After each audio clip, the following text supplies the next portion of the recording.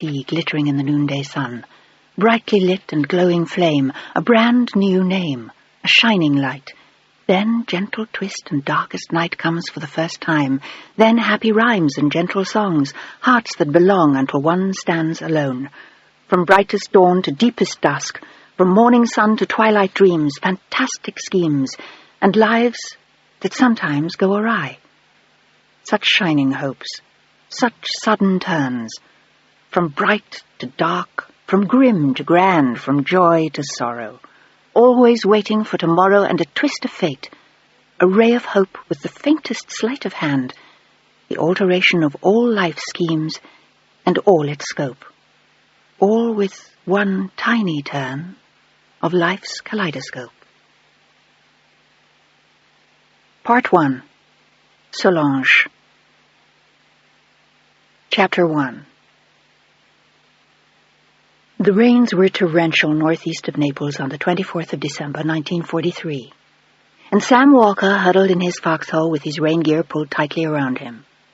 He was 21 years old and had never been in Europe before the war. It was a hell of a way to see the world, and he'd seen more than he'd ever wanted. He had been overseas since November 42, fighting in North Africa, and taking part in Operation Torch until May of 43. He had thought Africa was bad with the deadly heat and desert winds, and the sandstorms that left you half blind with red eyes that burned for days, and tears constantly pouring down your cheeks, but this was worse. His hands were so numb he could hardly hold the cigarette butt his buddy has given him as a Christmas gift, let alone light it. The wind from the mountains went right through your bones. It was the worst winter Italy had ever seen, or so they said, and he suddenly longed for the torrid heat of the desert. He had reached Sicily in July with the 45th Infantry, attached to Clark's Fifth Army, and after Sicily they had been in the Battle of Naples in October, and the Battle of Termoli after that. But for 2 months now they had crawled over rocks and through ditches towards Rome, hiding in barns when they found them, stealing what food they could, fighting the Germans every inch of the way, and bleeding over every step they covered. Shit! His last match was drenched, and by then so was the butt that had been his only Christmas present. He was 21 years old, and when the Japanese struck Pearl Harbor, he'd been at Harvard. Harvard. The thought of it would have made him laugh if he hadn't been so bone-tired. Harvard, with its perfect life and its pristine quad, and its bright young faces so sure they would one day run the world. They only knew. It was difficult to believe now that he'd ever been part of all that. He'd worked so damned hard to get there. He was a townie from Somerville, and all his life he had dreamed of going to Harvard. His sister laughed at him. All she had wanted was to marry one of the boys in her high school senior class. Any one of them would do. And she'd certainly slept with enough of them to audition for the part. She was 3 years older than Sam, and she had already been married and divorced by the time Sam finally got into Harvard, after working at every odd job he could for a year after finishing high school. Their parents had died when he was 15 in a car accident on a trip to Cape Cod, and he had wound up living with Eileen and her 18-year-old husband. Sam had walked out 4 months before Eileen's erstwhile spouse, and they'd hardly seen each other after that. He had gone to see her once to say goodbye, 3 days after he'd been drafted. She'd been working in a bar, had dyed her hair blonde, and he had hardly recognized her in the dim light when he'd first seen her. She looked embarrassed at first, and there was the same cunning light in her eyes he'd remembered and always hated. Eileen looked out for number one, and her little brother had never meant much to her. "Well, good luck." She'd stood awkwardly staring at him in a dark corner of the bar, as he wondered if he should kiss her goodbye. But she'd seemed anxious to get back to work and didn't seem to have anything more to say to him. "Let me know where you are." "Yeah, sure. Take care of yourself." He had felt 12 years old again, saying goodbye to her, and he remembered all of the things he had never liked about his sister. It was hard to remember anything he had liked. They had always seemed like two people from different worlds, different lives, almost different planets.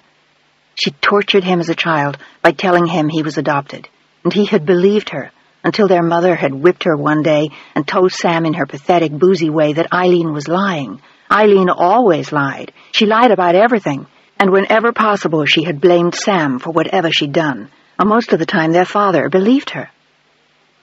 Sam had felt foreign to all of them, the big burly father who had worked on a fishing boat all of his life, the mother who drank too much, and the sister who partied all night. He had lain in his bed at times imagining what it would be like to be part of a real family, the kind with hot meals on the table and clean sheets on the bed. A family from Beacon Hill, perhaps, who summered on Cape Cod. A family with little children and dogs, and parents who laughed a lot. He couldn't remember ever seeing his parents laugh or smile or hold hands, and sometimes he wondered if they ever had. Secretly, he hated them for the tawdry lives they led, and the life they had condemned him to. He wanted so much more than that. And they hated him in return for his good grades, his bright mind, his starring roles in his high school plays, and the things he said to them about other lives, other worlds, other people. He had once confided in his father that he wanted to go to Harvard one day, and his father had stared at him as though he were a stranger. And he was, to all of them. When he finally went to Harvard, it was a dream come true, and the scholarship he had won had been the gift of a lifetime. The gift of a lifetime. And then that magical first day, after working so hard for so long, and then suddenly 3 months later, it was over. The rain beat on his frozen hands, and he heard a voice next to him for the first time as he glanced over his shoulder. "Need a light?" He nodded, startled out of his memories, and looked up to see a tall, blond man with blue eyes and rivers of rain pouring down his thin cheeks. They all looked like they were crying. "Yeah, thanks." Sam smiled, and for a moment his eyes danced as they had years before. He had been full of mischief once, eons before. He had dreamed of being the life and soul of the drama club at Harvard. "Nice Christmas, huh?" The other man smiled. He looked older than Sam, but even Sam looked older than his years now. After North Africa and the Italian campaign, they all felt like old men, and some of them looked it. "Arthur Patterson." He introduced himself formally, and Sam laughed out loud as a gust of wind swept them both against the side of the foxhole. "Charming place, Italy, isn't it? I've always wanted to come here, a truly marvelous vacation." He looked around him as though he was seeing beautiful girls in bathing suits and beaches with endless lovely bodies, as Patterson grinned and chuckled in spite of himself. "Been here long?" "Oh, about 1,000 years. I was in North Africa last Christmas. Terrific place. We were invited by Rommel." He gratefully took the light from the tall blond man, lit the butt, and got 2 good drags before burning his fingers. He'd have offered it to his new friend, but there wasn't time before the rain put out the mere half-inch that remained. And he looked apologetically at his benefactor. "I'm Sam Walker, by the way." "Where are you from?" He wanted to say Harvard, just for old time's sake, but that would have sounded crazy. "Boston." "New York." As though it mattered now. Nothing mattered now. They were all names of places that didn't exist. All that existed were Palermo, Sicily, and Salerno, and Naples and Rome, their ultimate goal, if they ever got there. The tall blond man looked around him, squinting in the wind and the rain. "I was a lawyer before all this." Sam would have been impressed, but like the places they were from, the people they had been no longer mattered. "I wanted to be an actor." It was something he had hardly told anyone, certainly not his parents before they died, or his sister after that, and only a few friends, but even they had laughed at him. And his teachers had told him that he needed to study something more worthwhile. But none of them understood just what acting meant to him, what happened when he stepped on stage. It was like magic reaching from his soul, transforming him into the character he was playing. Gone were the parents he'd hated, the sister he had loathed, and all his own fears and insecurities with them. But no one seemed to understand that, not even at Harvard. Harvard men weren't actors. They were doctors and lawyers and businessmen, heads of corporations and foundations and ambassadors. He laughed softly to himself again. He sure as hell was an ambassador now, with a gun in his hand and his bayonet fixed all the time, so that he could run it through the guts of his enemies, as he had time and time again in the past year. He wondered how many men Patterson had killed, and how he felt about it now. But it was a question you didn't ask anyone. You just lived with your own thoughts and the memories of the twisted faces and the staring eyes as you pulled your bayonet out again and wiped it on the ground. He looked up at Arthur Patterson with the eyes of an old man, and wondered briefly if either of them would be alive to see another Christmas. "What made you want to be an actor?" He was startled by the serious look in the other man's eyes, as they both sank to a sitting position on the rock planted in the mud near their feet, as the water in the foxhole swirled around them. "Oh, that. Christ, I don't know. Seemed like an interesting thing to do." But it was more than that. Much more than that.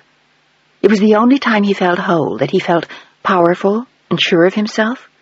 But he couldn't tell this guy that. It was ridiculous to talk about dreams sitting in a foxhole on Christmas Eve. "I was in the Glee Club at Princeton." It was an absurd exchange, and suddenly Sam Walker gave a crack of laughter. "Do you realize how crazy we are? Talking about Glee clubs and drama clubs in Princeton sitting in this goddamn foxhole? Do you realize we probably won't even be alive by next week? And I'm telling you, I wanted to be an actor?" He suddenly wanted to cry through his own laughter. It was all so goddamn awful. But it was real. It was so real they could taste it and feel it and smell it. He had smelled nothing but death for a year, and he was sick of it. They all were. While the generals planned their attack on Rome. Who gave a damn about Rome anyway? Or Naples or Palermo? What were they fighting for? Freedom in Boston and New York and San Francisco? They already were free. And at home people were driving to work and dancing at the USO and going to the movies. What the hell did they know about all this? Nothing, absolutely goddamn nothing. Sam looked up at the tall blond man and shook his head, his eyes full of wisdom and sadness, the sudden laughter gone. He wanted to go home. To anyone, even his sister, who had not written to him once since he'd left Boston. He'd written to her twice and then decided it wasn't worth the trouble. The thought of her always made him angry. She'd embarrassed him for all of his teenage years, and several before that, just as his mother had, and his stolid, taciturn father. He hated all of them. And now he was here alone with a stranger who had been in the Glee Club at Princeton, but he already liked him. "Where'd you go to school?" Patterson seemed desperate to hold on to the past, to remember old times, as though thinking about it would take them back there, but Sam knew better than that. The present was right here, in the filth and the frozen rain of the foxhole. Sam looked at him with a lopsided grin, wishing he had another cigarette, a real one, not just half an inch of someone else's. "Harvard." At Harvard, he had had real cigarettes any time he wanted, lucky strikes. The thought of them made him almost weep with longing. Patterson looked impressed. "And you wanted to be an actor?" Sam shrugged. "I guess. I was majoring in English Lit. I probably would have ended up teaching somewhere and running the school plays for snotty freshmen." "That's not a bad life. I went to St. Paul's. We had a hell of a drama club there." Sam stared at him, wondering if he was for real. Princeton? St. Paul's? What were they all doing here? What were any of them doing here? Especially the boys who had died here. "You married?" Sam was curious about him now. Like a Christmas angel who had been visited on him, he appeared different in every possible way, and yet they seemed to have some things in common. Arthur shook his head. "I was too busy starting my career. I worked for a law firm in New York. I'd been there for 8 months when I signed up." He was 27, and his eyes were serious and sad, where Sam's were full of mischief. Sam's hair was as black as Arthur's was fair, and he had a medium build with powerful shoulders, long legs for his size, and a kind of energy about him which Arthur seemed to lack. Everything about Arthur Patterson was more restrained, more tentative, quieter. But then Sam was also younger. I have a sister in Boston, if she hasn't got herself killed by some guy in a bar by now. It seemed important to share information about themselves, as though they might not have another chance, and they each wanted someone to know them. They wanted to be known before they died, to make friends, to be remembered. We never got along. I went to see her before I left, but she hasn't written since I've been gone. You, sisters? Brothers? Arthur smiled for the first time in a while. I'm an only child of only children. My father died when I was away at school, and my mother never remarried. This is pretty hard on her. I can tell in her letters. I'll bet. Sam nodded, trying to think of what Arthur's mother would be like, trying to envisage her.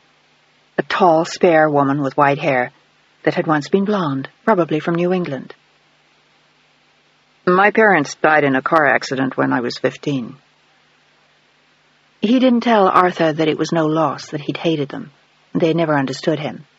It would have been too maudlin now, and it was no longer important. Have you heard anything about where we go from here? It was time to think about the war again. There was no point dwelling too much in the past. It would get them nowhere. Reality was here, northeast of Naples.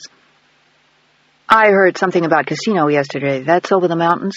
It ought to be fun getting there. Then they could worry about snow instead of rain.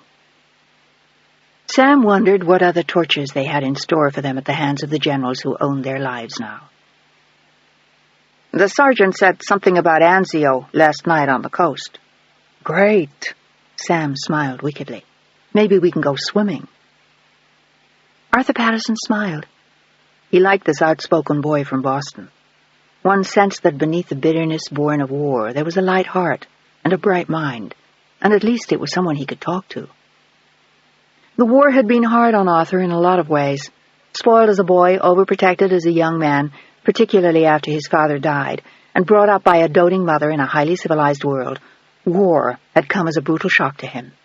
He had never been uncomfortable in his life, or endangered, or frightened, and he had been all of those endlessly since arriving in Europe. He admired Sam for surviving it as well as he had. Sam pulled out the K-rations he'd been saving as his Christmas treat and opened them with a wry face. He had already given away the candy to some local children. Care for a little Christmas turkey? The dressing's a little rich, but the chestnuts are marvelous. He offered the pathetic tin with a flourish, and Arthur laughed. He liked Sam a lot. He liked everything about him, and instinctively sensed that he had the kind of courage he himself didn't have. He just wanted to survive and get home again to a warm bed and clean sheets and women with blonde hair and good legs who had gone to Wellesley or Vassar. Thanks. I've already eaten. Sam murmured convincingly, as though eating pheasant under glass. Fabulous cuisine, isn't it? I never realized the food was this good in Italy. What's that, Walker? The sergeant had just crawled past them and stopped to stare at them both. He had no problems with Sam, but he kept an eye on him. The boy had too much fire for his own good, and had already risked his life foolishly more than once. Patterson was another story. No guts, and too goddamn much education. You got a problem? No, Sergeant. I was just saying how great the food is here. Care for a hot biscuit? He held out the half-empty tin as the sergeant growled. Cut it out, Walker. No one invited you over here for a party. Damn, I must have misread the invitation. Undaunted by the sergeant's stripes or the scowl, he laughed and finished his rations as the sergeant crawled past them in the driving rain, and then glanced over his shoulder. We're moving on tomorrow, gentlemen, if you can take time out from your busy social schedules. We'll do our best, Sergeant, our very best. With a grin in spite of himself, he moved on, and Arthur Patterson shuddered. The sergeant admired Sam's ability to laugh, and make the other men laugh too. It was something they all needed desperately, particularly now. And he knew they were in for tougher times ahead. Maybe even Walker wouldn't be laughing. That guy's been riding my ass since I got here, Arthur complained to Sam. It's part of his charm, Sam muttered as he felt in his pockets for another butt in case he'd forgotten one. And then, like the gift of the Magi, Arthur pulled out an almost whole cigarette. My God, man, where did you get that? His eyes grew wide with desire as Arthur lit it and handed it to him. I haven't seen that much tobacco since the one I took off a dead German last week. Arthur shuddered at the thought, but he imagined Sam was capable of it. It was partially the callousness of youth, and partially the fact that Sam Walker had courage. Even sitting quietly in the foxhole, cracking bad jokes and talking about Harvard, one sensed that. They slept huddled side by side that night, and the rain abated the next morning. The following night they slept in a barn they'd taken over in a minor skirmish, and 2 days later they headed for the Volturno River. It was a brutal march that cost them more than a dozen men, but by then Sam and Arthur were fast friends. It was Sam who literally dragged Arthur and finally half-carried him when he swore he could no longer walk. And it was Sam who saved him from a sniper who would have killed them all. When the invasions at Nettuno and Anzio failed, the brunt of breaking through the German line at Cassino fell to Sam and Arthur's division, and this time Arthur was wounded. He took a bullet in the arm, and at first Sam thought he was dead, when he turned to him as the shot whizzed past him. Arthur lay with blood all over his chest, and his eyes glazed, as Sam ripped his shirt open, and then discovered that he had been hit in the arm. He carried him behind the lines to the medics and stayed with him until he was sure he was all right, and then he went back and fought until the last retreat, but it was a depressing ordeal for all of them. The next 4 months were a nightmare. In total, 59,000 men died at Anzio, and Sam and Arthur felt as though they had crawled through every inch of mud and snow in Italy as the rains continued, and they made their way north to Rome. Arthur was restored to duty rapidly, and Sam was thrilled to have him near at hand again. In the weeks before Arthur was shot, they had developed a bond which neither of them spoke of, but both felt deeply. They both knew it was a friendship that would stand the test of time. They were living through hell together, and it was something neither of them would ever forget. It meant a lot more than anything in their past, and for the moment, even anything in their future. "Come on, Patterson! Get off your dead ass!" They'd been resting in a valley south of Rome in the steady march to defeat Mussolini. "The sergeant says we move out in half an hour." Patterson groaned without moving. "Lazy fart, you didn't even have to fight in Cassino." In the weeks after Arthur had been hit, they had struggled for Cassino, and fought until the entire town was reduced to rubble. The smoke had been so thick that it had actually taken several hours to see that the huge monastery had been totally destroyed and had virtually disappeared from the shelling. There had been no major battles since then, but constant skirmishes with the Italians and the Germans. But since the 14th of May, their efforts had been stepped up as they joined the 8th Army to cross the Garigliano and the Rapido rivers, and by the following week, all of the men were exhausted. Arthur looked as though he could have slept for a week, if only Sam would let him. "Up, man, up!" Sam nudged him with his boot. "Or are you waiting for an invitation from the Germans?" Arthur squinted up at him through one eye, wishing he could doze for another moment. The wound still bothered him from time to time, and he tired more easily than Sam. But he had before the wound, too. Sam was tireless, but Arthur told himself that he was also younger. "You better watch it, Walker. You're beginning to sound just like the sergeant." "You gentlemen have a problem?" He always seemed to appear at the least opportune moments, and to have a sixth sense about when his men were talking about him, and in less than flattering terms. As usual, he had materialized behind Sam, and Arthur scrambled quickly to his feet with a guilty look. The man had an uncanny knack for finding him at his least prepossessing. "Resting again, Patterson?" Shit. There was no pleasing the man. They'd been marching for weeks, but like Sam, the sergeant never seemed to get tired. "The war is almost over, if you can just stay awake long enough to watch us win it." Sam grinned, and the crusty sergeant stared at him, but there was an entente between the two men, a mutual respect which totally eluded Arthur. He thought he was a son of a bitch to his very core, but he knew that secretly Sam liked him. "You planning to get your beauty sleep too, Walker? Or can we get you two on your feet long enough to join us in Rome?" "We'll try, Sergeant, we'll try." Sam smiled sweetly, as the sergeant roared over his head to the others, "Move him out!" He hurried on ahead to rouse them, and 10 minutes later they were heading north again, and it felt to Arthur as though they never stopped until the 4th of June, when, exhausted beyond words, he found himself literally staggering through the Piazza Venezia in Rome, being pelted with flowers and kissed by shrieking Italians. Everywhere around them was noise and laughter and singing and the shouts of his own men, and Sam, with a week-old beard, shouting in delight at him and everyone in sight. "We made it! We made it! We made it!"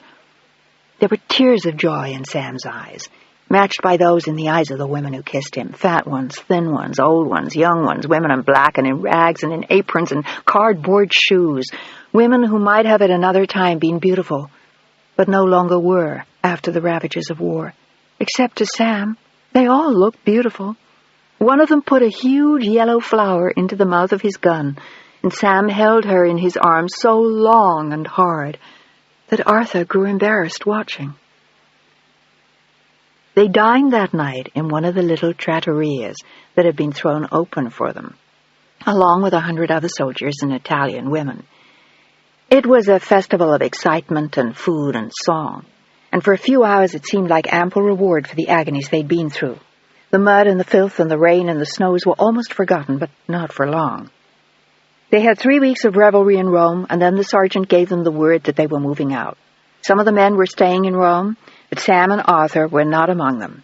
Instead, they would be joining Bradley's First Army near Coutances in France, and for a while they told themselves it couldn't be a very difficult assignment. It was early summer, and in Italy and France the countryside was beautiful, the air was warm, and the women welcomed them along with a few German snipers.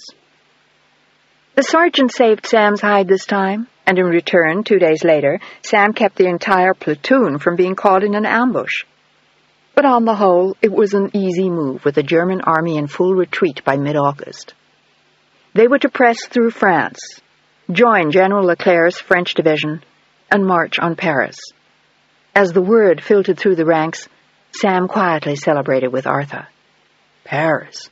Arthur, son of a bitch! I've always wanted to go there." It was as though he'd been invited to stay at the Ritz and go to the opera and the Folies Bergère. "Don't get your hopes up, Walker. You may not have noticed, but there's a war on. We may not live long enough to see Paris." "That's what I love about you, Arthur. You're always so optimistic and cheerful." But nothing could dampen Sam's spirits. All he could think of was the Paris he'd read about and dreamed about for years. In his mind, nothing had changed, and it would all be there waiting for him and for Arthur. He could talk of nothing else as they marched through towns and villages, filled with excitement, and the end of 4 years of bitter occupation.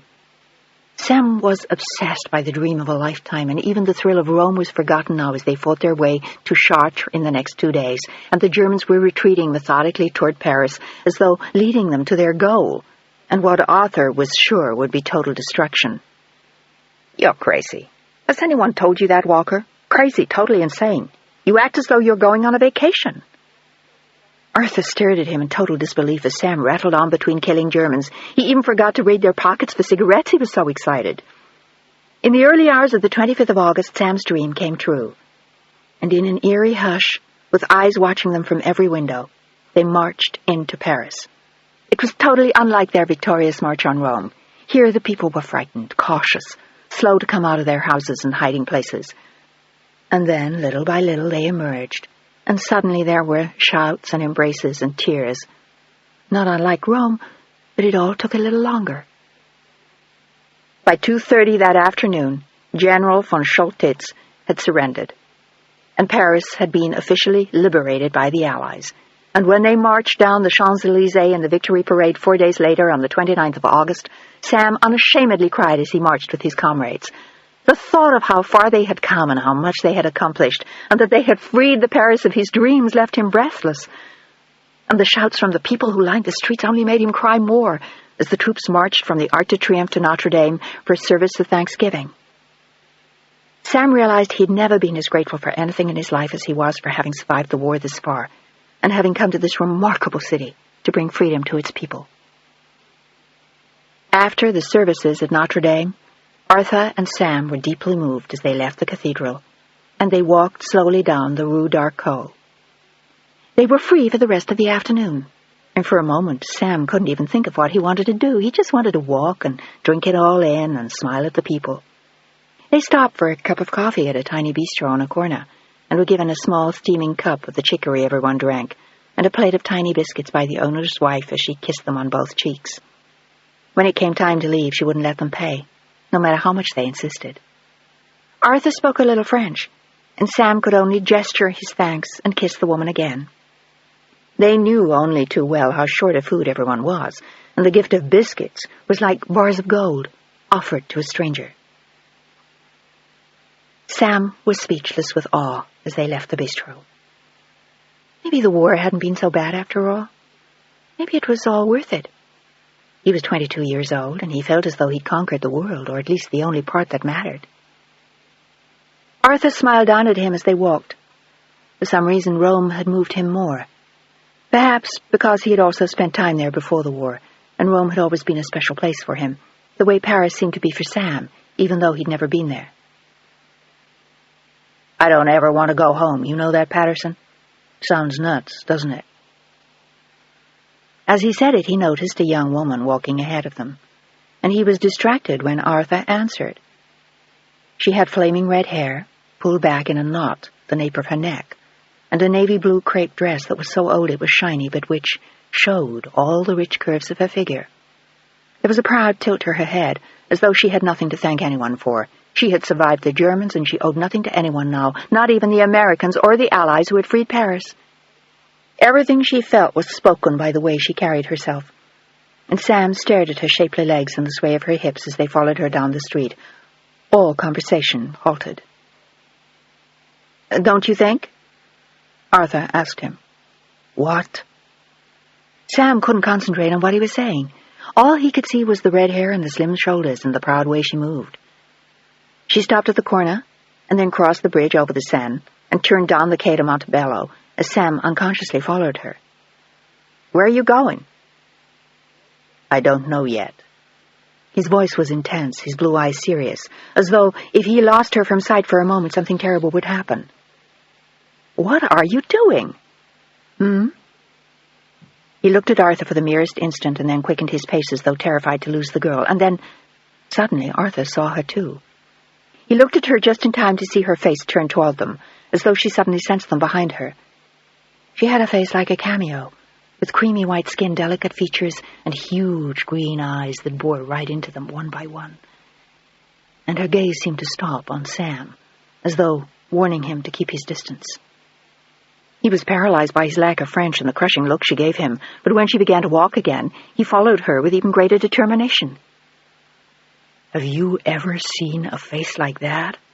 he asked Arthur without glancing at him. "She's the most beautiful woman I've ever seen." There was an aura about her that easily captivated the attention, and a strength one could sense even at a distance.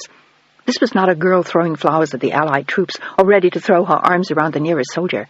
This was a woman who had survived the war and was ready to thank no one for it. "She's a pretty girl," Arthur agreed, sensing the inadequacy of his own words, but feeling somewhat embarrassed too by Sam's dogged pursuit of her every step. "I don't think she's too pleased at having us follow her, though." That was clearly an understatement. "Say something to her." Sam was totally mesmerized by her as the distance between them narrowed. "Are you crazy? It wasn't exactly a friendly look she threw us a minute ago." And they both watched her disappear into a shop, while they stood helplessly outside on the pavement. "Now what?" Arthur looked embarrassed to be pursuing this woman on a Paris street. Liberation or no, it seemed an awkward thing to be doing, and he didn't like it. "We'll wait for her. Let's invite her out for a cup of coffee." He suddenly wished he had saved the plate of tiny biscuits. She was awfully thin. She probably hadn't seen anything like that in years, and she deserved them. All he'd done was crawl his way across North Africa and Italy on his belly, and march through France on his knees. Hell, what was that in comparison to surviving the occupation by the Germans, particularly as a woman? Suddenly he wanted to save her from everything that had ever happened to her, and anything that could happen now with thousands of Allied troops running, crazed, all over Paris.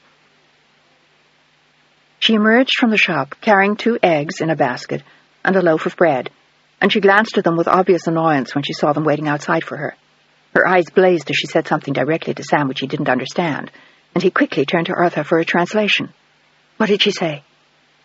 It was obviously not anything endearing, but even that didn't seem to matter now. At least she had spoken to them, and there was a faint blush on Arthur's cheeks as he glanced at Sam in annoyance. This was most unlike him. He had behaved himself on the whole in Rome, and every place else they went, with the exception of a few pinches and hugs and kisses, but this was something new, and Arthur was not at all sure he liked it. She said that if we take one step near her, she's going to go to our commanding officer and have us arrested, and frankly, Walker, I think she means it. Tell her you're a general. Sam grinned, seeming to regain some of his aplomb and good humor as his desperation left him. Christ! Tell her I'm in love with her. Shall I offer her a candy bar and silk stockings too while I'm at it? For heaven's sake, Sam, come to your senses and leave the girl alone. She stopped in another shop just then, and it was obvious that Sam had no intention of leaving. Come on! Arthur tried to induce him to leave, but to no avail. She came out of the shop as they were still arguing about it, and this time she walked right up to both of them and stood so close to them that Sam thought he was going to faint from the sheer impact of being so near to her body. His skin was so creamy-looking that he wanted to reach out and touch her arm as she blazed at them in her very limited English. Go out! Go back! Go away! She said. But despite the odd choice of words, they both got the message. She looked as though she were going to slap them, particularly Arthur, as though she expected him to be the sensible one and do something about Sam. C'est compris? No. Sam immediately launched into frantic conversation with her. No compris. I don't speak French. I'm American. My name is Sam Walker, and this is Arthur Patterson. We just wanted to say hello, and... He gave her his most winning smile, and something in her eyes was angry and hurt beyond anything Sam could have understood.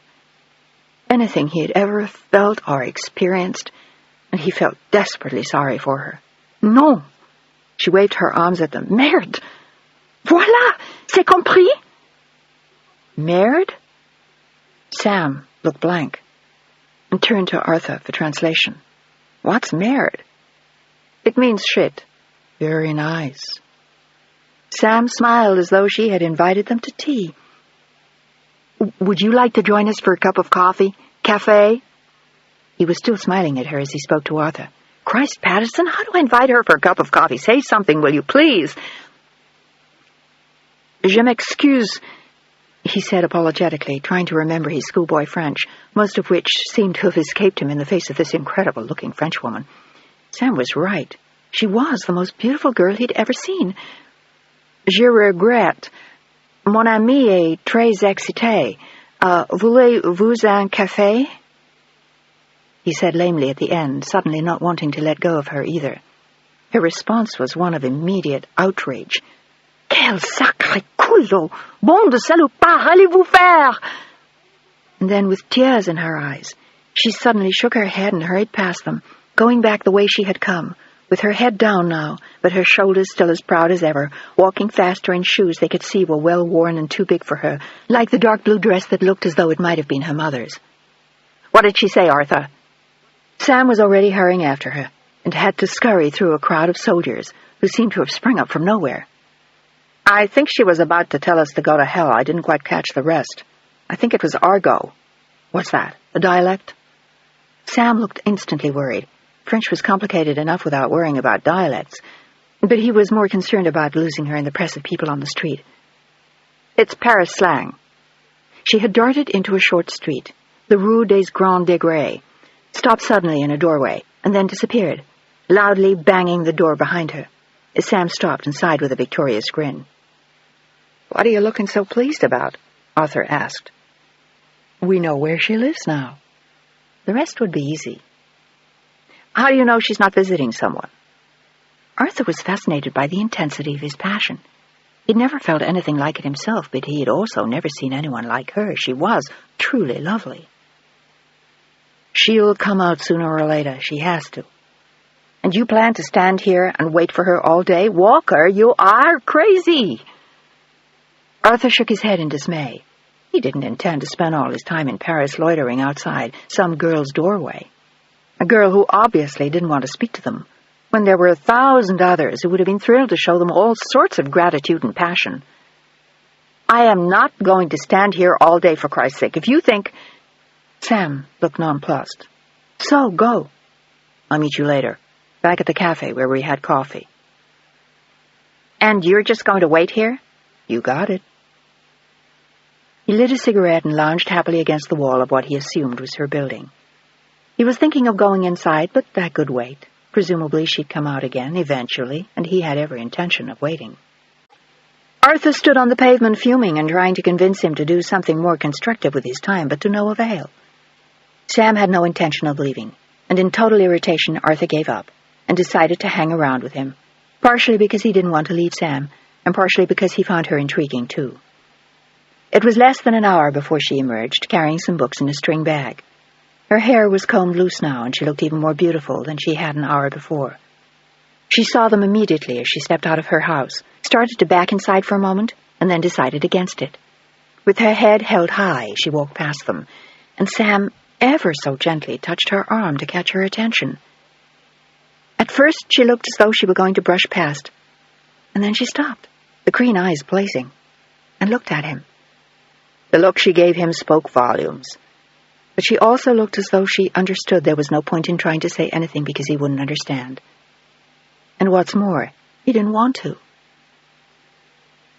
"Would you like to go to have something to eat with us, mademoiselle?" He made the gesture of eating, and his eyes never left hers.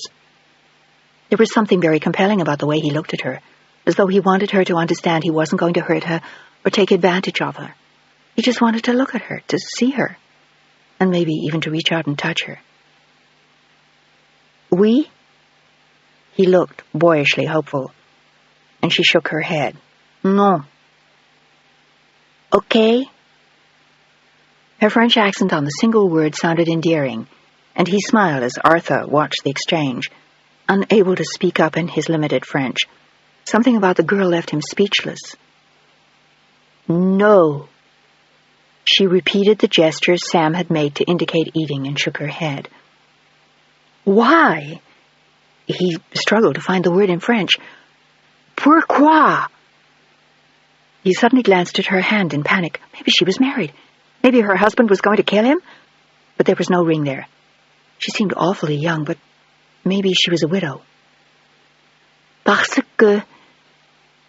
She spoke slowly, wondering if he would understand, but almost certain he wouldn't. "Je ne veux pas." Arthur spoke up then in a whisper. "She says she doesn't want to." "Why?" Sam looked hurt. "We're nice guys. Only lunch.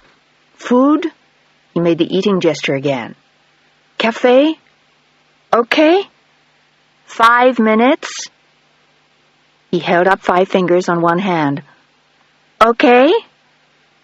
He held out both hands, palms up, in a gesture of helplessness and peace, and she looked suddenly weary as she shook her head. She looked as though she had had years of this, years of soldiers harassing her, of strangers in her homeland.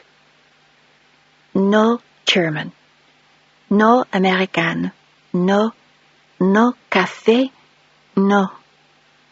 She did the now familiar eating gesture again. Sam folded his hands in supplication, and for a minute he looked as though he might burst into tears, but at least she was still standing there, listening to him. He pointed to himself, and then to Arthur. "North Africa. Italy. Now France."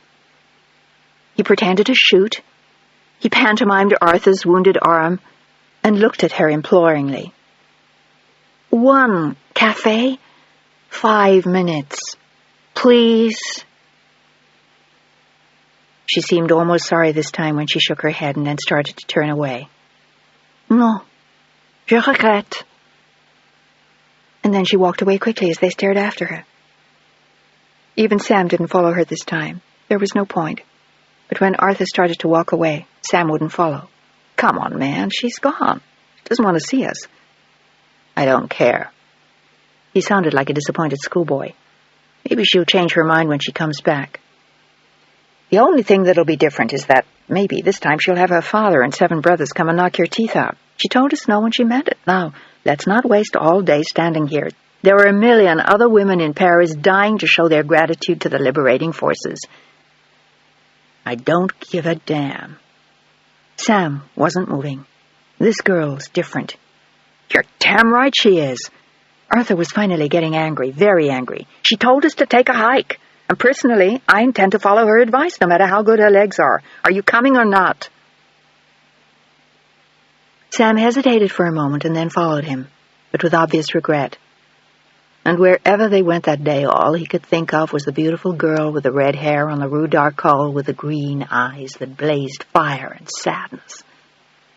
There was something about her that haunted him.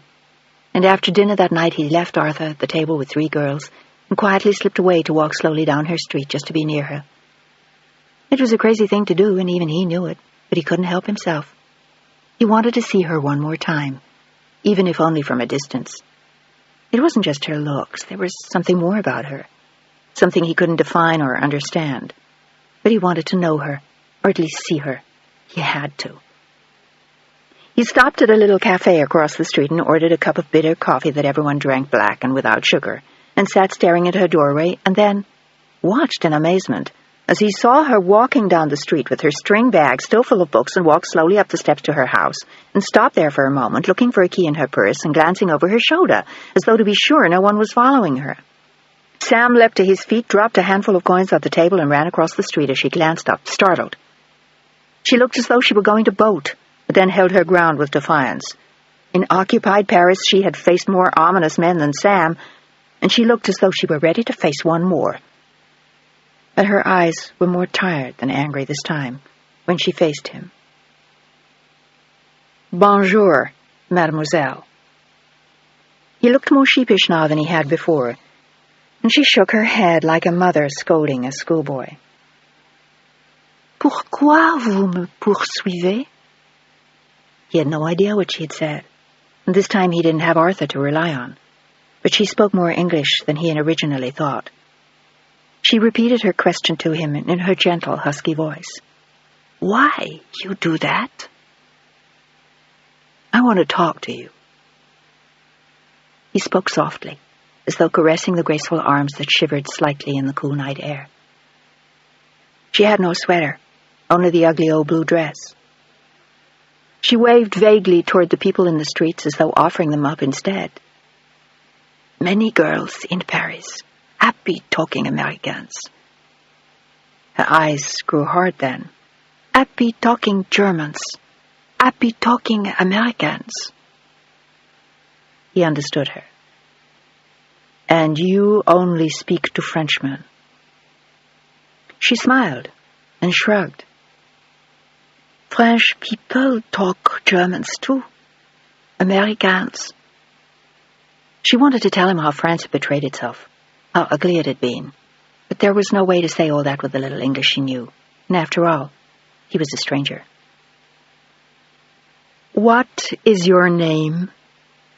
"Mine is Sam."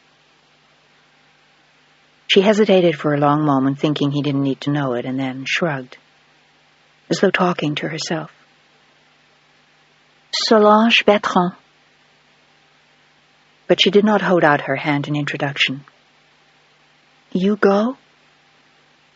She looked at him hopefully, and he gestured toward the cafe across the street. "1 cup of coffee, then I go? Please?" For an instant, he thought she would get angry again, and then, her shoulders drooping for the first time, she seemed to hesitate. "Je suis très fatiguée." She pointed to the books. He knew she couldn't be going to school at the moment. Everything was disrupted. "Do you go to school usually?" "Teaching. Little boy at home. Very sick. Tuberculose." He nodded. Everything about her seemed noble. "Aren't you hungry?" She didn't seem to understand, and he made the eating gesture again, and this time she laughed, showing beautiful teeth and a smile that made his heart do cartwheels. D'accord. D'accord. She held up one hand, fingers splayed. 5 minutes. 5 minutes. You'll have to drink fast, and their coffee is pretty hot. He felt as though he were flying as he took the string bag from her and led her across the street to the cafe. The owner greeted her as though he knew her and seemed interested by the fact that she was there with an American soldier. She called him Julian, and they chatted for a moment before she ordered a cup of tea, but she refused to order anything to eat until Sam ordered for her. He ordered some cheese and bread, and in spite of herself, she devoured it. He noticed then for the first time how thin she was when he looked at her closely. The proud shoulders were mostly bones, and she had long, graceful fingers. She sipped the hot tea carefully and seemed grateful for the steaming liquid. "Why you do this?"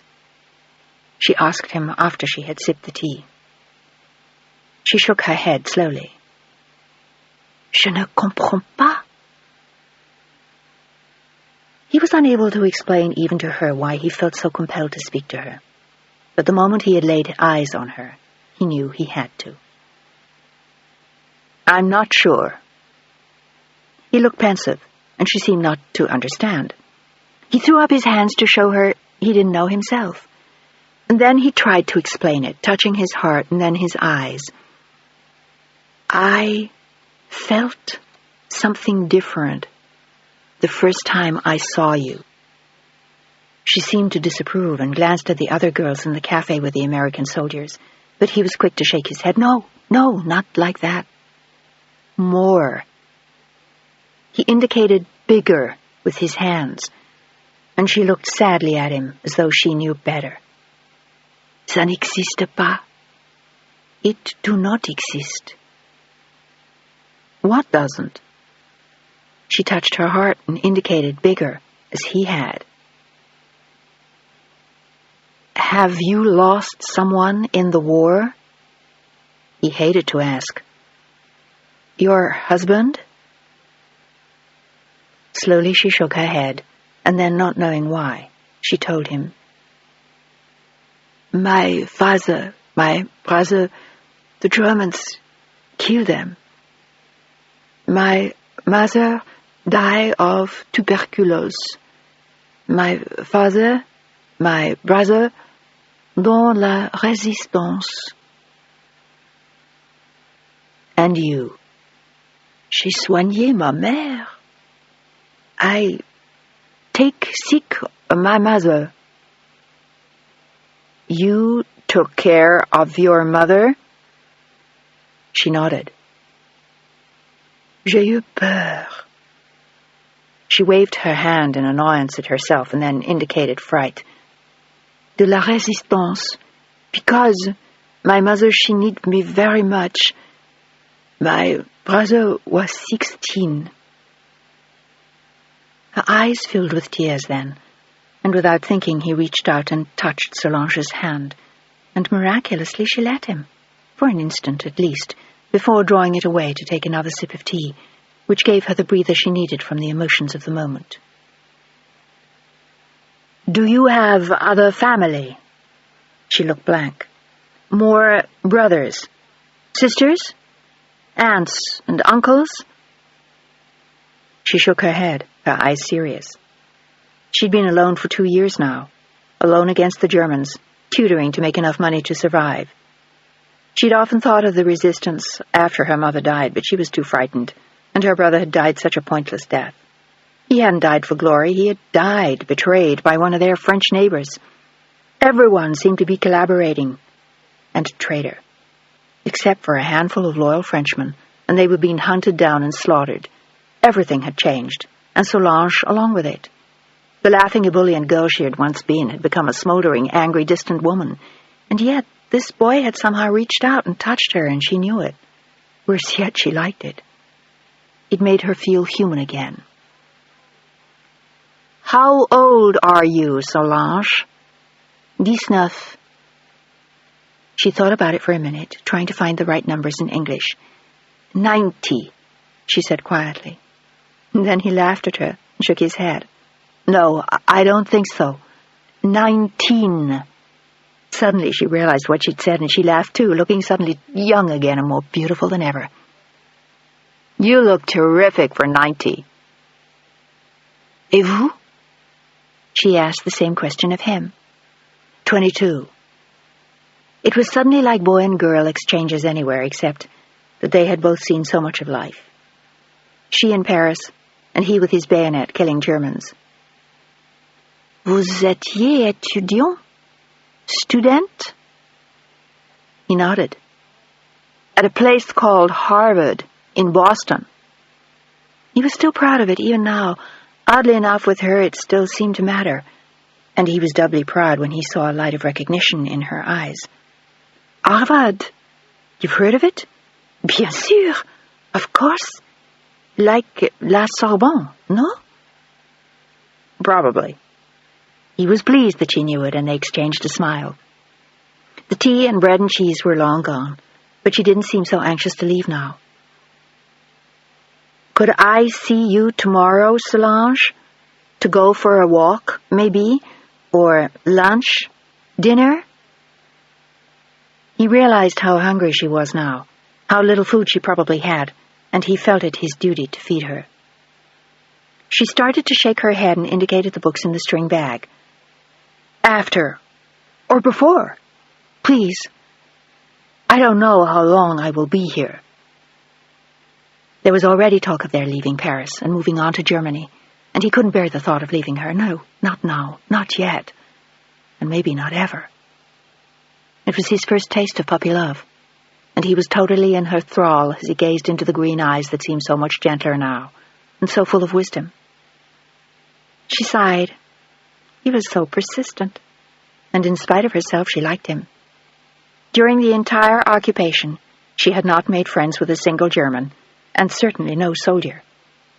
And she didn't see why the liberation should be any different, and yet this boy was different. And she knew it. "D'accord," she said reluctantly. "Don't look so excited," he teased, and she looked confused as he smiled and took her hand again. "Thank you." He stood up slowly then, and he walked her to her door across the street. She gave him a formal little handshake and thanked him for dinner, and then with a resolute sound the heavy door closed behind her. As Sam made his way slowly through the streets of Paris, he felt as though his whole life had changed in only a few hours. He wasn't sure how, but he knew that this woman, this girl, this extraordinary creature, had come into his life for a reason. Chapter 2. "Where were you last night?" Arthur yawned as they had breakfast together in the dining room of the hotel where they were quartered. It was the Hôtel Idéal on the Rue Saint-Sébastien, and the troops were being billeted in similar quarters all over Paris. Arthur himself had had a particularly pleasant evening, which ended with too much wine, but not too many women. "I had dinner with Solange," Sam said casually as he finished his coffee, trying to make it sound like any ordinary date, which they both knew it wasn't. "Who's that? Someone you picked up after you left me?" "Nope." Sam looked him right in the eye with a famous grin full of mischief. "You remember her? We met her yesterday on the Rue d'Arcot. Red hair, green eyes, nice legs, great walk." "Are you serious?" He looked stunned, and then he laughed. It was obvious that Sam was teasing. "For a minute I believed you. Seriously, where were you?" "I told you, with Solange." And this time he looked as though he meant it. "Walker, do you mean it? That girl? Where in hell did you find her?" "Outside her house. I went back just in case, and she was coming home. She tutors a kid with tuberculosis."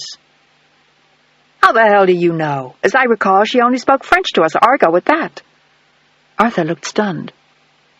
"She speaks a little English, not a lot, but enough.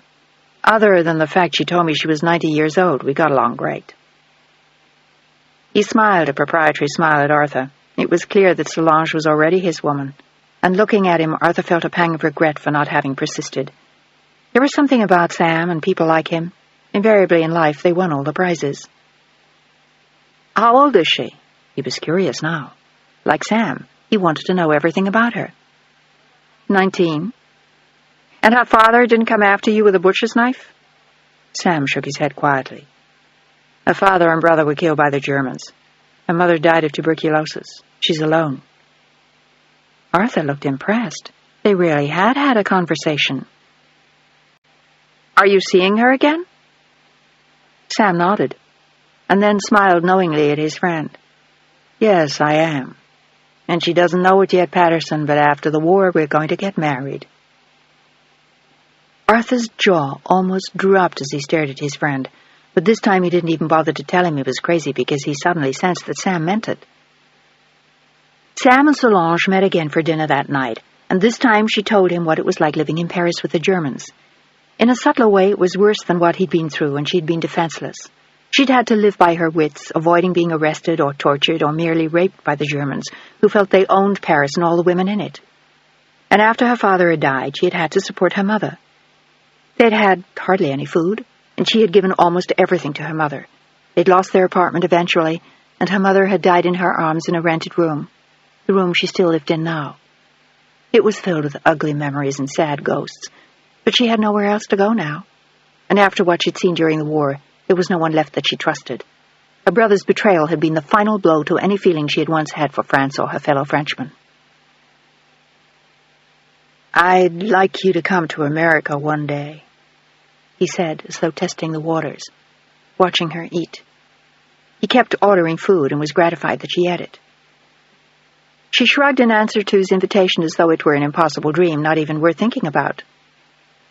Very far, she gestured, and then explained in French, C'est très loin. In every possible way was what she was thinking. Not so far. And you?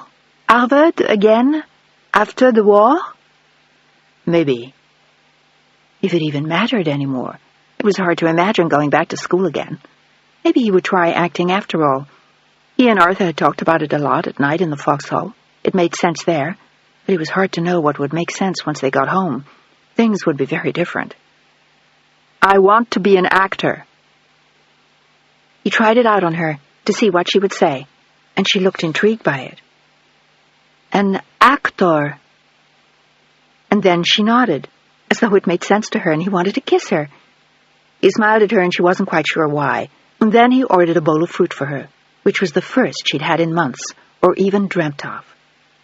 His generosity embarrassed her, yet in another way it seemed very natural, as though they were old friends. It was difficult to imagine that this was only their second dinner together. Their friendship seemed to flourish as they took walks along the Seine and stopped in little bistros and cafes to talk and eat and finally hold hands. Sam had hardly seen Arthur in days, and when they met over breakfast, Sam didn't like what he had to say. Patton crossed the Meuse 2 days after their victory parade down the Champs-Élysées, and the day after was at Metz on the Moselle on the way to Belgium. It was unlikely that they would be allowed to languish in Paris for much longer. And on the 3rd September, Brussels was liberated by the British, and the following day, Antwerp as well. They're going to have our asses back out there any day, Sam, mark my words, Patterson said gloomily over coffee. And Sam knew he was right, but he was desperate to stay with Solange now. And on the day Brussels had fallen to the British, he had gone to her room, and he had gently pulled away the old blue dress that had been her mother's, and made love to her for the first time. And to his amazement and delight, he had discovered that she was a virgin. She'd lain in his arms afterwards with tears of happiness washing her cheeks as he kissed her, and Sam had fallen more desperately in love with her than ever. I love you so much, Sam. The voice was husky and gentle as she carefully pronounced the words. So do I, Solange. So do I. He couldn't bear the thought of leaving her, and he knew she hated the thought too. She seemed so much more dependent on him now, more trusting and open. But 2 weeks later, he got his orders. They were moving on to the German front. There was a war to fight after all, and at least the end was in sight now. Everyone was certain that with the rest of Europe liberated, Germany would fall quickly, maybe even by Christmas, he promised her late one night, as he sculpted her exquisite body with hungry fingers. She had flesh of a satin he had never touched before, and hair that fell past her shoulders and over her breasts like benign fire as he kissed her. I love you, Solange. Oh, God, how I love you. He had never known anyone like her. Surely not in Boston or anywhere since then. Will you marry me when the war is over? Her eyes were full of tears when he asked her, and she didn't answer. He forced her to look at him, and the tears spilled slowly down her cheeks as though she knew something he didn't. What's the matter, sweetheart? She could hardly force herself to say the words, and it was even harder for her in English. Many things change in war, Sam. He loved the way she said his name. He loved the way she breathed and spoke and smelled. He loved everything about her with a passion that seemed to sweep him right into the heavens. He had never before felt any of the emotions she brought to him. You go to Harvard again? Après... and... She shrugged helplessly. You will forget Paris. What she really meant was that he would forget her. And he stared at her in amazement. Do you really think I could forget this? Do you really think this is some kind of soldier's sport? Damn it! I love you! For the first time she saw him angry, and he made love to her this time with a vengeance. I love you. Do you understand it? This is what's important. And when the war is over, I'm taking you home with me. Will you come? She nodded slowly, still unable to believe that he would really want her when the war was over. If he even lived through it. She could not bear the thought of that. She'd lost everyone in the war, and perhaps now she would lose him too. It was enough to make her fearful of loving him, and yet, like him, she was unable to stop it. It was a passion greater than both of them. Sam felt as though his soul was being torn from hers. On the day he left Paris, she had come to say goodbye, and she and Sam were both speechless with tears when he finally left her.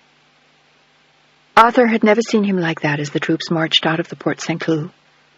Sam had to force himself not to look back again, or he might have deserted. He couldn't bear seeing her standing there as he marched away. She was sobbing the last time he saw her. When they reached the Ardennes, Sam fought with an even greater vengeance than he had before. It was as though the harder he fought, the quicker he could get back to Solange and take her home with him. But by the end of September, the dream was beginning to fade. Not the dream of Solange, but the dream of seeing the war end by Christmas. The Germans were not as weakened as everyone had thought, and they fought ruthlessly. It was only at the end of October that Aachen fell, restoring some hope to Sam and Arthur and their comrades. In Arnhem they weren't as lucky, and by then winter had set in, and the bitter winds and freezing cold began to remind Sam and Arthur of the previous winter they had spent in the Italian trenches. From November to December they fought in the bitter cold and snows, and felt as though they were getting nowhere. Hitler had added new panzer brigades, and the tanks just seemed to keep on coming forever. Christ, do you believe in this shit? Sam looked exhausted as he and Arthur sat in the dark one night, their hands frozen, their feet numb, their faces tingling in the cold. And it was the first time Arthur had seen him so discouraged. All he talked about was spending Christmas with Solange, and it was long since obvious to all of them now that was not going to happen. On the 16th of December, the Battle of the Bulge began, and for a solid week the Germans pounded the Allies. It wasn't until the skies cleared on the 23rd that the Allies were able to begin pushing them back, and even then victory for the Allies was uncertain. It was even more disheartening to learn that on the 17th of December, 90 prisoners of war had been killed by the Germans at Malmedy, in a singularly heartless gesture that violated all the ethics of war, if any such thing still existed. And on Christmas Eve, Arthur and Sam sat side by side in a snow-filled trench, trying to keep warm and sharing their rations. I don't know, Patterson. I think the turkey was better last year. Think we should look for a new chef. But despite the words so typical of Sam, his eyes were glazed with exhaustion, and he wore a weak spirit on his thin cheeks. He seemed to have aged 10 years since he had left Paris, perhaps because he had so much at stake now. Their sergeant had been killed crossing the Ardennes, and suddenly Sam found himself missing him. Solange, even his sister in Boston, from whom he had still heard nothing. I wonder what she's doing in Paris. Sam said the words almost to himself, thinking of Solange, and if Arthur hadn't been so bitter cold to the bone, he would have smiled at him. Thinking about you, probably, lucky bastard. He still remembered how beautiful she was and wished he'd been as persistent as Sam in speaking to her. He spoke French after all, but that was silly. She was Sam's girl now. Care for some chocolate cake? Sam held out a piece of rock-hard biscuit he'd been carrying around in his jacket for a week, and Arthur declined with a wry face. Waiting for the souffle? I don't blame you. Cut it out, you're making me hungry. But in truth, they were too cold to eat, too cold and too tired and too frightened. The Germans didn't begin to fall back until 2 days afterwards, and the Battle of the Bulge was finally over. In March, they took the bridge at Remagen near Bonn, and in April they met the Ninth Army at Lippstadt, and then went on to take 325,000 German prisoners near the Ruhr. And it finally looked as though the end was approaching. And on the 25th of April, at Turgau, they joined forces with the Russians. Roosevelt had died 2 weeks before, and the news had saddened everyone, but the men on the front were intent on winning and getting home. The Battle of Berlin had begun, and on the 2nd of May, Berlin was silent at last. On the 7th of May, Germany surrendered, and Arthur and Sam stood looking at each other with tears running down their faces. Was it over? Could it be? From North Africa to Italy to France and now Germany, it felt as though they had crossed half the world. They had. They had freed it. My God, Sam, Arthur whispered to him as they heard the news. It's over. I don't believe it. They embraced like the brothers they had become, and Sam had an odd feeling of nostalgia that moment would never come again. And then a moment later he was grateful that it wouldn't. He threw his helmet in the air and gave a tremendous whoop. But it wasn't Arthur he was thinking of now, it was Solange. He was going home. And just as he had promised her 8 months before, he was going to take her with him. Chapter 3. The Army had given him 3 days' leave before shipping him back to the States in May 1945, and Sam had headed straight for Paris, where he had found Solange just as he had left her. There was such relief on her face when she saw him that it was easy to read what her feelings were, and the 3 days flew by faster than either of them could have dreamed. And she cried copiously this time when he left her at the station to return to Berlin, and from there back to the States for his discharge. He had thought of marrying her before he left Paris, but there was too much red tape, and it would be easier to marry her in the States. He'd promised to send for her by the end of the summer, but he had to make some money first. He had already decided not to go back to Harvard, and he wanted to try his luck as an actor. But he was willing to do anything to make the money he needed to pay Solange's passage. He was going to have her come to the States on a tourist visa, and marry her the minute she arrived. He could hardly stand the thought of the months ahead without her. In New York, Arthur had talked him into moving in with him until Sam found an apartment, and all Sam could think of was getting settled. Don't cry, sweetheart, I promise, no later than September. That gave him 4 months to get everything organized and have enough money to support her. He was 23 years old. He'd survived the war, and he had the world by the tail now. I love you, Sam, she shouted as the train pulled away. And she waved for as long as he could see her. Cute girl you've got, Private, an admiring sergeant said, as they settled down on the train. And Sam only nodded. He wasn't anxious to discuss Solange with anyone, and he wasn't particularly keen on the other soldiers' constantly admiring glances. She was a beautiful young woman, but she was more than that. She was his now. The train pulled into the Berlin station at midnight, and Sam made his way back to his quarters to look for Arthur. Arthur had been keeping himself busy with the German girls, and he seemed to have a decided preference for tall blondes. He was in seventh heaven in Germany, and Sam teased him about it constantly. But when he came in that night, Arthur wasn't there. and Sam went to bed, his head filled with thoughts of his bride-to-be and the life they would share in New York. And before he knew it, it was 8 o'clock the next morning. He left Germany 2 days after that with Arthur scheduled to come home 2 weeks later. Sam was flown to Fort Dix, New Jersey, to muster out, and he took the train to New York from there. And as he stepped off the train in Penn Station, he felt as though he had landed on the moon. After 3 years in Europe, fighting in the filth and the mud and the rain and the snow, it seemed incredible to be home and see people going about their normal lives. He could hardly adjust to any of it, not even the little hotel where he stayed on the west side, and he was desperately lonely for Arthur and Solange as he pounded the pavement, going to agents and acting schools, and looking for jobs that would help him keep body and soul together in the meantime. The Army had given him $154 when he was discharged, and his funds were dwindling rapidly. It was a huge relief when Arthur came home 2 weeks later, and Sam could move in with him and his mother. He hadn't wanted to impose on her before that. But it was a joy to be with him again, not just because of the money he was saving, but because at last he had someone to talk to. They talked for hours in the bedroom they shared, like 2 kids. Although Arthur's mother often complained she could hear them, and she wore a disapproving look whenever she spoke to Sam, which was not often. It was as though the war had somehow been Sam's fault, and their laughter and remembered tales only helped to prove that they'd been having a good time and had stayed away just to cause her anguish. She seemed to view Sam as a constant, unhappy reminder of a difficult time, and it was a relief when Arthur found a place of his own and let Sam stay with him there. By then, Sam had a job as a waiter at P.J. Clark's on 3rd Avenue and had enrolled in an acting school on West 39th. But he hadn't been offered any parts. He was beginning to wonder if it was all a hopeless dream when someone finally auditioned him for an off-Broadway show. He didn't get the part, but he felt a little closer than he had before, and he knew where he'd gone wrong. He discussed it at length with his acting coach, and when he auditioned a second time in late July, this time he got a walk-on part in another off-Broadway show, and he wrote about it to Solange as a major victory. But it was far more exciting to both of them when, in September, he finally sent her enough money to come over. It was just enough for her fare and a few extra dollars to buy some clothes.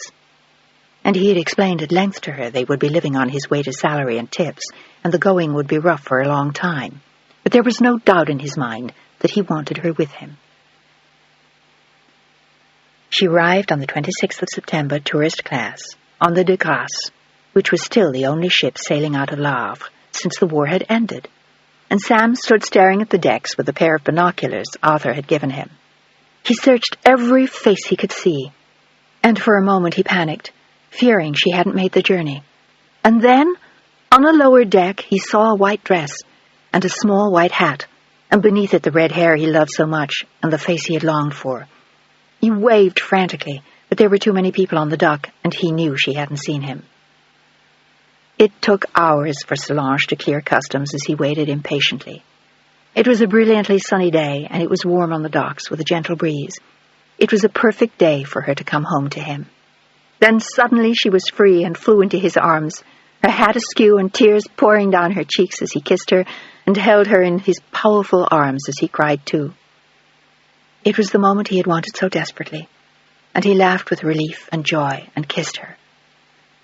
"Oh, God, Solange, how I love you." It was a passion almost beyond reason or measure. He couldn't bear to tear himself away from her. He missed most of his acting classes after she first arrived, and he could hardly stand going to work every night at 5 o'clock. He had found a tiny studio apartment for them in the East 40s, under the elevated train, and every night, no matter how cold it was, she would walk him to work. And at 2:30, when he came home, he would bring her food, and she was always waiting up for him. They would eat after they had made love, sometimes at 4 o'clock in the morning. And then finally, at Christmas, she insisted that he had to get serious about his career and start thinking seriously about his acting. It still seemed like a remote dream to him, and she was far more real, but he knew she was right. Sometimes she would go to acting classes with him, and she was struck by how talented he was. "Il manque de courage," Solange had said bluntly about Arthur after she came to the States, waving her hands as they chatted one night over one of their 3 a.m. dinners. "He has no guts." She looked victorious over finding the right word. No art, no courage. He has a lot of heart, Solange. He's just not as forceful as he could be. And his mother had a hold on him like a vice, but Sam didn't say that. Voila, she agreed. No courage. He should marry Marjorie if he wants to, or say au revoir, perhaps, she said mischievously. He should beat her. Sam had laughed at the thought, but he couldn't disagree with her. And he should say to his mother, Merde. Sam laughed even harder at that one. They got on famously, in bed and out. They shared most of the same views. She had a heart of gold, and she was fiercely devoted to him. And she was even very fond of Arthur, which meant a lot to Sam. He had been the best man at their wedding at City Hall 3 days after she arrived on the de Grasse, and he had taken care of all Solange's papers. She called him her grand frère, her big brother, and looked at him lovingly with her huge green eyes, and he always looked as though he would gladly die for her. But in the end, Marjorie got her way. And in the spring of 1946, they had a small wedding in Philadelphia, where she came from. In Sam's eyes, Arthur had traded one difficult woman for another, but he didn't say so. Arthur's mother was too ill to go. She said her heart was simply not strong enough to allow her to travel, and she stayed home on the advice of her doctor. Solange and Sam hadn't gone either, but in their case it was because they were not invited. Arthur had explained endlessly that it was a tiny wedding, only family, only Marjorie's very closest friends, too far, too complicated, sure they wouldn't have liked. He had agonized over it every time he saw Sam. But Solange saw the announcement in the papers. It was a wedding for 500 guests in St. Peter's Episcopal Church in Philadelphia, with a reception at the Philadelphia Club. Arthur had seen the notice too, and prayed that the Walkers hadn't seen it. That was not nice of him, Sam. Solange was hurt and disappointed for Sam, but Sam seemed surprisingly understanding. It's Marjorie's fault, not his. Quand même. Still, it only confirmed what she had previously said. Arthur had no guts, and Sam suspected that Marjorie was going to seriously hamper their friendship. Time did not prove him wrong, and he and Arthur met for lunch, sometimes with Solange, but their meetings did not include Arthur's wife, who had announced, now that she had his ring firmly on her left hand, that she wanted to go to law school and did not intend to have any children until much later. Arthur was still reeling from the blow. He had hoped to have children as soon as possible, and she had nurtured that hope during their entire courtship. But Sam and Solange had enough to fill their own lives without worrying about Arthur and his bride. Solange was totally involved in Sam, night and day, and encouraging him constantly now to get serious about his acting. By the autumn of 1947, she knew every play on Broadway, had wormed her way into rehearsals wherever possible, and read every trade paper and notice available, while Sam went to acting school every day and went to all the auditions she directed him to. It was a joint effort which bore fruit sooner than they expected. His big break came just after Christmas. He got a leading role in an off-Broadway play and got extraordinarily good reviews, which won him the respect of the critics. The play closed in 4.5 months, but the experience had been invaluable. And that summer he did summer stock at Stockbridge, Massachusetts, and while they were there, he decided to look up his sister. It was embarrassing to realize that in the 3 years since he'd been home from the war, he had never tried to find her, and Solange scolded him for his lack of family devotion. Until she met Eileen and Jack Jones. And then she understood a little better why he had preferred to ignore her. He tracked her down from the old neighborhood and found her married to an ex-Marine who greeted them with a constant flood of lewd jokes. Eileen said very little, and she was probably more than a little drunk as they sat in her living room on an ugly street in an ugly suburb of Boston. Her hair was still bleach blonde with dark roots, and her dress was so tight she might as well have worn nothing, which would obviously have pleased her husband. It was difficult to believe that she and Sam were even remotely related, and it was a relief when Sam and Solange finally left their home. And Sam took a deep breath of fresh air and looked at his wife with a rueful grin mixed with disappointment. "Well, darling, that's my sister." "I don't understand. What happened to her?" It still amazed Solange, who had grown more beautiful as she grew older. and dressed beautifully in spite of their limited funds. She looked like an actress herself or a very successful model. She was always like that, Sam explained. We never got along. He sighed. To be honest with you, I never liked her. It's too bad. It was a relief to get away from them, and they both knew she was no loss in their lives. But the loss of more frequent contact with Arthur was one they both regretted. He came up to see Sam in summer stock once that summer and was greatly impressed by his performance. And of course he made all the appropriate apologies for Marjorie, who felt terrible not to be able to join them, but she had supposedly gone to visit her parents at their summer home near Philadelphia. She was entering Columbia Law School in the autumn and was anxious to get a holiday before beginning the school year. And of course, Solange and Sam didn't question him any further. But in September, Arthur and Marjorie became a great deal less important. Sam got an offer for his first big part, and Solange was so excited she went out and bought a magnum of champagne, which they drank in total abandon together. It was for the leading role in Wilderness, and promised to be one of the most important plays on Broadway. It was a fabulous part for Sam, and both of them were hysterical with excitement. Arthur handled the contracts. Sam told P.J. Clarke he wouldn't be coming back that autumn, and they went into rehearsal almost immediately. The play was handsomely backed and produced by one of Broadway's most successful producers. Sam Walker's career was launched, and he was going to be in good company that winter. Rex Harrison was going to be appearing in Anne of a Thousand Days at the Shubert with Joyce Redman. Henry Fonda and David Wayne were already in Mr. Roberts at the Alvin, and Ann Jackson was opening on the 6th of October in Tennessee Williams' Summer and Smoke at the Music Box Theater. This was going to be a year they would always remember. Arthur took them both to lunch at 21 to celebrate. He explained that Marjorie was already busy with law school and couldn't join them, and Solange had an announcement of her own. She had already told Sam the night before, and he was flying high. Suddenly they had everything they wanted. He and Solange were going to have a baby. It was due in April, and by then Sam would have settled into the play. Everything was just perfect. And Arthur looked at them wistfully over lunch. He was only 32 years old, but lately he seemed much older. He wanted children too, but by the time Marjorie finished law school, she'd be 33 years old and anxious to start in her career. Realistically, he knew he would never have a child now, and for some reason it made Solange and Sam's baby seem even more important. I envy you both. Not only the baby, but everything they had.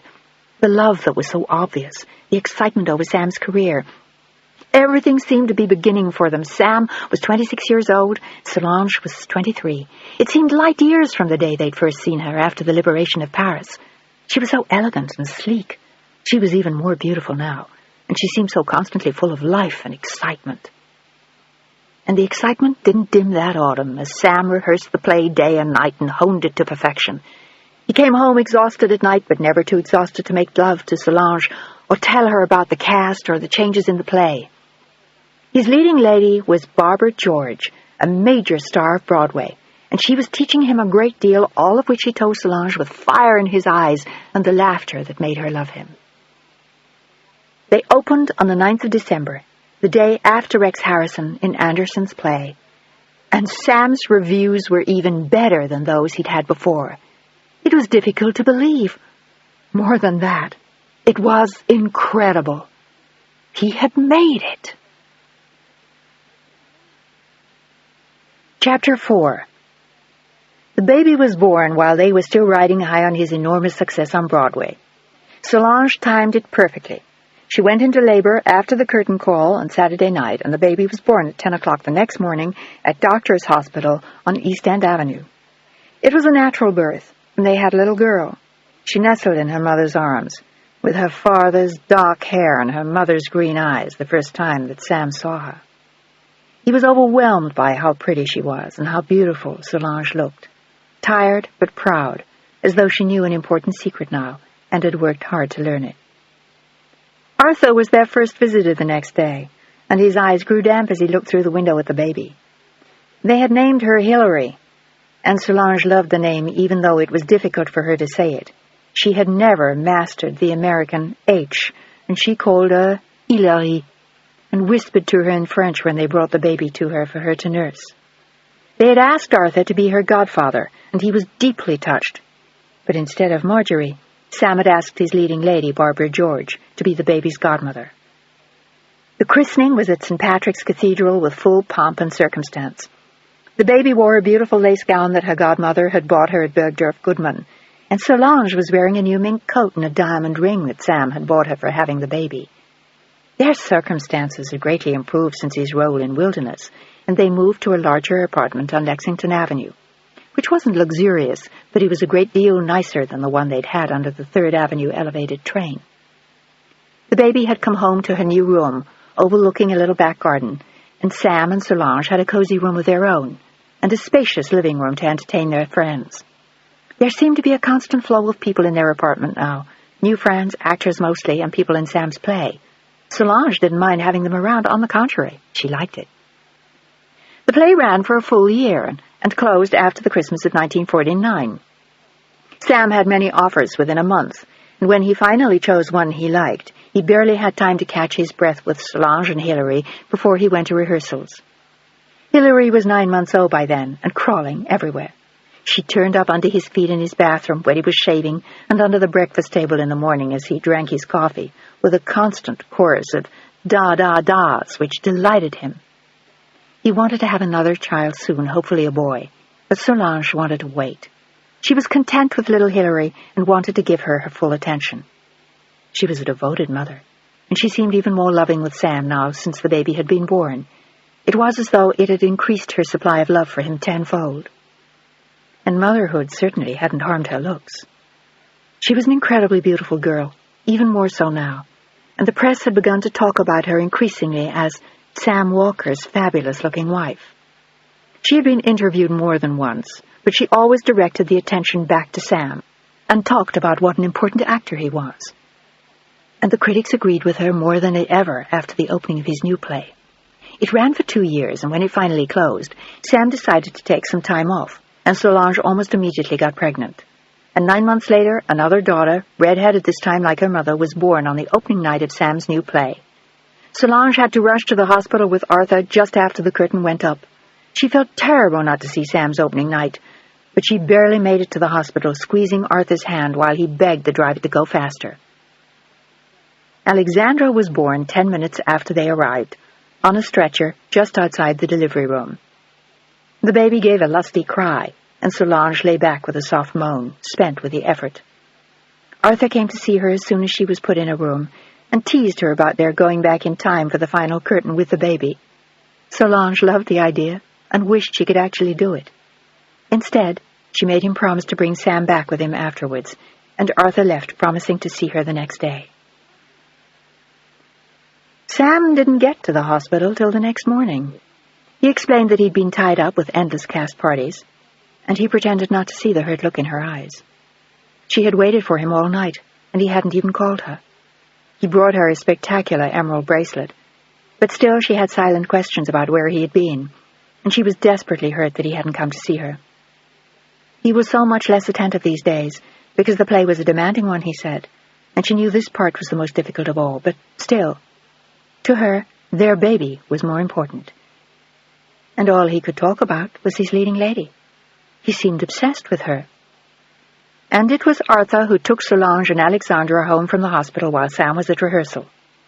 He seemed to be out constantly, and she didn't say anything to Sam when he came home late at night, but she always noticed. She particularly noticed the heady scent of another woman's perfume, and although she didn't say it to him, she knew that lately their marriage was different. She felt a void in her own life as a result, an emptiness that was a constant pain, and only Arthur seemed to understand it. He was the only one she could talk to. He had his own problems as well. He still wanted children, and Marjorie wouldn't hear of it. And for his own part, Arthur thought Sam was a damn fool, but he never said so. He only did his best to bolster Solange's spirits during their frequent lunches.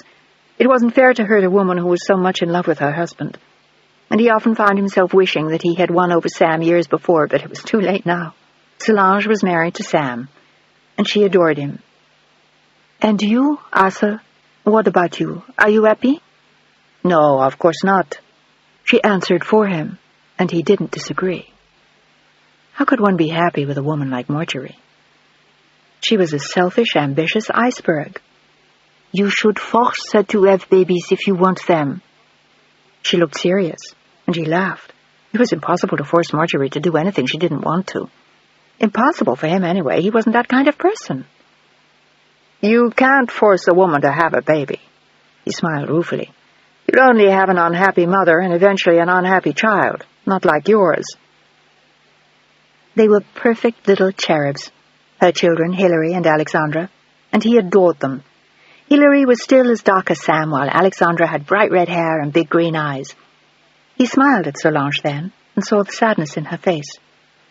She knew what Sam was up to, just as everyone else in New York did. She had heard the rumors, and there were constant items about him in the papers. "He's a damn fool. He's 31 years old, and he's got the world by the tail, and a wife most men would give their right arm for." "What would I do with her right arm?" She smiled at him philosophically, looking very Gallic. "I want his heart, not his arm. Oh, all that expensive jewelry. I always know when something is wrong. He comes home with boxes full of diamonds." "I know." Arthur frowned. He still advised Sam on his business affairs, and for some time now had been urging Sam to save money. But Sam was still playing and enjoying the initial impact of his success.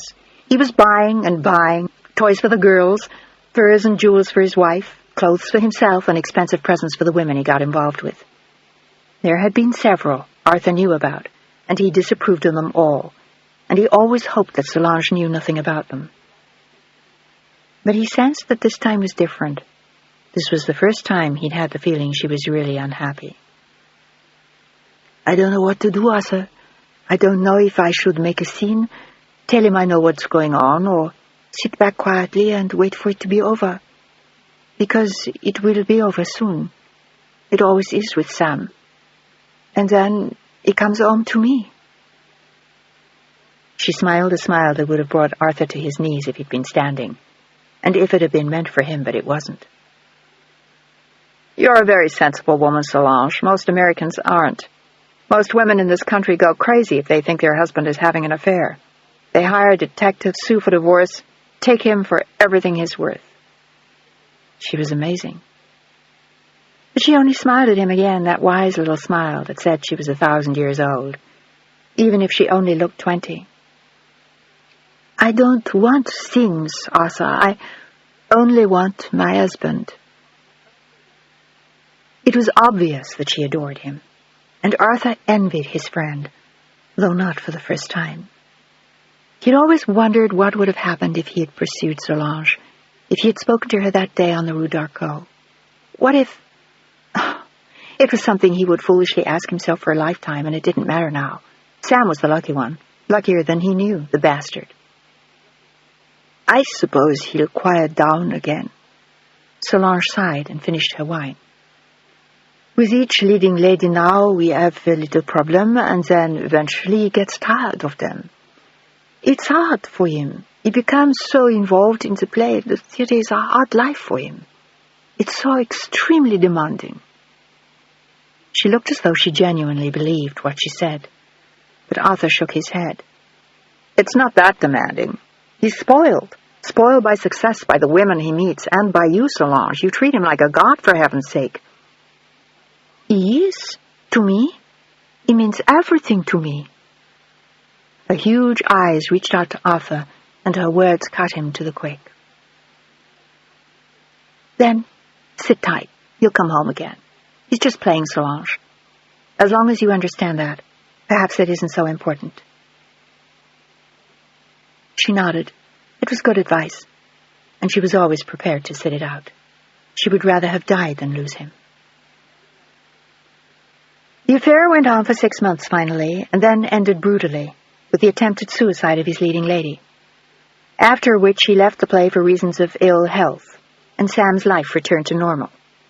It was callous of him in some ways, but Solange was relieved to see it. For now, the threat was over. It was 1954 by then, and he stayed with the play for another year, and as usual returned to his wife and children. It was the longest run he'd ever had in any play, and they were both sad when it was over. He took her and the girls to Europe after that for a summer in Saint-Tropez. It was something he'd always talked about. He'd been there during the war, though only for a day, and had always wanted to go back there. They sent Arthur a postcard from Saint-Tropez and another from Cannes, and then they went on a little pilgrimage to Paris, and Solange showed the children where she'd lived as a child. It was emotional for her going back. It was 10 years since she'd left, and there were painful memories for her there, but happy ones too. Hilary was only 6 years old, but Solange hoped she would enjoy the trip, and Alexandra was still only a baby. They had brought along a nurse to help them with the children. It was a far cry from the way Solange had left France, with her steamship ticket in her pocket and barely enough money to eat. She had left owning 3 dresses and 2 pairs of shoes and the hat on her head, and an old worn-out coat that had been her mother's. And now here she was, with trunks of clothes. They had arrived traveling first class on the Liberté, and they stayed at the Ritz in Paris. Sam took her to Givenchy and Chanel and Dior to buy her clothes, and to Cartier, where he insisted on buying her a new diamond bracelet. "But I don't need it, Sam," she protested laughingly as he forced it on her arm.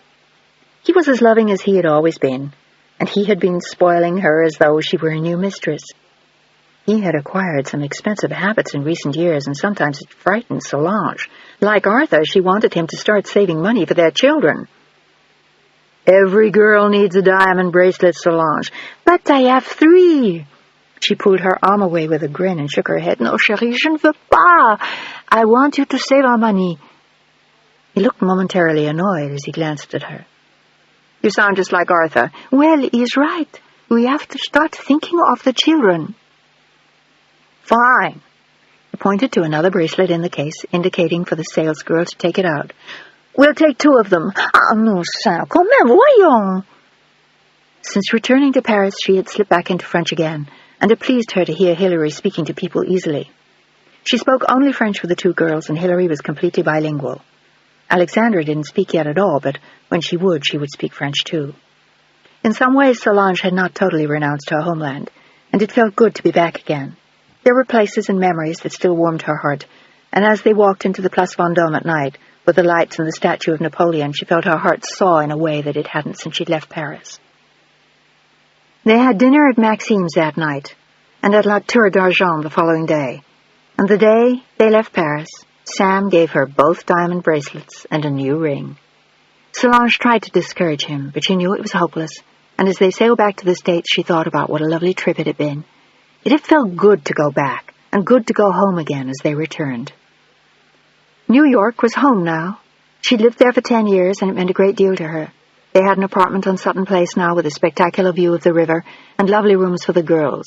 It was a split-level flat which allowed them to entertain lavishly, and Marilyn Monroe had an apartment nearby. She was a good friend of Sam's and always spent time with him when she was in New York. But Solange knew they had never had an affair, and she liked Marilyn very much. She was an amusing girl, and she kept telling Solange she should be in the movies, which only made Solange laugh. "One star in the family is enough," she always said with her still noticeable French accent. Sam was offered a part in a new play that autumn, but he turned it down. He didn't think it was challenging enough for him, and he surprised everyone by agreeing to make a movie. They went to Hollywood for the film, and Solange found it a completely amazing place, filled with remarkable people who couldn't tell the difference between fantasy and real life. They lived in a bungalow at the Beverly Hills Hotel, with another smaller one for the children and the nurse, and for a year it was a totally unreal existence. Solange thought the movie was very good, but Sam was not pleased, and he was relieved to get back to New York and start rehearsals for a new play in January of 1956. He became totally involved in his craft again, and within 2 months he was also involved with his leading lady. And this time, Solange was seriously annoyed. She had lunch with Arthur regularly, and more often than she liked. She found herself crying on his shoulder. Arthur's marriage was in form only. Marjorie was always occupied elsewhere, and his mother had died while they were in California the year before. He seemed terribly alone suddenly, just as alone as Solange felt, despite Sam's denials and constant gifts, and he was always especially nice to his daughters when he felt guilty. "Why? Why do you do this to me?" She waved the gossip column at him one morning at breakfast. "You're imagining things again, Solange. You do this every time I start work on a new play." "Ah!" She threw the paper in the sink. "It's because you sleep with your leading lady every time you start work on a new play. Do you have to work on the leading lady too? Couldn't one of the other actors do that? Your understudy, perhaps. Couldn't that be one of his duties?" Sam laughed at her and pulled her close to him, pulling her down on his lap and nuzzling the mane of resplendent red hair that was more beautiful than ever. "I love you, crazy one." "Don't call me crazy. I only know you too well, Mr. Walker.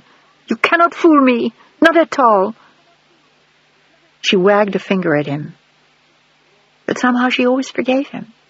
He drank too much, and when he did, was sometimes hostile and threatening when he came home. It was impossible for her to stay angry at him. She loved him too much. Too much for her own good, Arthur said. And maybe he was right. But it was the only thing about Sam she would have changed. His other women.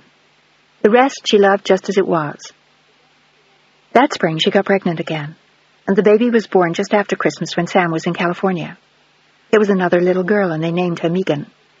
Once again, Arthur took her to the hospital, and it took Solange 2 days to track Sam down in California. She had heard the rumors again, and she knew what he was doing in Hollywood.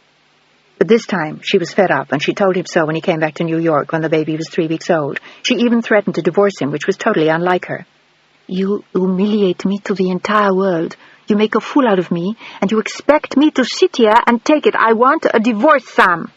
"You're out of your mind. You're imagining things. Who have you been talking to again, Arthur?" But he looked worried.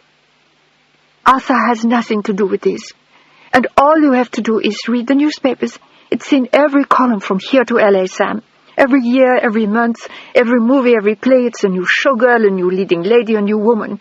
You've done it for too long. You've done nothing but play.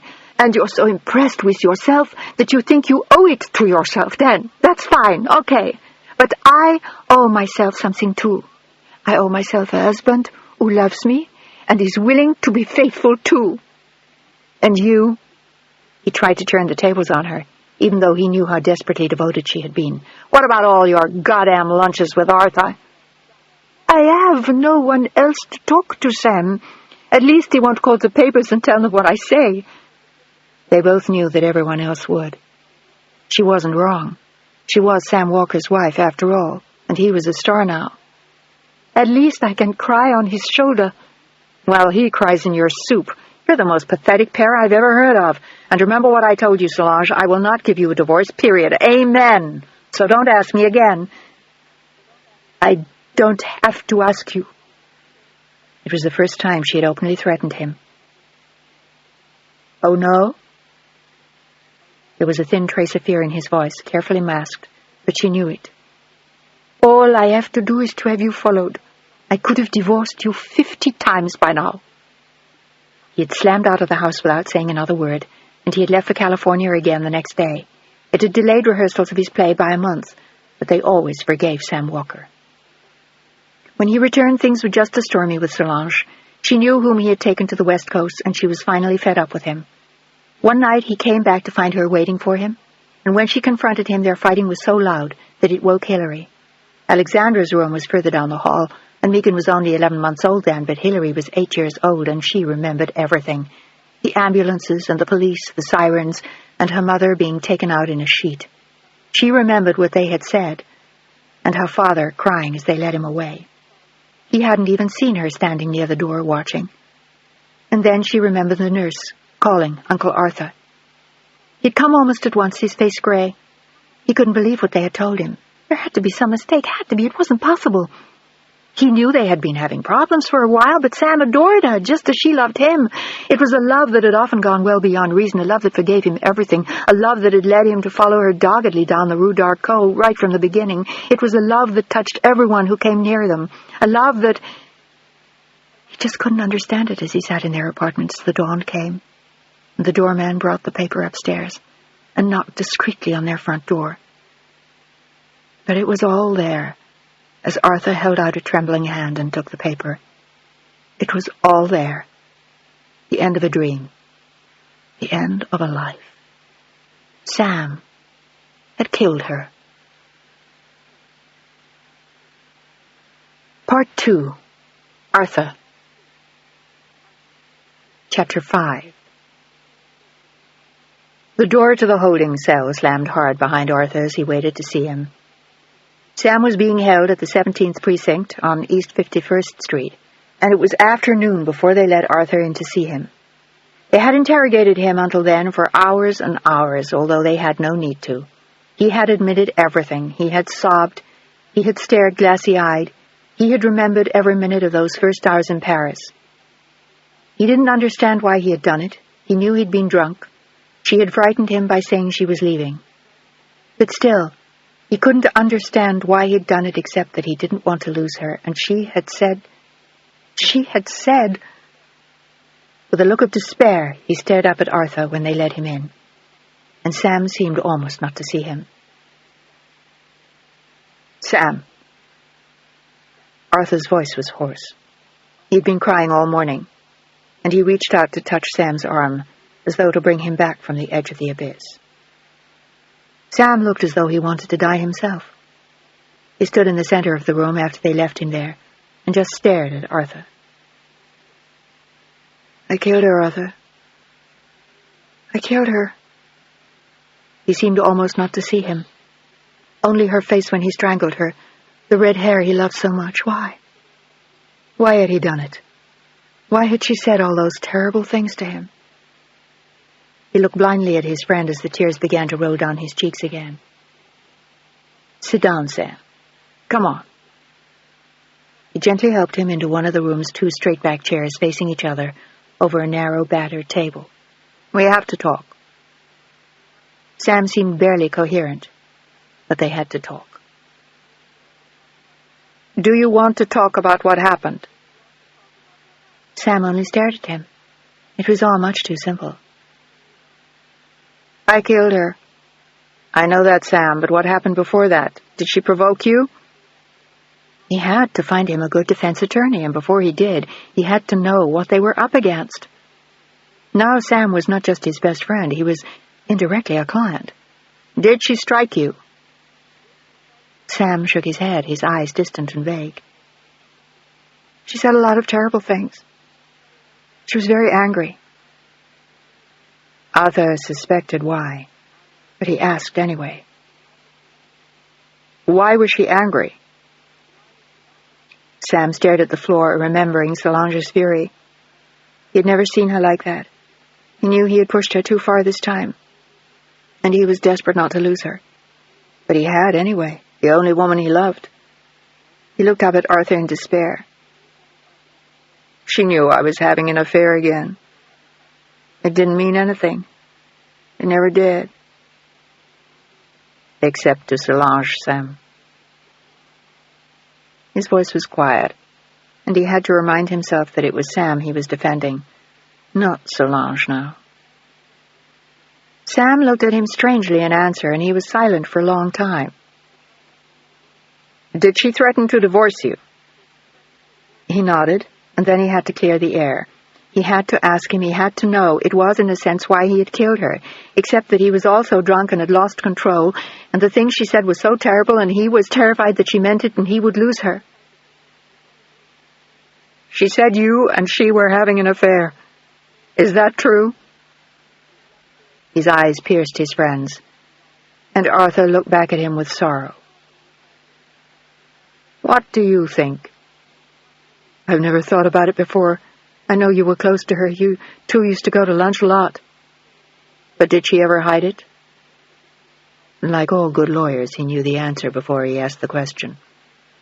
"No, she always told me, at least I think so." "Don't you think she was just trying to get back at you by saying that for all the pain you'd caused her? And how else could she?" Now, in the clear light of day, he knew that. But the night before, in the heat of passion, Sam had believed her. He'd gone crazy, and he had actually killed her. The thought of it made the panic rise in his throat like a hand reaching up from his guts to strangle him, and he knew he deserved it. He deserved to die for what he had done to Solange. He began to cry again, and Arthur held his shoulders. "What's going to happen to the girls now?" He suddenly looked up at Arthur with fresh panic. Arthur had been thinking about it all morning. "I'm sure you have enough money to take care of them while all this is pending." And there was the nurse and a maid in the apartment. They lived extremely well at the apartment on Sutton Place. Sam looked bleak as he stared at his friend. "How much is all this going to cost me?" It had cost Solange her life, and now Arthur had to fight his own feelings again and again. How could he have done this to her? And yet Sam was his friend. More than that, he was almost his brother. They had survived the wars side by side. Sam had carried him across the mountains and to the medics when he was wounded near Cassino. They had liberated Paris and Rome, Paris, and the Rue d'Arcole where they'd first seen her. It was all so tightly interwoven, and now it wasn't just a matter of Sam and Solange. They were their daughters to think of, Hilary, Alexandra, and Megan, but Arthur tried to force his thoughts back to answer Sam's question. He wanted to know how much his defense would cost him. "It depends on who you hire to defend you. I want to think of who to recommend, but you should have the best. This is going to be a very big trial, and there will be a lot of sympathy for Solange. You've had a lot of press with your lady friends in recent years, Sam, and that is not going to help you." But Sam was shaking his head with determination.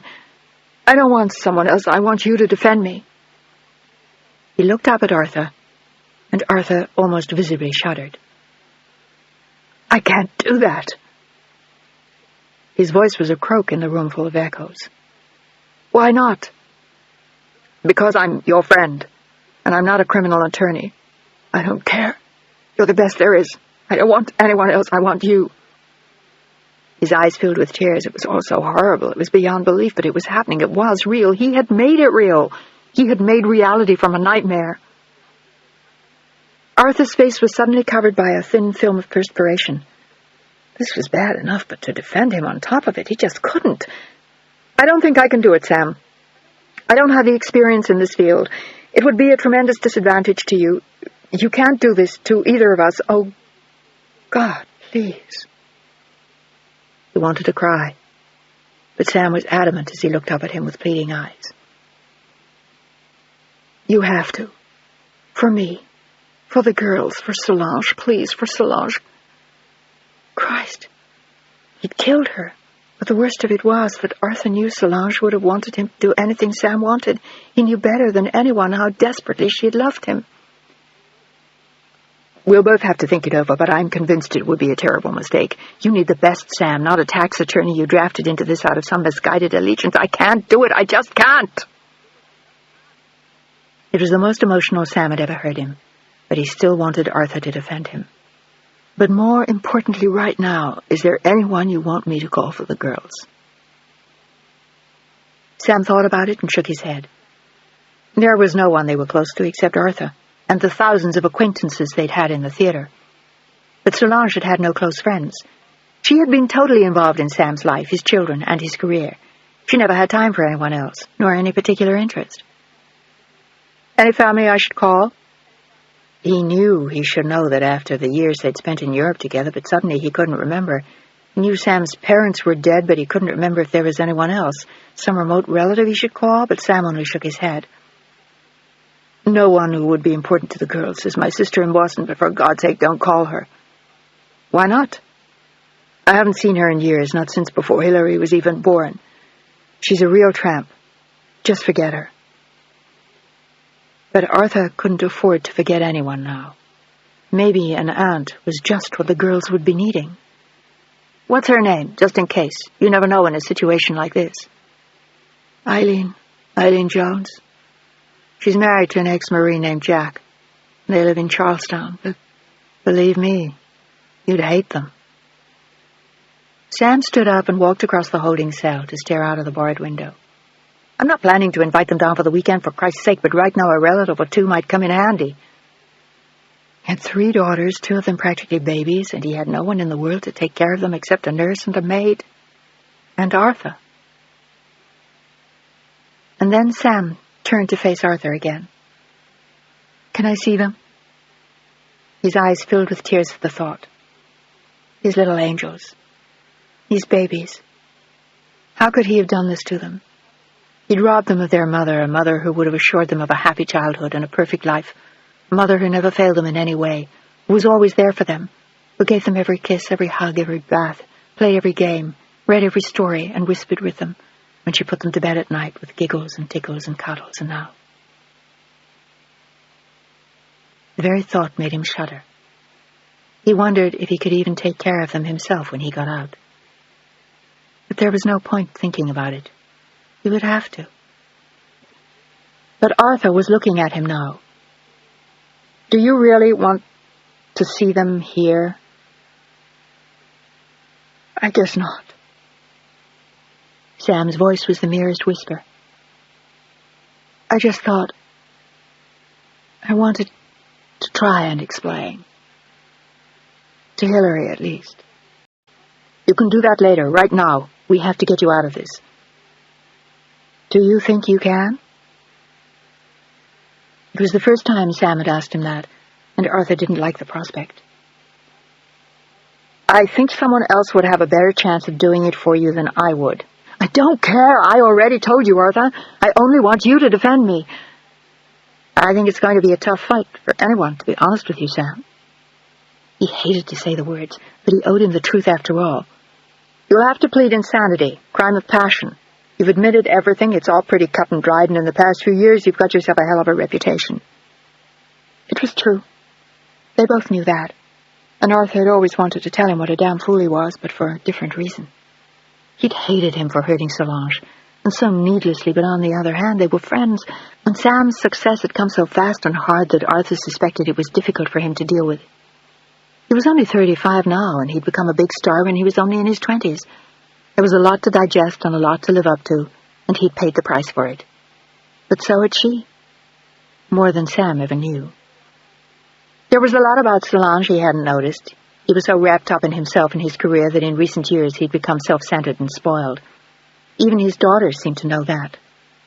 Alexandra had even said to Arthur recently, "We have to make a big fuss about Daddy when he's home, or he gets very angry.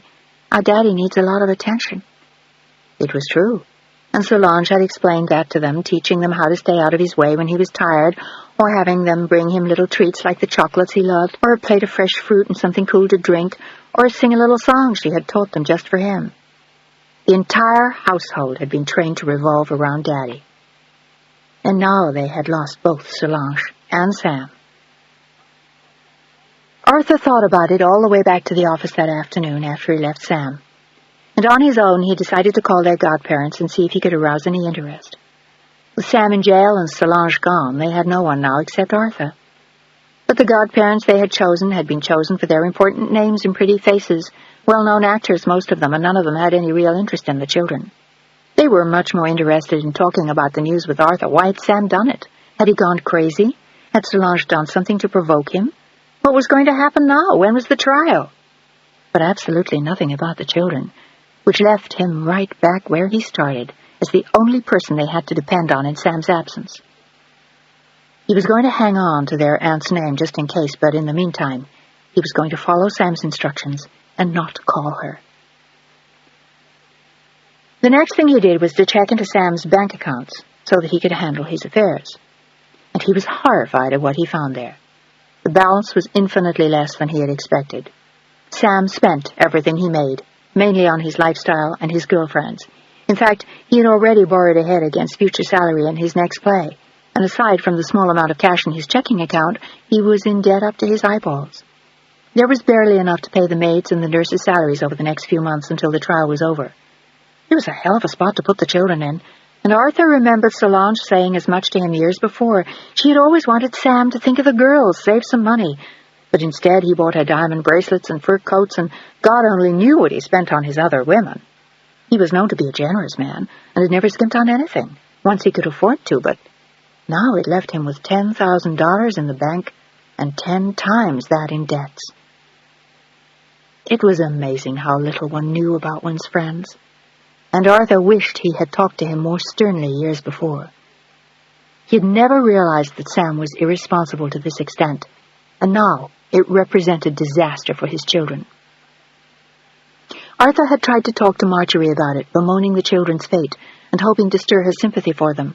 But he was disappointed to find she only had harsh words for them, making comments about their undoubtedly being gypsies like their parents. She seemed to have no compassion whatsoever for them. But in the next few days, he barely saw his wife. He had his hands full with Sam and the girls, the press constantly badgering all of them, even the children, and he had to make the funeral arrangements for Solange, There was no one else to do it. The funeral was set for 3 days after Sam had gone to jail. She lay in state for 2 days, and on the 3rd day they held a service. And it was amazing to Arthur how many people came, mostly out of respect for Sam. But there were a great many people who had known and liked her. She was a lovely girl. He heard countless people say, absolutely beautiful. Didn't know how lucky he was. Should have been an actress, too. Always wanted her to model for me. Wonderful with her kids. Hell of a girl. Lucky man to have a wife like that. She was French to her very soul. Incredible girl. Don't understand why he did it. She was crazy about him. It went on, and Arthur sat in the front row with the girls and their nurse, trying not to cry as they closed the lid of the coffin. Hilary sat very stiff next to him, and once she walked right up to it and stared down at Solange, and then she kissed her, and returned to her seat with a wooden look of grief, as though she were numb from the immensity of her pain, but she wouldn't let Arthur touch her.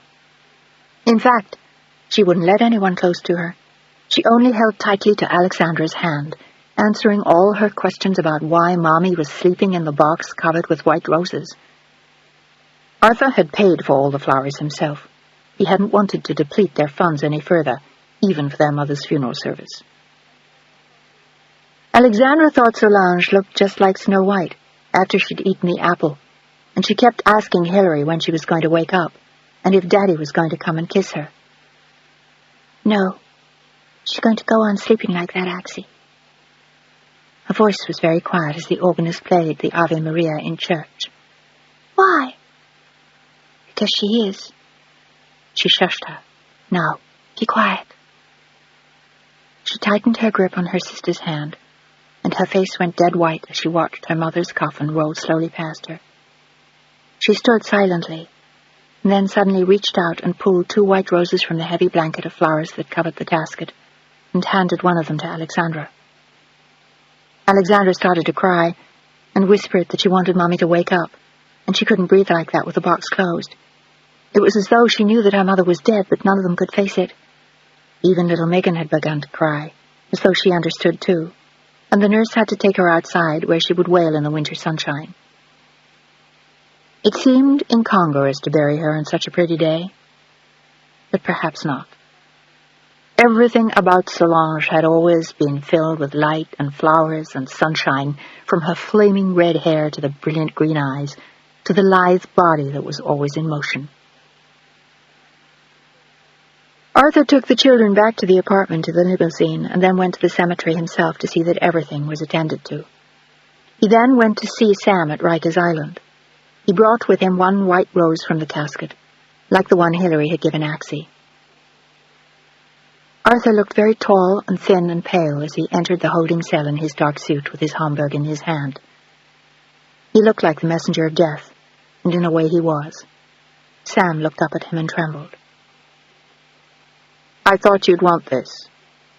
He held out the white rose, and with a trembling hand, Sam took it. How are the girls? They're doing very well. Hilary is keeping them all intact. It's as though she's taken on Solange's role as their mother. Sam dropped into a chair and put his head in his hands, still clutching the rose Arthur had brought him. But it had the smell of death and sadness and funerals. There was no joy left in his love for her, or his life. He felt as though everything were over. And in an important way it was. He lay in his cell day and night and thought only of Solange.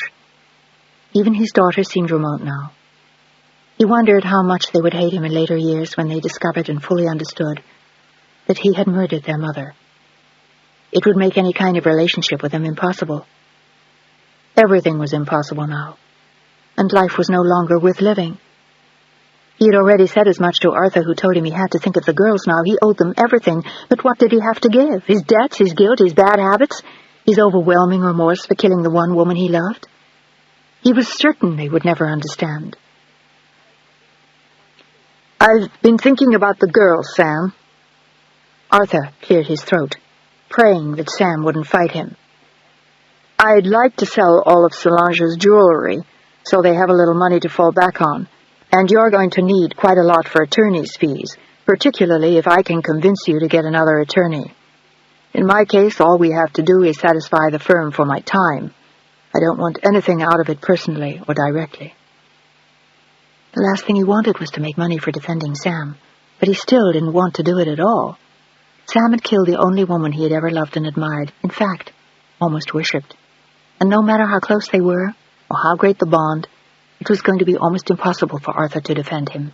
He had tried to explain that to him, but Sam didn't want to hear it. "What do you think about selling the jewelry?" He looked down at Sam, who turned to him with a deathly pale face covered with beard stubble. "Fine. If it'll help the girls, get rid of it.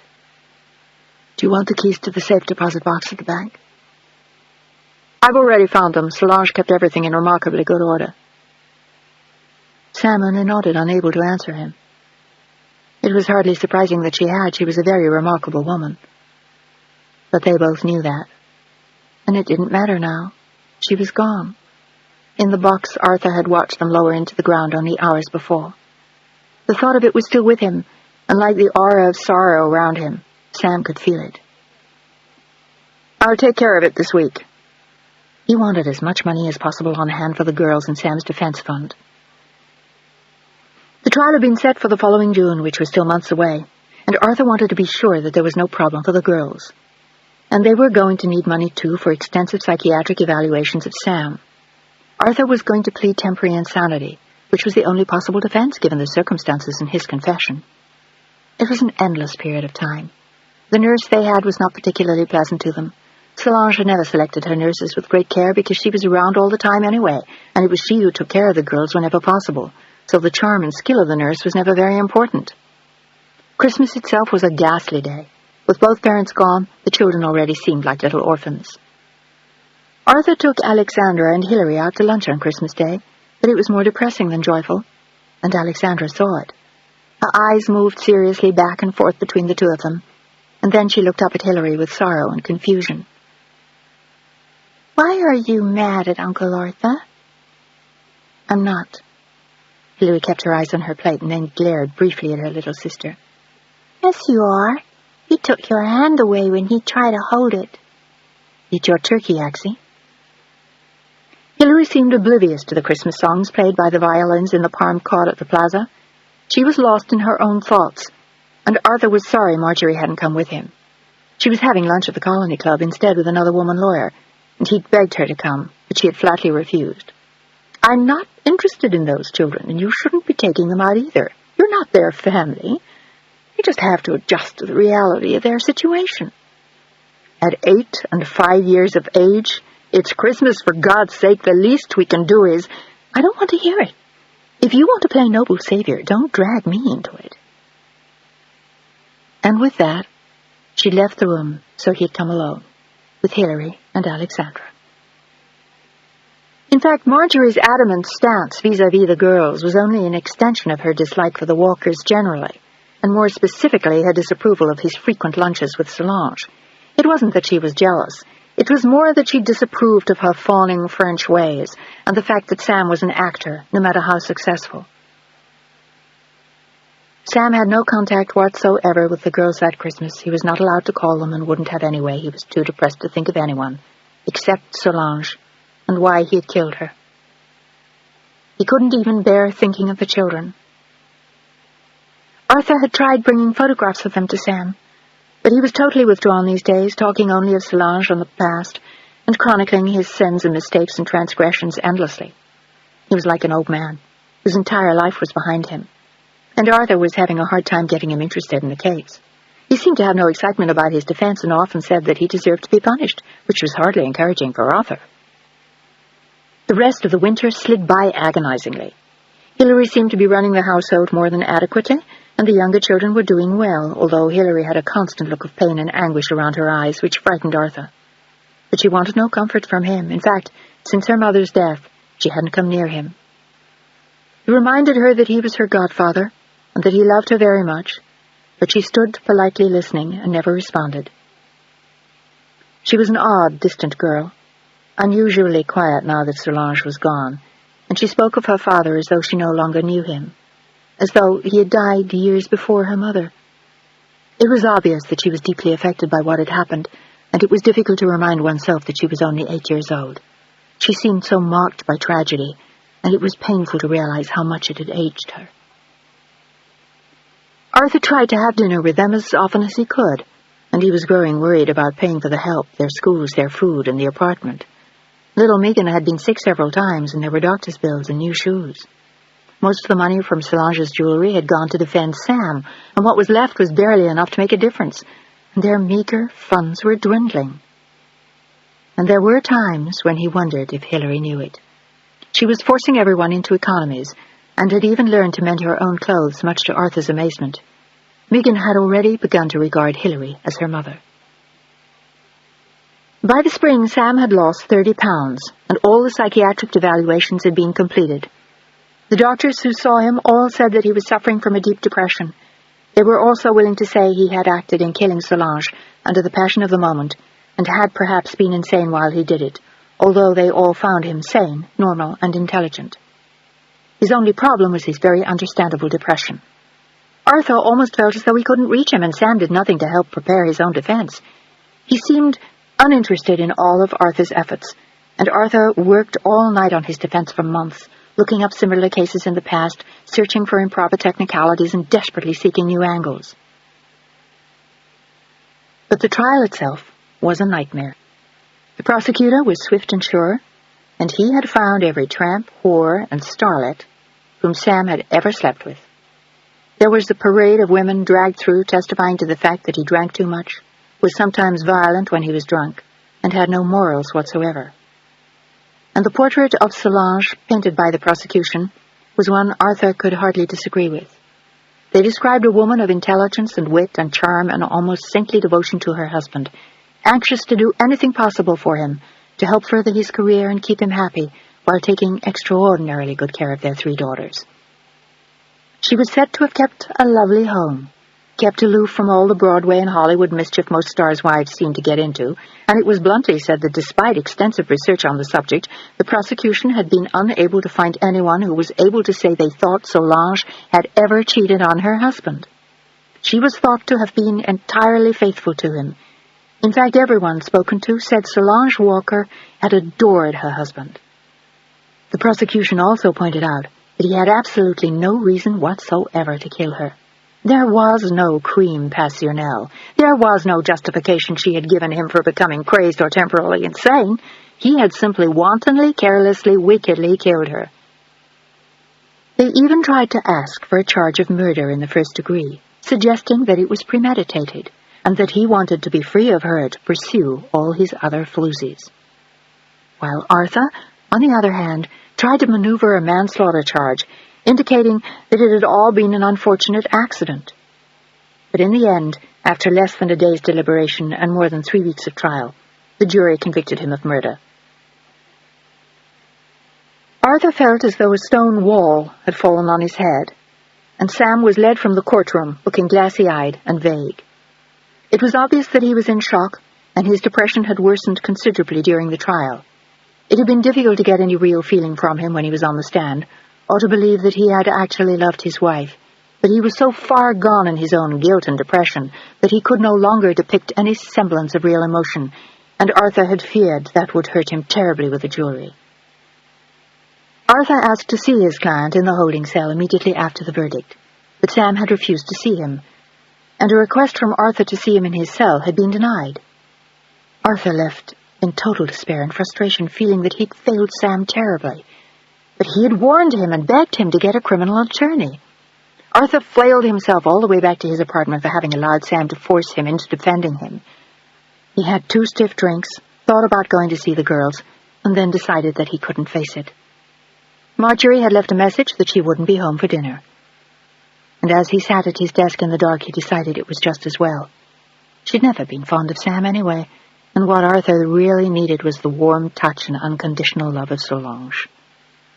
It was what they all needed, and what Sam had robbed them of. For a long moment, Arthur found himself wondering if the jury had been right. And as he shuddered at his own thoughts, the phone rang. It was the sergeant at the jail, and he said he had news for him about his client. Maybe Sam was ready to see him after all, Arthur thought as he squinted at his watch in the summer twilight. It was 8:15, and he was exhausted and more than a little drunk. But for Sam, he'd go there. "Your client committed suicide in his cell an hour ago, Mr. Patterson. We just found him." Arthur felt his heart stop and the bile rise. He was going to throw up or faint or maybe just die. "What?" It was barely a whisper. The sergeant repeated the same words as Arthur sank into a chair with a shudder, his entire body trembling. "My God! Why didn't you watch him?" He'd been depressed for months. They should have thought of that. In fact, one of the psychiatrists had warned them. But no one had really thought.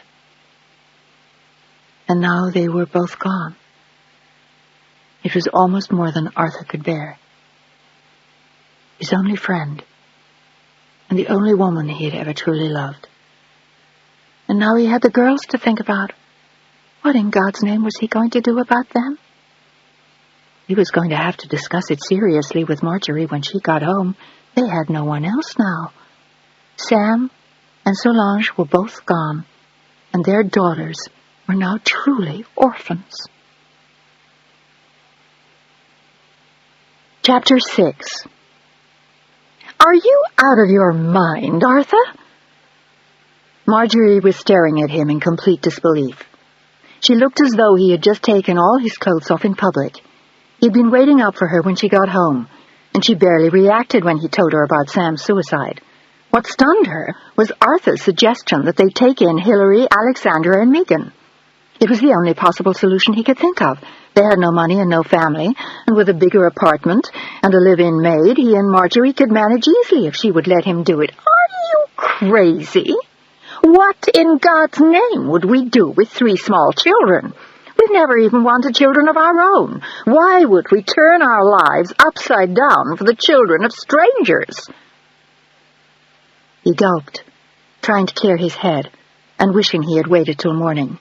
He had had too much to drink by the time she came home, and he was afraid that his arguments wouldn't be convincing. "Sam Walker was my best friend. He saved my life during the war. Those children are not strangers to us, Marjorie, even if you'd like to think so. But do you have any idea of the responsibility involved in having 1 child, let alone 3? Hillary is like a mother to them. She'd make everything easy for you, Marjorie. Truly." He felt as though he was 16 again, begging his mother for her car and not winning the battle either. "And I've always wanted children. You were the one who decided you couldn't handle kids and a career." He tried to look at her reproachfully, but she seemed not to care. She had no guilt, only righteous indignation. "I will not take on 3 children. We don't have any space, the time, the lifestyle. You're as busy as I am, and besides, raising 3 girls would cost a fortune. No, just forget it, Arthur. Put them in an institution." And the tragedy, as Arthur listened to her get ready for bed, was that she meant it. He tried again the next morning over breakfast, but to no avail. Her mind was made up, and he didn't have the strength or the ingenuity to change it. "I don't want children of my own. Why would I want someone else's and theirs? My God, Arthur, I always knew you were blind, but I never thought you were stupid. The man was a murderer, not to mention everything else. Can you imagine what traits those children will inherit and their mother?"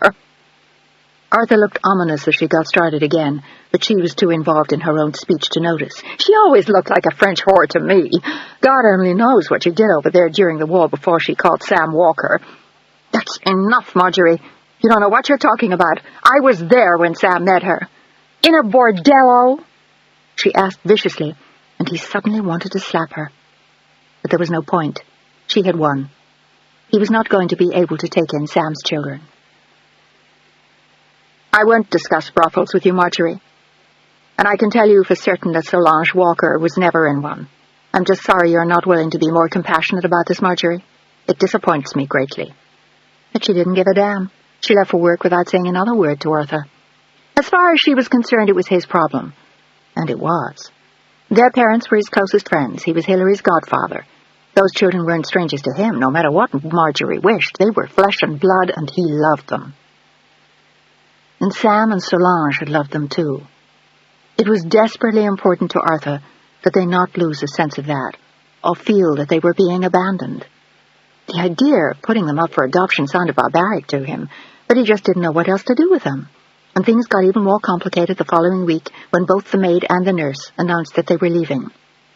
They had stayed long enough in terrible conditions. They wanted a real home with parents for the children and a couple at home, not a murdered wife and a husband who'd been in jail. They both seemed outraged by the scandal that had been foisted on them, and had remarkably little compassion for the children. And for Arthur, it meant finding new people to care for them, which seemed even more complicated now. Finally, by the week's end, he took out the name Sam had given him, of his sister, Eileen Jones. He wondered if he would even find her in Boston. But he thought that if he did, perhaps he could induce her to take care of them for a while.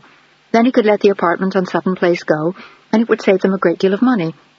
They were almost out of funds anyway, and having them stay with their aunt would give Arthur some time to make other arrangements, or convince Marjorie that they had to take them.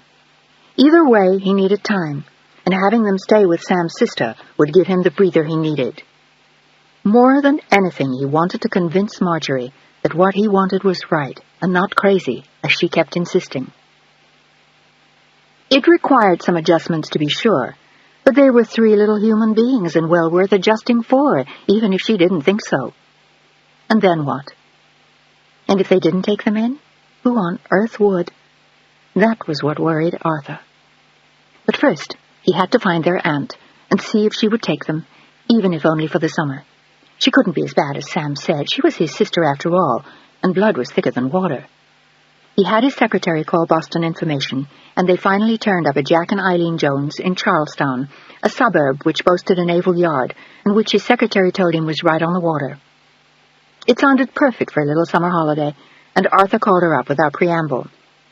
She sounded stunned to hear from Arthur, and said she had read about the trial and her brother's subsequent suicide in the papers.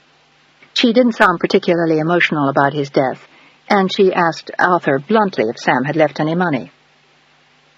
"Not a great deal, I'm afraid, which is why I'm calling." He decided to get right to the point and see if she would help him. He had nowhere else to turn now. "As you may know, Sam and Solange had 3 little girls, Hilary, Alexandra, and Megan, and for the moment there is literally no one to take them. I want to speak to you about the possibility to see if you might be interested in giving them a home, temporarily or permanently, whichever suits you." There was a stunned silence at the other end, and then her sharp voice that had none of the polish of her brother's. "Holy shit! Are you kidding, mister? 3 kids? I don't even have any kids of my own. Why would I want Sam's 3 brats?" "Because they need you. If you just kept them for the summer, it would give me time to find another suitable home for them, but for the moment they have nowhere to go." He tried to appeal to her sympathies, but another thought had occurred to Eileen Jones. "Will you pay me to take them in?" Arthur paused, but only for a second. "I can certainly give you enough money to pay for their needs while they're with you." "That isn't what I meant, but I'll take that too." "I see." Arthur could see why Sam wasn't fond of her, but there was no one else for him to turn to. "Would $300 do as a fee for you, Mrs. Jones? 100 for each child?" "For how long?" She sounded suspicious of him, suspicious and greedy. "Until I find a home for them, a few weeks, a month, perhaps the summer. No more than that. I'm not running an orphanage up here, you know, and my husband won't like it." But she knew he'd like the $300, and she was hoping they could squeeze some more out of Arthur. "Do you have a room for them, Mrs. Jones?" "I got a spare room. 2 of them can sleep in one bed, and we'll figure something out for the other one." "That would be Megan. She'll need a crib. She's just over a year old." He wanted to ask if she knew how to take care of a baby. He wanted to ask a lot of things, but he didn't dare. He had no choice. He just had to trust that she'd do the best she could for Sam's sake. And the children were so adorable. He was sure she'd fall in love with them the minute she saw them. But it was something less than love at first sight when Arthur drove the 3 girls to Charlestown. He had explained to Hilary the day before that they were going to stay with Aunt Eileen for the summer. He told the maid to pack all their things and explained quietly that she and the nurse would be free to leave after the girls left in the morning. He suggested that Hilary and Alexandra take their favorite toys, and he did not tell anyone that he would be closing the apartment and selling everything as soon as the children had left it. They would be better off with whatever meager amount he could eke from the sale of the furniture, and not having their funds depleted by paying rent for an apartment on Sutton Place. Sam's debts were still astronomical, and there was just no money coming in from anywhere for them. He was glad to be getting rid of the apartment and the 2 servants. Hilary had eyed him suspiciously when he told them about the trip to Boston. Much of her affection for him seemed to have cooled since her mother's death, but it was difficult to tell if that was just her way of expressing pain or due to some other reason. "Why are you sending us away?" "Because it'll be nicer for you there than it is here. Your aunt lives near the water in Boston. It'll be cooler if nothing else, and you can't just sit here in New York all summer, Hilary." "But we're coming back, right?" "Of course you are." He felt a wave of guilt and terror wash over him. What if she could see that he was lying? "Then why did you tell Millie to pack all our things?" "Because I thought you might need them. Now, don't be unreasonable, Hilary. It'll be nice for all of you to get to know your father's sister." Hilary was standing very quietly in the center of the room, in a yellow organdy dress with a white piqué trim, her shining black hair, like Sam's, perfectly combed into 2 smooth braids. Her big green eyes as wise as Solange's had been, her little white anklets immaculate, and her patent leather Mary Janes shined to perfection. And she studied him, as though she knew he were hiding something from her. In a way, she frightened him. She was so knowing and so cool and so fiercely protective of her sisters. She had taken the news of her father's suicide stoically. She had barely cried. And she had comforted Alexandra and explained that Daddy had gone to heaven to be with Mummy. It all seemed terribly hard for Alexandra to understand. She was only 5 after all. But Hilary made everything easier for her, as she did for all of them. It was as though Solange had left her there to care for all of them in her absence. "Why didn't we ever meet Aunt Eileen before? Didn't my daddy like her?" She was perceptive, just as Solange had been, and she didn't take any nonsense. The way her eyes flashed over him reminded him so much of her mother. "I don't think they were close, Hilary, but that doesn't mean she's not a nice person." Hilary nodded. She was willing to suspend judgment, temporarily, but it was easy to see what she thought when they arrived in Charlestown. The house was a small frame house on a dark street, with shutters that had fallen off in the bitter winds of the previous winters. The paint was peeling everywhere, the yard was overgrown with weeds, and the 2 of the front steps were broken. It was a less than auspicious welcome as Hilary walked up the steps holding Alexandra's hand, and Arthur carried the baby. The nurse had come with them for the trip, but she was returning to New York with Arthur. He rang the doorbell ineffectively, and finally realized that it, too, was broken. And then he knocked hard on the window.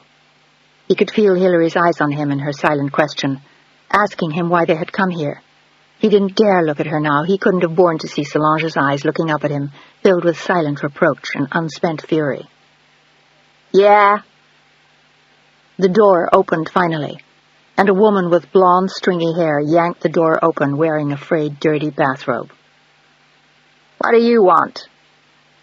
She stared at the crew on the front steps with obvious annoyance, a cigarette hanging out of the corner of her mouth, her eyes squinting shut to defend themselves from the smoke wafting up. And then she realized who they were. She smiled uncomfortably, and for a fraction of an instant she looked like Sam, but barely. One had to be looking for the resemblance. "Mrs. Jones?" Arthur's heart was sinking slowly to his feet, and he felt no better as they walked into the living room.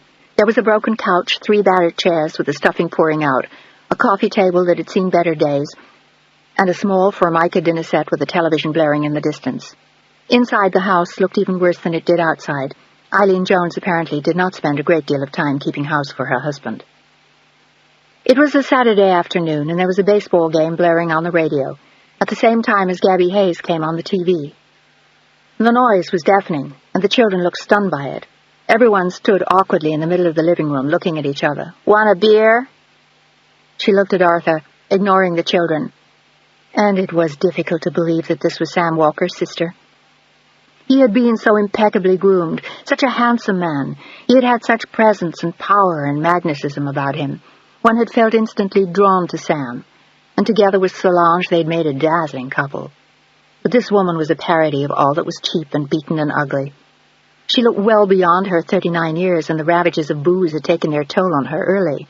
She might have been attractive once, but anything pleasant in her looks was long gone. She only looked hard and bitter and ugly. Her dyed hair was thin, dirty, and unkempt, cut just below her ears, and hanging limp and greasy. She had Sam's brilliant blue eyes, but there was a dullness to them, with terrible bags beneath them from excessive drinking. Her skin was sallow, and her waist was thickened by beer, while her legs looked like two little toothpicks. She was totally foreign to everything the girls had ever seen, and Arthur realized that Hilary was staring at her in shock and horror. "This is Hilary." He tried to encourage her forward to shake the woman's hand, but she wouldn't budge.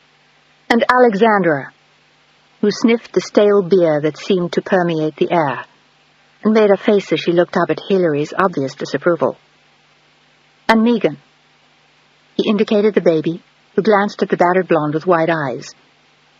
She was the only one who didn't seem worried by her summer home or her hostess. The other two looked terrified, and Hilary had to fight back tears when she saw the room they were to be given to sleep in. Eileen Jones walked them back to it without ceremony, waved in the direction of the sagging narrow bed that stood unmade in one corner. The room itself was a narrow cell without windows, barely big enough for the bed it held, with a crib folded against one wall that looked as though she had fished it out of someone else's garbage, which is precisely where Eileen had found it, shortly after Arthur had called her.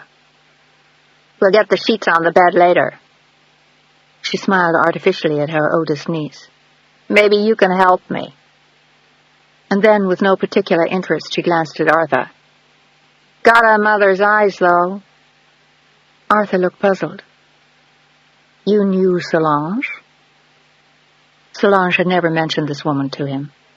"I met her once. Sam was doing a play up here or something." And then, suddenly, Arthur remembered. Solange had hated her, but so had Sam. They had come by when he was doing summer stock in Stockbridge after the war. It seemed light years ago, but so did everything now. Arthur looked around him with a lump in his throat, hating to leave the girls there, and for a moment he hated his wife for condemning the children to this. How could she do this? But she didn't know, he reminded himself as he fought back his own guilt and resentment. He had to force himself not to think about it, and remind himself that this arrangement was only for the summer. And that was the real problem. And then what? Marjorie was intransigent, and he had already put out feelers everywhere for people who would help, people who would want to take them in, people who had large families of their own, or people with no children of their own, but who might be willing to have them. He had spoken to all of his partners at the law firm. Hilary was still standing awkwardly in the doorway of what was to be their room, staring with dismay at their new quarters. There was no closet, no chest for their things. There wasn't even a chair or a lamp or a table. There was a bare bulb hanging from the ceiling which dangled near the doorway. "You got the money?" Eileen turned to him, and feeling awkward handing it over to her in front of the girls, he reached into his jacket for an envelope. "That includes a reasonable amount for their expenses." Being far less genteel than Arthur, she opened the envelope and thumbed through it. He had given her $1,000, including the fee, and if she played her cards right and fed them nothing but macaroni and cheese for the next 2 months, she'd have plenty of money left over. She smiled happily at the girls, took a swig of her beer, and saluted Arthur as she tossed a cigarette into the sink with perfect aim. She did it often. "That's just fine, Mr. Patterson. We have any problems? I'll call you." "I thought I might come up to see them in a few weeks, if you and your husband don't mind, to see how they're doing." Hilary stared at him unbelievingly. He was actually going to leave them in this place, with the filth and the beer bottles and the unmade bed and that awful woman. And if she had been withdrawn before, she was icy now as he left them. "I'll call you in a few days, Hilary, and don't be afraid to call if you need me." All she could do was to nod. She couldn't believe he was doing this to them after everything else he'd done. For a moment, she wanted to kill him. and instead she turned to look down at Alexandra, who was crying softly. Don't be silly, Axie. This is going to be fun. Remember, Uncle Arthur said we could go to the ocean. Yeah? Eileen laughed raucously as they heard the car drive away. Where are you going to do that, in the shipyard? She laughed again. $1,000 was a hell of a nice price for a few months of inconvenience, and with luck, they wouldn't be too bad. The baby looked like kind of a pain in the ass, and the 5-year-old looked like a whiner, but the oldest one seemed to have it all in control. With luck, she'd take care of everything. Maybe she'd even cook and clean the house.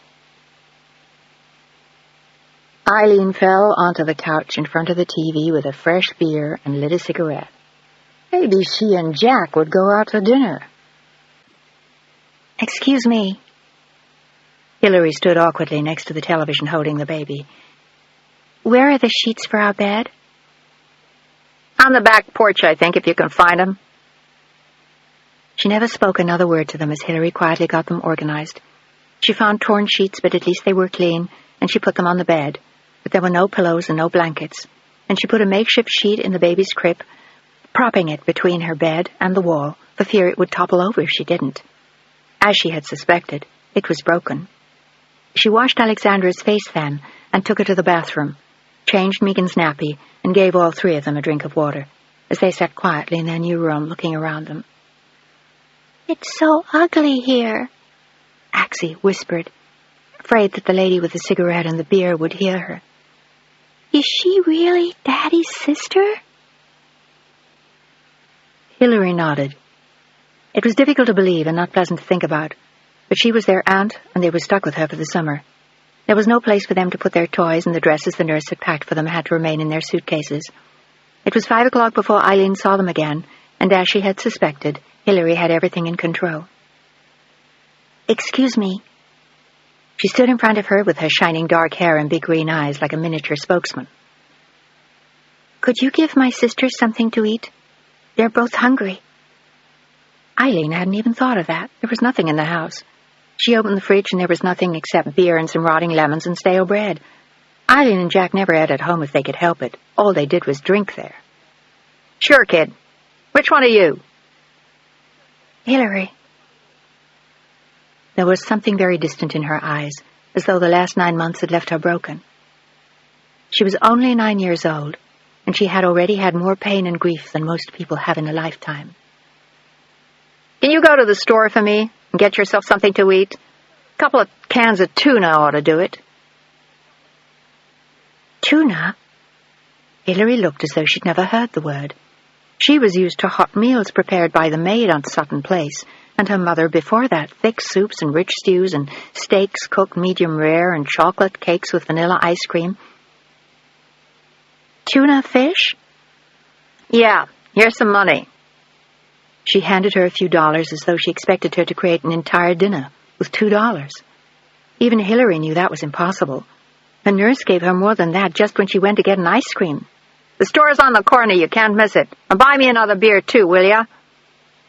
She was always afraid of running out, even when she had plenty. Hillary took her sisters with her only because she was afraid of what would happen if she didn't. And the store looked as seamy as everything else around them. Most of the houses were either crumbling brick or wood with faded, peeling paint on them, and everything in the neighborhood looked as though it was battered and beaten and broken.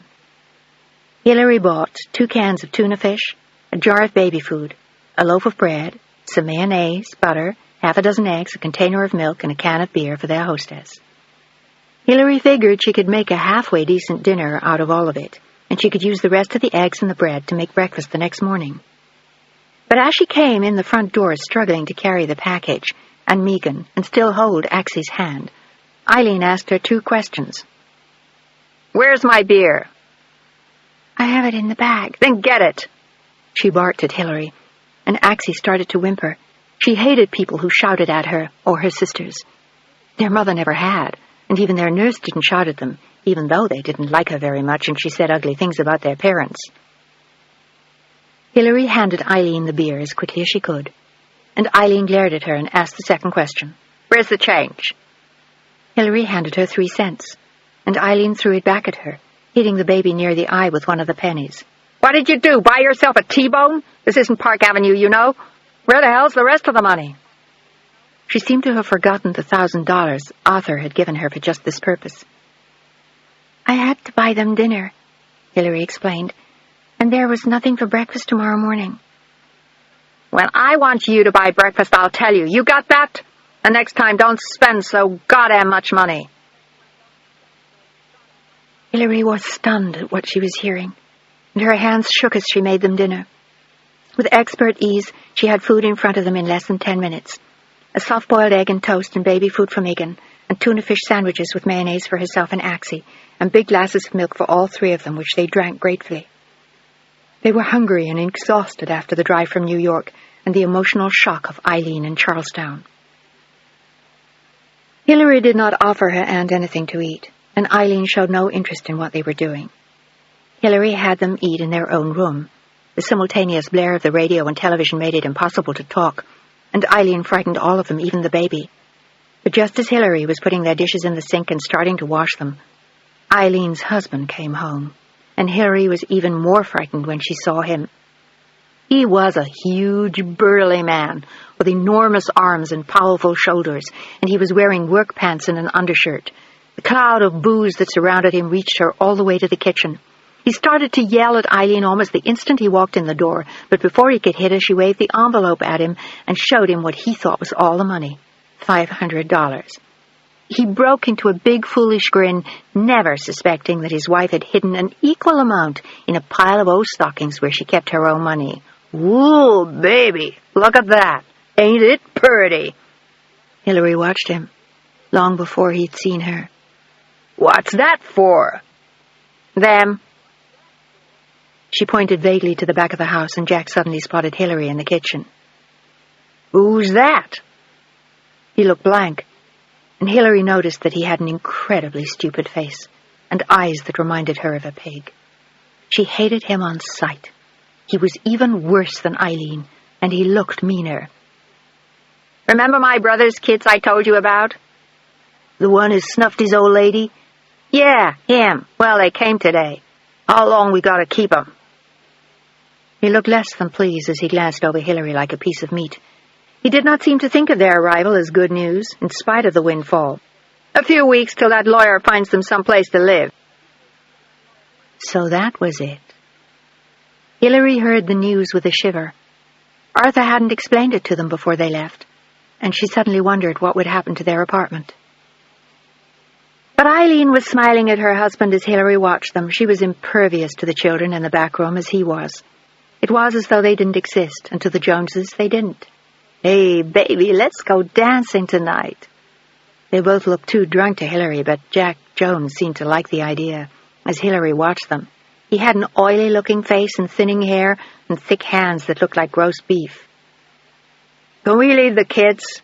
"Sure, why not? The older one does everything." "Everything?" He leered at his wife and moved closer, as Hillary sensed with a shiver that what he was suggesting was improper. But Eileen only laughed at him and pulled him closer. "Come on, you horny old sailor. She's only 9 years old, for Christ's sake." Eileen was laughing at him as he pressed his mouth down hard on hers and slipped a fat hand into her bathrobe. "And how old were you the first time?" 13, she said primly. But they both knew she was lying. And then, with a raucous laugh, she went to get herself another beer and saw that Hillary was watching. "What the hell are you doing here, spying on us, you little brat?" "I was just cleaning up after dinner. I'm sorry. Go to your room," she shouted, slamming the refrigerator door with a vengeance. "Goddamn kids." She knew they were going to be a real nuisance before she got rid of him again. But as long as Jack didn't mind too much, they were good for the money. The Joneses went out at 8 o'clock that night. Megan and Alexandra were already asleep in their narrow, airless room, but Hillary was lying in the dark thinking of their mother. She would never have let something like this happen to them, never. She would have read Eileen the Riot Act, taken her children home, and somehow she would have made a home for them. And that was just what Hillary had to do, and she knew it. She had to find a way and a place to go and enough money to do it. She wasn't going to let anything happen to her little sisters. She would do anything to protect them. And in the meantime, she just had to keep them away from Jack and Eileen, keep them amused outside in the weed-choked yard or in their room. She'd make their meals, give them their baths, take care of their clothes. She lay in bed and planned everything until she fell asleep. And she didn't wake up again until morning, when Megan woke her up at 6:15 with a dirty nappy. She was a good-natured child with her mother's red hair, which hung in loose coppery curls. She had her father's big blue eyes, just as Hilary herself had her father's dark hair and her mother's green eyes. But it was Alexandra who really looked like their mother, and it tawed Hilary's heart sometimes to see her looking so much like Solange, and she sounded just like her whenever she giggled. She made the girls breakfast before Jack and Eileen woke up, and she took them outside to play, after dressing them in matching blue gingham dresses. She wore a red dress herself with a little apron. Her mother had bought it for her before she died, and she still loved it best of all. And it comforted her to wear it now, and think of her mother. It was noon before Eileen Jones appeared in the doorway to glare at them. She looked as though she were sick, and had they been older, they would have known she was desperately hungover. "Can't you brats shut up? You make enough noise for the whole neighborhood. Christ!" Screen doors slammed and she went back inside, and they didn't see her again until after lunch. She stayed inside all day and watched television and drank beer, and Jack seemed to go somewhere else to do his drinking. The only change during the week was that Jack left earlier and wore work clothes. He rarely spoke to them, except once in a while he'd make a crack at Hilary and tell her she'd be nice-looking one day, and she never knew what to say to him. Eileen didn't speak to them at all, and it seemed eons before they heard from Arthur. He called exactly 1 week after he'd left them and inquired how everything was. Hilary spoke mechanically and told him they were fine, but it was obvious to anyone that they weren't. Axie had started having nightmares, and Megan was waking up at night. The room was breathlessly hot, and the food inadequate. Hilary did everything she could to compensate for all of it, but there was only so much she could do. She was a 9-year-old child, after all, and she was slowly drowning in deep waters. But she told none of that to Arthur. "We're fine," but she sounded tired and unenthusiastic. "I'll call you again in a few days." But he didn't. He had his hands full at the office with a difficult case, and he was still trying to finish sorting out Sam's affair and find someone to take the girls. But by August it was plainly obvious that that wasn't going to happen. And he had given up trying to convince his wife. She had finally told him it was her, all the children. The die was cast. Arthur was not going to take them. Chapter 7.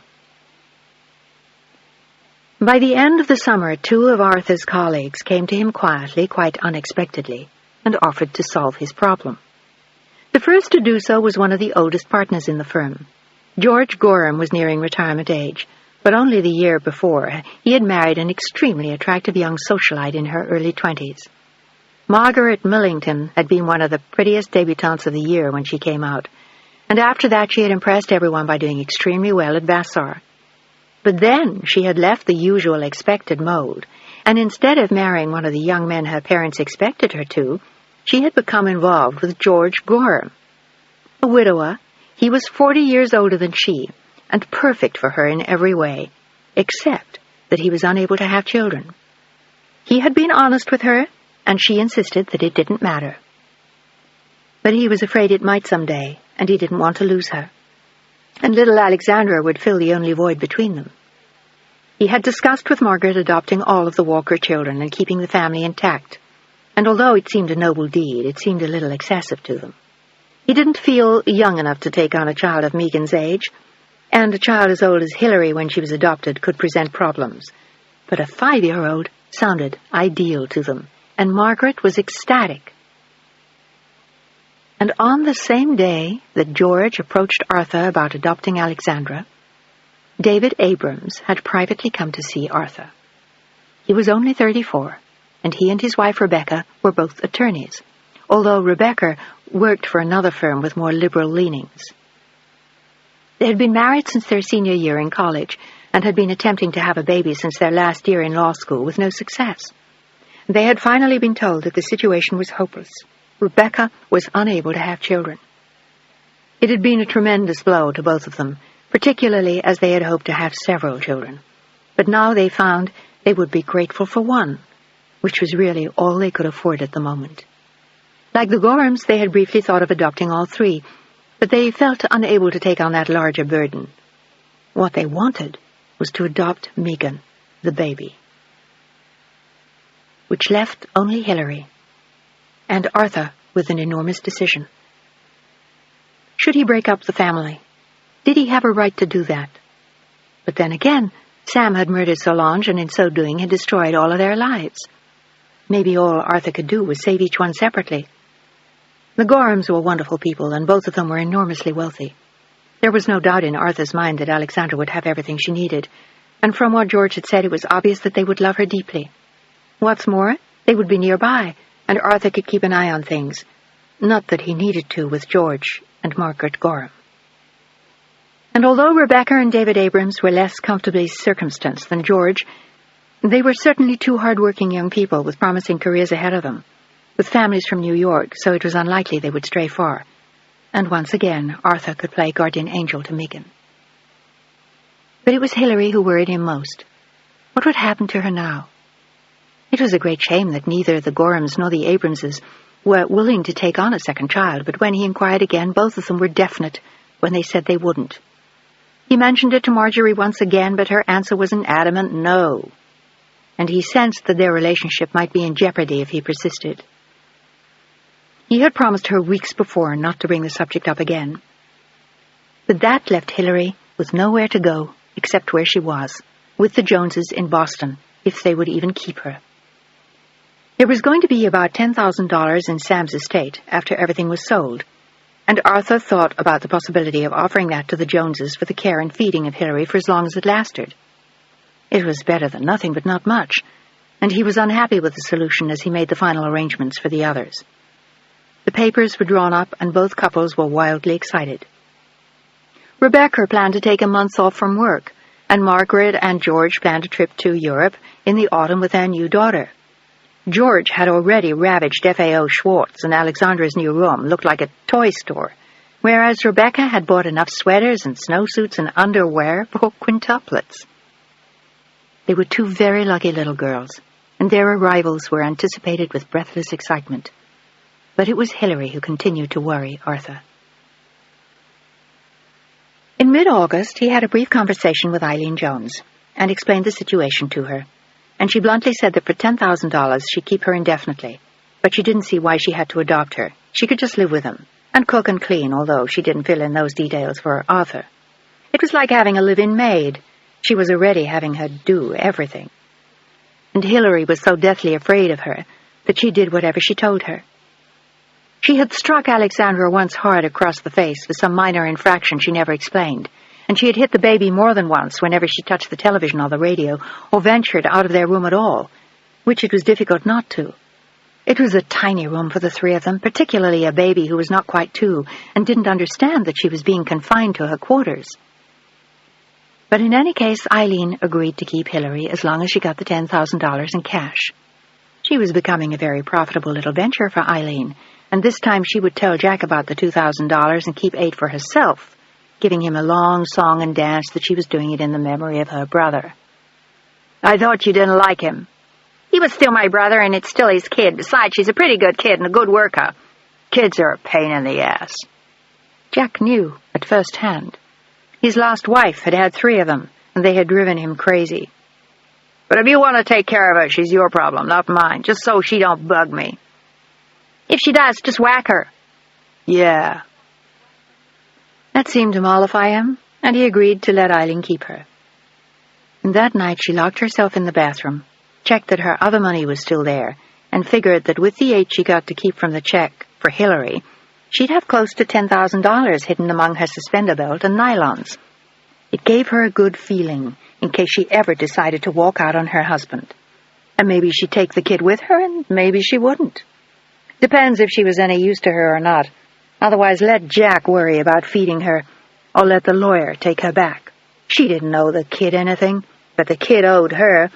After all, she had agreed to keep her, hadn't she? She owed her a lot from Eileen's point of view, and Eileen owed her nothing.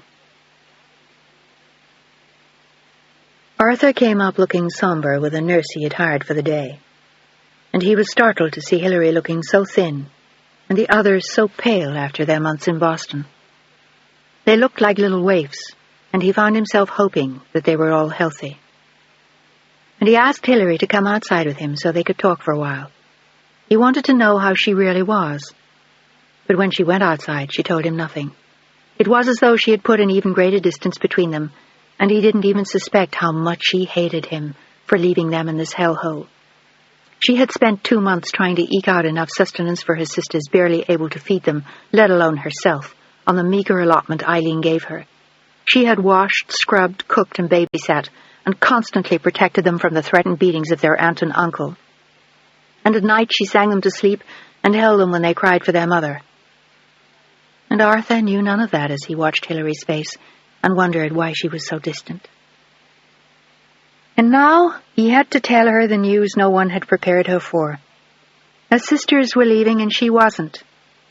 They would never be together again except on visits if their new parents would allow it. And Arthur already knew that the Abramses wouldn't. They didn't want Megan to know anything about her past life, her parents, or even her sisters. She was disappearing into a new life. Forever. "Hilary," he began awkwardly, sitting on the back steps of the Joneses' house, off the laundry porch, with the weeds scratching their legs and the flies buzzing around them. I thought I have some things to tell you." He wished he could tell her anything but what he had to. He knew how attached she was to them, but it wasn't his fault it had come to this, he kept reminding himself. He'd done his best. If only Marjorie had been willing to take them. "Is something wrong, Uncle Arthur?" Maybe he was going to tell her now. They weren't going back to their apartment, but Eileen had already told them it was gone, and she had adjusted. As long as they were together, that was all that mattered, even here. She turned her big green eyes up to him, and he felt as though Solange had reached out and touched him, but it only made him feel worse now. Your sisters are going away for a little while." There was no other way to tell her except directly. "Megan and Axie?" She looked startled and confused as she turned the familiar emerald gaze on him again. "Why? Why are they going anywhere?" "Because... Oh, God. Please don't make me do this to her." There was a sob of anguish lodged in his chest, but he had to tell her. "Because, Hilary, there's no way to keep you together anymore. Your aunt doesn't feel she can, and no one else felt they could either. Megan and Alexandra are going to 2 very nice families in New York to live with them, and you're going to stay here with your aunt in Boston." It would have been easier to run a knife through her heart, and when he saw the tears spill from her eyes, he envied Sam the easy fate he had chosen, and hated him for it all at once. "Hilary, please, darling, I tried, I really did." He reached out to her, but she escaped him, darting through the weeds toward the front of the house again, as though they might already be gone, shouting back at him, "No, no, I won't let you." She ran inside, and offering no explanation, she rushed into their ugly room and pulled both girls close to her. She had left them playing on her bed and Axie babysitting for Megan. She held them close to her with tears streaming down her cheeks, feeling desperate and helpless and knowing that there was no way to fight him. She had nowhere to go, and no money to take them with, and no one to help her. And she was only 9 years old. But they couldn't do this to her. They couldn't. They were all she had.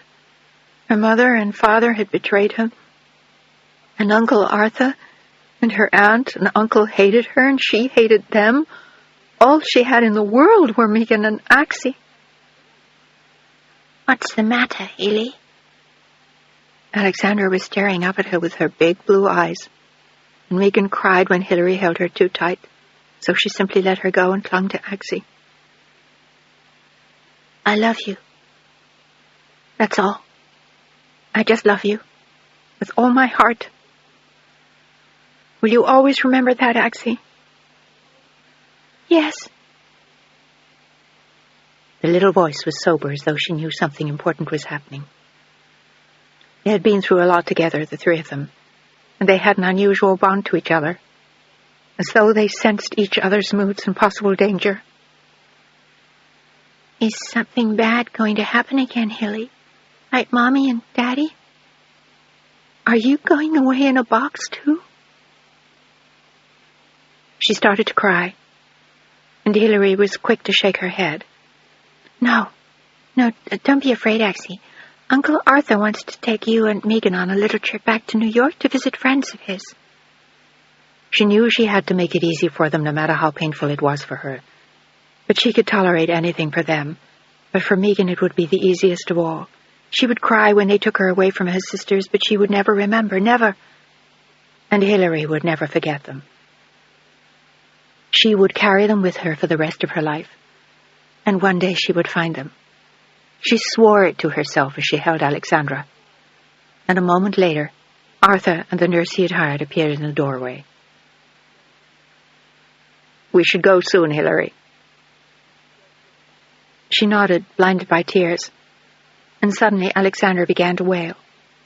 "I don't want to leave, Hilly." She clung to her hand, and wiping away her own tears, Hilary kissed her gently.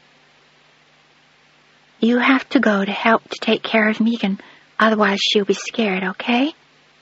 Will you take care of her for me?" Alexandra nodded through her tears.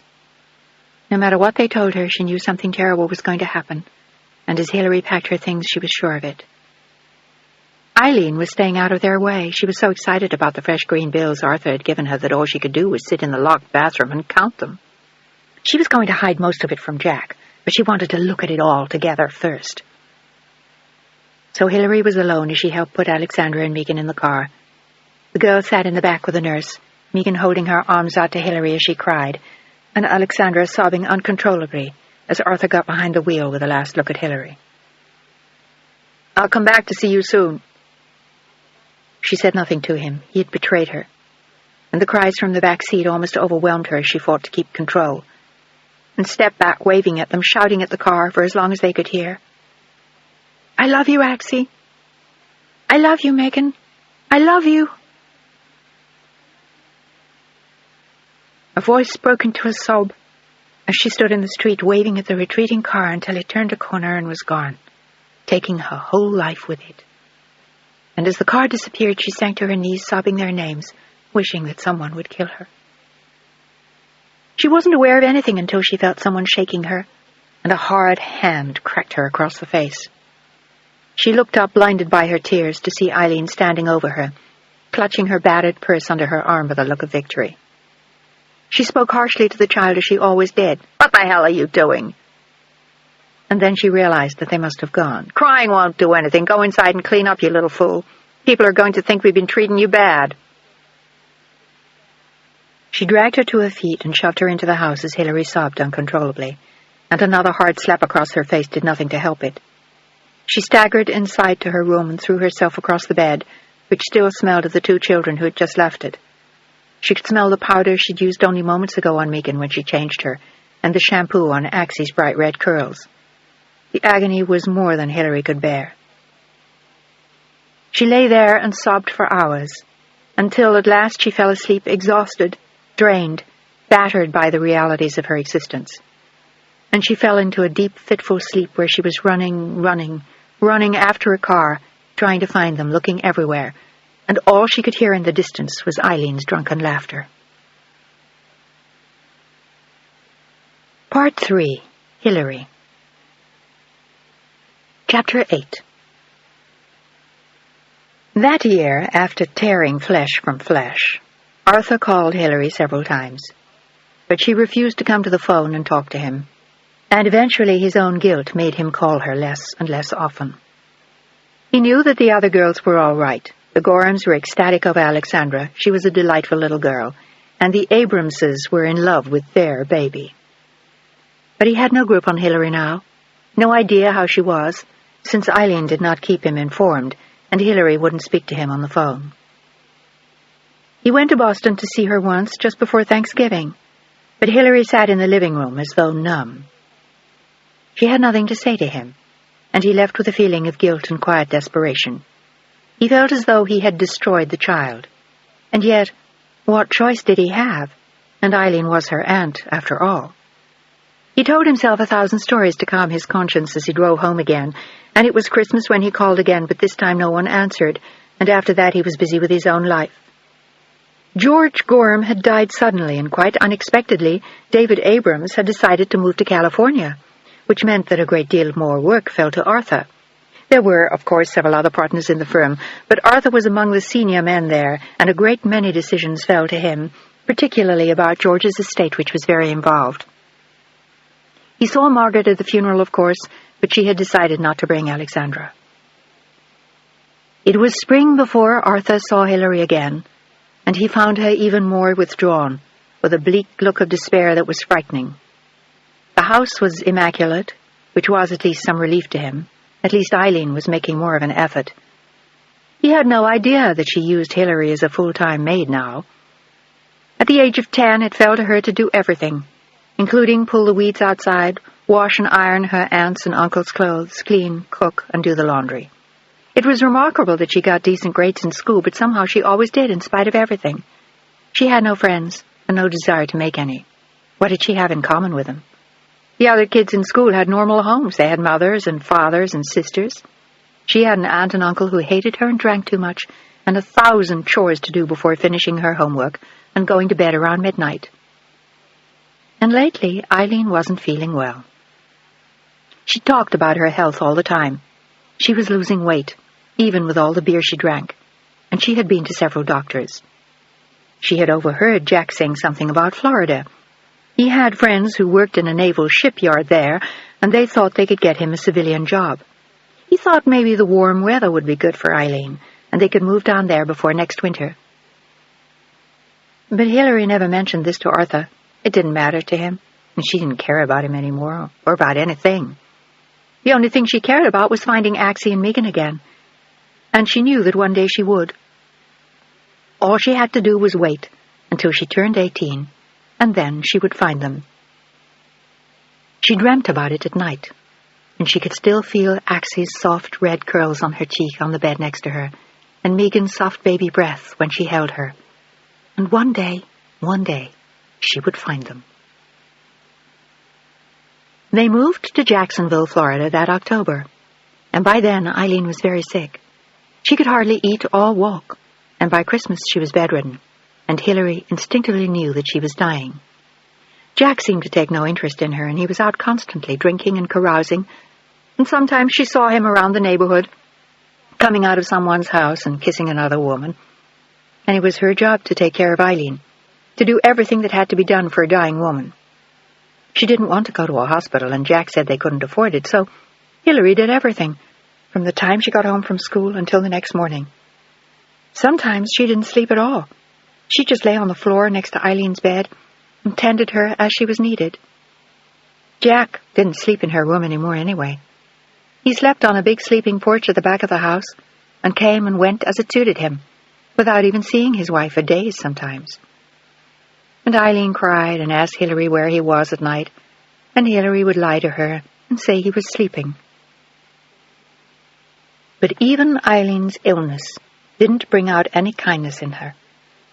No gentleness, no gratitude for the impossible tasks Hilary was performing.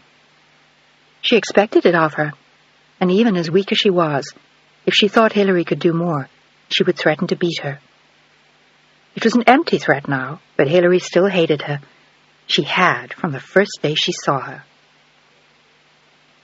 Eileen lived for another 1.5 years after they reached Florida, and when Hilary was 12, she finally died, staring at Hilary as though she wanted to say something to her. But Hilary was sure it wouldn't have been anything kindly. And life was simpler in some ways after that, and more complicated in others. She didn't have to provide nursing care anymore, but she had to steer clear of Jack and the women he dragged in with him. He told her bluntly the day after Eileen died that he was willing to let her stay under his roof as long as she didn't cause any trouble. He had also told her to clear out her aunt's things, keep what she wanted, and throw out the rest. He didn't seem to want any reminders of her. She'd taken her time doing it, feeling somehow that Eileen was going to come back and punish her for going through her things, but she finally got through the last of it. She gave the clothes away to a church bazaar and threw all the cheap makeup out. She was about to throw out all her underwear when she noticed a little cloth pouch in one of the drawers and went through it just to be sure it was nothing important. There was over $10,000 there, mostly in small bills and a few 50s, as though she'd gathered it over the years, hiding it from everyone, and probably from Jack as well. Hilary sat staring at the pouch for a long time, and then silently she slipped it into a pocket, and that night she hid it among her own things. It was just what she needed to escape one day and find Megan and Alexandra. For the next year, Jack scarcely took any notice of her. He was too busy chasing all the neighborhood women. By then he had lost several jobs, but he always seemed able to find another one. He didn't care what he did, as long as he had a roof over his head, a woman in his bed at night, and a six-pack of beer in the fridge. But when Hilary turned 13, he suddenly became more demanding. He seemed to be complaining all the time and asked her to do things for him. He didn't think she was keeping the house clean enough, and when he came home for dinner, which was rare, he complained that her cooking was lousy. There was suddenly no pleasing him, and he acted as though it mattered to him, whereas before he'd taken no notice of her at all. Now he even criticized the way she dressed and said her clothes were too baggy and her skirts were too long.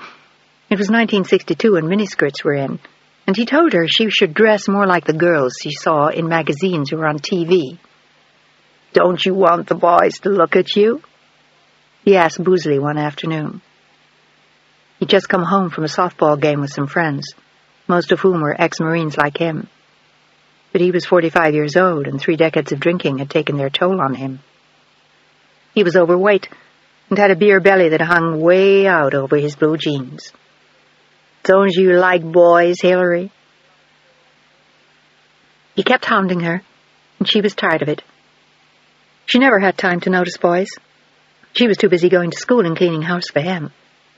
She was going into 9th grade in the autumn, a year early, and now she had $10,000 hidden in her underwear drawer. She had everything she needed.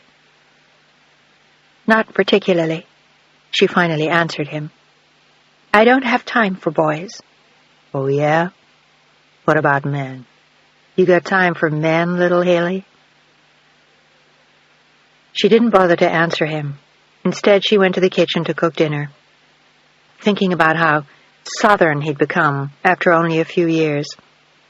He spoke with a drawl and a Southern accent that sounded like he was born in Florida. You'd never have known he was from Boston.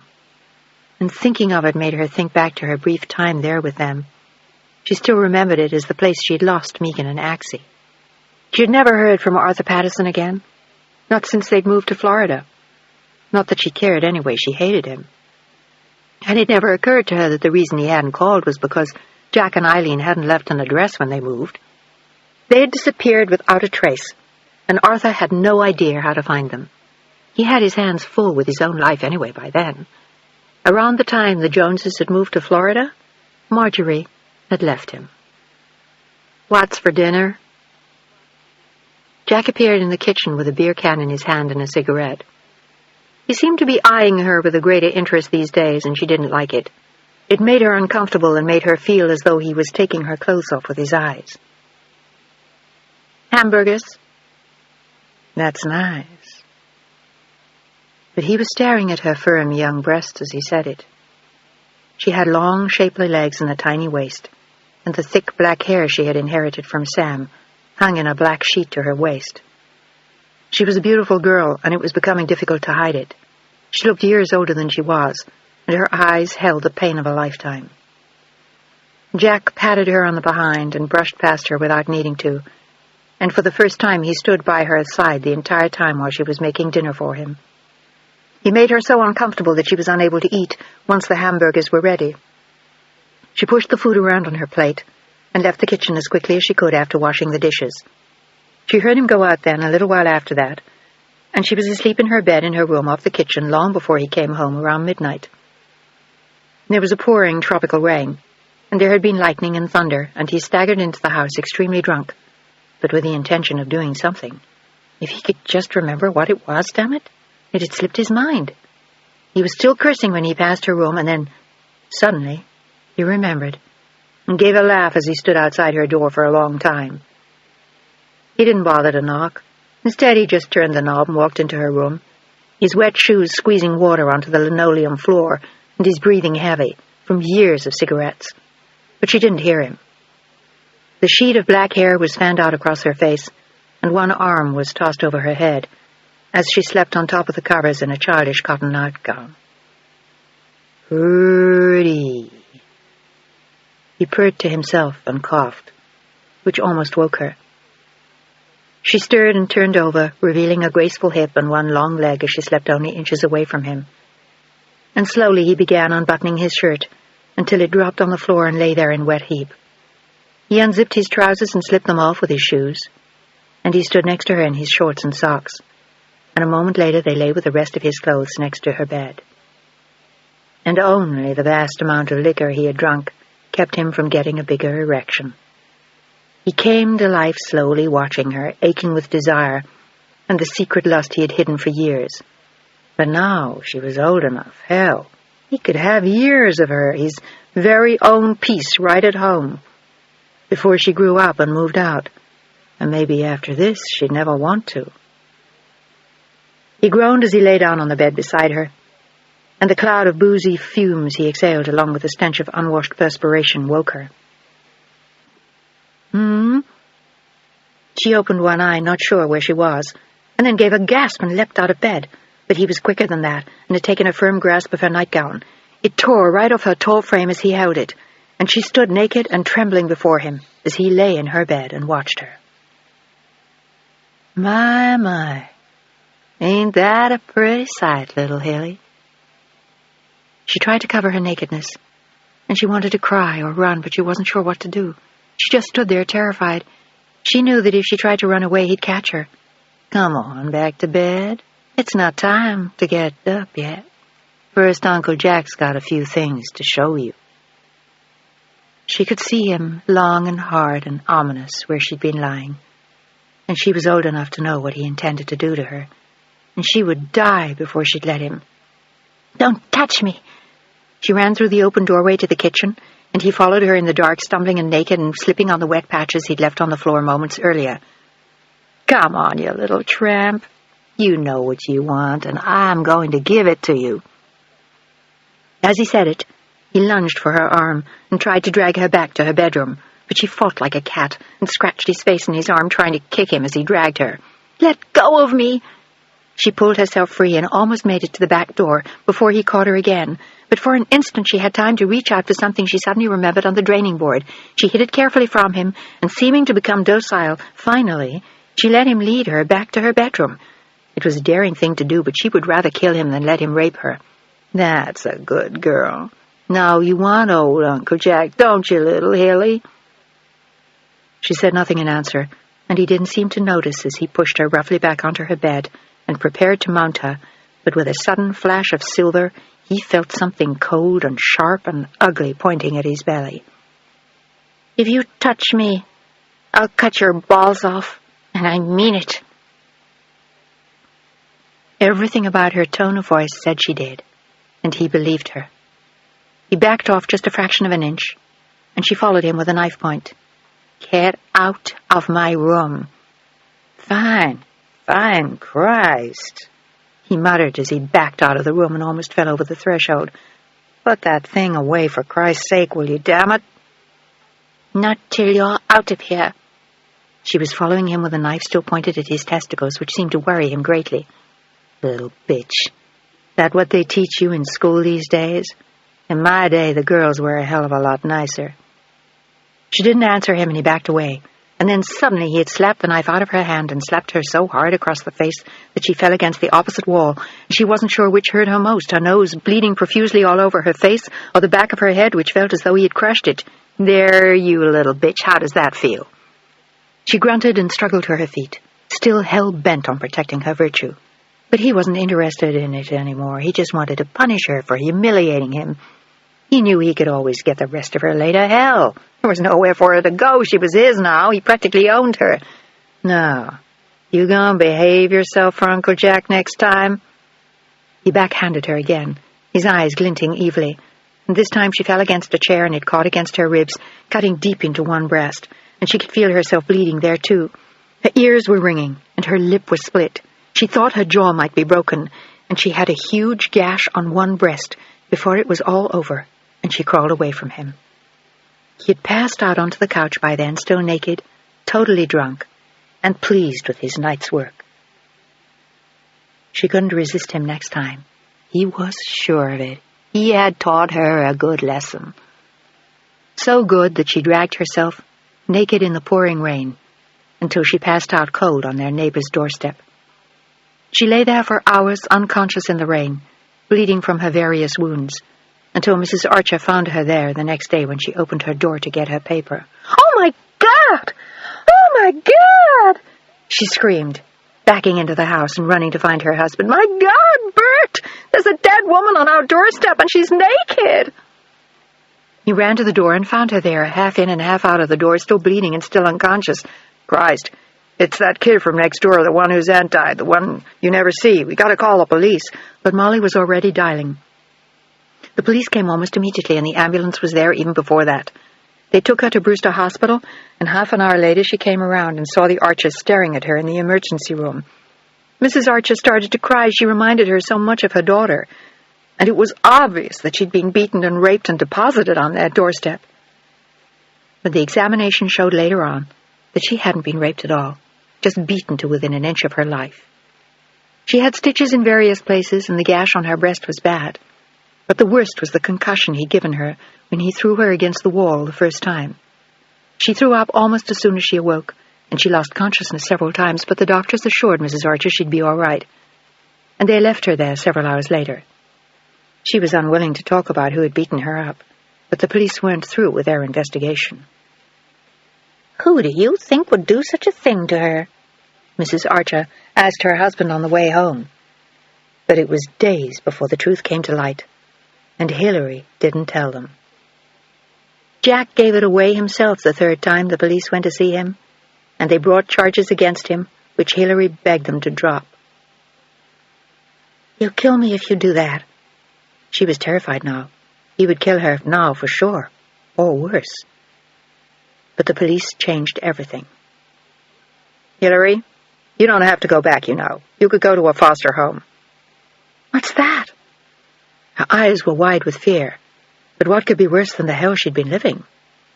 "It's a temporary home, even a long-term one sometimes, where kids can live who don't have anywhere else to go." "You mean like an institution?" The officer shook his head. "No, like real folks who take kids like you into their homes. What do you think?" "I think I'd like to do that." In order to set it up, she had to be processed through the Florida courts as a homeless minor, and it turned out to be much easier than anyone had thought when she explained that she was an orphan and had never been adopted by her aunt and uncle. She went back to see him only once, and Molly Archer came with her and stood uneasily in the doorway. Hillary had wanted to get her things, and she was afraid of confronting Jack. It was the first time she'd seen him since the night he beat her, and she was terrified of what he'd do to her for setting the police on him. But he only stared at her in venomous fury and dared to say very little with Mrs. Archer standing by her. She packed her few belongings in the only suitcase she owned and tucked the little cloth pouch carefully into the lining. She knew she had to take good care of it now. It was the only friend she had in the world. Her escape money to find her sisters, the $10,000. If Jack had known it existed and that she had it, he would surely have killed her for it. Jack slammed the door behind her and locked it loudly, and she walked quietly across the backyard to Mrs. Archer's house and waited for the juvenile authorities to pick her up again. They had a foster home for her, and the people were coming for her in the morning. It was all so effortless, and for a moment she allowed herself to think that it was going to be easy now. Smooth sailing and then back to New York in a few years to find Megan and Axie, and one day they'd be living with her and she'd take care of them again. She'd be able to do that with a windfall she'd found hidden among Eileen's nylons. It was the only nice thing her aunt had ever done for her, and even that she hadn't meant to do. But it didn't matter now. The money was in Hillary's suitcase, and she intended to guard it with her life. To her, it was an absolute fortune.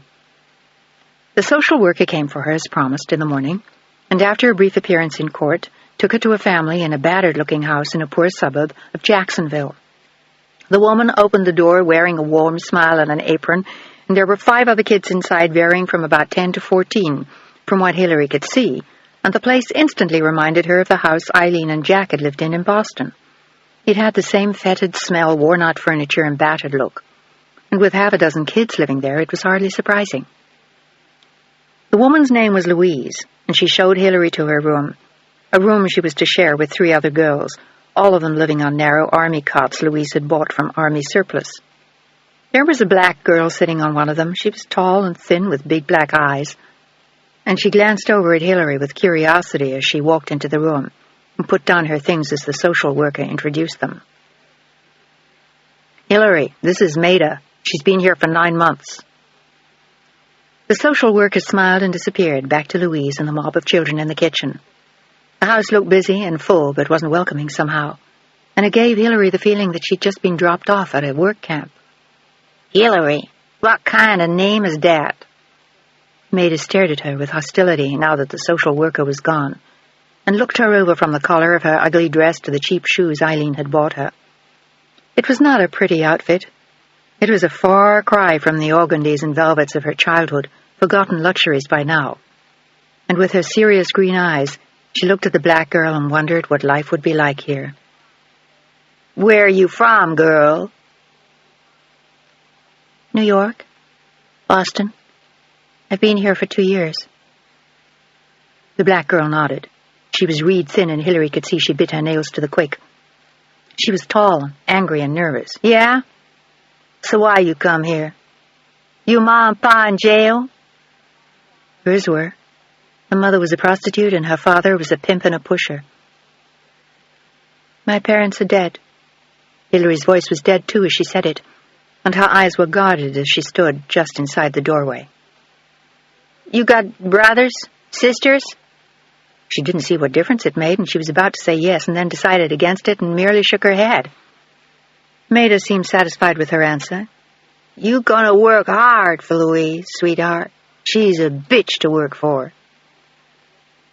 It was not entirely welcome information, but somehow Hilary had suspected as she walked in the door that this was not going to be as easy as they'd told her. "What do you have to do?" "Clean the house, take care of her kids, the yard, the vegetable garden out back, laundry. Anything she tells you to do. Kind of like slavery, except you get to sleep in the main house, and she lets you eat here." There was an evil smile in Maida's eyes, and Hilary wasn't sure whether to laugh or not. "But it still beats juvie." "What's that?" She was a neophyte to all this, to foster homes and juvenile halls and parents who'd gone to jail, even though her own father had died there. It was difficult to absorb the changes he had wrought in her life with one night of unbridled fury. Hilary often thought late at night, when she allowed herself to think about it, that he might as well have killed her along with her mother. It would have been a great deal simpler, instead of the slow death he had condemned her to, far from home and those she loved, abandoned among strangers. "Where you been, girl?" Maida looked annoyed. "You know, juvie, juvenile hall." She made a big deal of mouthing it as Hilary nodded. "It's jail for kids. If they don't find you a foster home, you go there, and they lock you up and treat you like shit. I'd rather work my ass off for Louise until my ma gets out again. She'll be out soon, and I can go home then." This time, she'd been caught in a drug bust with her husband. "What about you? How long do you think you gonna be here? You got relatives to go to?" She figured Hilary's parents had just died, and maybe this was only a temporary arrangement. There was something different about Hilary, the way she spoke, the way she moved, the silent way she stared at everything, as though she didn't really belong here. But she shook her head in answer to Maida's question, just as the social worker walked back into the doorway. "You girls getting acquainted?" The woman smiled, as though totally unaware of the jungle she worked in. To her, these were all nice kids, and she was finding them lovely homes, and everyone was happy. Both girls looked at her as though she were crazy, but Maida was the first to speak. "Yeah, that's what we're doing, getting acquainted, right, Hilary?" Hilary nodded, wondering what she was supposed to say, and relieved when the social worker took her back to the kitchen. There was something about Maida that scared her. "Maida's done very well here," the social worker confided as they walked down a dreary hall to the kitchen. The children had gone back outside, and Louise was waiting for them. but all signs of any food they'd been eating was gone, and Hilary felt her stomach growl as she wondered if they'd give her something to eat, or if she'd have to wait until dinner. "Ready to get to work?" Louise asked, and Hilary nodded, having got the answer to her question. The social worker seemed to disappear, and Louise directed her outside to a shovel and some rakes. She was told to dig a trench, and promised that some of the boys would help her, but they never showed. The boys were smoking cigarettes behind the barn, and Hilary was left to wield the shovel by herself, grunting and perspiring. She had worked hard in the last 4 years, but never at manual labor. She had cleaned Eileen and Jack's house, done their laundry, cooked their meals, and nursed Eileen until she died. But this was harder than anything she'd done before, and there were tears of exhaustion in her eyes when Louise finally called them in out of the torrid heat and told them to come to dinner. She found Maida there, looking victorious as she stood by the stove. To her had fallen the ladylike task of cooking dinner, if one could call it that. It was a few pieces of meat and gristle floating in a sea of watery grease, which Louise cheerfully called stew as she ladled out small portions to each of them and sat down to say grace. And despite the pangs of hunger that she felt and the dizziness from being in the hot sun all day, Hilary was unable to make herself eat it. "Come on, eat up. You gotta keep up your strength." Louise grinned horribly at her. It was all like some awful fairy tale about a witch who was going to eat the children. Hilary remembered tales like that from her childhood, but they never seemed quite as real as this, and the witch always died, and the children went back to being princesses and princes. "I'm sorry, I'm not very hungry." Hilary apologized weakly as the boys laughed at her. "You sick?" Louise looked annoyed. "They didn't tell me you were sick." She looked as though she were about to send her back to some unknown fate, and Hilary remembered Maida's unpleasant description of juvie, jail for kids. That was all she needed. But she had nowhere else to go. She couldn't go back to Jack. She knew what he'd do to her this time, so it was Louise or juvie. No, I'm not sick. It's just the sun. It was hot outside." "Aw." The other kids were quick to make fun of her, and Maida gave her a vicious pinch as she helped wash the dishes. It was an odd arrangement, Hilary realized again. They weren't like friends or family. Louise didn't pretend to mother them. They were just like a hired workforce she'd brought in to do her work, and that was how they treated her as well. It always seemed very temporary and very distant. Louise's husband seemed to come and go. He had lost one leg in the war, and the other was severely crippled. He was unable to work as a result, and Louise took these kids in to do his share of the work, and her own, and for the money it brought her. The state paid her for each child she took in, and she didn't get rich on it, but it gave her decent money. The maximum she could take in was 7, and they knew there would be another one coming soon, because with Hilary there were only 6. There was a pale, blonde, 15-year-old girl named Georgine, as well as Maida, and 3 rowdy boys in their early teens. 2 of them had been leering at Hilary since dinner. None of them were handsome kids, and few of them even looked healthy. It would have been hard to on the diet they were given. Louise cut all the corners she could, but Hilary was used to that from living with Eileen and Jack, although Louise seemed to have perfected the art even further. At 7:30, she shouted at the kids to get ready for bed. They'd been sitting in their rooms talking, complaining, exchanging stories about parents in jail and their own experiences in juvie. It was all totally foreign to Hilary, who sat on her bed in frightened silence. The boys had their own room next door, and Georgine and Maida talked as though Hilary wasn't there. They shoved their way past her in their nightgowns eventually and slammed the door in her face when they went to the bathroom. "I can take it," she told herself. "It's better than Jack. This isn't so awful." She remembered the money hidden in her suitcase and prayed no one would find it. She only had to live through 5 more years of this, 5 years of foster homes or juvie or Jack. She felt tears sting her eyes as she finally closed the door to the bathroom, and she sat down and sobbed silently into the torn, scratchy towel Louise had given her that morning. It was impossible to believe that this was what her life had come to, and within minutes the boys were pounding on the door, and she had to give up the bathroom as a trail of cockroaches ran across the bathtub. "What you doing in there, Mama? Want a hand?" one of the black boys asked, and the others laughed at his delightful sense of humor. Hilary only brushed past them and went back to her own room, just in time for Maida to turn the light out. And a moment later, Hilary was stunned when Louise appeared in the doorway with a ring of keys in one hand. She looked as though she were going to lock them in, but Hilary knew that was impossible, so she thought. She could hear raucous laughter from the boys' room. "Lock-up time," Maida supplied the information, and with that Louise slammed the door, and they could hear the key turn in the lock.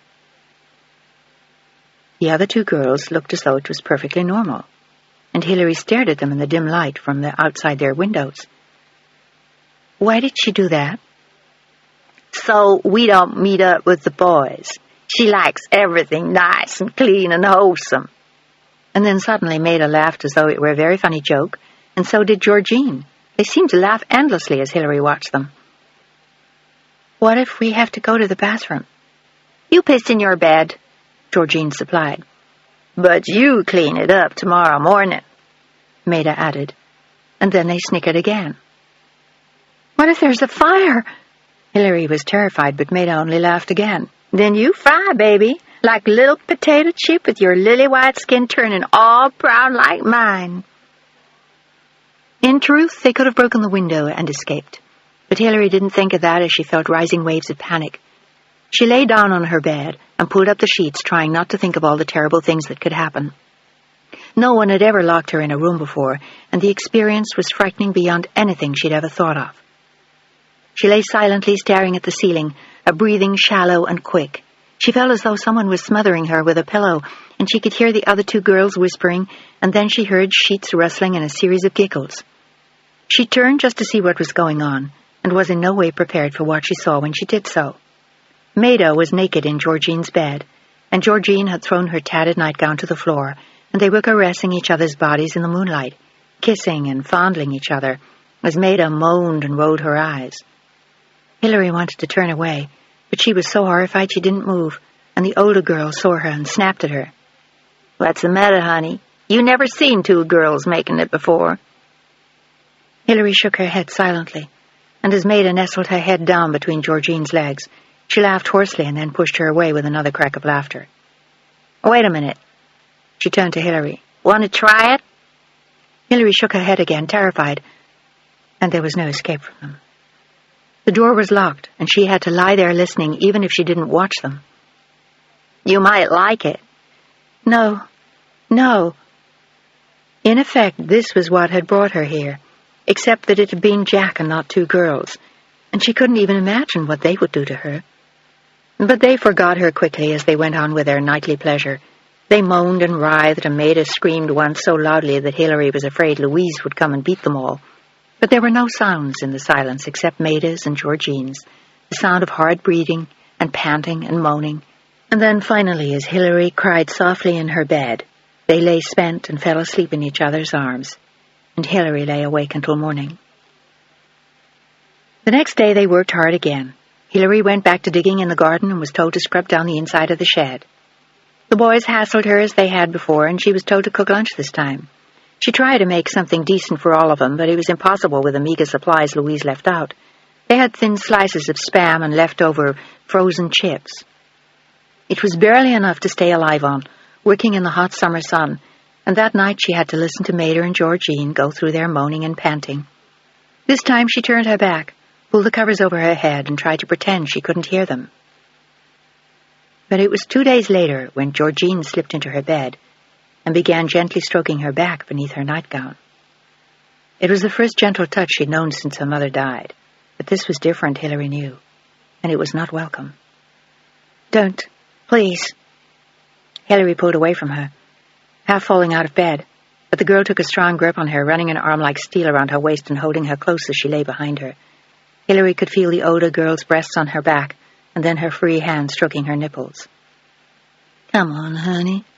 Doesn't that feel nice? Yeah? Ain't that fine? Maida and I are tired of just having fun with each other. We wanted to share it with you, too. You could be our friend now."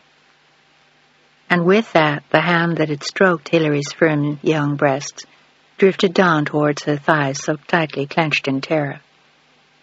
"Oh, please. Please, don't." She was whimpering and crying. In some ways, this was worse than Jack, and she had no escape, no butcher's knife, no way to run. She couldn't escape these girls locked into a room with them, and Georgine had a grip on her that Hilary could not pry away from. And as she held her down, her legs wrapped around Hilary's like steel snakes.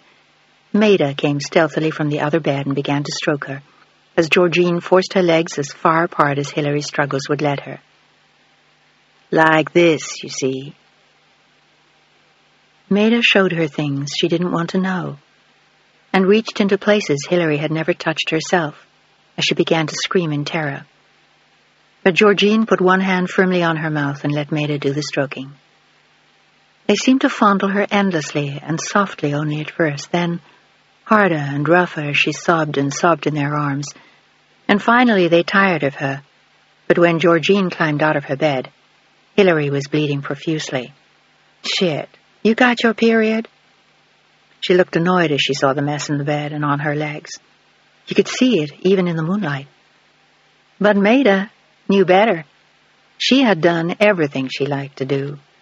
She grinned at Georgine and down at the stricken girl. Nah, she was a virgin. Georgine grinned evilly. She'd come around, she knew, they always did. After the first time, and if she didn't, they'd rough her up a little, and she'd be scared not to. The next day, Hilary washed her sheets as soon as Louise unlocked the door and apologized when she screamed at her for making a mess. The boys even laughed at her when they saw her scrubbing. It was as though all the pain and humiliation in the world was heaped on her head, as though someone somewhere wanted to destroy her. She wondered where her sisters were and prayed that nothing like this happened to them. But she knew it wouldn't.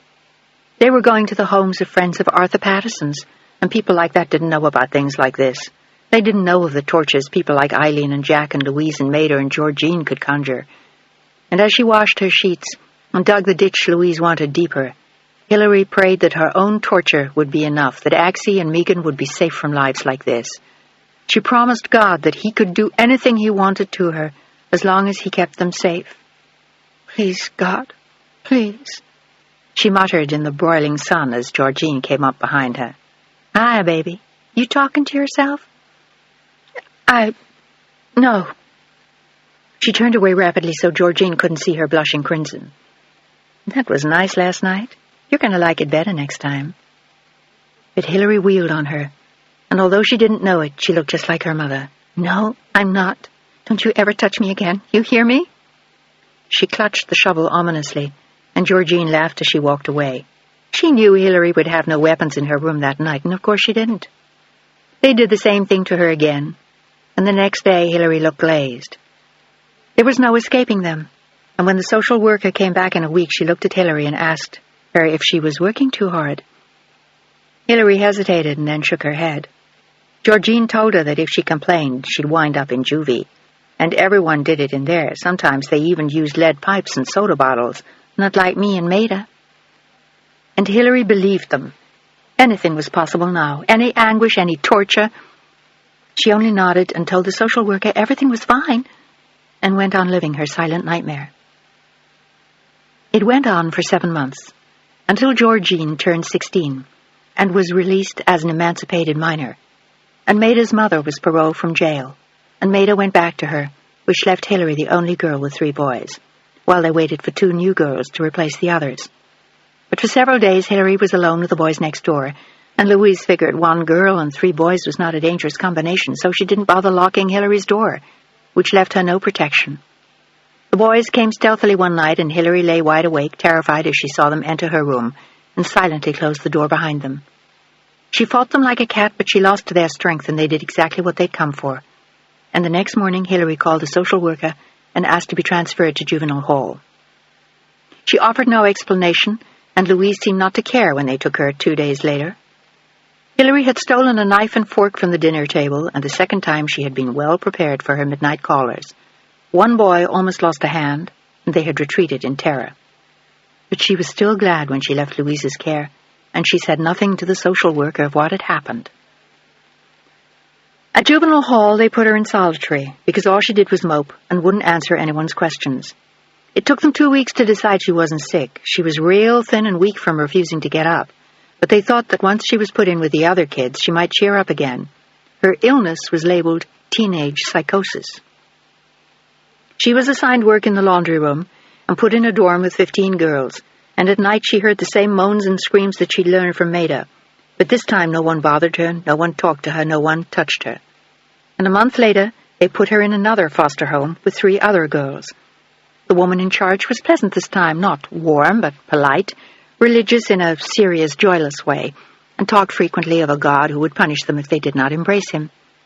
They tried hard to break through her shell, and they knew she was a bright girl, but eventually her icy silences discouraged them.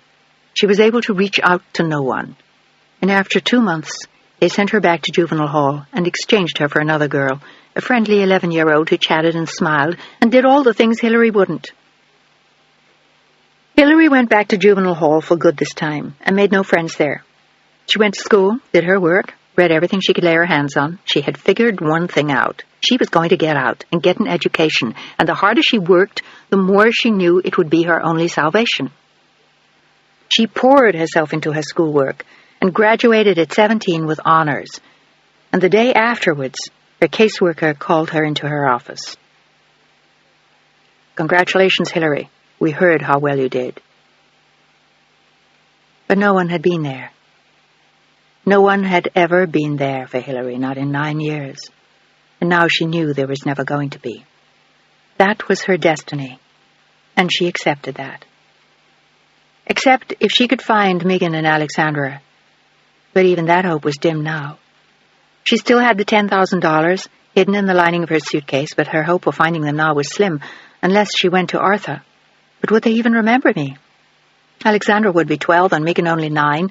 To them, she would be a stranger. All she had left really was herself. She knew that now, as she looked at the caseworker without any trace of emotion. "Thank you." "You have a choice to make now." "I do?" Surely nothing pleasant.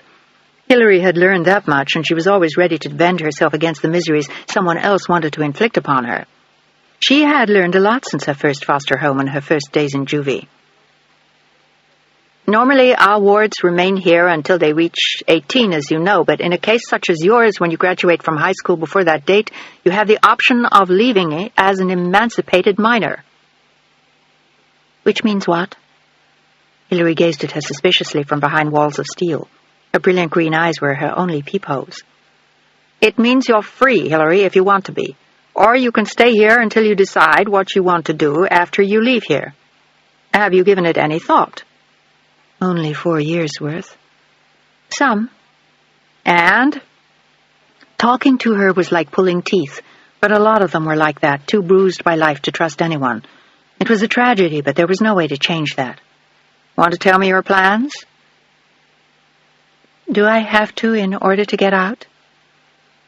Like the parole she'd heard so much about. Everyone she knew in juvie had parents in jail waiting to get out on parole. This was no different. But the caseworker shook her head. "No, you don't, Hillary, but I'd like to help if I can." "I'll be all right." "Where do you want to go?" "New York, probably. It's where I'm from. It's what I know." Although she had been gone from there for more than half her life, it still seemed like home to her, and of course, there were her sisters. "It's a big city. Do you have friends there?" She shook her head. If she did, would she have spent 4 years in Jacksonville Juvenile Hall? It was a stupid question. And at least she still had her $10,000. That was going to be her salvation. She didn't need friends. All she needed was a job and a place to stay. But one thing was for sure, she wasn't staying here. "I guess I'll be going pretty soon." "How soon can I go?" Her eyes lit up for the first time at the prospect of leaving. "We can have your release papers in order by next week. Soon enough for you?" The caseworker smiled with regret. They had failed dismally with her. It happened that way sometimes. It was rotten luck when it did. But it was hard to say who would survive the system and who wouldn't. She stood up and held out a hand, which Hillary shook cautiously. She trusted nothing and no one. "We'll let you know as soon as you can go." "Thank you." She left the room quietly and went to the single room she lived in. She no longer had to sleep in a dorm or share with anyone. She had long-term seniority, and in a few days she'd be leaving. She lay on her bed with a smile and stared up at the ceiling. It was all over. The agony, the pain, the humiliation, the horror of her life for the last 9 years. She was going to be on her own now. She lay there smiling as she hadn't in years. And a week later, to the day, she was on a bus. No regrets, no sorrow, no friends to leave behind. Her eyes were cold and hard and green, dreaming of a world she did not know yet, and the past was a nightmare left behind her. Chapter 9. The bus stopped in Savannah, Raleigh, Richmond, Washington, and Baltimore, and took 2 days to reach New York, as Hillary sat staring soundlessly out of the window. Other passengers had said a word or two when they stopped for lunch or when they stretched at night. 2 sailors had even tried to pick her up, but she dealt with them in no uncertain terms, and after that no one came near her. She was a solitary figure as she stepped down from the bus in New York, and in her heart she felt a terrifying trembling. She was home. After 9 years, she had left here as a little girl, a week after her father committed suicide, to go to stay with her aunt in Boston. And it had taken all these years to come home. But she had done it. The juvenile authorities of Florida had given her $287 to start her life, and she had the $10,000 from Eileen. The first thing she did was go to a bank on 42nd Street. The second thing she did was go to an hotel room. She took a room in a small seedy hotel in the 30s on the east side, but her room was simple and spare, and no one bothered her when she went in or out. She added a coffee shop on the corner and read the want ads for jobs. She'd taken a typing class in high school, but she had no other skills, and she had no delusions about what lay ahead. She had to start at the bottom. But she had other plans as well. She wasn't going to stop there. The specters of the women she'd seen in the past 9 years had left their mark. She was never going to be like them. She was going to work and go to college at night and do everything she had to. And one day she was going to be important, she promised herself. One day she was going to be someone. On her second day in New York, she went to Alexander's department store on Lexington Avenue and spent $500 on clothes. It seemed like a terrifying portion of her fortune, but she knew she would have to look right if she was going to get a job. She selected dark colors, simple styles, a few skirts and blouses, and patent leather pumps and a matching bag. She looked like a pretty young girl as she tried her things on in her room downtown, and no one would have suspected the horrors she had endured since her parents died. She went on her first job interview and was told she was too young, and then 3 more which required shorthand skills she didn't have, and finally a job in an accountant's office where she was interviewed by a bald, obese man, perspiring profusely with a damp handkerchief clutched in one hand. "You type?" He leered at her as she sat watching him. She had dealt with worse than that, and he didn't frighten her, and she also needed the job. She couldn't go on living forever on her dwindling funds. She had to find work pretty soon, and she would even have been willing to work for him if he would behave himself. "Shorthand too?" She shook her head, and he didn't seem to care. "How old are you?" 19, she lied. She had learned that much in the first interview. No one wanted to hire a 17-year-old girl, so she lied to them. "Have you been to secretarial school?" She shook her head again, and he shrugged, and then stood up with a small stack of papers in one hand and moved around the desk as though to show them to her, but when he reached her side, he caressed her breast instead. And she was on her feet with lightning speed, the back of her hand across his face before she had thought of it, and they both gasped simultaneously as he stared at her. "If you touch me again, I'll scream so loud I'll have the police up here," she warned, her green eyes flashing at him, her whole body tense, her hands trembling as she looked at him. "How dare you do that?" Why did they all do things like that to her? Her Uncle Jack and the girls at the foster home and the boys at Louise's place, it kept happening to her. She didn't understand that it was because she was beautiful. She thought of it as some kind of punishment, something she must have done as a child that she was being tortured for now. It didn't seem fair that it happened to her all the time, and she backed slowly toward the door, never taking her eyes off his face. "Look, I'm sorry. No big deal, miss. What's your name? Come on." He waddled towards her hurriedly, and she slammed the door in his face and ran down the stairs as fast as she could go. She walked all the way back to her hotel after that, feeling dirty and depressed, and wondering if she'd ever find a job. But she finally did, at an employment agency, as a receptionist. They liked the way she looked, suspected she was younger than she said, but she was intelligent, neat and clean, typed halfway decently, and could answer the phone, and that was enough for them. They offered her $95 a week, and it seemed like a windfall to her. She took the job and went flying back to her hotel to get ready for work the next day. She had her first job. And it would be a quick climb up from there. She didn't know what she wanted to do yet, but she already knew where she wanted to go to school. She'd been reading all the newspaper ads and made some calls. She had already applied, and she was waiting to hear from them. And then she'd really be on her way. Now there was only one thing left to do, and she decided to tackle it that afternoon. After that, she didn't know when she'd have the time, and she didn't want to call him. She wanted to see him personally, only once. She'd get the information from him, then all she had to do was call. The thought of it made her tremble as she changed her clothes again. She wore a simple navy blue dress, dark stockings, and her patent leather shoes. The dress was short, as was the style, but it was respectable. As she tied her hair in a simple knot that made her look older than she was, she washed her face, dried it on one of the hotel's little rough tiles, and went downstairs again. And this time she didn't take a bus. She didn't want to waste the time. She took a cab instead and stood outside looking up when she arrived at 48th and Park Avenue. It was a glass building trimmed with chrome, and it seemed to stretch all the way to the sky as she looked up at it. The lift shuddered as it rose to the 38th floor, and she held her breath, wondering if it would get stuck. She'd never been anywhere like this before. Not that she remembered, anyway. There were other things she did remember, though. A trip with her parents to France on the Liberté, the apartment on Sutton Place, tea at the plaza with Solange, with the little cakes and hot chocolate with tons of whipped cream. And she remembered the night her mother died and the things she and Sam had said.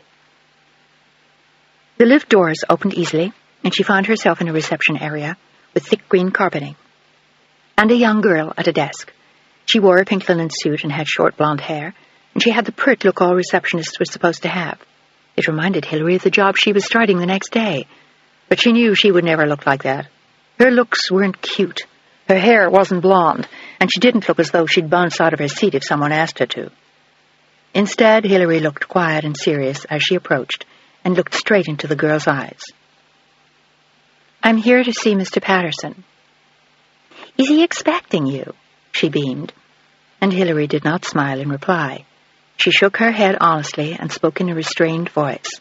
Inwardly, she was intimidated by the surroundings, but outwardly nothing showed. She looked perfectly at ease and totally in control. "No, he's not, but I'd like to see him now." "Your name?"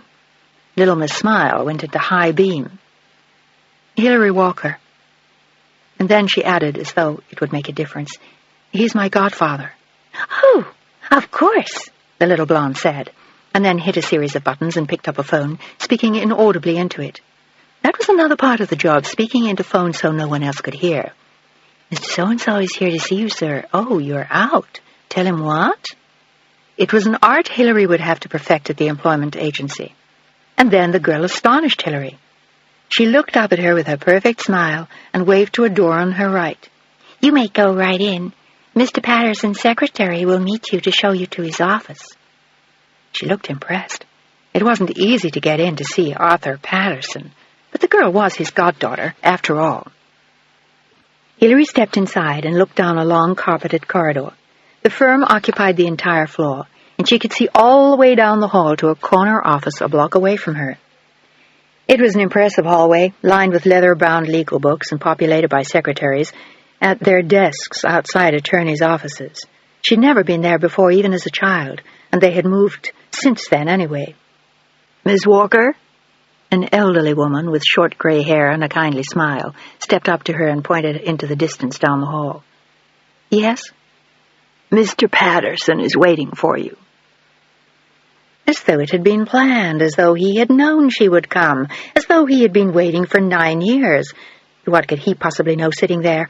What could he know of lives like Eileen and Jack's, of caring for her as she died, of fighting him off with a butcher's knife, of nearly starving in their home for all those years, and the foster home in Jacksonville, and Mater and Georgine and Juvenile Hall, and even the sweaty little man who had interviewed her only days ago? What did he know of any of it? And all she knew was that he had killed her mother as surely as if he had done it with his own hands, and her father, too, eventually. And now here he sat, and she only wanted one thing from him, and then she would leave and never see him again. She never wanted to lay eyes on him again after today. The secretary stopped at the doorway and knocked.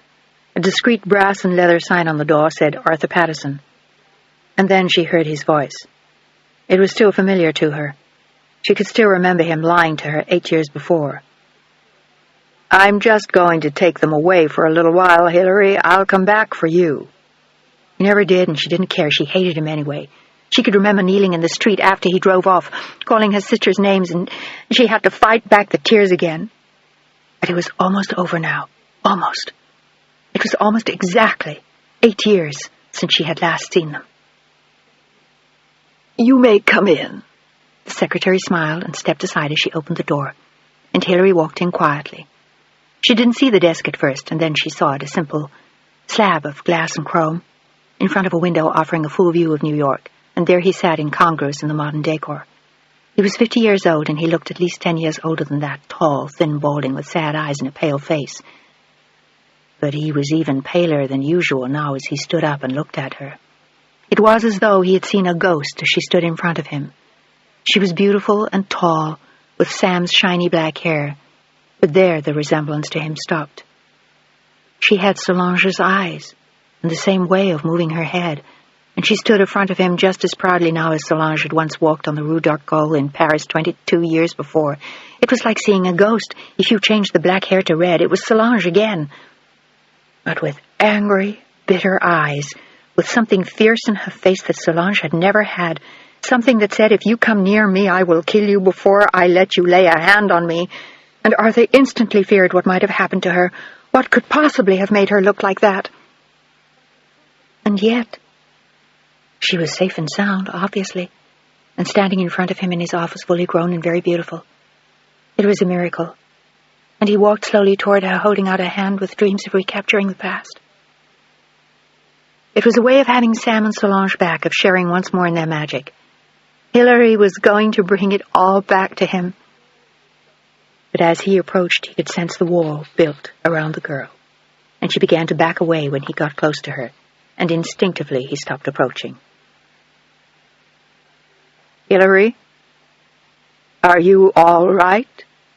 It was a little late to ask, and she hated the weakness she saw in his eyes. She never understood till then how totally without courage he was.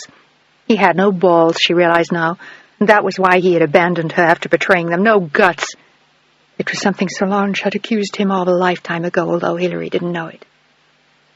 "I'm fine." She wasted no time with him. She had not come for a warm reunion with a family friend. She had come to ask him the only thing she cared about, the only thing she had cared about for 8 years. "I want to know where my sisters are." Her eyes were icy hard, and neither of them moved as she watched his face, not sure of what she saw, terror or grief, and she waited with bated breath for what he would say next. But whereas he was pale before, he looked ghostly now. He realized that he could not fob her off, that she wanted nothing to do with him. She only wanted them, and he could not give them to her, no matter how much he would have wanted to do so. "Hillary, why don't we sit down?" He waved toward a chair, and she shook her head, her eyes riveted to his. "I'm not interested in sitting down with you. You killed my parents, you destroyed my family. I have nothing to say to you. But I want to know where Alexandra and Megan are. That's all I want. When you tell me that, I'll go." She waited patiently, the same proud tilt of her head that had made Solange so unique, so extraordinary. He stared at her, seeing someone else, but there was no escaping Hillary. She was a force to be reckoned with, and he understood that fully now. He also sensed that she knew more than he had thought so long ago, but he didn't question her now. He told her the truth, his eyes filled with regret and damp with tears for what had been and was no more. A family had died at his hands, she was right, and he had never got over it. He had started no family of his own, and Marjorie had left him years before.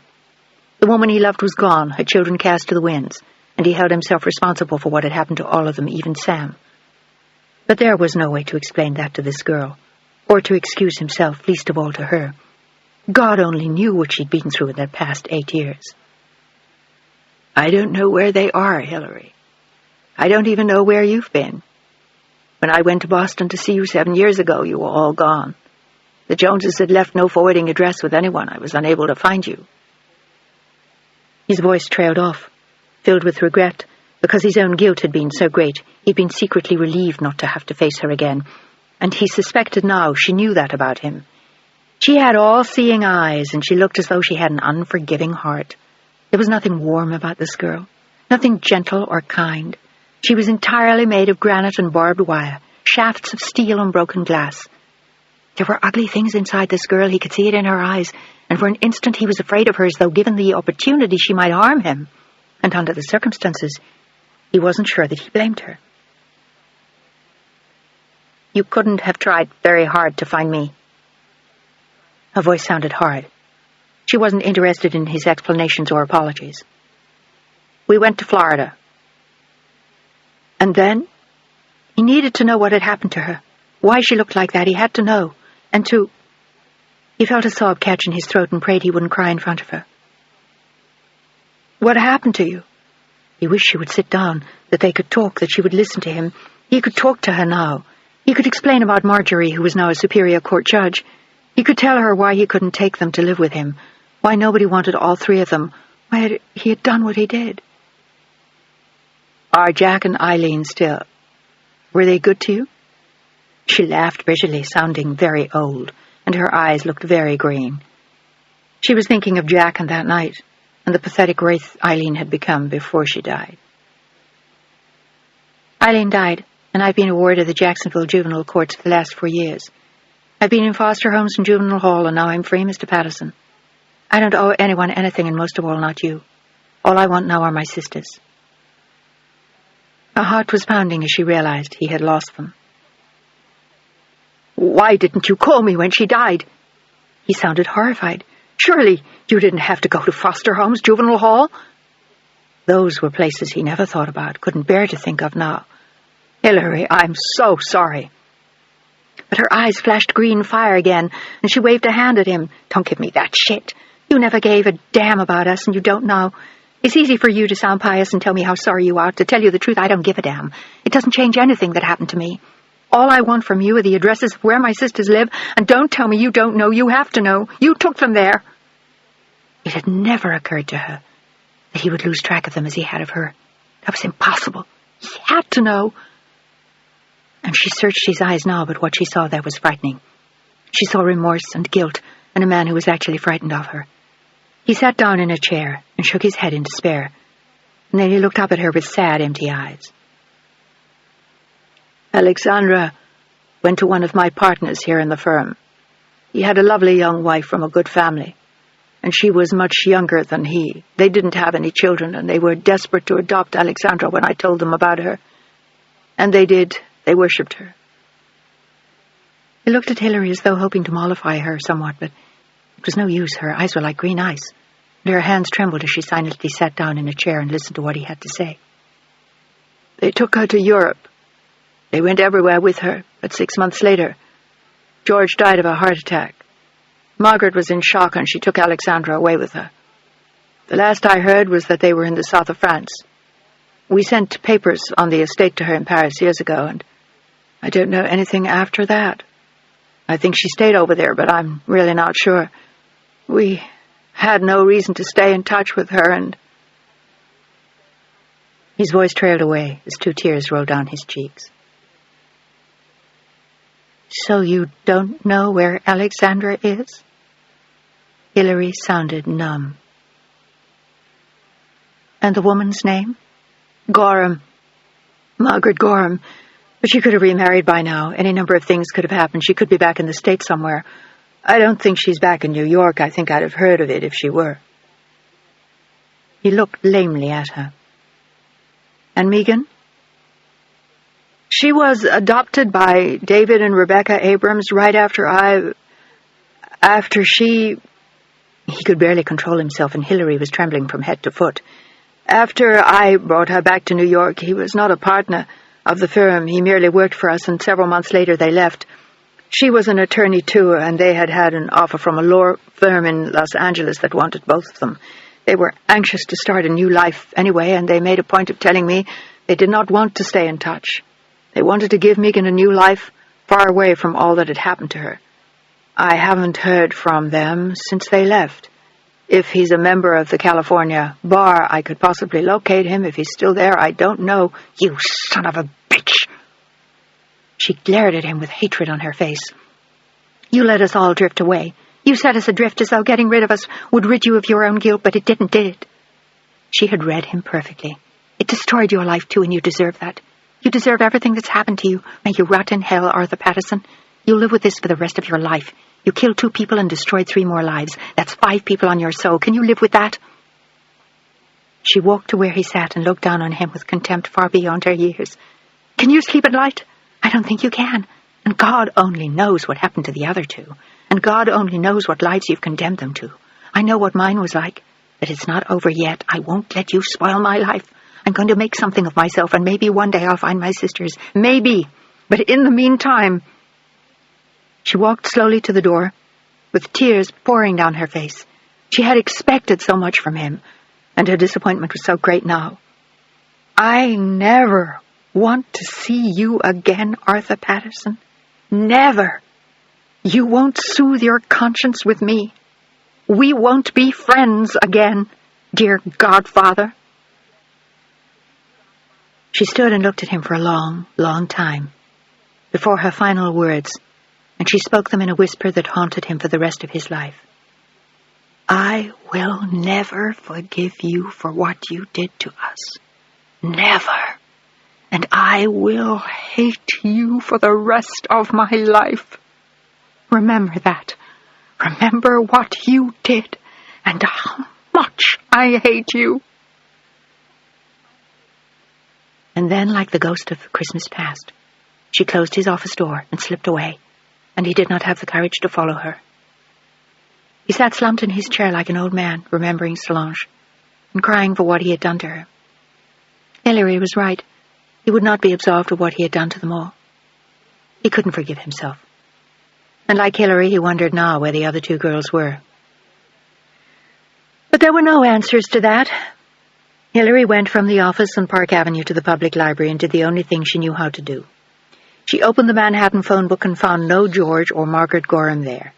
She found only 5 in all, and when she called, none of them knew anything about Margaret or Alexandra, and it was obvious they had never heard of them. And the listing of the attorneys of the California bar was equally discouraging.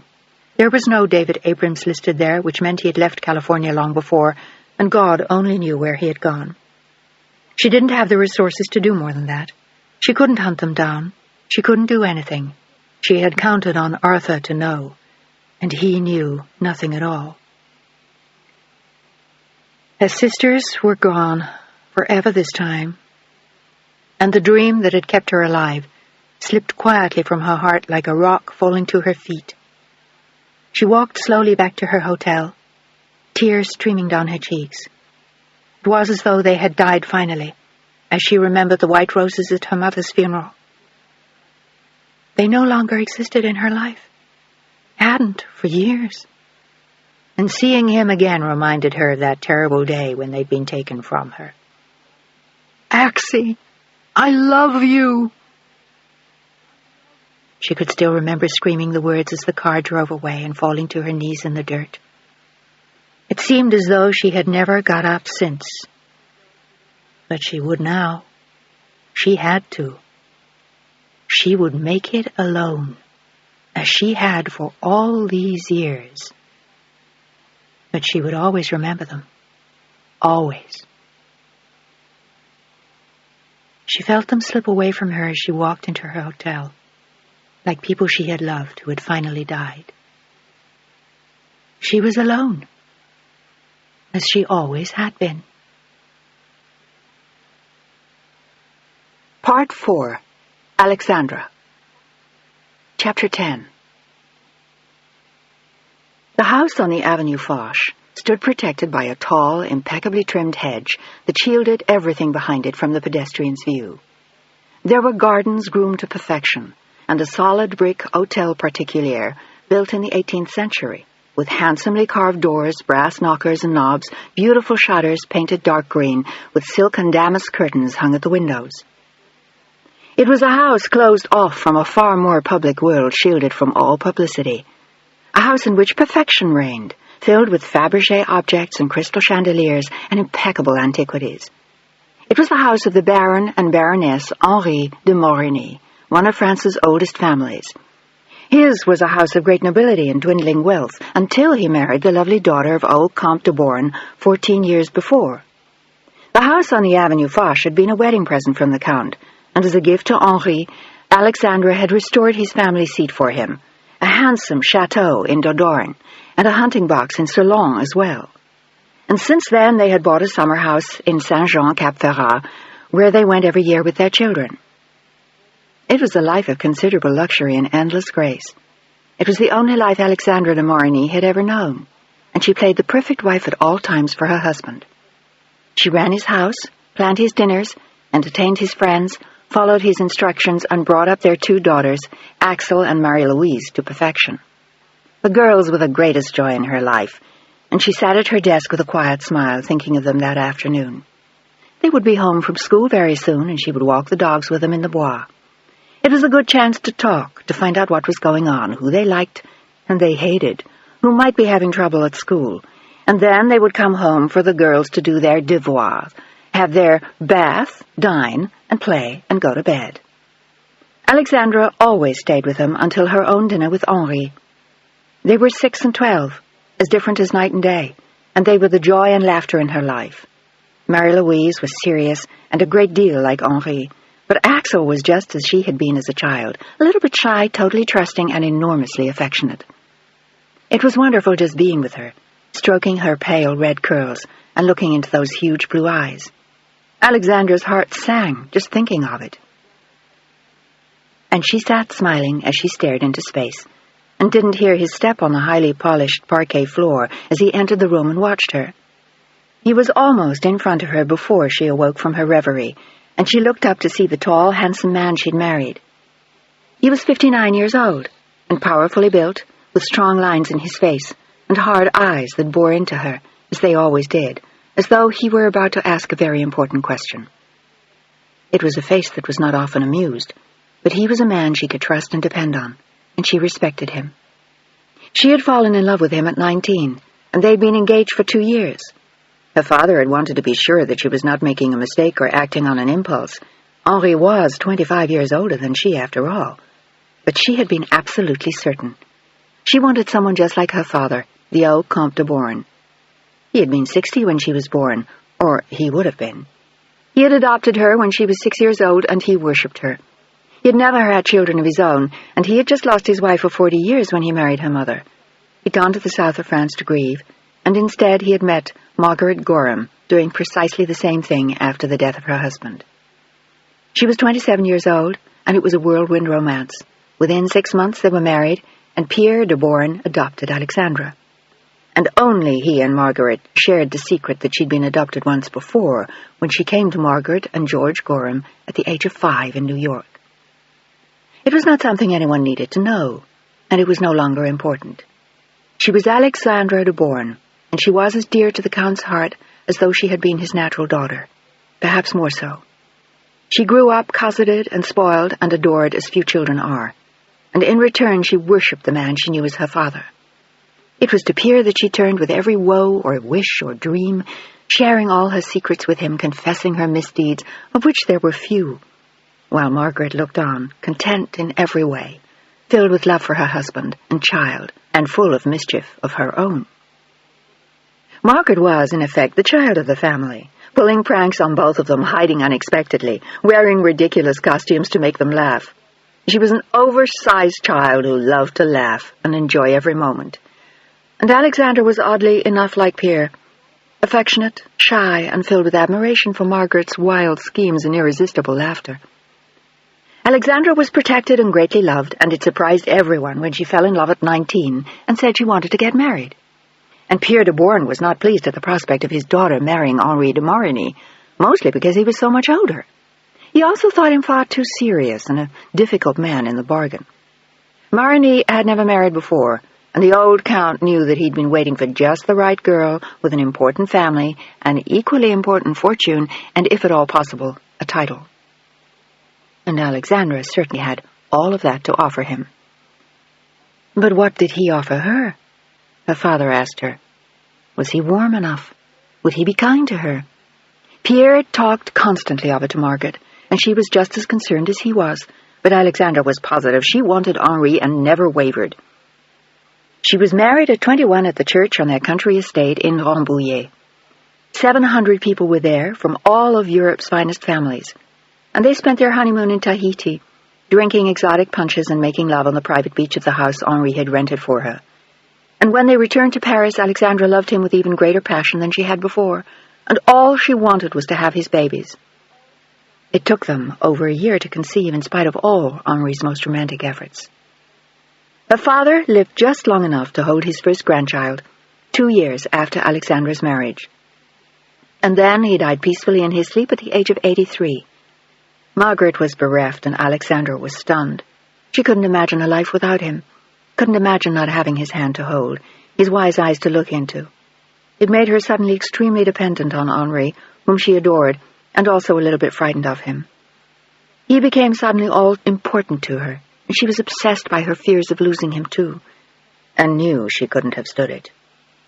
Alexandra had always had an irrational fear of losing the people she loved and who loved her, and it worried Margaret considerably because she thought Henri took advantage of it to control her, and in some ways he treated Alexandra like a child, someone to be scolded and spoken to in firm tones and told what to do as though she didn't know herself. In Margaret's eyes, he was more a father than a husband, and Alexandra did everything to please him, no matter how trivial or foolish. He had aspirations towards politics, and it made him maniacal about appearances. Everything had to be perfect, constantly circumspect. Alexandra had to be impeccable at all times. The children had to be 10 times more polite than any others. Margaret found it exhausting just having tea with him, and it worried her at times that Alexandra seemed to think it was all normal. Anything was all right as long as it pleased her husband. That's just the way he is, Maman. He doesn't mean any harm. He's a serious man, and he wants everything to be perfect. Alexandra's own father had never been as demanding of his daughter or his wife, and he had had a marvelous sense of humor. Margaret found Henri a dead bore in comparison to her late husband, but she never said it in so many words. All she wanted was Alexandra's happiness. It was all Pierre had ever wanted for her, too. And he left her most of his fortune when he died, leaving Margaret more than enough to amuse herself with for another 40 years. She was only 45 when he died, and in many ways she seemed far younger, mostly because she enjoyed herself so much, and she was still very attractive. She was 3 years younger than Alexandra's husband. Margaret de Bourne always had a good time, something amusing to say, something outrageous and entertaining to do. She was pursued by every eligible man in Europe, and she had no desire whatever to remarry. She'd been very happy with George years before, and she'd had everything she wanted with Pierre. There was no point trying to top that.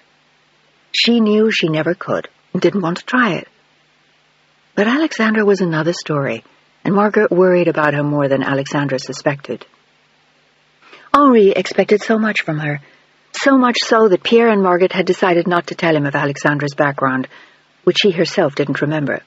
She only remembered Papa, as she called Pierre, although Margaret knew she had some vague other memories as well, but they were long buried. She no longer seemed to have any recollection whatsoever of George Gorham.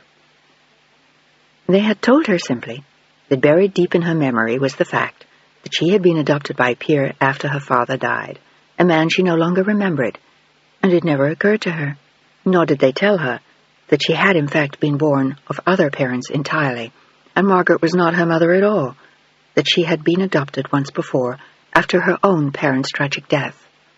Pierre had been adamant with Margaret before he died. He did not want Alexandra's husband to know anything about either of her adoptions. But he had said nothing about it to Alexandra, not wanting to stir the memories or her conscience. She was such a decent girl. She might have felt obliged to tell her husband. It was much easier if she didn't remember. Her father knew Henri well enough to know what a maniac he was about his bloodline. And Margaret did not disagree with her husband about their son-in-law, so for Alexandra's sake she also remained silent. And remarkably, after so many years, no one even remembered that Alexandra was adopted. And Margaret rejoiced when Marie-Louise was born, and then mourned when Alexandra lost a baby boy a year later. And then came Axel, after an excruciating pregnancy and endless labor. And after that, the doctor urged her not to try again. He told her she couldn't have any more children without jeopardizing her life. And she was content with the 2 little girls they had. Only Henri was bitterly disappointed and resentful for a long time that she had not produced a son for him. And for years after Axel was born, he told her so whenever he was angry, and always made her feel vaguely guilty towards her husband, as though she had somehow shortchanged him and owed him something more because of her failure. The loss of a son was a cross Henri had to bear, and having Margaret de Bourne as a mother-in-law was yet another. She drove him mad with her long American legs, her endless stride, which he declared unfeminine, her booming laugh too loud, her ghastly accent in French, which to him was like fingernails on a blackboard. He hated her pranks, detested her sense of humor, and cringed almost visibly whenever she arrived, bringing water pistols in the form of lipsticks for the girls, dime-store toys they adored, or at the other extreme boxes and boxes of clothes from New York, including matching navy blue coats with little mink muffs, which he told Alexandra were extremely vulgar. He detested everything she brought and everything she said, and was grateful Alexandra was nothing like her. He could never imagine why the old Count had married a woman like her, and he thanked God every day that Alexandra was so much more restrained than her mother. Alexandra was intelligent and kind and discreet, and still very shy and obedient, which was one of the qualities he liked most about her. He looked down at her as she sat at her desk, and smiled at her in a quiet, distant way. He was not a man to show his emotions, but although he expected a great deal from Alexandra, and showed no romance, he nonetheless had deep feelings for her. He knew that without her, his life would not be the same, not only financially, but in subtler ways that were even more important. She ran a beautiful home for him. She had elegance and style, and her impeccable breeding showed in countless ways. Alexandra de Bourne de Marigny was every inch a lady. "You look as though you're dreaming, Alexandra." He spoke to her quietly, with only slight reproach. He never raised his voice to her or anyone. He had no need to. People ran to obey his orders from just a single glance, as did Alexandra. He was distinguished and powerful, with dark eyes and gray hair. He had been extremely handsome and virile and athletic in his youth, and he had aged admirably. He still had a powerful frame and handsome face, and he did not look 59 years old, any more than Alexandra looked 34, with her big innocent green eyes and the silky strawberry blonde hair that she usually wore up in elegant French twists and chignons. "Have you organized everything for the dinner next week?" He handed her a checklist of things for her to go over again. She had a secretary to assist her with such things, but she preferred doing most of it herself. That way she could assure him of the perfection he expected. "Everything's done." She smiled out at him with respectful eyes filled with admiration, and he looked serious, as he always did, and a little distant. "Please, be sure of it." He eyed her with a warning like that you would give a child, and she smiled at him. Sometimes he frightened her, but not very often. She knew how good-hearted he was, beneath the constant demands for perfection. "We're dining at the Elysée tomorrow night," he informed her. "That's nice. Any particular reason?" She smiled at him, unimpressed. They dined there often. "They're announcing the new Minister of Defense." It did not sound fascinating to her, but dinners at the Elysée never were. But Henri thought they were extremely important. He was still toying with the idea of a political career when he retired from his bank, which was still a few years in the future. "I'm having lunch at my mother's tomorrow, but I'll be home in plenty of time to get ready for the evening." She looked away, glancing at the papers on her desk, not wanting to see the disapproval in his eyes. She hated that, always had. She'd always hoped he'd come to love her mother, but she had given up in recent years, and it was an open secret that Henri disapproved of Margaret. Almost as revenge, his voice seemed to grow cold when he spoke again. "I'll be out for dinner tonight." He offered no reason or excuse, and she would not have asked for one in any case. "I suppose you'll want to dine with the children?" She nodded, meeting his eyes again, wondering where he was going. She knew he'd had one mistress only a few years before, and hoped it was not something he was starting fresh now. It was something she accepted about him. It was hardly unusual in France. "I'll tell the cook." She loved eating with the girls, as long as it didn't mean something ominous between them, and this time she wasn't quite certain. "A business dinner, darling?" She tried to keep her voice light as she watched him. He scowled at her disapprovingly. The question was out of place, and he nodded, as his daughters bounded into the room, not expecting him to be there. There were shrieks of delight, and Marie-Louise's long, coltish legs in her short navy blue skirt. her eyes shy and admiring as she saw Henri, and then a warm hug for her mother as he watched them. He never showed Alexandra affection in front of them, but Axel was the image of her. She looked like a miniature as she sat happily on her mother's lap, playing with the things on the desk and almost overturning a bottle of ink as Henri cringed in anticipation of disaster. "Axel," he said sternly as she gazed up at him, unconcerned, unafraid, and with endless mischief in her eyes. At times he feared she would turn out to be like her maternal grandmother, and he was strict with her because of it. "Be careful what you do in your mother's study." "I am, Papa." She smiled up at him with her angelic blue eyes. Her mouth formed a natural pout. Her cheeks were still round, and she still had the baby fat of a little girl, unlike Marie-Louise, who was long and tall and elegant, and already looked more like her father. "They sent me out of the room today in school," Axel announced proudly to everyone in the room, and Alexandra laughed. She was only sorry her father wasn't alive to see them both. She knew he would have been totally in love with Axel, and of course very proud of Marie-Louise too. They were both lovely girls, and Alexandra was very proud of them. "That's nothing to brag about, mademoiselle. What did you do?" Henri questioned, watching them with hidden pride of his own. He loved them both, although he never said it, and still regretted not having a son to bear his name. He often thought it was a shame Alexandra hadn't been able to give him that, and he thought of it as her only important failure. And she felt that. "Can I have some gum?" Axel whispered audibly, and Alexandra blushed. It was a treat she sometimes gave the girls when Henri wasn't around because it was forbidden to them by their father. But Axel always gave her away. Marie-Louise preferred licorice and chocolates, but Axel loved to blow enormous bubbles with great wads of pink goo. "Certainly not." Henri frowned at all three of them, reminded Alexandra of the list he had left on her desk, and went into his own study next door, firmly closing the door behind him, and then, opening it just a crack, watched with a grin as his wife handed out sweets and bubble gum to the girls. He loved watching Axel with his sticky stuff all over her face, but he felt it was not appropriate for him to admit it. He silently closed the door and went to his desk with a sigh, as the girls enjoyed their time with their mother. "Papa's home early," Marie-Louise observed quietly, as she sank gracefully into a Louis XV fauteuil near her mother's desk, munching a piece of licorice. She had large, dark, soulful eyes, and a natural elegance about her. She was going to be a beautiful girl in a few years, and already was in many ways. But Axel was the more striking of the two, and her hair had her mother's natural red color, although Alexandra used a rinse to dim the red and had worn it blonde for years because Henri preferred it. He thought red hair inappropriate, even though in her case it was natural. But she wore it blonde to please her husband. "He's going out tonight," Alexandra said, matter-of-factly, handing Axel another piece of bubble gum and Marie-Louise a chocolate. "You too?"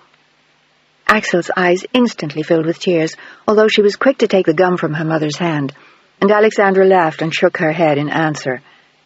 "No, I'm not. He's going to a business dinner, and I'm dining with you tonight." "Hooray!" Axel exulted with a mouthful of gum, and Marie-Louise smiled. She loved it when her mother ate with them, particularly when their father was out. They always laughed a lot, and she told them stories about when she was a little girl and the wonderful tricks Grandma helped her play on her father. "Does your nanny know you're home?" she asked the girls, but she could see from Axel's dirty hands and face that they had come to her without the governess's knowledge. The nurse always sent them in immaculately dressed and spotlessly groomed, and she preferred them like this, a little more natural and totally relaxed in her presence. "I think we forgot to tell Nanny we were home," Marie-Louise confessed as Axel blew an expert balloon with a pink gum, and the three of them laughed together. "You'd better not let her see that." Alexandra smiled and set Axel back on her feet. "You'd better tell her you're home." The chauffeur usually brought them home from school in the Citroën, although Alexandra liked to pick them up whenever she could make it. "I have some things to do now." She wanted to go over Henri's list to make sure she didn't forget anything for his dinner party the following week. She already knew who the guests would be. She had invited everyone 3 weeks before on their formal carton, and reminders had been sent out formally engraved and etched in gold, letting their guests know that the Baron and Baroness de Morigny were expecting them at 14 Avenue Foch for dinner in black tie at 8 o'clock. She already knew what she was going to wear. The flowers had been ordered, the menu set. Everything was in order, she saw, as the girls left the room, and she read carefully down the list. And she knew Henri would produce their best wines for the occasion. Probably a Chateau Margaux 61 or a Lafite Rothschild 45. There would be Cristal Champagne and Chateau d'Yquem afterwards, and eventually Poire and a host of other liqueurs as the men smoked their cigars, and the ladies withdrew to another drawing room reserved for their use, while the gentlemen enjoyed their cigars and brandy and allegedly ribald stories. It was a custom few people still used, but Henri liked the old customs, and Alexandra always did things the way Henri liked them. It would never have occurred to her to suggest something different to him. She had always done things his way, always, and to perfection. She sat quietly in her study after the girls left, thinking of her husband and wondering where he was going that night, and then thinking of her daughters. She heard their voices in the garden outside and knew they were playing with a nurse. They would soon be out of school, and they would be going to Cap Ferrat as they always did for the summer. It was good for the children there, and Henri would join them in a few weeks after settling things at his office in Paris. They would undoubtedly join friends on their yacht, and perhaps go to Italy or Greece for a few days, leaving the children alone with the nurse and the other servants. It was a golden life, the only one Alexandra had ever known, and yet, sometimes, once in a great while, Alexandra allowed herself to wonder what life would have been like if she'd married a different man, someone easier, or perhaps younger. And then, feeling guilty for the thought, she would force it from her mind and realize how fortunate she was to be married to her husband. When she saw Henri again that night, just before he went out, he looked handsome and impeccable in a beautifully tailored dark blue suit with a perfectly starched white shirt and dark blue tie, his sapphire cufflinks glinting discreetly at his wrists, and his eyes were bright and alive. He always seemed full of energy, full of some secret reserve and strength that belied his almost 60 years and made him seem much younger. "You look very handsome, as usual." She smiled at him. She had changed into a pink satin dressing gown with matching mules, and her hair was piled on her head with a cascade of curls loosely falling from it. She looked beautiful, but it was obvious from the look in her eyes that she was totally unaware of it. "Thank you, my dear. I won't be back late." His words were banal, but the look in his eyes was gentle and loving. He knew she would wait up for him, as she always did in her own room with the light on, and, if he wished, he could come to see her. In most instances, he would knock softly on the door and come in for a visit before he went to bed, in his own bedroom next door to hers. He preferred separate bedrooms.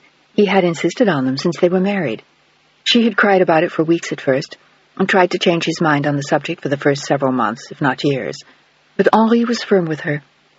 He needed his own space, his own privacy, and he assured her she would need hers in time as well. And he meant it. It was just a habit he had, like so many others. Eventually, she had grown used to it. They had connecting doors which gave easy access to the rooms, and the door between them didn't keep him from appearing in her room in his dressing gown late at night, with a frequency that always pleased her. And he still felt desire when he looked at her as he did now. But there were other women who appealed to him, too. He always tried to be discreet, although he suspected that occasionally she knew, by instinct if nothing else. Women had an uncanny knack for things like that. He discovered that in his youth, and he had a great respect for it. "Have a good time." She kissed him lightly on the cheek, and went down to the smaller dining room to have dinner with the girls. She heard his car pull away moments afterwards, and turned to help Axel cut her meat, trying not to think of where he was going. "Why does Daddy go out alone?" Axel asked casually, with a mouthful of food, and Marie-Louise frowned disapprovingly. "That's rude to ask," she chided. But Alexandra smiled. "It's all right. Sometimes he has business dinners where he prefers to go alone." "Are they very dull?"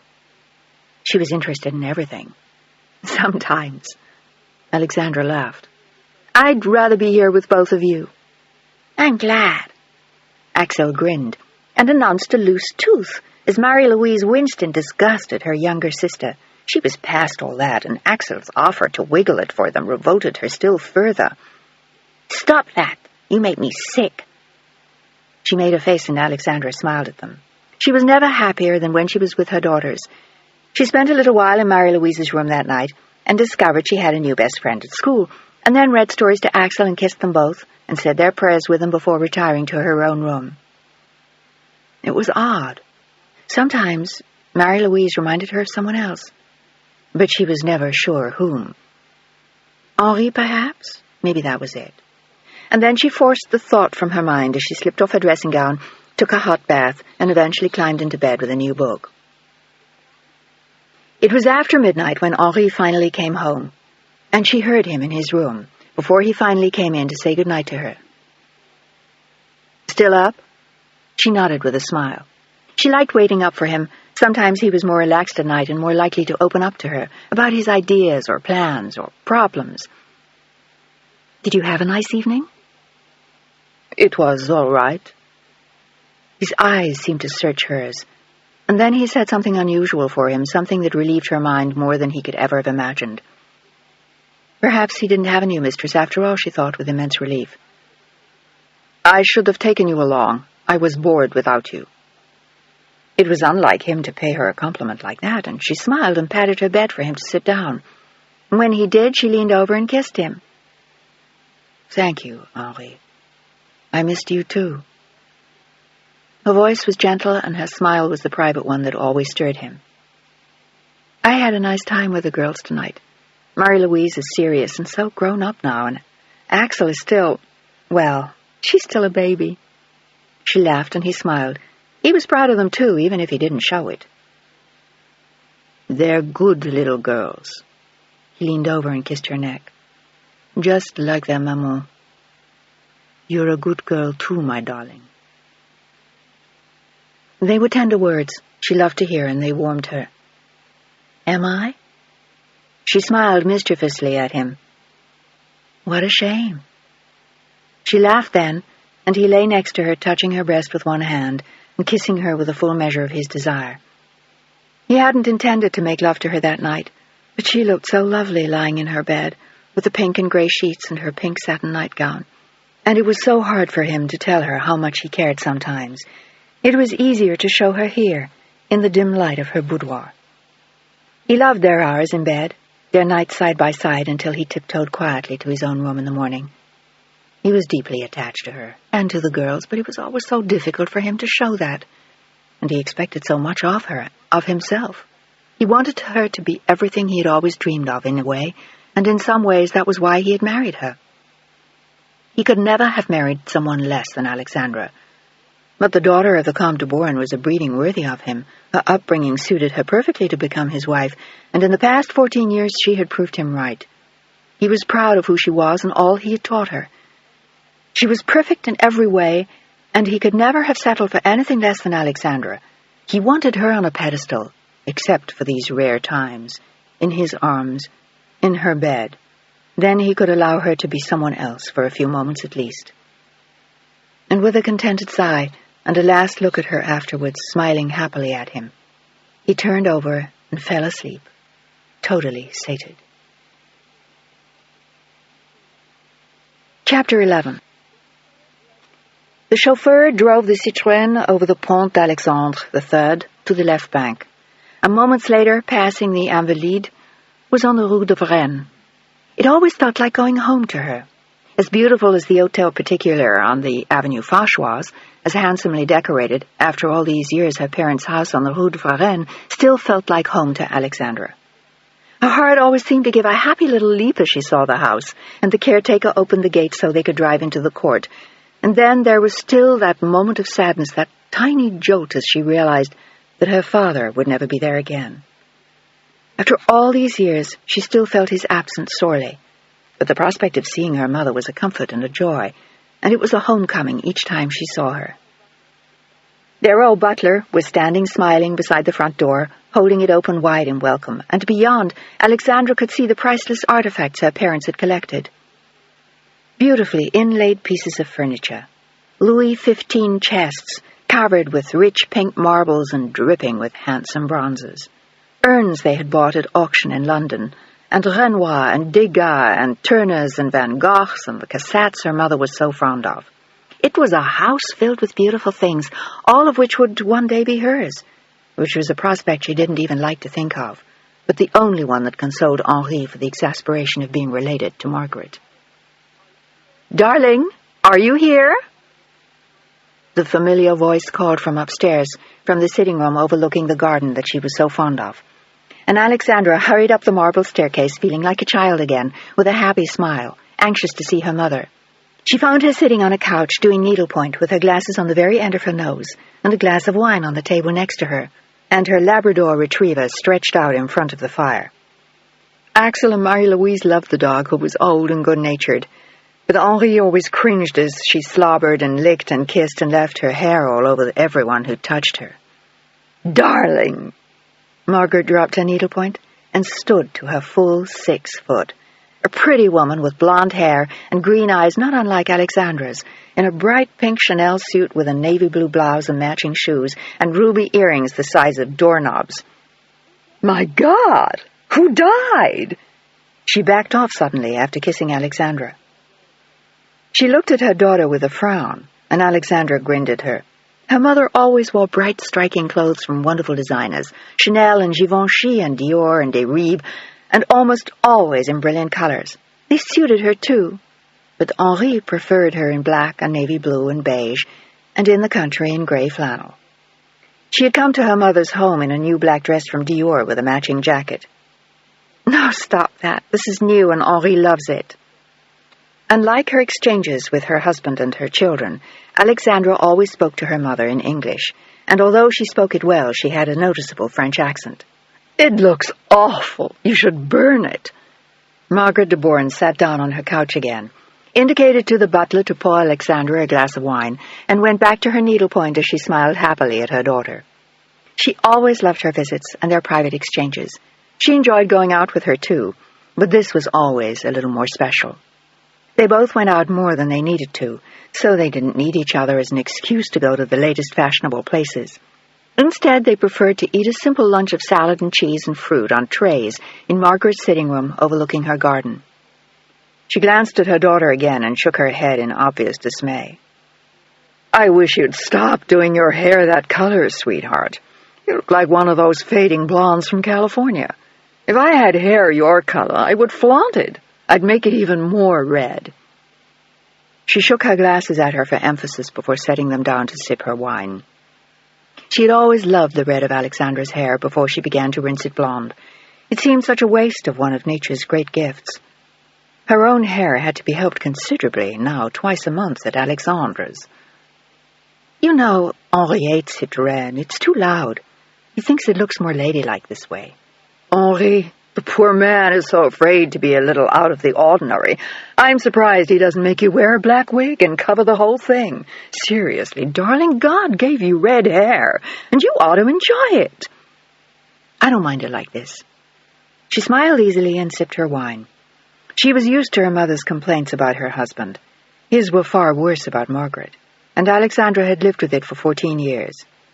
She was only sorry they had never come to like each other, but she had given up long since. It was obvious they were never going to fall in love with each other. "You're too good-natured. How do you like these, by the way?" She smiled happily, pointing at the new ruby earrings she was wearing. She could afford to indulge herself partially thanks to Pierre's generosity when he died, and partially thanks to her own handsome fortune. "I just got them." "I thought so." Alexandra laughed. Her mother was always buying beautiful clothes and fabulous baubles. It was good for her. She looked well in what she bought, and it made her happy, despite what Henri said about a woman spending that kind of money. "They're very pretty, and they suit you to perfection." "Van Cleef." Margaret looked pleased with herself. "And a terrific bargain." But at that, Alexandra laughed heartily as she set down her wineglass. "I can just imagine. No, really. They were under 100,000. Dollars or francs?" "Are you kidding? Dollars, of course." Margaret grinned without a trace of guilt as Alexandra laughed at her. "I thought so." Alexandra smiled. It was not exactly the kind of bargain Henri would have approved of, and after 30 years in France, her mother still spoke more English than French and calculated everything in dollars. "What else have you been up to?" "The usual. I had lunch with Mimi de Saint-Bray yesterday." She was another American woman who had married a titled Frenchman, and like Margaret, she had a good mind and a wild sense of humor. "We're going to New York together next week." "What for?" "Just to get our hair done and do some shopping. I haven't been in months and thought it might be fun before the summer. After that, I'm meeting friends in Rome, and I thought I might go to San Remo for a few weeks. I haven't made up my mind yet." "Why don't you stay with us for a few weeks afterwards?" Alexandra looked delighted at the prospect, but her mother looked cautious. "I don't want to make your husband nervous." "Just don't bring the girls' whoopee cushions and those hand buzzers, and everything will be fine." They both laughed at the memory. Henri had almost fainted when he sat down in the living room with guests and landed on one of the whoopee cushions Margaret and the children had planted. "Do you remember how awful that was?"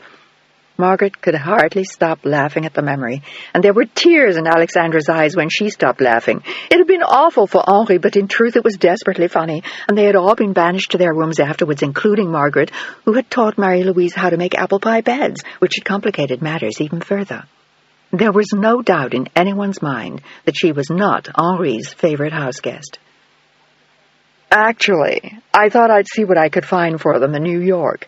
Nothing quite so outrageous, of course." But her eyes twinkled wickedly at the prospect. She used to buy silly jokes like that for her late husband, and he'd always loved them. For him, being married to Margaret was like having another child. Alexandra had always been a bit more serious than that, even as a little girl, and especially after she got married. "I'll tell Henri you're coming." Margaret grinned. "Wait until you really want to annoy him." "Mother!" Alexandra laughed. Her mother had very few illusions. "You make him sound so awful, and he isn't." She always defended her husband, and to Henri she defended her mother. She was loyal to both. "He's not awful, darling," Margaret grinned. "Just stuffy." The afternoon seemed to fly by, as it always did when they were together, and at 4:30 Alexandra looked at her watch and stretched regretfully. She was so comfortable in the cozy room looking out at the garden and in her mother's company. They always had such a good time together. Margaret was still her closest friend and always had been. "Oh, I should go, much as I hate to." Alexandra stood up with obvious regret as Margaret watched her. "Why? Are you giving a party tonight?" "No, that's next week. Tonight we're dining at the Elysee, and Henri will get nervous if I don't come home early and start getting ready." "You ought to do something wonderful to surprise him, like wear a skin-tight dress covered with rhinestones and tease your hair straight up. It would do them good at the Elysee." She chuckled at the thought, and Alexandra smiled. Her mother probably would have done something just like that, and Henri would have called his attorneys in the morning. With him, that was always the implication. Step out of line and... Alexandra never tested his mettle in that direction. She loved him too much to risk everything for pranks like her mother's, and besides, she wasn't like that. "You're a lot braver than I am, Maman." "That's only because I'm not married to your husband. I can do exactly what I want now, and before, your father always let me get away with anything I wanted. I was very lucky." She smiled gently at her daughter. "Papa was lucky too, and he knew it." Alexandra reminded her, and the two women embraced and walked slowly downstairs as the butler waited to let her out with his usual warm smile. He had been with them since she was a little girl, and he called her Madame Alexandra as he helped her into her car and closed the door firmly. She waved at her mother as the driver took her home in the Citroën, and she felt the same sadness she always did when she left her mother. Life had been so simple on the Rue de Varenne, living with her parents, before... But that wasn't fair either. She loved Henri and, of course, the children. They were the life force of her existence, but seeing her mother always made her long for a life that was simpler, and a time when she didn't have quite so much to live up to. She was still thinking of it as she slipped out of her dress and ran her bath, and took out a serious, well-covered black evening gown for their dinner that night at the Elysee Palace. The girls came in to say hello to her when she was in the tub, and she heard Henri go into his study while she was getting dressed, but he didn't come in to speak to her, and she didn't see him until they met in the front hall, ready to go out for the evening. Her dress had long sleeves and a high neck, and a long, slender skirt with beautiful gold embroidery on it. It was exquisitely made, and from an old collection of Saint Laurent. She wore it with a short, sable jacket and a pair of outstanding diamond earrings given to her by her father. You look lovely tonight." His eyes were admiring, his voice restrained, and his manner impeccably formal. "Thank you." She turned to him with her blonde good looks, her hair swept into a smooth French twist exactly as it had been worn years before by Grace Kelly. It was a good look for Alexandra, and one that Henri approved of. "Did you have a good day?" Her eyes looked lonely, and she suddenly wished he would kiss her. But he didn't. "Very pleasant, thank you," he answered. There were times when they were like two strangers, and the intimacies of the night before seemed all but forgotten in the formality of the moment. He helped her into the car, and the driver pulled away, with both of them lost in thought in separate worlds in the back seat, and two little girls in nightgowns watching from the upstairs window. Chapter 12. The day after Hilary saw Arthur Patterson, when he had told her he didn't know how to find her sisters, Hilary felt as though the world had come to an end. She was 17 years old, and she felt as though her life was over. For years she had lived only to find Megan and Axie, and now there was no hope. They were gone forever. She began her first job the next day with an aching void in her chest, but her face was calm, her eyes cool, and no one would have known the agony of despair she was feeling. The only thing that kept her going was her determination to survive in spite of everything, and her hatred for Arthur. She felt like a machine as she moved through the days and nights, but she performed her job well. She improved her typing, studied shorthand from a book, and went to college at night, just as she had promised herself she would years before. She did everything she said she would, but through it all, there was not so much a sense of accomplishment, but of heartless determination. She was going to succeed at all costs, but even she didn't know why she wanted to make it. There was no one to prove anything to, no one who cared, no one to love or who loved her. She only kept the job for a year, and then she got a better one. She heard about it before anyone else at the employment agency where she worked, and she went to an interview before anyone else even knew about it. It was as a receptionist at CBA News. It was a fabulous job that paid almost twice what her current job did, and she had to be quick, smart, and good, and she was all three. The woman who interviewed her was very impressed with her. She got the job and managed to stay on in school. And she got steady raises from then on. She eventually became a secretary, and then a production assistant, and within 5 years a producer. She was incredibly bright, and by then she had graduated from college. She was 23 years old, and she was well on her way to a real career. She was respected by her superiors and feared by some of her employees, most in fact, and she seemed to have few friends at work. She kept aloof and worked hard, staying late most of the time, and turning in projects deserving the praise she won. She was a remarkable girl, and when she became one of the main producers of the evening news at 25, Adam Kane, the man in charge of network news, invited her out to celebrate. She hesitated, and then decided it would be politically unwise to refuse him. She accepted gracefully, and found herself dining at the Brussels with him, drinking champagne and talking shop, discussing how important the network was and where she hoped to go eventually. He was surprised to hear that she had long-range goals, particularly since they were more ambitious than his own plans for the future. "Hey, hold on there. What is this? Staff meeting for Women's Lib?" He was an attractive man with brown hair and gentle brown eyes, and a philosophical way of looking at life. Why such big plans? She was the first woman he'd ever known who had admitted her ambitions to him, and he admitted to her that he found it frightening. He and his wife had just got divorced because she didn't think she wanted to be a wife anymore, and it had shaken him to the core. They had 2 little boys in a house in Darien, and now suddenly he was living alone on the West Side, and women were talking to him about goals within corporate management. He laughed softly as he looked at her. She was so beautiful and so young and so intense, and yet there was something missing. "What's happened to women who want to have babies and live in the suburbs? Is that totally out of fashion?"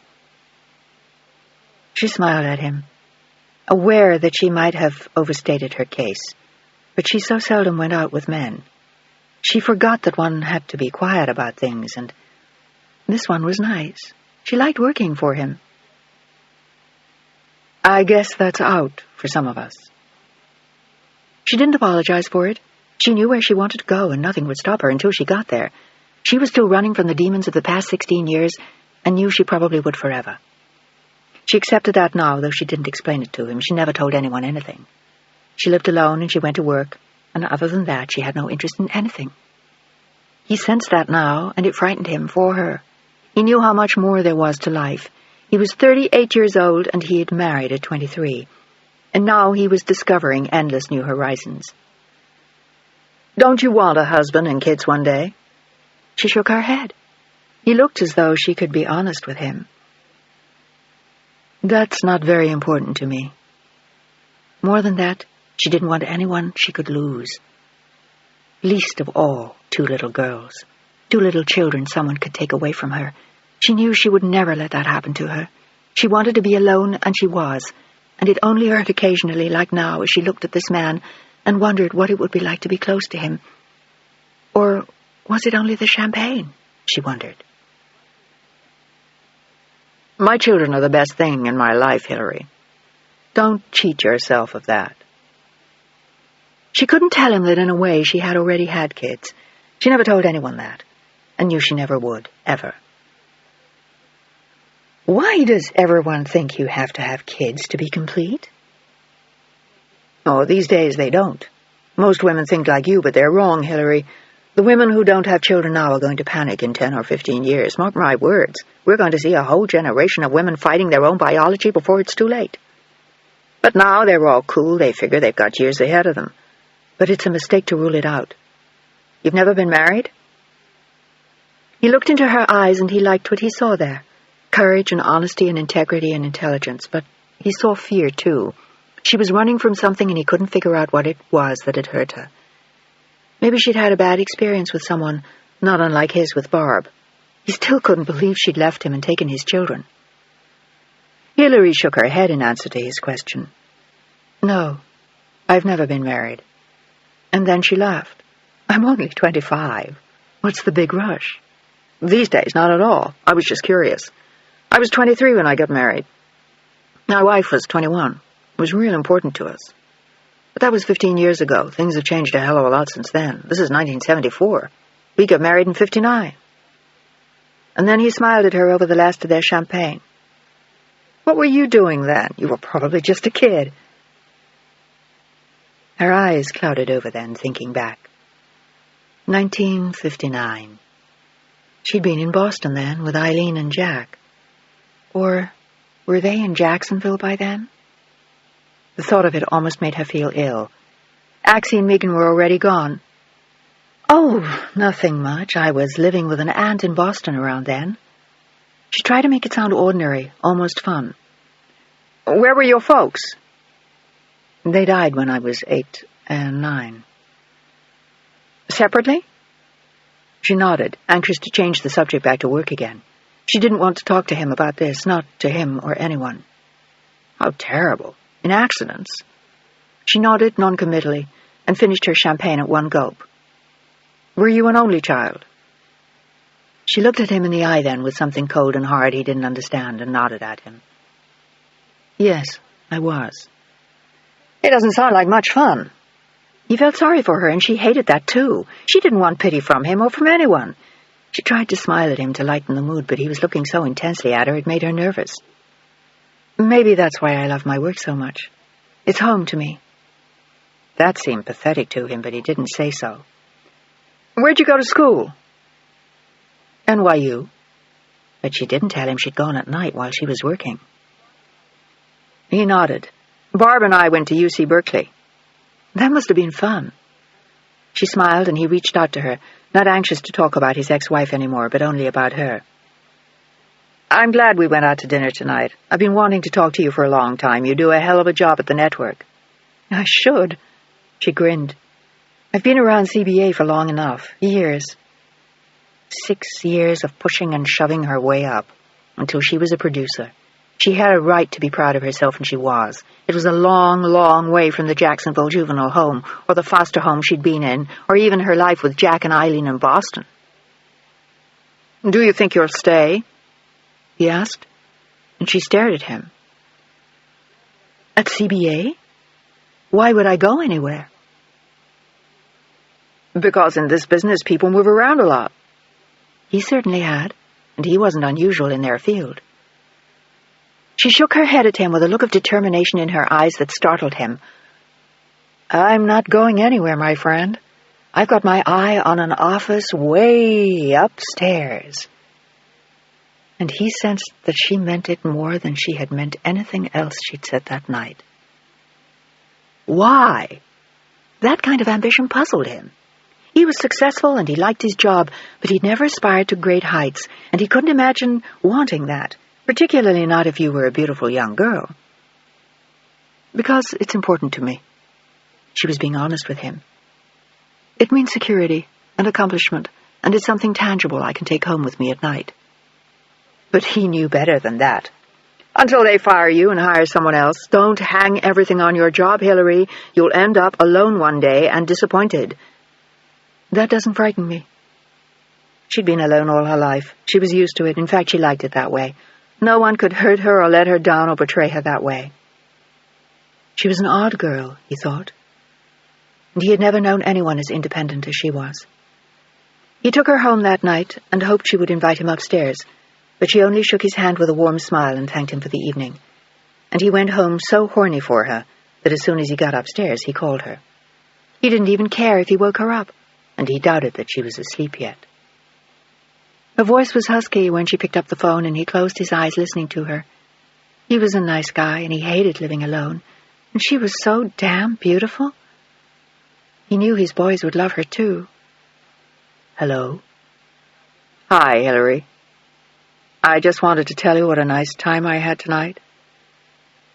She laughed softly at him, and he liked the sound of that, too. "So did I. But don't you try to distract me at work, Mr. Kane. I'm not planning to lose my job over anyone, not even you." "I got that. Want to have lunch sometime this week?" "Sure, if I'm not too swamped." "Tomorrow sound okay?" She laughed again, a delicious mixture of hot smoke and icy cool.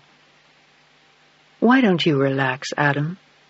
I told you, I'm not going anywhere." "Good. Then let's take advantage of it. I'll pick you up in your office at 12:15, okay?" He sounded like a little kid, and she was smiling in the dark, lying in bed, and as much as she hated to admit it, even to herself, he did something to her no other man had till then, and she trusted him.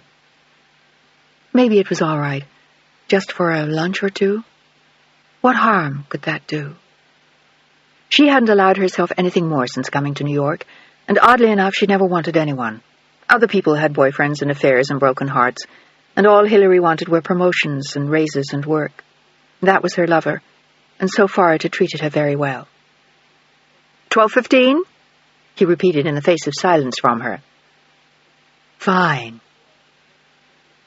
A voice flowed over the single word, and he felt as though he were floating when he hung up. There was a single rose on her desk the next day, and they had lunch at the Vaux d'Or, and she didn't get back to her office till 3 o'clock. "This is terrible, Adam. I never do things like this." She threw the long black hair over her shoulder and rolled up the sleeves of her shirt. It was a beautiful warm day, and she didn't even feel like going back to work. "You're a miserable influence. I just got a promotion, and now you're going to get me canned." "Good. And will you marry me? We can move to New Jersey and have 10 kids. "How depressing." She looked at him with her icy green eyes, and he felt something he never had before. She became a challenge. There was a wall around her he would have done anything to climb, but he still wasn't sure how far she'd let him go. They were still circling each other carefully, but he had so much to say to her, and she was such intelligent company. And he appealed to her in a way no one had before. It was a dangerous combination, and at times it frightened her, particularly when he distracted her from her work. But after all, he was her boss. He invited her to dinner on Saturday, but she declined. And she turned down his next 2 invitations to lunch, but he looked so unhappy about it when he stopped to talk to her that she finally relented and agreed to go out with him the following Friday night. They went to P.J. Clark's for a hamburger, and then a walk up 3rd Avenue to her new apartment on 59th Street. "Why do you keep such a distance between us?" He looked sincerely unhappy about it. He was crazy about her, and he was dying for her to let him get closer. "I'm not sure it's such a good idea. It could make things awfully complicated at work. You're my boss, Adam." She smiled up at him, and as attracted to him as she was afraid of repercussions at the office. And then he smiled at her regretfully. "Not for much longer, I'm afraid. If that makes any difference to you. I'm being transferred to sales in 2 weeks. I just heard about it today." "How do you feel about that?" She was concerned for him. It was a kind of a sidestep, and in his shoes she'd have been crushed. But he didn't look too disturbed as he shrugged and smiled at her. "No big deal. I might like it better than where I am, except for you, of course. Will you see me more often, then?" It would certainly make things easier for her, but she still wasn't sure if she should get involved with him. Life was so much easier living as a celibate. Celibacy had become a way of life to her, and giving it up meant risking a part of herself. "Hilary?" He was looking down at her as they walked, and he gently took her hand. He seemed very young as he smiled at her, and in some ways he still was. "I want to be with you. You mean a lot to me." "Adam, you don't even know who I am. I could be anyone. La femme aux yeux verts." The words slipped out and she laughed. "What does that mean?" "It's French." She had revived her French in college and was surprised to find it was still there, dormant but not dead, a final gift from her mother. "It means the woman with green eyes." "How come you speak French?" He wanted to know everything about her, and there was so little she wanted to tell him. "I spoke it long time ago when I was a little girl, and I picked it up again in college." "Did your parents speak French?" She could have told him then, could have begun to open up, could have said something about Solange, but she decided it was safer not to. "No, I just learned it at school, I guess." He nodded, satisfied with the answer she'd given him, and when they reached her apartment, after a moment's hesitation, she invited him upstairs. They listened to Roberta Flack on her stereo and talked for hours over a bottle of wine, and he stood up regretfully around 1 o'clock and looked down at her with a wistful smile. "I'd like to spend the night with you, Hilary, but I get the feeling you're not ready for that. Are you?" She shook her head, not sure she would ever be. People had tried to get close to her, but she was not even remotely tempted. "Are you involved with anyone?" He'd meant to ask before, but he'd put it off. She shook her head in answer, looking at him strangely. "No, I'm not. I haven't been in a long time." "For any particular reason?" "A lot of them, most of them too complicated to explain." He sat on her couch and looked at her quietly. "Why don't you try me?" She shrugged again. She didn't want to tell him what she'd been through. That was nobody's business. She led a different life now in another place, another world. She didn't want to drag those things with her, and yet she did, in spite of all her efforts to deny them. "I'm sorry, Adam, I can't." "Why not?" He reached out and took her hands in his. "Don't you trust me?" "It's not that." She felt her eyes fill with tears, and she hated herself for it. "I don't want to talk about it, really." She stood up and walked away, her proud shoulders straightened against the world and all it had done to her, and without knowing it, she looked exactly like her mother. "Hilary." He walked up to her from behind and put his arms around her. "Why did you let yourself go? I know how strong you are. I've seen it at work, but this is different. This is us. This isn't a war zone." Her voice was tired as she spoke to him with her head bowed. "Life is a war zone, Adam." "It doesn't have to be." He was so gentle and so innocent. She envied him his simple life. The most difficult thing that had ever happened to him was his wife's deciding she wanted to be free and no longer married. But he knew nothing of the agonies Hilary had endured. He couldn't even begin to understand them. Life can be so sweet if you let it. It's not as easy as that. She sighed and looked at him. "I don't think you understand the kind of life I've led, and I don't think I could explain it." "Then why not go from here? Isn't that possible? And leave the past behind you?" "Maybe." She wasn't sure it could be done, but she was willing to try it. He reached out and kissed her gently at first, and then suddenly with more passion. He had wanted her for weeks, months, since the first time he'd seen her, and now he couldn't hold back. He peeled her clothes from her and dropped his own and carried her to her bed, where he began making love to her. But she lay distant and cold and secretly frightened. Some of the things he did to her were the same things that Mater and Georgine had done, and some of the things reminded her of the boys who raped her the day after Mater and Georgine left. It was too much to overcome, even with a good man like Adam. And it didn't take him long to realize that she didn't want to go on. He pulled away, still throbbing with desire for her, and unable to understand what had happened. "What's wrong?" His voice was hoarse, his eyes bleary with unspent passion. "I want you so much." "I'm sorry."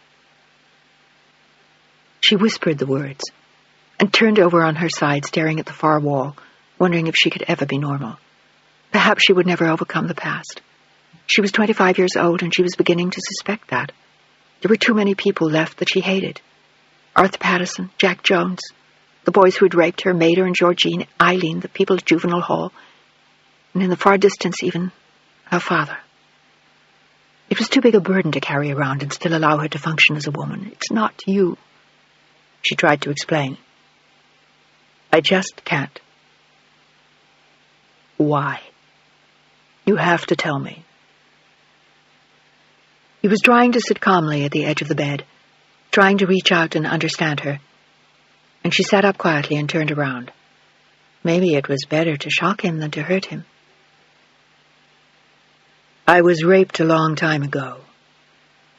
She didn't want to say more and hoped that would be enough, but of course it wasn't. "How? By whom?" "It's a long story." And which one should she tell him? Maida and Georgine, who were the first, or the boys who had come later? Or Jack, who had done his best to precede them all and then had beaten her to within an inch of her life when he couldn't get what he wanted? They were all possible candidates for the role, but she couldn't even imagine Adam able to withstand any truth she might tell him. "When was it?" "When I was 13. That much was true at least. They had all happened before her 14th birthday. She took a gulp of air. "And there hasn't been anyone since then. I guess I should have told you." "Christ!" He looked deeply shaken by what she'd said. "It certainly would have helped. How was I supposed to know something like that?" "I didn't think it would matter." "Oh, really? You were raped 12 years ago, haven't had relations with anyone since, and you actually thought it wouldn't make a difference? How can you do that to yourself and to me, for Christ's sake? What about counseling? Have you had a lot of that since then?" He assumed she had, of course. Everyone he knew was in therapy. He'd gone right back to his own shrink as soon as his wife left him. "No." She spoke very calmly and got up to put on a bathrobe. She had a long, languid body and beautiful, graceful legs that made him ache with wanting her again. But he tried to force himself not to think about it. "What do you mean, no? You got help after the rape, no? Yes? Right?" She smiled at him. Hardly. "No. Wrong. I guess I didn't need it." "Are you crazy?" "All right. Let's say it wasn't available to me at the time." "Where were you, the North Pole? Where is there in the modern world that therapy isn't available?" Oh, God. He understood nothing of what her life had been like. Therapy? Where? In Louise's home or at juvie? "I told you, Adam." She was getting annoyed, but he was getting frantic. "I don't want to discuss it. It's too complicated." "Too complicated or too painful?" She averted her eyes so he couldn't see the pain he had already inflicted. "Why don't we just forget it?" "What? The relationship? Why? You're not a quitter, Hillary." Now he was sincerely angry. She would have done anything for her job, but not for him or the relationship they might have if she was willing. "Why don't we just forget the problem, Adam? It'll go away by itself eventually." "Really? How long's it been now? 12 years, you said? And I wouldn't exactly say you're cured. How long would you like to wait for it to go away? 30 years maybe, or how about 50? You ought to feel a lot better by then, and Christ, you'd only be 63. You could have a great sex life. Hillary, be serious." He took her by the hand and pulled her down on the bed beside him. But he wanted too much from her, and Hillary already knew she couldn't give it to him. He wanted everything, heart and soul, commitment and marriage and children. She could sense that in him. He wanted everything his wife had taken back and more, and she knew for a certainty that she didn't have it in her. She had nothing left to give him. All she could do was take, or maybe extend herself for a little while, if no one asked too much. But the rest was gone. All her love had been given too long ago, and all her energies were reserved for where she was going at the network. "I want you to go into therapy." He sat staring at her as though announcing he wanted her to have brain surgery, and she had no intention of obliging him.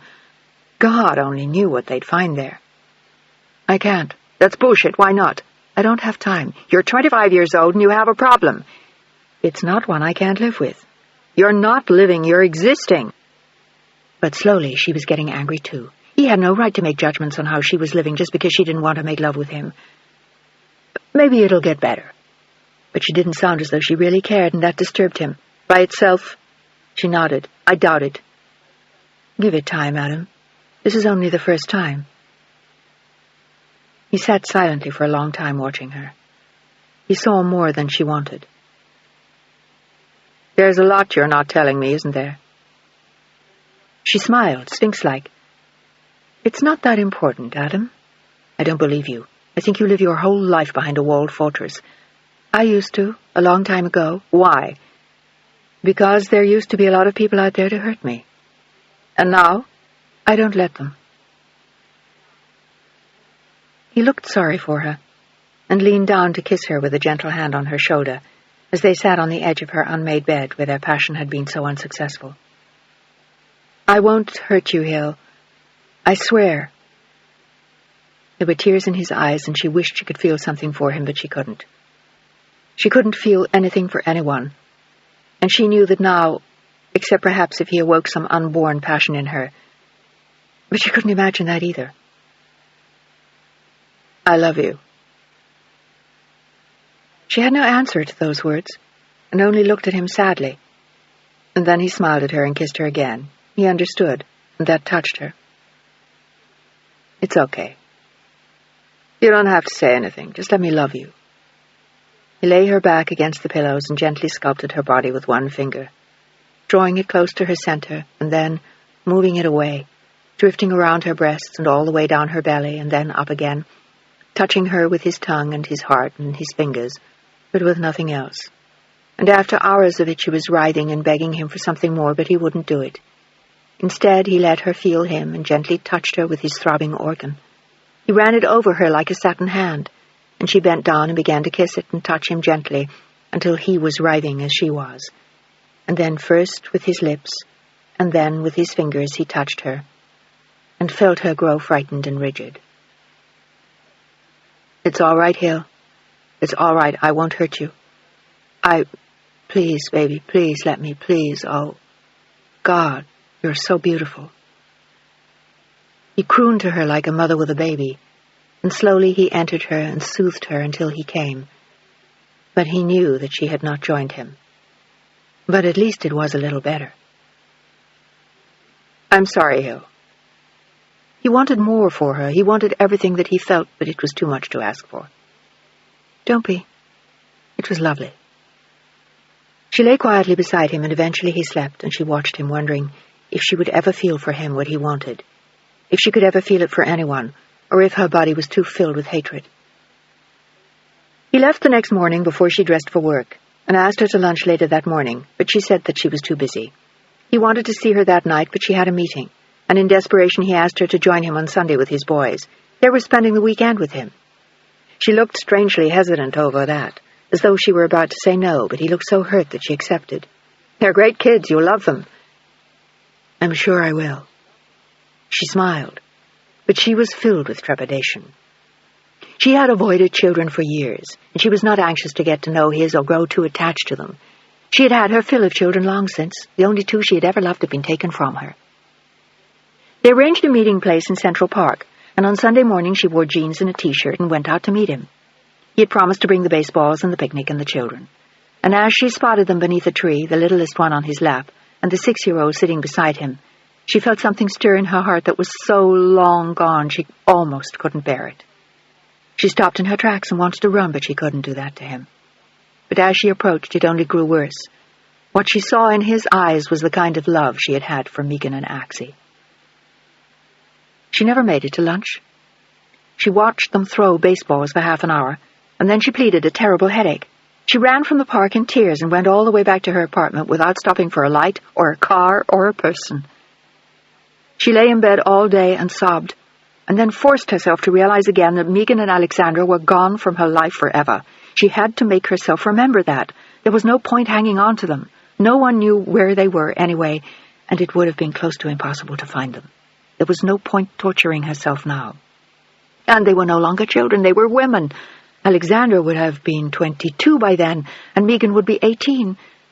But there was no point thinking about them anymore.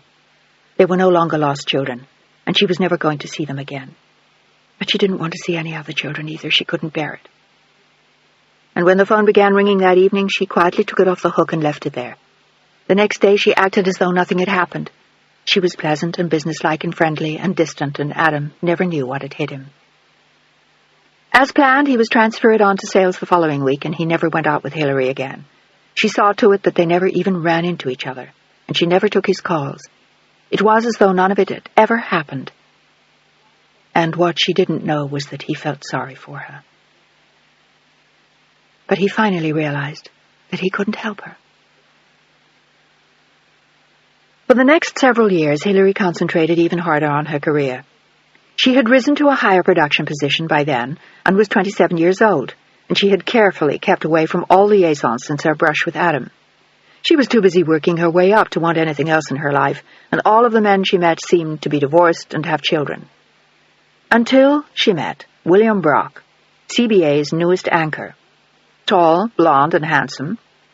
He had been a major football star and had been recently hired by the network. Twice divorced, he had no children and no desire to have them. He dated his way around the station with gusto until he got to Hillary, and her ice-like green eyes fascinated him. He treated her with caution and respect and sent her everything from flowers to a fur coat. That was cute, Bill.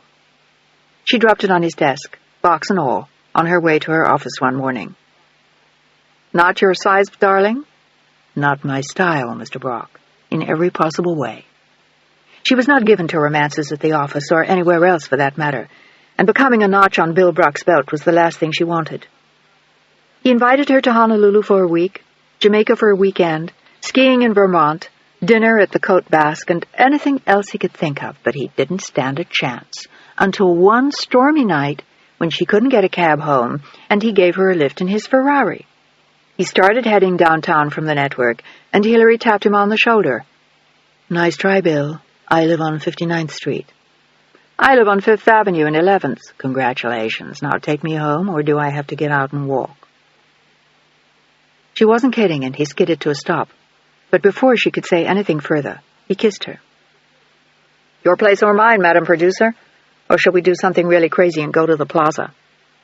She laughed at his outrageous spirit and demanded that he take her home, but she was no longer surprised when he stopped on the way to take her to dinner. They stopped for a hamburger at one of his favorite hangouts, and she was surprised at how intelligent he was beneath the playboy veneer and the overdeveloped male body. And you, pretty lady, what makes you tick behind those green eyes that look like emeralds? Ambition. He was the first person she'd been that honest with, but for some reason she thought he'd understand that. I've had a taste of that myself. It's addictive once you get started. I know it, but it was all she had to keep her going, getting to the top so that nothing could ever get to her again. She wouldn't feel safe till she got there. But that she didn't explain to him. There's nothing like it, is there? Were you sorry to give up football, Bill? Sort of. It's a great game, but I got tired of having my knees kicked around and my nose broken. You can't take that kind of abuse forever. He smiled at her in just the way that melted most women's hearts, paid the bill, and escorted her back to his Ferrari. He dropped her off at her place without a fight, and she was almost sorry as she let herself into her apartment. Somehow she had expected little more than that, an attempt, at least, something. She was already undressed and in her nightgown, half an hour later, when the bell rang. Who is it? She asked on the intercom. Bill, I forgot to ask you something about the show tomorrow. She frowned and then grinned. He sounded sincere, but it was probably a ploy. She decided to keep it that way and let him stand in the snow while he talked to her. "What is it?" "What?" "I said, what is it?" "I can't hear you." He started to buzz frantically, and she tried to outshout him on the intercom, then finally gave up and buzzed him in. If it was a ruse, she would put him in his place, and quickly. She was waiting in the doorway when he came up, red-faced, smiling, and covered with the snow that was still falling. "Something's wrong with your intercom." He was out of breath and devastatingly handsome. "Oh, really? Nice of you to come by. Ever heard of the telephone, Mr. Brock?" "No, ma'am, I haven't." Without further ado, he swept her off her feet, picked her up like a rag doll, walked into her apartment, and kicked the door closed behind him. She was laughing at him as he did. It was such an incongruous scene, and there was something boyish and wonderful about him, but not so wonderful that she wanted to get involved with him, no matter how handsome he was, or how attractive. "Where's your bedroom, Miss Walker?" He was all innocence as she laughed at him. He was like a schoolboy playing a prank on her, but he was also extremely sexy. "In there? Why?" "You'll see in a minute." He deposited her on the bed, walked into the bathroom as she stared at him, and emerged 5 seconds later, stark naked. She was so stunned that she stood staring at him. He was the most outrageous man she had ever known, but also the most appealing. And without further ado, he began making love to her. And despite her initial resistance, his expertise melted whatever reserve she had, and she was soon moaning for him, and within a very short time he obliged her. He lay breathless in her arms, then rolled over and smiled as she stared at him in amazement. It had aroused feelings in her she had never known existed, and before she could say anything, he began making love to her again, and she thought she would go mad as he made love to her again and again and again until morning. It was an experience she had never had before, and was sure she would never have again, but it convinced her that not everything inside her was entirely dead, and maybe one day the right man might come along and find it. But in the meantime, Bill Brock had done something to her she would never forget. And when he left the next morning, she stared out of the window at him wistfully as he drove off in his red Ferrari. She knew then she would remember him for the rest of her life, but she didn't expect anything more from him. He was not looking for a relationship or a girlfriend or a mistress or a wife or even a friendship. Life to him was one constant stream of pretty girls, and making love was something he did like eating and sleeping and drinking. He really didn't care who he did it with or how often or if he ever did it again with the same one. He just wanted to be able to do it when and where and with whom he wanted. When he sent Hillary a huge bouquet of roses the next day and a diamond bracelet from Harry Winston, she gave the bracelet back with a smile, and he didn't seem surprised. But he also didn't ask her out again. He had other fish to fry. And she was just one of a universe full of pretty women. She was disappointed but not surprised. The only surprise she got was when she went to the doctor 2 months later. She had had the flu for weeks, and instead of getting better, she was getting worse. And she was totally exhausted. All she wanted to do was sleep. The thought of food made her sick. She couldn't even stand the smell of coffee when she went into the office in the morning.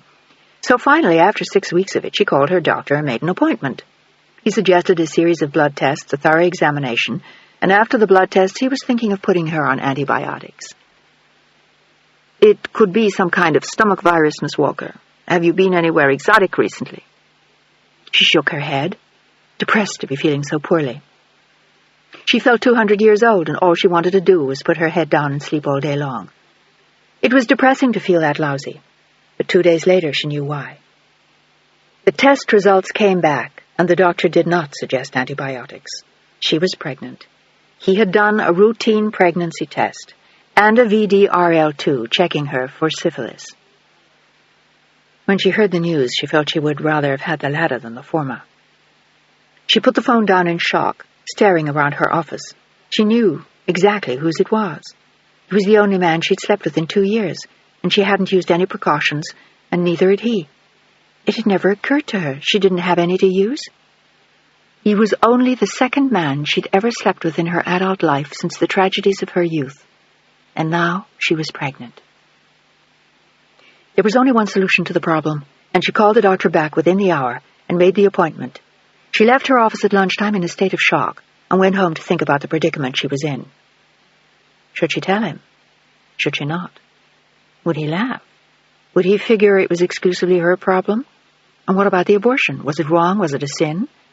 A part of her wanted to be rid of it instantly, And another part of her remembered Axie as a baby and little Megan again. That sweet smell of powder and the silky hair nestled in her arms at night. She remembered the little noises she made before she went to sleep at night, and suddenly Hilary thought she couldn't do it. She had already lost 2 children she loved. How could she kill this one? Perhaps this was God's way of making it up to her, of making it all right again, of giving her back one of her babies she had lost, of filling the empty years ahead of her with more than just work. And the baby would be so beautiful with a father like Bill Brock, and he need never know. It could be all hers, all hers. And suddenly, with every ounce of her being, she wanted to protect it. She suddenly understood why her skirts had been getting tight, even though she'd been losing weight. Her waist had been growing, and she felt a tiny bulge in her stomach. The doctor had told her when she talked to him that she was 8 weeks pregnant. 8 weeks. 2 months. And inside her there was a tiny baby. She couldn't let herself kill it, yet she had to. What kind of career could she have with a baby around her neck who would help her? But that smell, and the sweet cry. She still remembered the first time she'd seen Axie. But what if someone took this baby from her too, as they had Megan and Axie? What if Bill Brock found out and wanted his child? For the rest of the week, Hilary was torn by mounting panic. She had no one to talk to, nowhere to turn. She was left only with her own guilt and confusion and panic. She wanted desperately to keep the baby, but couldn't imagine how she could. But more importantly, she was terrified that one day she would lose it, that somehow someone would take it from her, and she never wanted to love anyone that much again. It was that fear that was the deciding factor. It was too much to ask of her. The rest she could handle, but not the terrible fear of loss. She knew too well the agony it would cause her. She could never risk that again, with children of her own or anyone else's. She would sacrifice this child in the memory of Megan and Axie. There would never be children in her life and heart again. And as she walked into the doctor's office that Friday afternoon, she thought she was going to faint as she went through the doorway. She gave the nurse her name and signed a form with trembling hands, and then they let her sit in the waiting room for an hour. She'd taken the afternoon off from work, and she'd lain awake the night before. Some part of her was shrieking at her to save the life of this baby, but the voice of the past was too important to her. It outshouted all else and reminded her of the terrible pain of losing Megan and Alexandra. She kept thinking of the day they'd driven away and the unbearable agony of it, but the agony of tearing this child from within her was no smaller. As the nurse led her down a corridor and into a small room, she felt her knees grow weak. She was instructed to take off her clothes, put on a gown and paper slippers, and report to the nurse across the hall. "Thank you," Hilary whispered, almost inaudibly, wishing somebody would stop her before it was too late, but there was no one to do it. The nurse across the hall looked at her as though she had committed a federal offense, and handed her a clipboard with more forms to sign. Just glancing at them made Hilary feel ill, and she sank onto a narrow wooden bench. "You all right?" the woman asked uninterestedly. "I'm a little dizzy." She nodded, unconcerned, and told her to lie on the table. "The doctor will be here in a few minutes." But an hour and a half later, Hilary was still waiting. She began to shake from head to foot well over an hour before, and she had finally thrown up out of sheer nervousness. She hadn't had anything to eat since that morning. The nurse with the clipboard finally came back, looked at her, smelt the air, and Hilary blushed. "I'm sorry, I don't feel well." "It'll probably happen again afterwards," she said matter-of-factly. "You'll be right in. They had a little problem down the hall." And all Hilary could think about was the baby still alive inside her. The longer they took, the longer it would live, and soon they would have to kill it. She felt desperation choke her, but there was no way out. She couldn't allow herself to love this baby, couldn't go through it ever again. A part of her tried to tell her this was different, but the rest of her knew that it wasn't. She had loved Megan and Alexandra like her own, and she had lost them. And one day someone would take this baby from her too. She couldn't let that happen. She had to stop it now before it destroyed her. "Ready, young lady?" The doctor blew into the room like a hurricane in surgical garb, with a green hat to cover his hair, and a small mask hanging round his neck. She could almost sense the blood dripping from him from his last abortion. Yes." Her voice was barely audible croak, and she felt as though she was going to throw up again or start crying. "Are you going to give me something to put me to sleep?" They had told her nothing about it. "You don't need any of that. It'll all be over in a few minutes." How few? How long would it take? What were they going to do to her baby? She lay flat on the table, and the nurse forced her feet into the stirrups.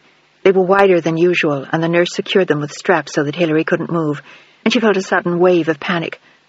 "Why are you doing that?" "So you don't hurt yourself." She was about to tie down Hilary's hands too, but she begged her not to. "I promise I won't touch anything, I swear, please."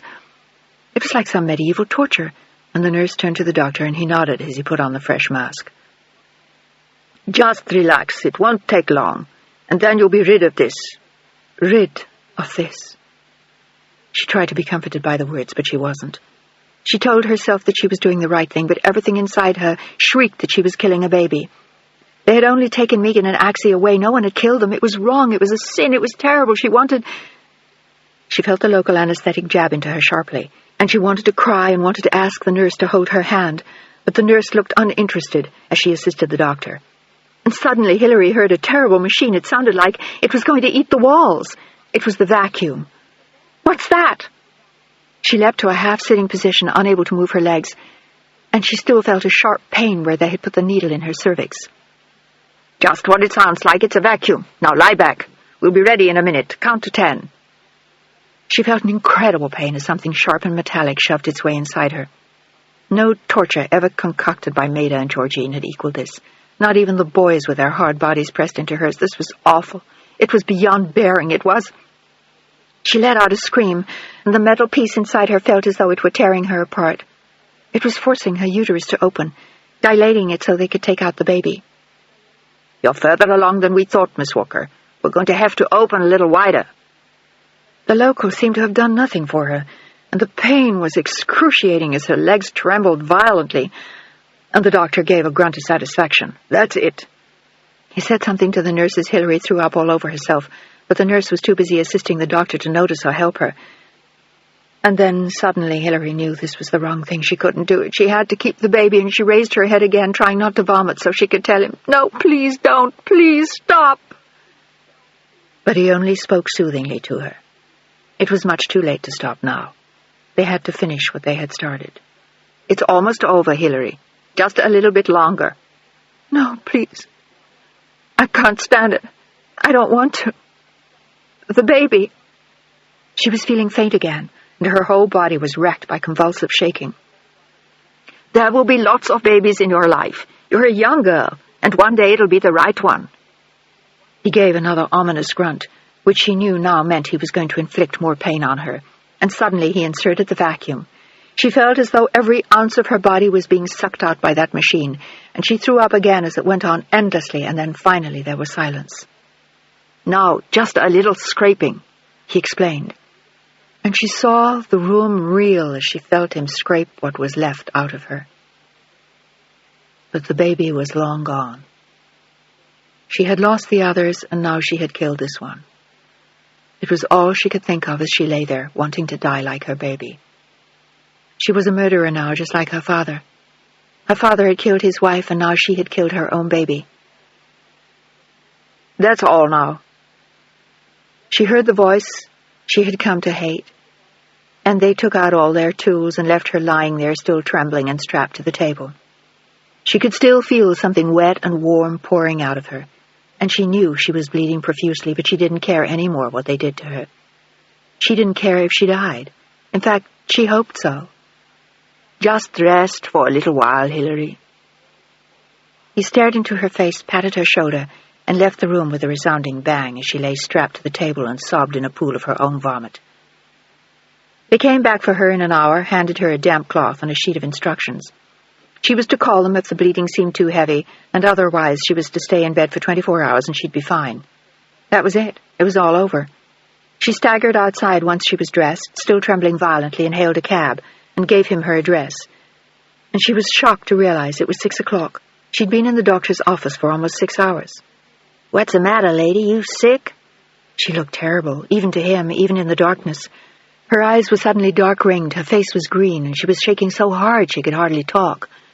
And she only nodded in answer. "Yeah, I got the flu." Her teeth were chattering, and he nodded. Everybody's got it." He grinned at her then.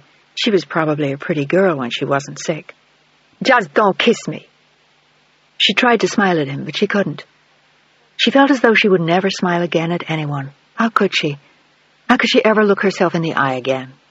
She'd killed a baby. She crawled into her bed when she got home without even getting undressed, and she slept until 4 o'clock on Saturday morning. The cramps she felt woke her up, but when checked, nothing seemed to be out of order. She had survived it. She had done it, and she knew she would never forget it. On Monday, she went to work looking pale and wan, but she went, and she did her work, and she went home again with a stack of papers. She was going to bury herself in her work, and she was going to do anything to numb herself, and she did. She worked like a machine for the next 6 months and for another year after that. She became the wunderkind of CBA Network. She became the kind of woman people admired and everyone feared, the kind of person no one wanted to like. "Terrifying, isn't she?" one of the news secretaries said the day Hillary turned 30. "She lives and breathes nothing but this network, and God help you if you cross her. At least that's what people say. Personally, she scares me." The other girl agreed, and they went to the powder room to discuss the 2 new men in the newsroom. But Hillary was immune now, too. She seemed to have no interest in anyone except her work, the career, and the network. When she was 32 years old, she became vice president, and 2 years after that, she got another promotion. At 36, she was the most senior woman in the management, and at 38, she was the number 3 person at the network, and there was no doubt in anyone's mind that one day she would run it, and probably sooner rather than later. The New York Times ran a big piece about her shortly afterwards, discussing her policies and her plans, and the Wall Street Journal did another piece on her shortly afterwards. Hillary Walker had made it. Chapter 13. The air on Park Avenue seemed to crush him as he left his doctor's office 2 hours later. He wasn't surprised. He'd expected it, and yet Arthur Patterson had secretly hoped for something different. But the pain had been so great. The pills had barely helped him for the last month, and yet he had tried to tell himself it was something else. He stopped to catch his breath as he reached the corner. It was 4:30, and he was totally exhausted as the pain ripped through his chest again, and he coughed pathetically. A passerby stopped to look, wondering if he should help, but Arthur caught his breath and got back into the car, barely speaking to the driver. He was still thinking of his doctor's words and dire prediction. He had no right to ask for more, reasonably. He was almost 72 years old, and he had led a full life, more or less. He had been married once. Marjorie had died 3 years before, and he'd gone to her funeral, surprised to discover that she had remarried only a few years before, a retired congressman. He had wondered, as he stood there in the dim light of St. James, if she had been satisfied with her life, if she had ever been truly happy. And now he was going to die, too. It was odd that it didn't frighten him more. He was only sorry. He had so little to leave the world, a law practice that had slowed down years before, although he still went to the office every day or whenever he was well enough. He wondered if his partners would miss him when he was gone. There was certainly no one else who would notice his absence, except possibly his secretary, who would just be reassigned to one of the other lawyers.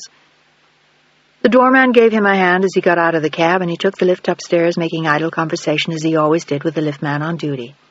They discussed the early heat and the baseball scores, and he let himself into his apartment with a sigh of exhaustion. It was so odd to think about it now. Soon it would all be gone. And then as he walked into the living room, he began to cry. For no reason he could think of, Solange had come to his mind. Solange with her fiery red hair and her emerald eyes. He had loved her so much, so long ago. He wondered if he would see her now, when he died, if there was an afterlife, a heaven and a hell, as he'd been taught as a boy. He closed his eyes as he sank heavily into a chair. Solange. He spoke her name in a whisper as the tears rolled down his cheeks, and as he opened his eyes again, he had a sudden feeling of desperation. He had let her down so desperately. And Sam. The daughters they had loved so much had been cast to the winds and totally disappeared. He had let them disappear. It had all been his fault. He could have taken them in if only he'd had the courage. But it was too late now, much too late. Solange had died more than 30 years before, and Sam? And yet he knew, without a doubt, what he had to do now. He had to do one last thing. He had to find them.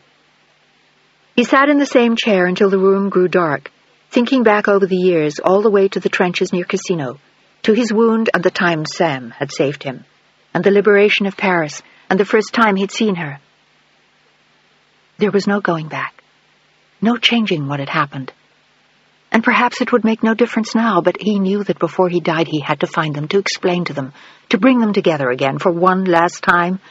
And with a crushing agony of memory, he remembered that day in Charlestown when he had gone to get Megan and Alexandra, and Hilary had begged him so piteously not to take them. He lay awake in his bed for most of the night thinking of the little girls, wondering how he would find them, or if they could be found in time. There was only one thing he could leave them. The rest was all stocks and bonds. But perhaps the house in Connecticut would mean something to them. He had bought it years before as a summer place, but seldom ever used it. It was a large, rambling old Victorian house, and he liked going there. But he kept it more as a home for his sunset years. And now the sunset was coming. There would be no time for retirement, for quiet gardening, for long walks down to the seashore. For him, it was all over. The doctor said it was too late to operate. The X-rays told their own tale. The cancer had spread too far, and he was too ill now to withstand any dramatic treatment. It was difficult to estimate how much time he had. 3 months, perhaps 6, or less, if the disease spread very quickly. He got up at midnight to take a sleeping pill, but it was daylight before he fell asleep, sleeping fitfully and dreaming of Hilary's sobs as he drove a car away from her, clutching something to him. He wasn't sure what. And then suddenly Hilary's face became her mother's, and it was Solange crying in his arms, asking him why he had killed her. Chapter 14. Arthur Patterson left his office at noon the next day, exhausted from his sleepless night but determined to go back. He had conferred with one of his partners at 11 o'clock and got the name of a man who was thought to be the best in the business. He did not explain why he needed him, and the partner did not ask any questions. Arthur had placed the call himself and was surprised that John Chapman was willing to see him that day when he explained that it was urgent. But Chapman knew who he was, and it was rare that the senior partner of an important law firm called him himself, and with such obvious desperation. He said he would see him shortly after noon, although he had only an hour at his disposal, and Arthur thanked him profusely and hurried out of his office, patting his pocket to make sure he had his pills. He couldn't afford to be without them. "Will you be back after lunch, Mr. Patterson?" his secretary inquired as he hurried past her, coughing as was now his habit. "I don't think so," he said barely audibly, and she shook her head as he stepped into the lift. He looked terrible. He was too old to be coming to work every day now. She wished someone would force him to retire. It was a short cab ride from Arthur's office to Chapman's, and he was impressed when he saw the well-appointed offices Chapman kept on 57th off 5th. It was a smaller building than those that housed Brocard, Miller, and Patterson, but it was respectable and well-kept, and Chapman had most of a floor with a discreet sign on the door that said only John Chapman. A receptionist took his name, and several other people appeared to be waiting for Chapman's associates. Most of the people in the waiting room looked like attorneys.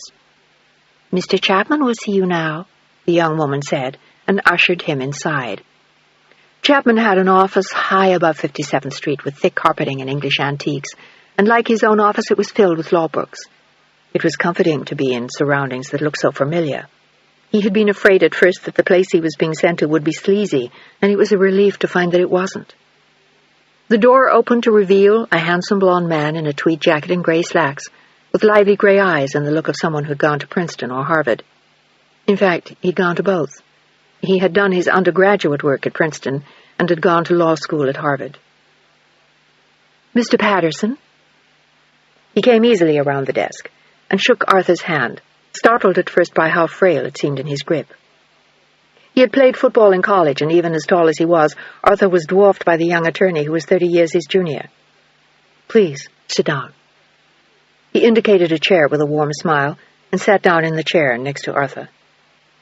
"I'm very grateful to you," Arthur coughed, trying to catch his breath, "for seeing me on such short notice. It's a matter of both urgency and importance, and I'm afraid I don't have much time." He meant it just the way it sounded as he coughed again, but John Chapman assumed he was referring to a deadline associated with a court case. "I was impressed that you were handling the matter yourself, sir." Thank you. He knew who Arthur was, and it was most unusual for the senior partner of a firm to contact an investigation service himself, no matter how illustrious the outfit was, and John Chapman's was one of the best known in the country. It operated more like a law firm than just an investigative bureau, and his own legal background made him extremely helpful. He grabbed a pad and pen as Arthur coughed again, and prepared to jot down some notes about what Arthur wanted. "Would you like to explain to me, Mr. Patterson, so I can have an idea how we may be of service?" He was quiet and professional, and had the precise diction of the upper classes, and yet he seemed oddly unassuming, easygoing almost, and Patterson found himself curious about him. Why hadn't he gone into his father's firm?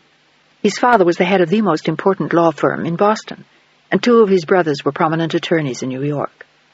And yet he had chosen this rather unorthodox career instead. It was intriguing, but Arthur didn't have the time to think about it now. He had to save his strength to tell him what he wanted. "It's a personal matter," he wheezed, and then took a sip of water Chapman had quietly poured him while he waited. "Of the utmost confidentiality and importance. You are not to discuss this with anyone." Arthur flashed his eyes at him, but the effort was wasted on Chapman. "I don't discuss my cases with anyone, Mr. Patterson. Period." "I'd also like you to do this yourself, if it's possible. One of my associates tells me you're the best in the business. I want to hire that talent and no one else's." Chapman pursed his lips, waiting to hear the rest, making no commitment to Arthur. "That depends on what's involved. I try to stay involved in all our cases, to as great an extent as I'm able." "I want you to do this yourself. We don't have much time." He coughed and took another sip of water. "I'm dying."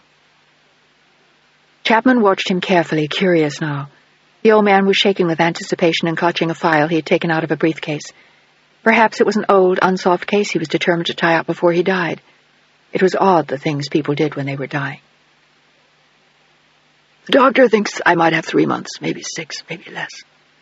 I think 3 months is more like it. I want you to find 3 young women." Chapman looked surprised. It was an odd request from an old man, unless they were his daughters. "They were the daughters of close friends of mine, my closest friends. Their parents died 30 years ago, and 2 of them were adopted shortly after. The third was left with her aunt and uncle. They were respectively 1, 5, and 9 years old when I lost track of them, and I have no idea where they are now. I know who adopted the 2 younger girls, and I know the oldest one wound up in Jacksonville, Florida, and then came to New York 21 years ago, but that's all I know. I've included all the information I have in this file, including clippings about their parents. Their father was a very well-known Broadway actor." "Did the parents die simultaneously in an accident?" It was the only curiosity on his part. Thus far, it was an intriguing story. "No." Arthur took a painful breath and continued.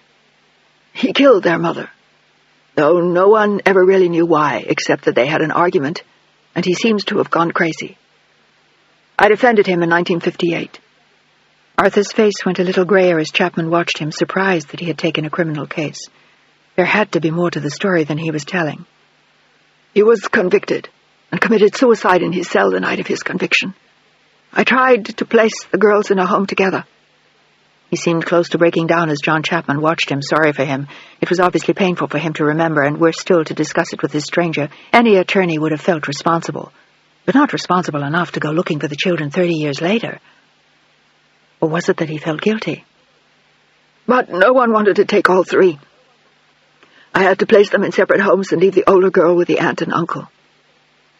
He didn't tell him that he had considered taking them himself, but didn't do it because his then-wife wouldn't let him. "There was also a recent clipping about a young woman at CBA," he went on, "by the same name as the oldest girl. I think there's a possibility it might be her, but it could be just a coincidence. I included the clipping, and you ought to check it out." Chapman nodded. And Arthur remembered finding the article in the Times only weeks before and praying it was the right Hilary Walker. His hand had trembled as he held the column he'd clipped out and stared at the picture. She didn't look like anyone he knew, but that didn't necessarily mean anything. Newspaper photos often didn't. "That's it, Chapman. I want you to find those 3 young women."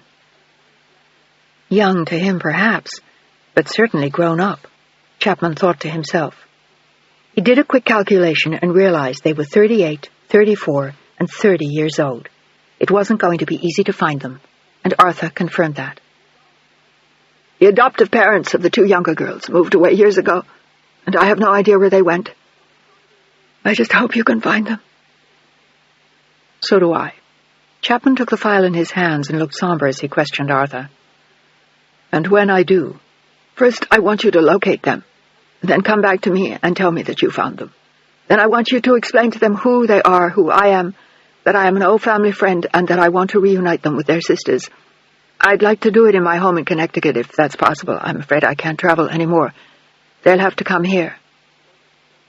"And if they refuse?" It was possible. Anything was possible. He'd seen everything in the 17 years he'd been in the business. "You can't let them." "They may not even remember having sisters, 2 of them anyway, and it may be a tremendous shock and disruption to them." He wondered if there was a sizable inheritance being attached to it, but he didn't want to press Arthur on the subject. "I owe it to them to bring them together again. It was my fault that they were separated, that I was never able to find a home for all of them. I want to know that they're all right, that they don't need anything. I owe that much to their parents." John was tempted to tell him that it was a little late, but he didn't want to be disrespectful. At 38 and 34 and 30, it couldn't matter very much to them anymore why they had been taken from their sisters, even if they remembered having any in the first place. But it was not his place to question the wisdom of Arthur Patterson's final wishes. Arthur was sitting watching him with quiet desperation. "Will you do it?" It was a barely audible whisper. "I'll try." "Will you do it yourself?" "Most of it, if that's possible. I want to read the file first, before I make a definite commitment. I may have operatives already in the field in areas we're interested in who could do the job better and more quickly than I could." Arthur nodded. That much made sense to him. "I'll get to the file as quickly as possible, and I'll call you with an appraisal of the situation." Arthur was painfully honest with him. "There's not much there, Chapman. Not much more than I told you." "That's all right. Something may jump out at me." He discreetly looked at the clock he could see over Arthur's left shoulder. It was almost 1:15, and he hated to keep Sasha waiting. "I'll call you in the next day or 2. He stood up, and Arthur followed suit unsteadily. "I'm deeply grateful to you, Chapman." "That's all right, Mr. Patterson. I hope you won't be disappointed."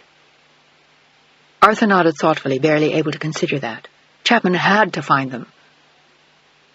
"I should warn you as well, this could be an expensive project." Arthur looked up at him then with a wintry smile. "I've got nothing else to spend it on now, do I?" Chapman smiled at him. It was a difficult question to answer, and he walked him quietly to the outer office, shook his hand, thanked him for coming, and then hurried back to his office to lock the slim file in the safe and head out of the door at a dead run. Sasha was going to kill him. Chapter 15. John Chapman flew out of his office building on 57th Street and raced the 2 long blocks west, glancing at his watch and catching his reflection in shop windows. Tiffany, I. Miller, Henry Bandel. It seemed to take hours to get there, and he knew how she hated him to be late. But he couldn't hurry Arthur Patterson out of his office after all. The man was ancient, and he was dying, and Chapman was intrigued by the case. But he also knew Sasha wouldn't understand that. She was 28 years old, senior from head to foot, and every ounce of her was disciplined to perfection. She wore her blonde hair pulled back so tight that it looked as though it were painted on her head. Her green eyes had a Slavic tilt, and she wore her lips in a constant pout, which had seduced him from the first time he'd seen her. They had met at a friend's house, a ballet buff, who raved about how talented she was and how extraordinary she'd been as a little girl. And now she was even more so as a big one. The daughter of Russian émigrés, she had studied for years at the Ballet Russe de Monte Carlo, and then gone on to Juilliard as a young girl, where she'd been a star already in her early teens. At 20, she'd been invited to join the American Ballet Theatre, and at 28, she was not a prima, but she was a fine dancer with a solid career to be proud of. She indulged in the jealousies of her troupe, and it irked her not to be one of the prima ballerinas, but in truth she was too small to be more than one of the corps of dancers. She had the consolation of being very good, and she told John that every chance she got, when she wasn't complaining about her feet or the fact that he was late coming to meet her. But even though she wasn't easy to get along with, for months John Chapman had found her enchanting. Her discipline, her intense routine, her talent coupled with her tiny face, her feet that seemed to move on butterfly wings when she danced, the huge green eyes. There was something very special about her. "You're half an hour late." She glared at him halfway through a cup of borscht when he breathlessly reached her table at the Russian tea room. The atmosphere was precisely as it had been for the past 50 years, and they both loved blinis and caviar. Besides, it was close to where she rehearsed, and they met there half a dozen times a week for lunch or after rehearsals or even after performances late at night for a quick bite before they went home to his apartment. She lived with 4 other dancers, and it was impossible to talk, let alone make love in the West Side walk-up that was always filthy and drafty. But her green eyes were looking up at him in reproach as he apologized and sat down. "I was thinking of leaving." She looked like an angry child, and he realized, as he always did, how much he loved her. "I'm glad you didn't." He gently touched her hand and smiled at the familiar waiter. He was no Russian who chatted with Sasha in her maternal tongue. She had been born in Paris, but still spoke Russian with her parents. "I was hungry." Her eyes bore into his mercilessly. "That's the only reason why I waited." "I'm sorry.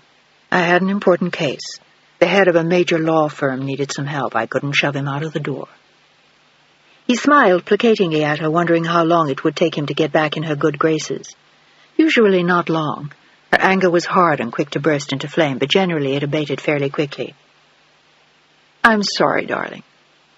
He touched her hand again, and she looked only slightly mollified by his contrition. "I had a very difficult morning." She looked petulant and more beautiful than ever. "Something wrong?" He knew how she worried about her feet and her legs and her arms. It was not easy being a dancer. A pulled muscle, a torn ligament, and her life would be changed forever. "They were trying to introduce a new choreographer, and he's impossible. He makes Balanchine look lazy by comparison. This man is mad. You cannot dance the way he asks you." "You can." Chapman smiled proudly at her.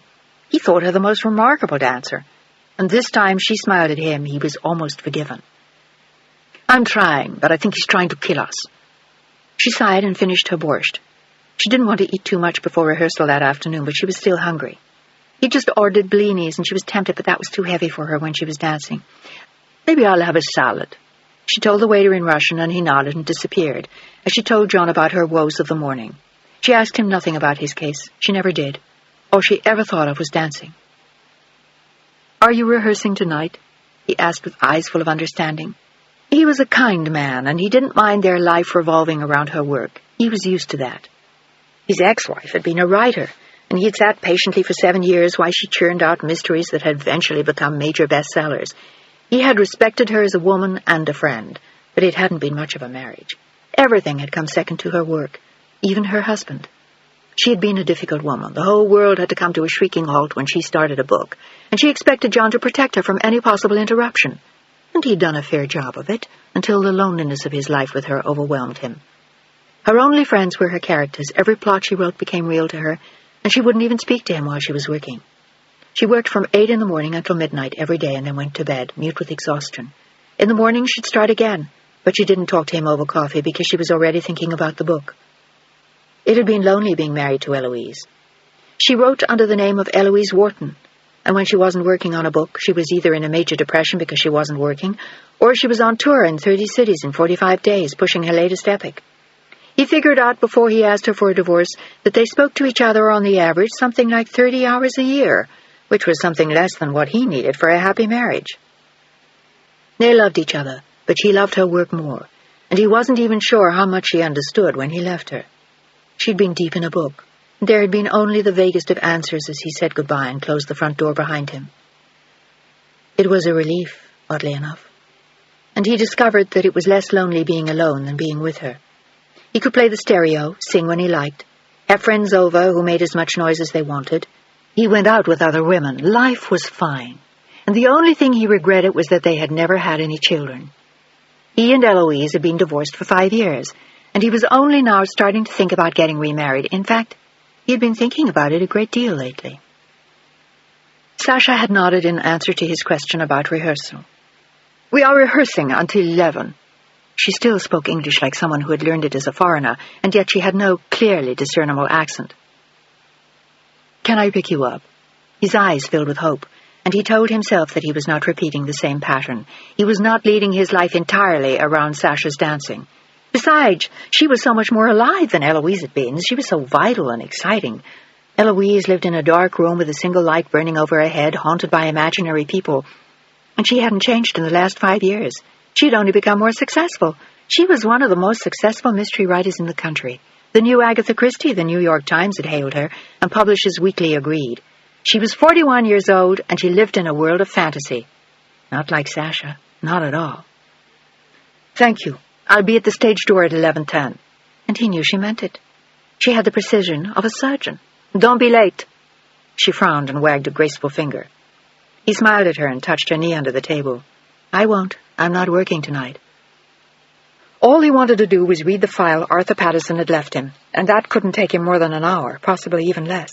In fact, that was what he was afraid of, that there wasn't anything in it of any real substance.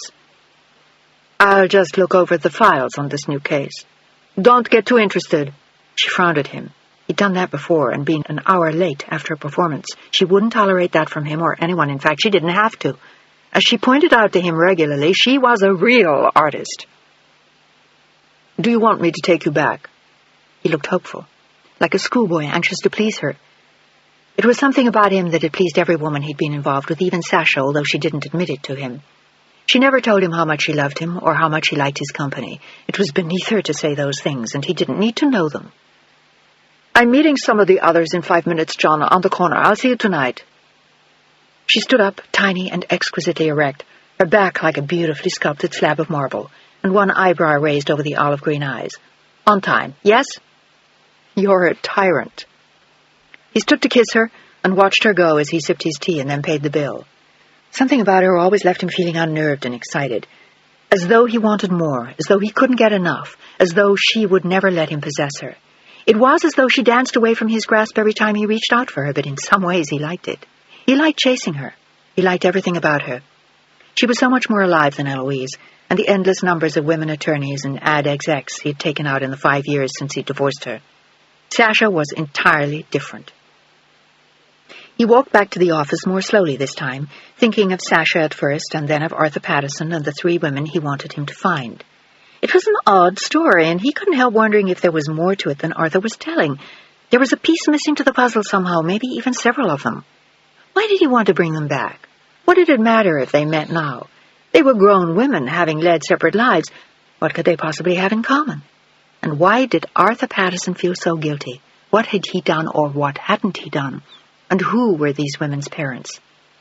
John's mind whirled over the questions as he walked along. He was good at what he did because he had an uncanny knack for seeing the pieces that were missing and then finding them, like the proverbial needle in a haystack. He had found more than a few and had been crucial in several major cases. His most astounding work had been in the field of criminal law, and he was respected by attorneys and courts all over the country. Arthur Patterson had come to the right place, but John Chapman wondered if he could find the missing women. He took the file home with him that night and pored over the little that there was there. It was pathetic how little there was, though. Arthur had been right. There wasn't much there to help him. Only what he had said in the office.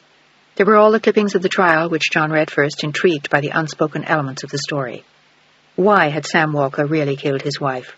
Was it premeditated, as some thought, or a crime of passion? What had the woman done to him, and who was she?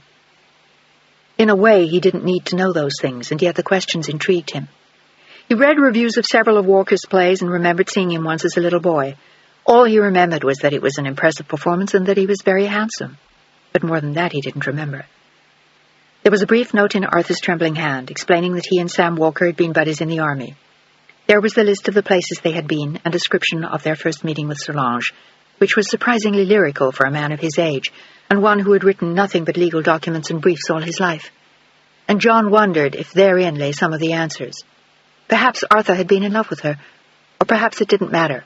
The facts were still the same. Sam had killed Solange for whatever reason, leaving their 3 children orphans. The eldest had gone to relatives at a Charlestown, Massachusetts address, an Eileen and Jack Jones, and Arthur knew she had gone to Jacksonville from there because she had told him so when she'd come to his office in 1966, seeking her sister's addresses. Arthur had mentioned in a footnote that she had been less than cordial. He said, too, that she mentioned having been in juvenile hall in Jacksonville, and John wondered if she had fallen foul of the law as a young girl. If so, she might have done so again, and he might be able to find a rap sheet on her. That would make her easier to find anyway, especially if she was sitting in prison somewhere. But at least he could tell Patterson he'd found her. The second one had gone to one of Arthur's partners, who had then died. And the widow was God knows where, remarried to God knew who. That one was a healthy project. He'd have to start with the Gorham files at the firm, and pray they'd had to contact her for something in recent years, maybe a trust or some other lingering detail of the estate Arthur knew nothing of, since he was not one of Gorham's trustees. And then there was the baby. The youngest child had also virtually disappeared, but not without warning. Arthur had told him that David Abrams felt strongly about Patterson's not maintaining contact with the child, that they wanted her to have a new life totally divorced from her past, and wanted to ensure that she did so. John even found himself wondering if that had been part of their reason for moving to California, to start a new life, where no one even knew that the child was adopted. And after that, there was nothing. There was one clipping at the back of the file, the one Arthur had mentioned, but despite the similarity of the name, like Arthur, John thought it was a long shot. It was the article from the New York Times about a Hillary Walker's promotion at CBA Network, and it was highly unlikely that she was the same girl. Even Arthur didn't recognize her. And it was too sweet and easy to find her within easy reach, and successful. John had been in the business of finding people for long enough that he knew a false hope when he saw one. He'd look into it, of course, but he was sure she would turn out to be a different Hillary Walker. And that was it. There was nothing else. He sat back in his chair and thought about all three, how to find them, where to start. The wheels were already turning. And then, with a sudden start, he glanced at his watch. "Son of a bitch," he muttered to himself. It was just after 10:30. He grabbed his jacket off the back of the chair and hurried down the 3 flights of his brownstone. He had the top floor of a lovely house on East 69th Street, and he was lucky enough to find a cab almost at once, but with post-theater traffic he barely made it to the stage door in time to meet Sasha. She came out at precisely 11:10, as he knew she would, looking tired, wearing jeans and sneakers and carrying her dance bag. How was it? There was always the tension of someone having performed major surgery, not unlike Eloise's struggles with the difficult denouements in the plot. But somehow this seemed more exciting. It was awful. He knew better than to believe her and put a protective arm around her as he took her dance bag. "You expect too much of yourself, little one." She was so tiny, it always made him feel protective of her, and in any case, he was that kind of person. No, it was terrible. My feet were killing me. It's going to rain tonight, I can always tell. John had learned that dancers' feet were a constant source of agony and a constant topic of conversation. "I'll massage them when we get home," he promised as they climbed into a cab and headed back to East 69th Street. The apartment was peaceful and quiet when they arrived. There were only 2 other tenants in the building, one a doctor who never seemed to be there. He was younger than John, and when he wasn't on call delivering babies at New York Hospital, he seemed to be staying with assorted women. And the other was a woman who worked for IBM and traveled 8 to 10 months of the year, so most of the time he was alone in the building. He had a view of the little garden outside and the larger gardens of the townhouses on 68th Street. "Do you want a drink?" he inquired, poking his head out of his well-ordered kitchen. "Just some tea, thanks." She sat down on the couch with a sigh and stretched her arms and her back and her legs. She never cooked anything in his small kitchen. It never dawned on her to do things like that for him or herself. John always did them for her. He emerged a few minutes later, bringing her tea in a glass the way she liked it. It was a Russian tradition he'd come to like, and he had bought special glass mugs just for that purpose. He had been equally expert at preparing Eloise's snacks while she was working, but in return, she had cooked him some wonderful dinners between books. She loved to bake and had a real flair for French cuisine. Unlike Sasha, who thought being expected to make toast was an affront to her as an artist. "Are you coming to the performance tomorrow?" she asked as she slowly pulled the pins from her hair, and it began to cascade in long blonde sheets past her shoulders. John looked at her with regret. He hated to remind her. He knew that whenever he did it, it would create a scene between them. It annoyed her when he went anywhere. She expected him to be always near, and the next afternoon he was flying to Boston. "I'm going up to the Cape for the weekend, Sash. I said something about it a few weeks ago, but you may have forgotten. It's my mother's birthday. I tried to get out of it, but I really couldn't. It's her 70th, and it's important." Both of his brothers were going to be there, and their wives and their children. It always made him feel inadequate somehow, going there without an entourage to show for his years of marriage and assorted romances. Everything they had was tangible and obvious. Wives who had nice sapphires or diamonds as engagement rings and anniversary presents, kids who had skinned knees and missing teeth, and, in the case of his oldest nephew, even a high school diploma. It was going to be a long weekend, but he knew it would be fun, too. He was fond of his two brothers, one older, one younger. His sisters-in-law were a bit difficult, but the kids were great. And there was no way he could bring Sasha. Even at his age, his parents would have frowned on his bringing a woman with him for a family occasion. "I'll be home Sunday. Don't bother." She straightened her back and dropped both feet to the floor gracefully. "I have rehearsal Sunday afternoon. I'm not interested in crumbs left over from your parents' table." She looked so outraged that he could only laugh at her choice of words. Sometimes her English was outlandish. "Is that what I am, Sash? A crumb?" It was more than obvious that she thought so. "I don't understand what is so sacred about your family.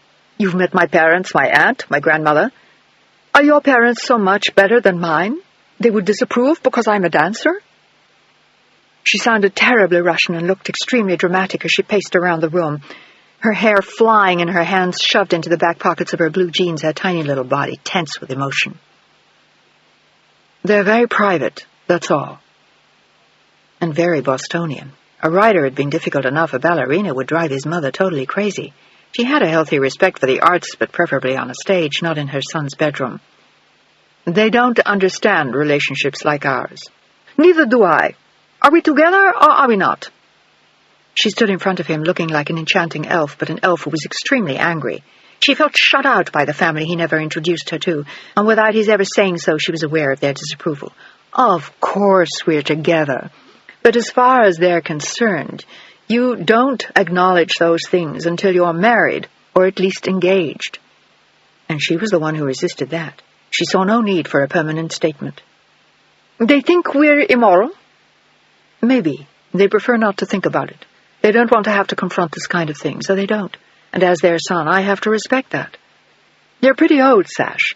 My mother is going to be 70 on Saturday. My father is 79. It's a little late to force them into acknowledging modern arrangements." "That's ridiculous!"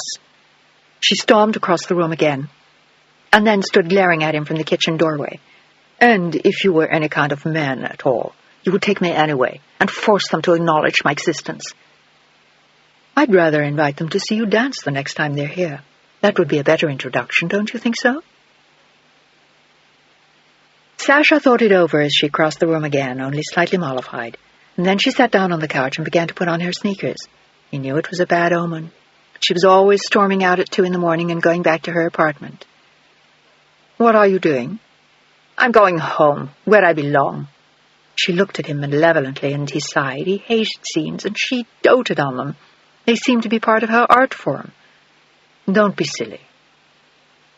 He stretched out a hand and touched her shoulder. It felt like a rock beneath his fingers. "We each have things in our lives we have to do on our own. You have your work and your ballet friends and your rehearsals. I have my own work and a few other obligations." "I don't want to hear it. The truth is, Mr. Chapman," she stood up and glared at him, swinging her dance bag over her shoulder, "that you're a snob, and you're afraid your parents won't think I'm good enough. And do you know what? I don't care. You can have your Mayflower and your Plymouth Rock and your Boston. I don't need to be in the social register. I will be in Who's Who one day, and if that's not good enough..." She made a gesture that said it all and stalked to the door. And for once he didn't stop her. He knew that by Sunday she'd cool off, and he couldn't appease her by not going. "I'm sorry you feel that way, Sash." She slammed the door in answer, and he sat down with a sigh. Sometimes she was so unbelievably childish, and so self-centered. He didn't let himself think about it often, but she hadn't once asked him about his new case. The only time she noticed his life was when, for whatever reason, it enraged her. He turned off the lights in the living room and went to bed without putting their glasses in the sink. The cleaning lady could do it in the morning. And as he lay in the bed, he thought about her accusations, that he was a snob, and that his parents wouldn't approve of her. In some ways, she was right. His parents would not have been enchanted by Sasha Riva. They would have thought her too limited and extremely difficult, inadequately educated and ill-informed, and yes, it would matter to them that she wasn't social. It wasn't something that mattered to him a great deal, but he knew that to them it was important. Eloise had been something else. She and his mother had never really got along, and she thought his sisters-in-law unspeakably boring. But she was from an excellent family, and had graduated from Yale summa cum laude. You couldn't fault Eloise's breeding, or her education. And she was intelligent and amazingly witty, none of which made her a good wife, far from it. Not that Sasha showed much greater promise. He thought about calling Sasha after she got home, but he was too tired to hunt her down, wake her roommates up and beg her forgiveness, because he was going to Cape Cod to see his mother. Instead, he burrowed under the pillow and fell asleep and didn't wake up until the alarm rang the next morning. He showered and shaved, made himself coffee and left for work. And he noticed when he read the newspaper on the subway that Eloise had a new bestseller. Good for her. It was all she had in life, and he knew how happy it made her. He envied her sometimes. He would have liked to be as fulfilled, as obsessed, as totally enthralled with what he did that it didn't matter what else happened in his life. He loved his work, but he wanted so much more than that. And so far he hadn't found it. It was one of the reasons why he was excited about the Patterson case. There was something about it that excited him, and he hadn't been this excited about his work in eons. The first thing he wanted to do was find the oldest one, Hilary. There was something about her that haunted him, and God only knew what had happened to her after Arthur had abandoned her in Charlestown.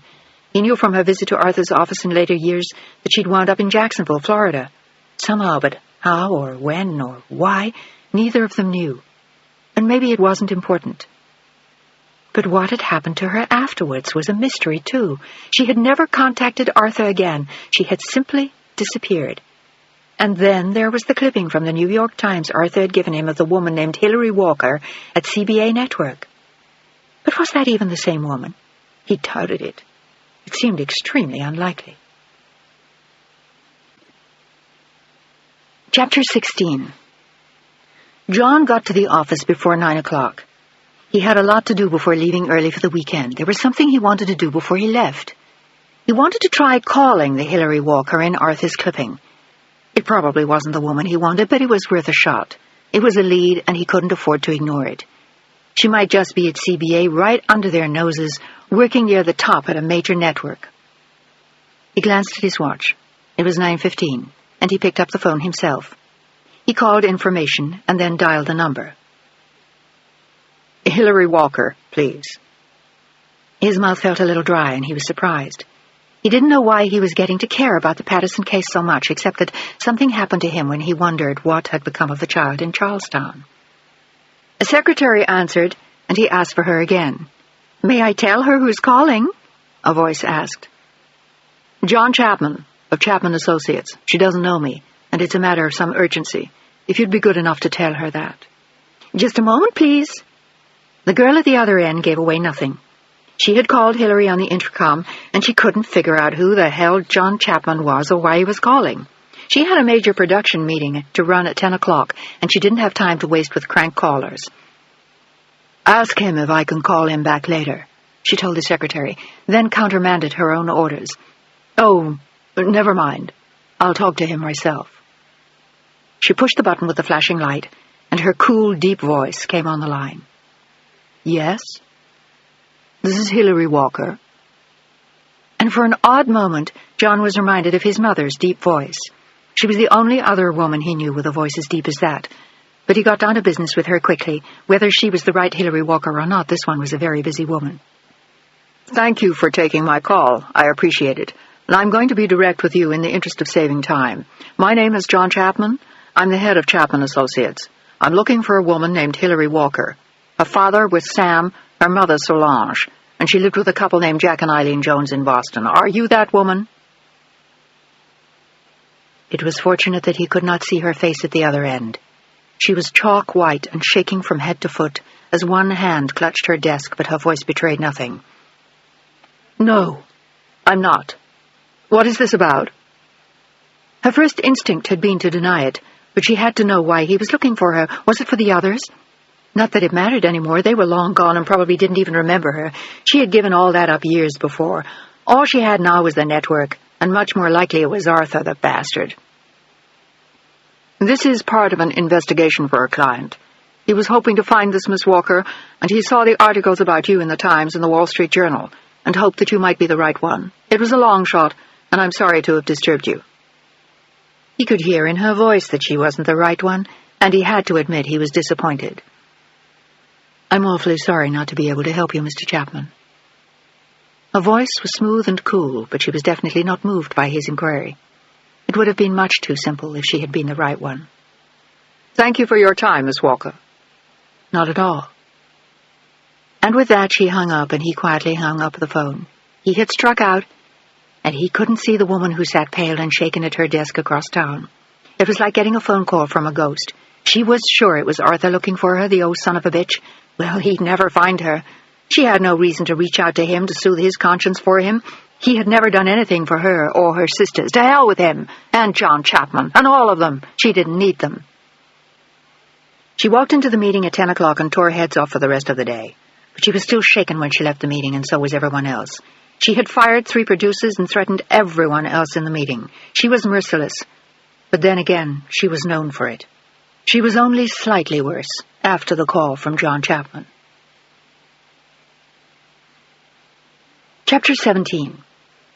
In his office, John Chapman sat staring into space in disappointment. The woman in the article was not the Hilary Walker they wanted. He wanted. He sighed deeply and put the clipping back in the file with a notation. Later, he would have to call and tell Arthur, but 2 of his associates were anxious to speak to him in the meantime. 3 of their biggest cases were coming to court. They had got the goods in all 3. It was very rewarding. And at noon, John looked at his watch and made a decision. He had handled pretty much everything he wanted to. The rest could wait until Monday. His parents weren't expecting him till dinner time, and if he caught the 2 o'clock commuter flight out of LaGuardia, he'd be in Boston at 3, and he could stop in Charlestown on his way to his folks. He'd still be there in plenty of time, and he wanted to see if he could turn up anything on Hilary Walker. He had what he needed to go straight to Jacksonville on her, but he still liked to be thorough in his investigations, and a trip to Charlestown might turn something up on one of the others. It was worth a look in any case, and he was going in that direction. He told his secretary where he'd be in case she needed him and took a cab back to his apartment. It took him 10 minutes to pack a bag. He knew exactly what he needed for a weekend in the farmhouse, and by 1 o'clock he was already on his way to LaGuardia. He bought a seat on the commuter flight, arrived at 3:10, and rented a car at the airport, and from there it was a 30-minute drive to Charlestown. He checked the information in the file again and made sure he had the correct address, and cringed inwardly as he began driving down the streets of Charlestown. It was one of those areas that had been ugly 40 years before and had not improved with age. There were other sections that had been lucky in recent years and were being restored by loving hands, but these houses were not among them. And if they had been ugly when Hilary lived there, they were worse now. They were truly awful, filthy, broken down with paint peeling everywhere, and many of the houses boarded up and crumbling. There were signs here and there on houses that had been condemned by the city, and John could almost feel the rats waiting to sneak out at nightfall. It was an awful place, and the house where he stopped was one of the worst among them. He stood for a moment looking at it from the pavement. The weeds were shoulder-high in the yard, and the smell of rubbish was heavy in the air, and the front door was almost falling off its hinges. With trepidation he walked up the front steps, trying to avoid the 2 broken ones so as not to fall through, and he knocked on the door resoundingly. The doorbell was hanging by a thread and clearly broken, and although he heard noises within, no one came to the door for a long time. And finally, a toothless old woman answered. She stared at him confused, and then asked him what he wanted. "I was looking for Eileen and Jack Jones. They lived here a long time ago. Did you know them?" He spoke loudly, in case she was deaf. But she did not seem so much deaf as stupid. "Never heard of him. Why don't you ask Charlie across the street? He's been living here since the war. Maybe he knew him." "Thank you." A glance into the house told John that it was depressing beyond belief. And he only hoped that it had been more pleasant when Hilary and her sisters lived there, though it was hard to imagine it ever having been much better. The street had become a slum, but it didn't look as though it had ever been pretty. "Thank you very much." He smiled pleasantly, and she slammed the door in his face, not because she was annoyed, but only because she didn't know there was any other way to do it. He looked up and down the street and thought of talking to some of the other residents, but he went first to the house she had pointed to. He wondered if anyone would be at home at 4 o'clock on a Friday afternoon, But the old man she called Charlie was rocking on his front porch, smoking a pipe and talking to an old, mangy dog who lay beside him. "Hi there." He looked friendly and smiled at John as he came up the steps. "Hello. Are you Charlie?" John smiled pleasantly. He'd been good at this in the days when he actually did the legwork. Now he just determined it from his desk on 57th Street, but there was a certain thrill to doing this part of it again. He had tried to explain to Sasha once how much he loved it, but she couldn't understand it. To her there was only dancing and Lincoln Center and rehearsals. Nothing else mattered. Sometimes he even found himself wondering if he did. "Yes, I'm Charlie," the old man answered. "Who wants to know?" John stuck out a hand. "My name is John Chapman. I'm looking for some people who lived here years ago, in that house." He pointed. "Eileen and Jack Jones. Do you remember them by any chance, sir?" He was always polite, friendly, at ease, the kind of guy everyone wanted to talk to. "Sure I do. Got Jack a job once. Didn't keep it long, of course. Drank like a son of a bitch, and she did too. I heard it finally killed her." John nodded as though it were something he already knew. That was part of the art form. "I used to work in the Navy Yard. Damn good work, too, during the war. I was 4F because I had rheumatic fever as a boy. Spent the whole war right here close to home with my wife and kids. Sounds kind of unpatriotic now, but I was lucky." "You had children then, did you?" John looked at him with interest. "They're all grown now." He rocked back and forth, and a sad look came into his eyes as he gnawed on his pipe. "My wife's gone. Died 14 years ago, this summer. She was a good woman." John nodded again, letting the old man ramble on. "My boys come to see me from time to time when they can. Daughter lives in Chicago. Went to see her last year, Christmas, colder than a witch's teat. Got 6 kids, too. Her husband's a preacher." It was an interesting history, and John patted the dog as he listened. "Do you remember 3 little girls who came to live with the Joneses about 30 years ago? Right about this time of year. It was the summer of '58 to be precise. 3 little girls. One about 9 years old, one 5, and the littlest one was a baby. She must have been about a year old." "No, can't say as I do. They never had any kids, Jack and Eileen. Just as well. They weren't real nice people. Used to have some knockdown, drag-out fights, those two. Nearly called the cops on him one night. I figured he'd kill her." It sounded like a charming home in which to leave 3 children. "They were her brother's children. They were just here for the summer, but one of them stayed on afterwards." He let his voice trail off, hoping to jog Charlie's memory, and suddenly the old man looked up at him with a frown and pointed the pipe into John's face with a burst of recognition. "Now that you say all that, I do remember some terrible thing. He had killed his wife, and the little girls were orphans. I only seen them once or twice, but I remember Ruth, that's my wife, telling me how cute they were and how terrible Eileen was to them, that it was a crime to leave those children with her. Half starved them, Ruth said. She took them some dinner once or twice, but she was sure Jack and Eileen had it and never gave it to the children. I never knew what happened to them, though. They left pretty soon after that. Eileen took sick and they went somewhere. Arizona, I think, California. Some place warm, seems like, but she died anyway. Drank herself to death, if you ask me. Don't know what happened to them little girls, though. I guess Jack must have kept them." "Only one of them. The rest of them left that summer. They just kept the oldest one." "I guess Ruth must have known that. I forget." He leaned back in his chair as though remembering more than Jack and Eileen. It was all so long ago, and his wife had been alive then. It was bittersweet to remember back that far. He seemed to forget John as he rocked back and forth in his rocking chair, and he had given John what he'd come for. He hadn't learned anything he desperately needed to know, but it was a little piece of the puzzle. It explained some of Arthur's guilt. He must have known how terrible they were, and yet he had left them there, and left Hilary to them. In effect, abandoned her to them.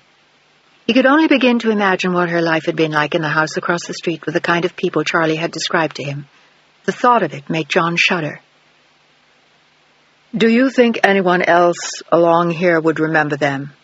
John asked, but Charlie shook his head, still lost in his reverie.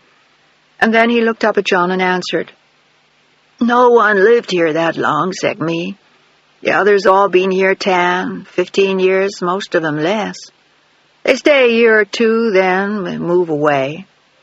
It was easy to see why. My eldest boy wants me to come live with him, but I like it here. I lived here with his ma. I'll die here one day." He said it philosophically. It was all right with him. "I ain't going." "Thanks for your time. You've been a big help to me." He smiled down at Charlie, who looked up at him with open curiosity for the first time. "Why you want to find Eileen and Jack? Somebody leave 'em some money?" It hardly seemed likely, even to him, but it was an intriguing idea. But John was as quick to shake his head. "No, actually, I'm looking for the 3 girls. A friend of their parents wants to find them." "That's a hell of a long time ago to lose someone and then go looking for 'em." John knew only too well how true that was.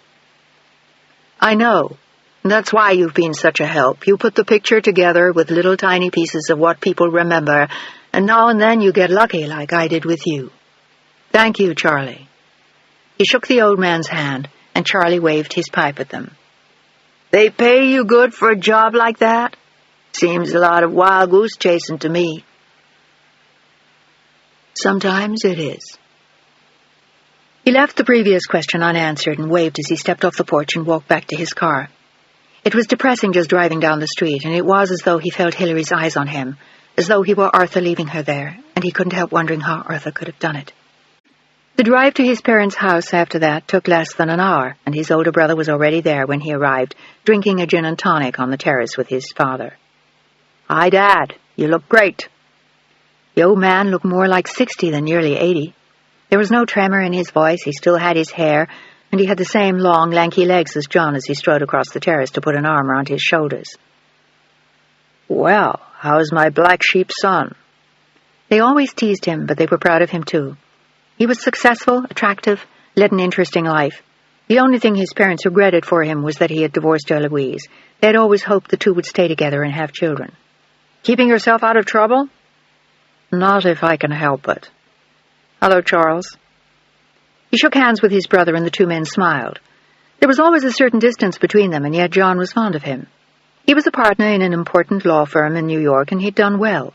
He was 46 years old, he was powerful in the field of international law. He had an attractive wife who was president of the Junior League, and he had 3 very nice children. By the standards of John's family, Charles was the major achiever. But John always felt there was something missing from Charles's life. Excitement, perhaps. Or maybe just plain old romance. And with that, Leslie, his wife, walked out of the house with her mother-in-law, who gave a whoop of delight when she saw John talking to his brother and father. "The prodigal son has arrived," she intoned in her husky voice, hugging him close to her. She was still a handsome woman at 70, and even in her plain yellow linen dress, there was an innate elegance about her. She wore her hair in an elegant knot, a string of pearls around her neck that her husband had given her on her wedding day, and the rings that had been in her family for 5 generations. "Don't you look well, darling? What have you been up to?" "A little work on the way up. I just started a new investigation." She looked pleased. She enjoyed her sons. They were all handsome and different and intelligent, and she loved them all, but secretly she had always loved John just a little bit more than the others. "I hear you've got involved with the ballet," Leslie said coolly, eyeing John carefully over her Bloody Mary.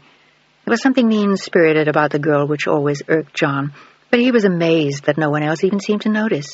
She was one of those women who had everything and should have enjoyed it. 2 lovely daughters, a charming son, a handsome, successful husband, yet she seemed to begrudge everyone everything they had, particularly John. She always felt that somehow he had done better than Charles, and it annoyed her. "I had no idea you were interested in the dance, John." "You never know, do you?" He smiled noncommittally, amazed that she'd heard about Sasha.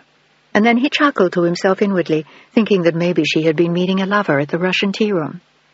Moments later, Philip arrived, looking very tanned after his European holiday. He and his family lived in Connecticut, and he played tennis constantly. He had a son and a daughter, and a wife with blonde hair and blue eyes and freckles. She looked exactly like what she was, the childhood sweetheart he'd married at college. He was 38 years old, and so was she, and she won all the tennis tournaments in Greenwich.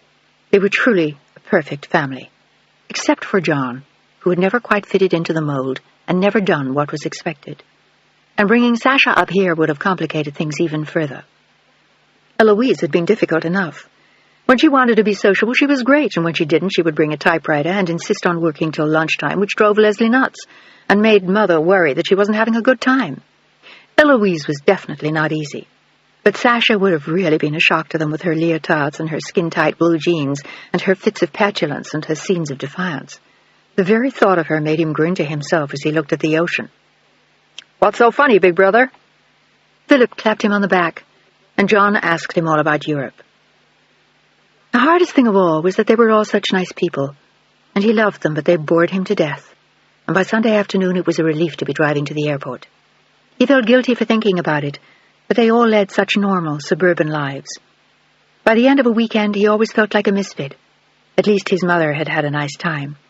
Each of her sons had given her something special that was important to her. John had bought her a beautiful antique diamond brooch with a matching bracelet, and it was just the kind of thing he knew his mother loved. Charles had given her stock, which John thought was an odd gift, but she seemed pleased with it. And Philip had given her something she had said she wanted for years, but never bought herself. A grand piano was being delivered to the house in Boston on Monday. It was just like him to do something like that, and John thought it was a terrific gift and wished he thought of it himself. But she seemed happy with the brooch and bracelet. He returned the rented car at the airport and flew back on the commuter with a mob of people returning for the weekend.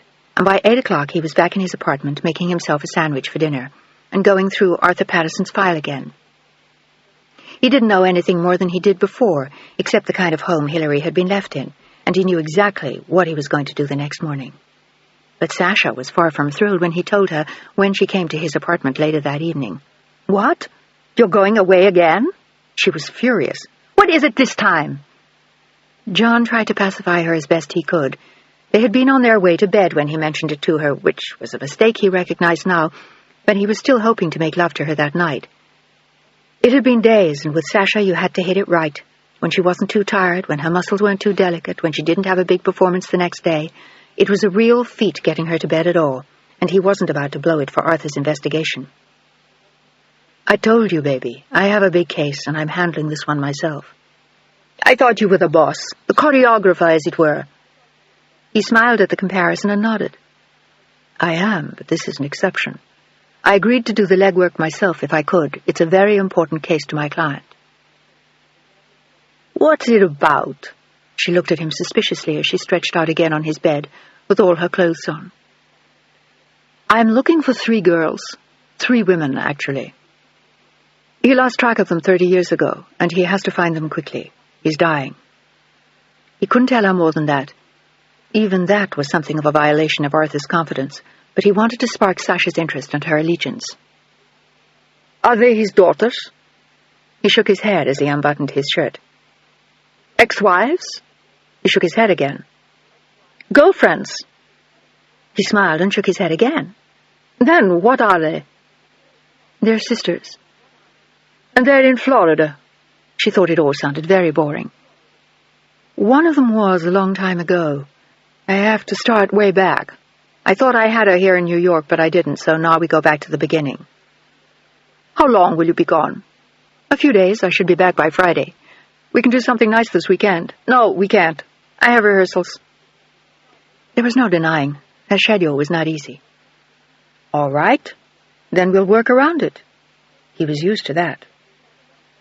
"You're sure you're not just going to Florida on holiday?" "Hardly. I can think of a lot of places I'd much rather go with you, my lovely." He slid across the bed, took her by surprise and kissed her, and this time she laughed. She let him undress her and wound her sinewy legs around his body in a way that drove him mad as they began to make love. And then suddenly she pulled away, and he was afraid he'd hurt her. He looked at her through his veil of desire and whispered in a hoarse voice, "Are you all right?" She nodded, but she looked worried. "Do you know what I could do to myself in a position like this?"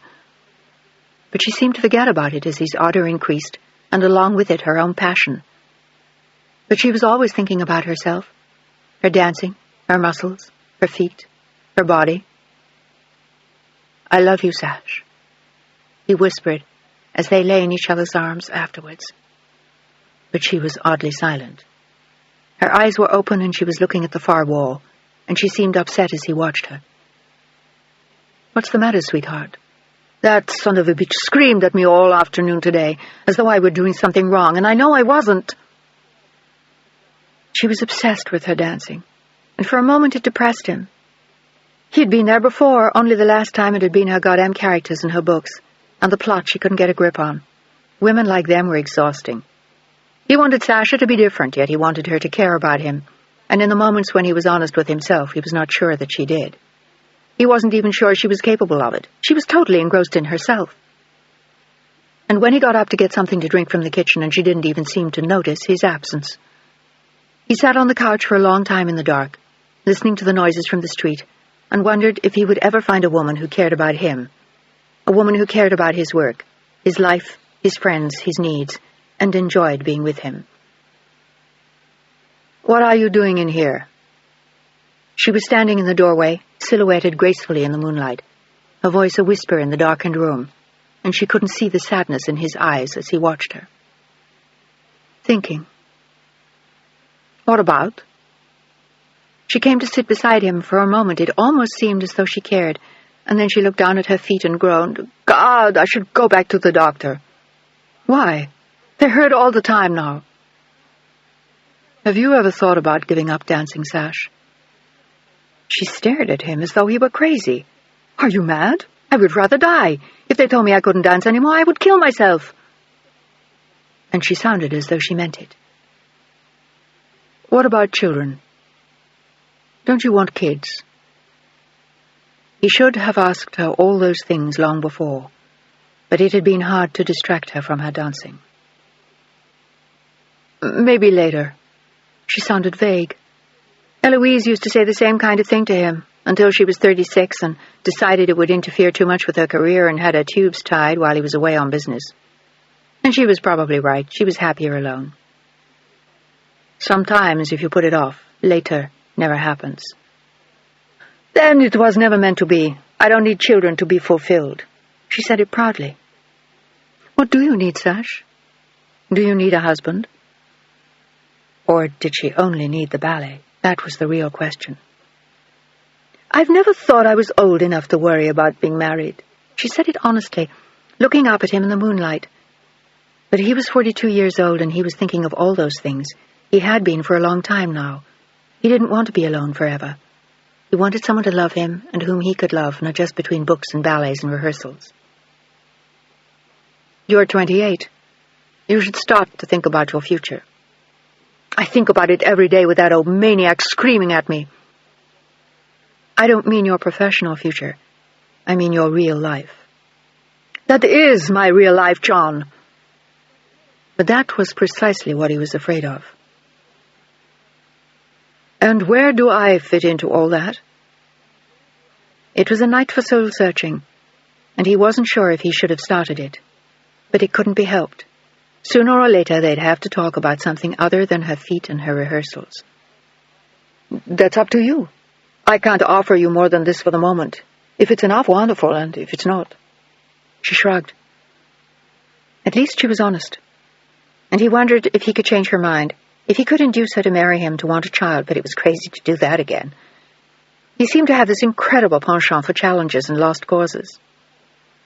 "You ought to try climbing Everest sometime," his younger brother had told him once. "It might relieve some of the tension." He had met Sasha twice and thought John was crazy. "Do you want me to stay tonight?" she was asking him now. She was perfectly willing to go. She didn't mind the chaos of her apartment on the west side with the 8 million roommates and the 14 million dance bags. "I'd like you to stay." In truth, he wanted a great deal more from her, more even than she had to give, and he was only beginning to understand that. "Then I'll go to bed now." She got up matter-of-factly and went back to his bedroom. "I have an early rehearsal tomorrow." And he had to fly to Jacksonville. And more than that, he wanted to make love to her again. But she said she was too tired and her muscles were sore when he got back into bed with her and tried it. Chapter 18. The flight to Jacksonville was brief and gave Chapman time to read some of his papers. He signed half a dozen things he had to read, but his mind always drifted back to Hillary and the life she must have led with Eileen and Jack Jones, according to the description of the old man in Charlestown. In Jacksonville, he went directly to Juvenile Hall, asked for the senior administrator, and explained his investigation. It was unusual in cases like that to lay files open to anyone, but so many years had passed, and the girl would be 38 years old. There could be no harm in looking back into the past now, and John assured them of his total discretion. The signature of the judge assigned to the juvenile court had to be obtained, and John was told to come back the following morning. In the meantime, he checked into a motel downtown and wandered the streets aimlessly. He spent some time going through the phone book and found 5 Jack Joneses, and then on a whim he decided to call them. 3 of them were black, and the 4th one didn't answer. But the 5th said his father had grown up in Boston, and he thought he'd been married to a woman named Eileen, who died before his dad married his mother. He said he was 18 years old, and his dad had died of cirrhosis 10 years before, but he'd be happy to tell him anything he could. John asked if he knew where his father used to live, say 25 years before, if maybe his mother knew, but the answer to that was simple. He's always lived in the same house. We still live here. Chapman's interest rose sharply, and he asked if he could come out and see it. Sure. He gave him the address, and John was not surprised to discover that it had much the same feeling as their neighborhood in Charlestown, the same seedy, depressing kind of area, near a naval yard, only this one was mostly black, and there were young boys on motorcycles cruising the area, which made Chapman nervous. It was not a nice place to be, and like the Charlestown place, it looked as though it never had been. Jack Jones, Jr. was waiting for him with a motorcycle parked in his own front yard, and he looked as though Chapman's visit made him feel important. He rattled on briefly about his dad, showed him some pictures, and invited him inside to meet his mother. Inside the house, there was a terrible stench of stale urine, old booze, and the filth of a lifetime. The house was beyond grim, and the woman Jack Jr. introduced as his mother was pathetic. She was probably only in her late 40s, but already toothless, and she looked 30 years older, and it was impossible for John to determine if her infirmities were due to abuse or an illness. She smiled vaguely at him and stared into space beyond him, while Jack Jr. made excuses for her, but she remembered nothing about a niece of Jack's previous wife. In fact, several times she seemed not to know who her own son was. Eventually John gave up and was on his way out when Jack Jr. suggested he might want to talk to the neighbors. They had lived there for years and even knew Jack Sr. when he was married to his late wife. John thanked him and knocked on the door, and an elderly woman came to the screen door with caution. Yeah? May I speak to you for a moment, ma'am? It had been years since he'd done this himself, and he suddenly remembered how difficult it was to win people's trust. He suddenly recalled how many doors had slammed in his face in the old days. You a cop? It was a familiar question. No, I'm not. I'm looking for a woman named Hillary Walker. She lived here a long time ago when she was a little girl. Would you have any idea where she might be today? The woman shook her head and seemed to be looking John over. What do you want with her? A friend of her parents wants to find her. They should have looked for her 25 years ago. Poor kid. She shook her head, remembering, and John knew he'd struck pay dirt. She was still talking to him through the screen door, but slowly it swung open, and she stood there in a house dress and slippers, staring at John but not inviting him in. That so-called uncle of hers beat her to within an inch of her life. She crawled out of that place in the pouring rain and damn near died on my doorstep. My husband and I, we took her to the hospital, and she almost didn't make it. They said he tried to rape her. Did anyone bring charges against him? Chapman stared at her, horrified. The story was getting worse. Hillary's fate had truly been a nightmare. But she only shook her head. She was too scared, little Hillary. She shook her head. I'd forgotten her all this time. What happened after that? She went to a couple of foster homes, and eventually, I think she just stayed in juvie. We went to see her twice, I think it was, but it was like, well, there was something missing out of that girl. Not that you could blame her. She didn't warm up to no one. It was easy to understand that in the face of what he was hearing. Thank you. Thank you very much. So that was the reason for juvenile hall, not that she had broken the law herself. Or maybe she'd done that too eventually. Sometimes that was the way it happened. But in her case it hadn't. They handed the files to him the first thing the next morning. The judge had signed the order without a problem, but the file on Hilary Walker was far from exciting. She'd been a model student, had given no problems to the state, had been in 2 foster homes whose addresses were given, and then had spent 3 years in juvenile hall without event.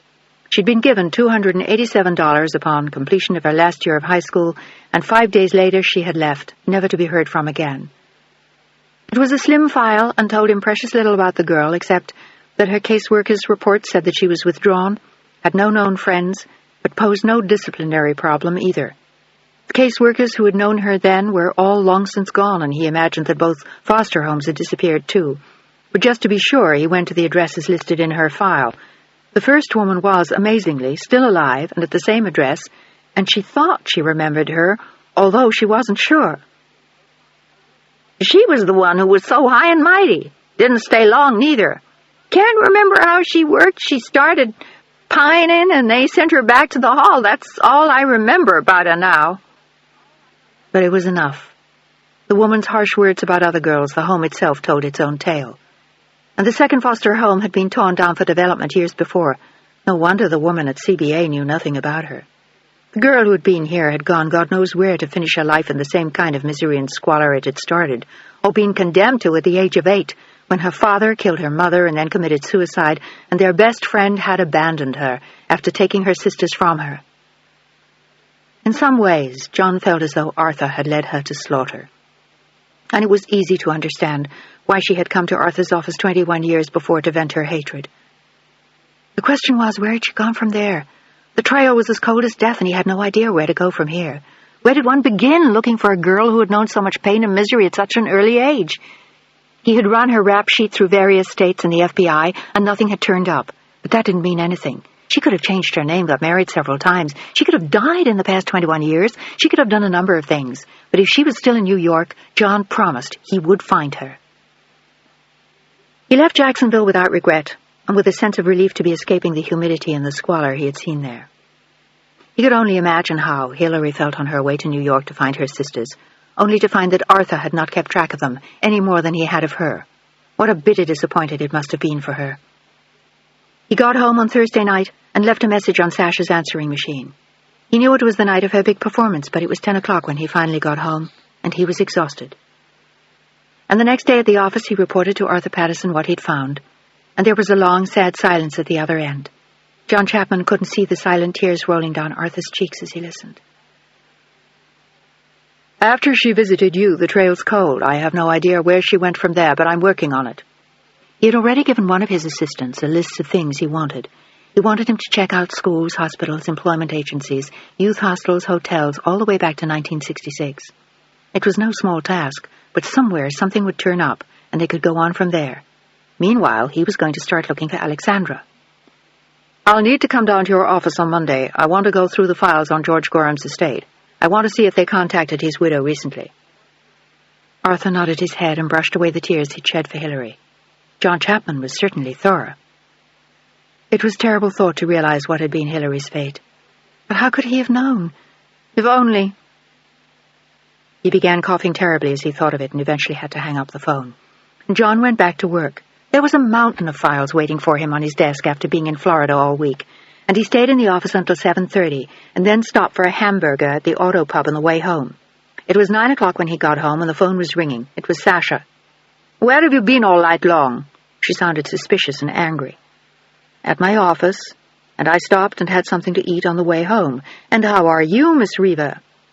There'd been no preamble, no inquiry as to how he was, and she hadn't called him in Florida all week, even though he'd left his number on her machine, but he knew she'd been busy with rehearsals. I'm all right. I thought I'd done something to one of my tendons yesterday, but thank God I hadn't. Nothing had changed in his absence. I'm glad. Want to come over for a drink? He half wanted to see her and half didn't. The week in Florida had been incredibly depressing and he needed cheering up, but on the other hand, he didn't want to listen to the familiar litany about her ligaments and her tendons. I'm exhausted. I'm already at the apartment, but I'm free this weekend. We could do something tomorrow? Why don't we go somewhere? How about the Hamptons or Fire Island?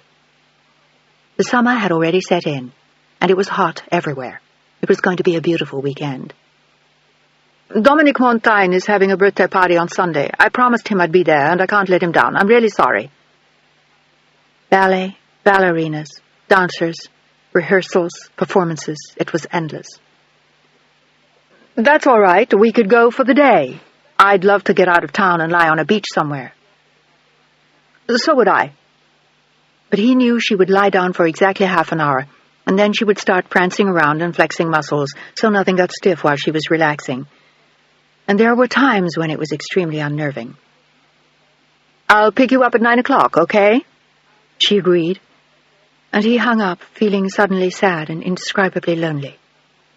She was never there for him when he needed her, and instead he found himself thinking about a girl he didn't know, who had been bounced between foster homes and juvenile hall more than 20 years before.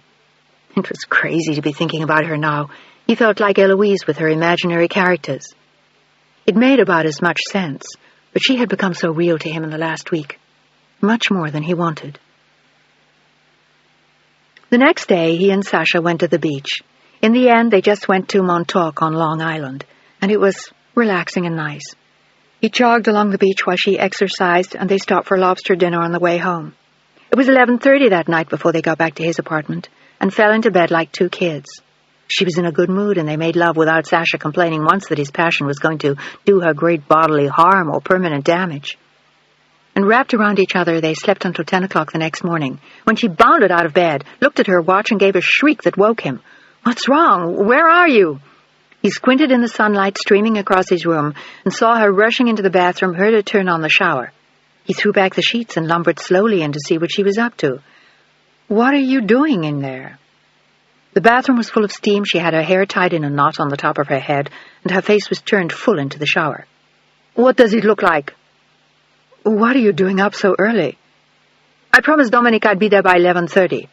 "Oh, for Christ's sake, what's the hurry?" "I'm making lunch for everyone," she announced as she turned off the shower and started to dry herself off. "That's interesting. You never cook here?" He was annoyed. They had had such a nice day the day before, and now she was in such a hurry to leave him. He had wanted to make love to her again before she left, but she was all business. "This is different," she explained, looking as though what she said made sense. "These are dancers."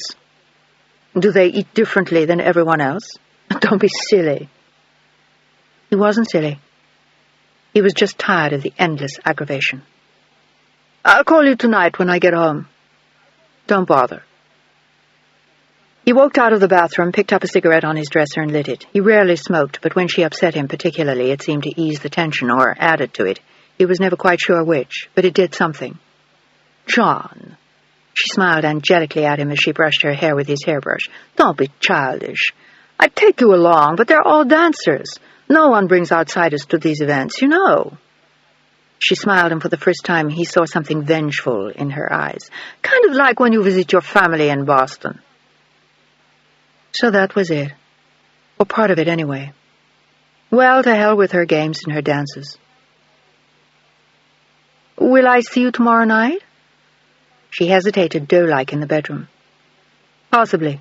I have a lot of work to do on Monday." She walked over to him with her firm, lithe body straining against his, and kissed him hard on the lips, which visibly aroused him. He was standing naked in his bedroom doorway. "I love you." She had a way of taunting him that he half loved and half hated, and before he could say anything to her, she was gone, and he wanted to scream in frustration. For lack of anything better to do, he called his younger brother and spent the day in Greenwich with him, playing doubles with Patty and Philip and their son, and swimming in the pool with their daughter. It was a relaxed, easy day, and he was always embarrassed to admit to himself, as he did on the drive home, how intensely they bored him. But they were decent people, and they were family, after all, and it had been a pleasant escape from New York and the reminders of Sasha. The phone was ringing when he got home, but he didn't answer it. He didn't want to hear about Dominic and Pascal and Pierre and Andre and Joseph and Ivan or any of the others. He was sick to death of them all, and even a little bit of Sasha. And the next morning he went to Arthur's law firm and went through the files of George Gorham's estate himself, after Arthur gave him carte blanche, and he found exactly what he had wanted.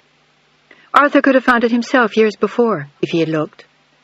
The last contact they had had with Margaret Millington Gorham was in 1962, at which time she was already the Comtesse de Born and living on the Rue de Varenne in Paris.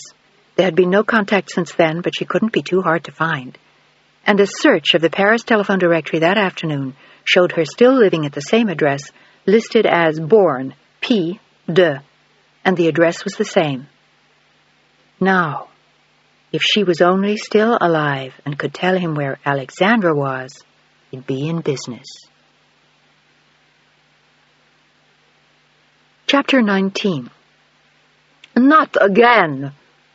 Sasha looked outraged, but he was unmoved this time. Business was business. What did you do? Get a job with the airlines? She was incensed. This was his third trip in as many weeks. I won't be gone long. Things were a little cooler between them than they had been. Where to this time? He smiled. Jacksonville, it wasn't. Paris. At least my working conditions are pleasant. She didn't answer him at first, and then she shrugged. For all she knew, he was lying and flying all over with assorted girlfriends. He'd certainly never done all this traveling before. It seemed odd that he was suddenly doing the legwork himself, as he told her. I should be back by Friday, Monday at the latest. Have you forgotten? I go out on tour next week for 3 weeks. I won't see you till I get back, unless you want to fly in to see me one night. But he knew what that was like. A whole troupe of dancers, completely hysterical and on edge, and Sasha barely coherent enough to acknowledge his existence. That'll be all right. I'm going to be busy, too. But they wouldn't see each other for a month.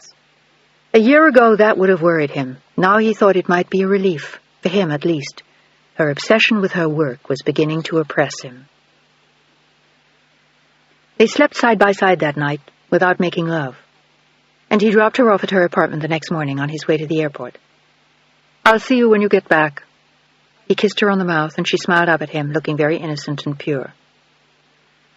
Have a good trip. I'll miss you. Unusually kind words for her. Ordinarily, she would have been predicting the weather from the pain in her feet. And her sudden gentleness made him sorry to see her go. The problem with her was that she really had no idea how totally egocentric she was. To her, it seemed perfectly normal.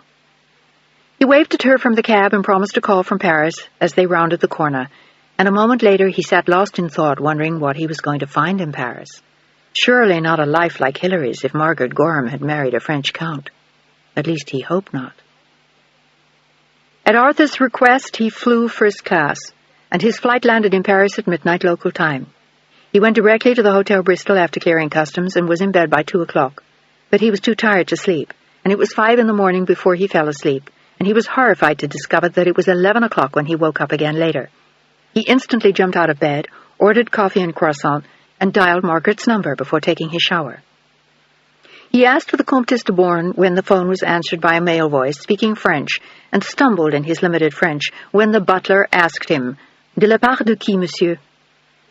He gave him his name, but was unable to translate the words, "But she doesn't know me." But whatever was said at her end, she was on the phone with him a moment later. "Monsieur Chapeau?" she said in French, with a heavy American accent, sounding puzzled. "Sorry," he smiled. He liked her voice. "John Chapman, from New York." "Good God! Andre can never get American names. Do I know you?" She was blunt and direct, and there was something in her voice that suggested quick laughter. "No, ma'am. I'm here on a business matter I'd like to discuss with you at your earliest convenience." He had no intention of telling her over the phone, though. "Oh." She sounded a little startled. "All my business matters are handled in New York." She told him the name of the firm. "Except my husband's, of course. Is this about an investment?" "No." He didn't want to frighten her, but he had to tell her something. "Actually, it's a little more personal than that. It's about an investigation I'm conducting for a partner of your late husband's." "Pierre? But he didn't have any partners." It was a very confusing conversation. "I'm sorry, I meant Mr. Gorham." "Oh, poor George, but that was so long ago. He died in 1959. That was almost 30 years ago, Mr. Chapman." "I understand that. And this goes back an awfully long time." "Was there anything wrong?" She sounded worried. "Not at all. We were just hoping you could help us find someone. It would be a great help to us if you could, but I'd rather not go into the entire matter over the phone. If you could spare me a few moments, I would like very much to see you." "All right." But she sounded uncertain. She wished she could ask Pierre or someone if they thought she should see this man. What if he were a charlatan or a criminal of some kind? Not that he sounded like it. "Perhaps tomorrow, Mr. Chapman, and the name of your firm in New York?" He smiled. She was right to check him out. "Chapman Associates on 57th Street. My name is John Chapman. What time would you like to meet?" 11 o'clock? She wanted to get this meeting out of the way. He was beginning to make her nervous. But when she checked him out with her attorneys in New York, they knew the firm, and her attorney was even personally acquainted with John Chapman, and he assured her that he was entirely above board. He just couldn't imagine what Chapman was doing, speaking to Margaret de Bourne in Paris. He arrived punctually the next morning, and the elderly butler let him in with a subdued bow, and then led him upstairs to wait in the Countess's formal study. It was a room filled with beautiful Louis XV furniture, and a tiny Russian chandelier with what looked like a million crystals that caught the sunlight shining into the room and cast it into a myriad of rainbows against the walls. It was the prettiest thing John had ever seen, and he didn't even hear her come in as he stared at the beautiful lights and the lovely garden in the distance. "Mr. Chapman." She was tall and elegant, with a firm handshake and a strong voice, and the look in her eyes was warm and friendly. She was wearing a yellow Chanel suit and their classic shoes, and a beautiful pair of yellow diamond earrings that had been a gift from her late husband. She smiled warmly at John and waved at one of the room's larger chairs. Most of them were extremely small and not very inviting, which always made her smile. She laughed as they both sat down. "I'm afraid none of these pieces were designed for people of our proportions. I don't use this room very often. It was designed as a lady's study, and I've never quite got the hang of it. My 6-year-old granddaughter is the only person I know who looks comfortable here. My apologies." "Not at all, Countess. It's lovely."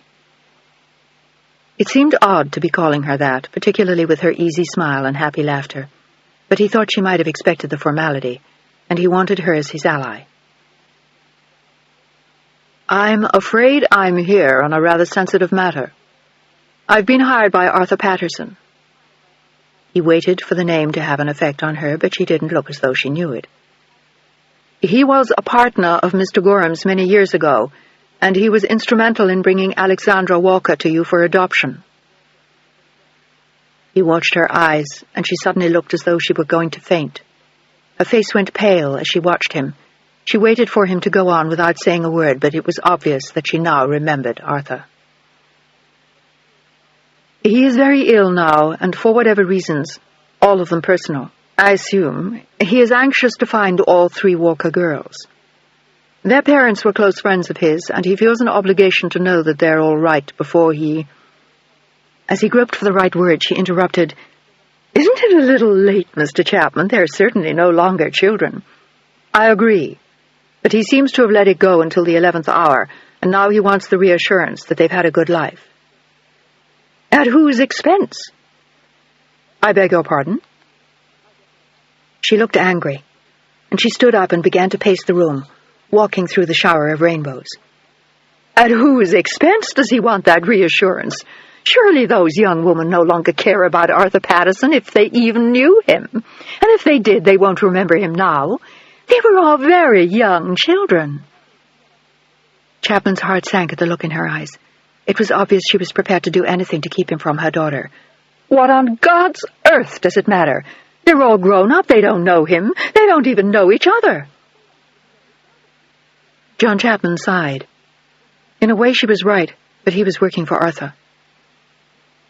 That is part of the reason for my investigation. He spoke in a gentle voice, anxious to calm her down and show her that she could trust him. Mr. Patterson wants to bring the sisters back together. Oh, my God! She sat down hard again in one of the uncomfortable small Louis XV chairs.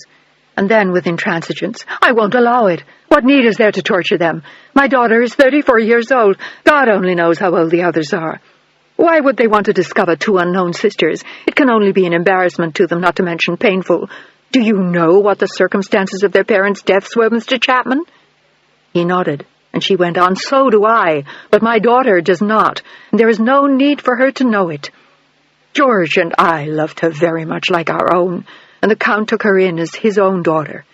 She has grown up as our child, with every advantage that could be given to her. She has a happy life with a husband and children of her own. She does not need this heartache. Not to mention how she would keep it from her husband. The very thought terrified Margaret. Not only was she adopted, but her real father had murdered her mother. I understand that, but maybe she would like to meet her sisters. It's possible. Maybe she has the right to make that choice herself. Does she know she's adopted? Margaret hesitated thoughtfully. Yes and no. We told her a long time ago, but I'm not sure she remembers. It's no longer of any importance to anyone, Mr. Chapman. I will not tell her about your visit. That's not fair to her. He spoke in a quiet voice. And if you force me to, I'll find her. I would prefer it if you spoke to her and explained the reason for my visit. I think that would be a lot easier for her. Margaret de Bourne's eyes filled with tears of anger. That's blackmail. You're forcing me to tell her something that will make her very unhappy. If she doesn't wish to see them, she doesn't have to.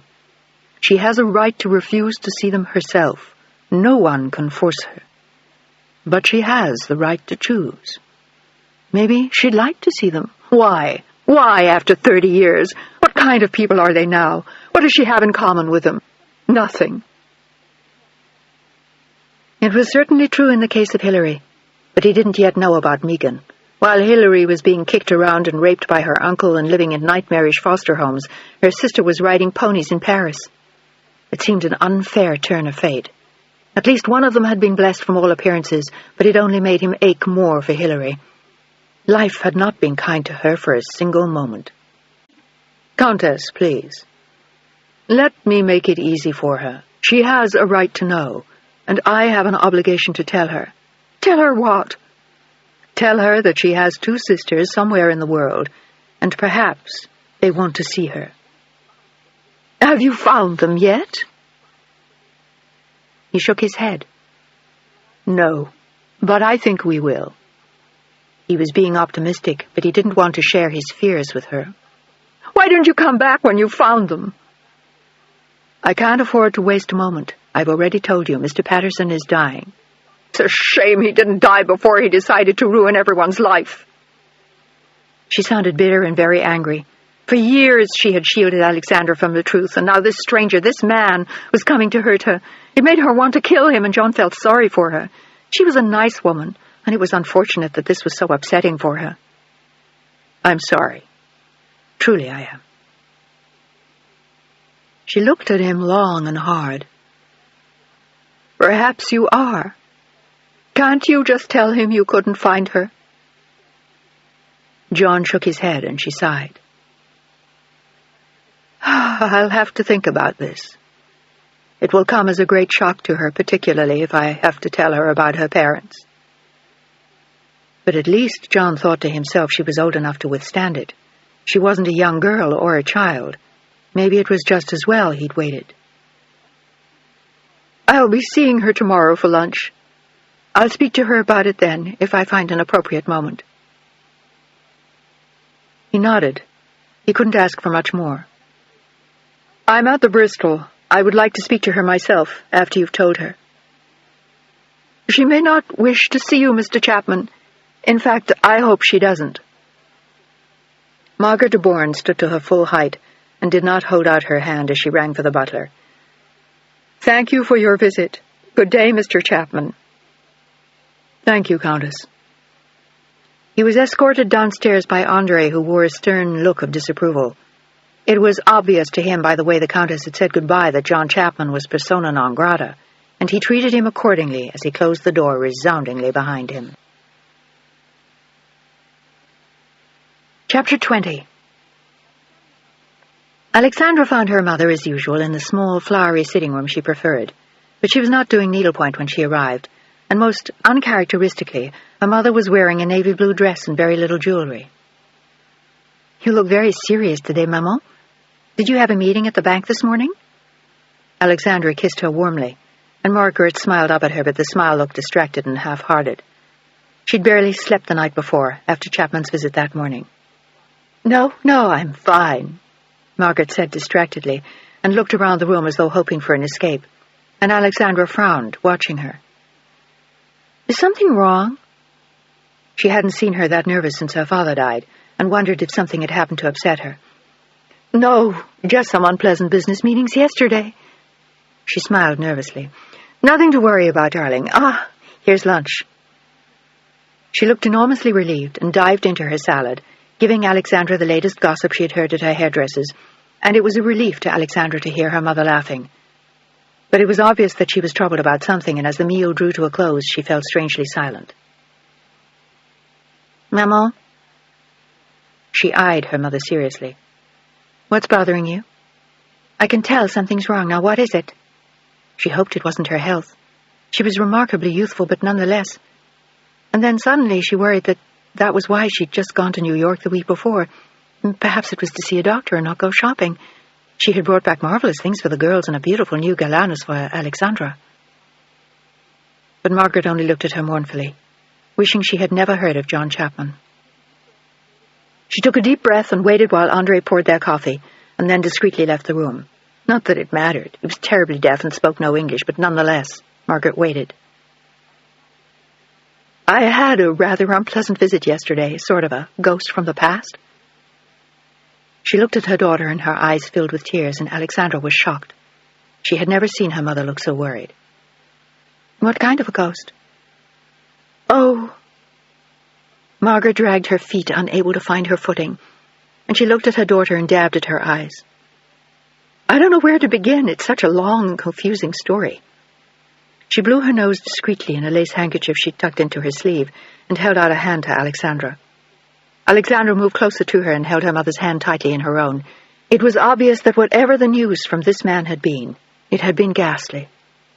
Margaret was looking up at her and fighting back tears as Alexandra gently stroked her hand to reassure her. "Do you remember a long time ago, a very long time ago before I married Pierre?" "Not really, Maman." It was all a distant blur now. She supposed if she tried very hard, she might remember something. "Why? What is it that I'm supposed to remember?" "Do you remember that I was married to someone before your father? I mean, before Pierre?" It was going to be just as difficult as she expected, and Alexandra narrowed her eyes thoughtfully and then nodded. "Yes, sort of. I suppose that was my real father, but to be honest, I don't remember him. All I remember is Papa." Margaret nodded. That's what she had always thought. "Well, I was married before, and that was obvious because I think you might remember that Pierre adopted you right after we got married." Alexandra smiled at the dim memory. She'd almost forgotten until her mother jogged her memory, but now she vaguely remembered. They'd all gone to a lawyer's office and be merry, and then they'd gone to lunch at Maxime's to celebrate. It had been the happiest day of her life. It was odd that in a way she had forgotten. "You know, it's funny. I think I'd almost forgotten I was adopted." And then she blushed. "I suppose I should have told Henri, but I never really thought it was important, and Papa said—" They both knew what Pierre had told her, and she had instinctively sensed that Henri would be very angry if he knew she were adopted, so she had never told him or allowed herself to remember. "Your father thought of you that way," You were like his own flesh and blood, and more," she added softly. And then she went on with her painful story. "But you were adopted." She paused as though trying to gain courage. "Not only by Pierre, but by my previous late husband. We adopted you when you were 5 years old.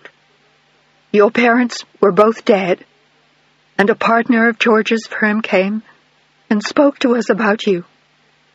And we fell in love with you the first time we saw you." The tears were pouring copiously down her cheeks and dripping on their clasped hands as Alexandra stared at her. What was she saying? What did she mean? Margaret was not her mother? Suddenly her arms went around Margaret, and she held her tight as though afraid to lose her. "I don't remember that part at all. I always thought that you were my mother." How could she have forgotten? How was it possible? Not that it really changed anything, but who had her parents been, and who was really her mother? Margaret sniffed and blew her nose again. This was even harder than she had expected. "You were nearly 4 when your parents died. Your mother, anyway, and your father died a few months later. You were left with an aunt, I believe, on your father's side, but she didn't feel able to keep you." She stumbled and went on. "So a friend of the family was looking for someone to adopt you, and you made us the happiest people in the world. And 6 months later, George died, and we came to France, and you remember the rest after that." She was still glossing over some of it, but Alexandra was still trying to digest the fact that Margaret wasn't her mother. "How did my parents die?" There was a long silence as their eyes met and held, and Alexandra felt a chill go up her spine. She knew deep in her heart that something terrible had happened. Margaret closed her eyes and then opened them, speaking in a gentle voice. "There was a terrible argument no one ever understood. He was a famous actor on Broadway, and they said she was very beautiful." "That's not what I asked you, Maman." The tears were pouring down Alexandra's cheeks as she waited. She knew. She already knew that was the awful part. But now she needed to hear it from Margaret. "Your father killed her." Alexandra spoke in a haunted whisper, looking beyond her mother at the garden. "And my father committed suicide. They told me he had killed himself." Her hand flew to her lips and a sob escaped her as Margaret took her in her arms and let her cry.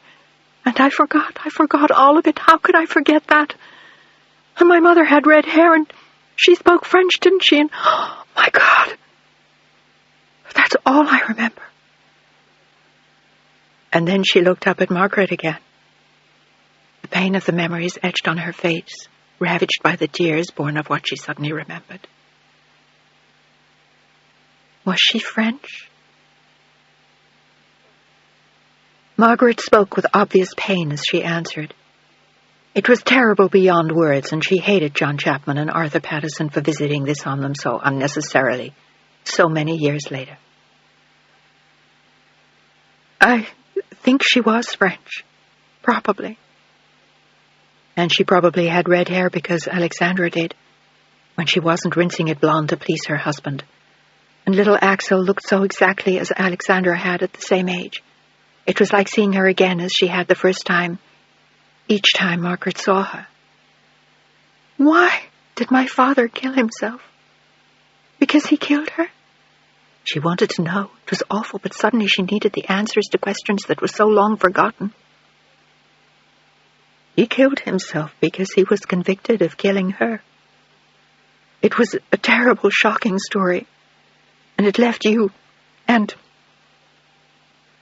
an orphan. But she couldn't keep avoiding the rest of the story. That was the worst of it. She had to tell her. She took Alexandra's hand in her own again and gently stroked the graceful fingers that looked nothing like her own. In fact, physically they were very different, but Alexandra had never given it much thought. And suddenly she understood it. But all she could remember was the red hair and nothing else. There was no face to go with it. She felt her heart was being torn from her chest, as though pain and memories long buried were rising to haunt her. You had 2 sisters as well.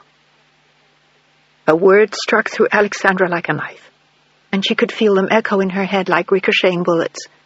2 sisters, 2 sisters, 2 sisters. Axie, I love you. I love you. My God, how could she have forgotten?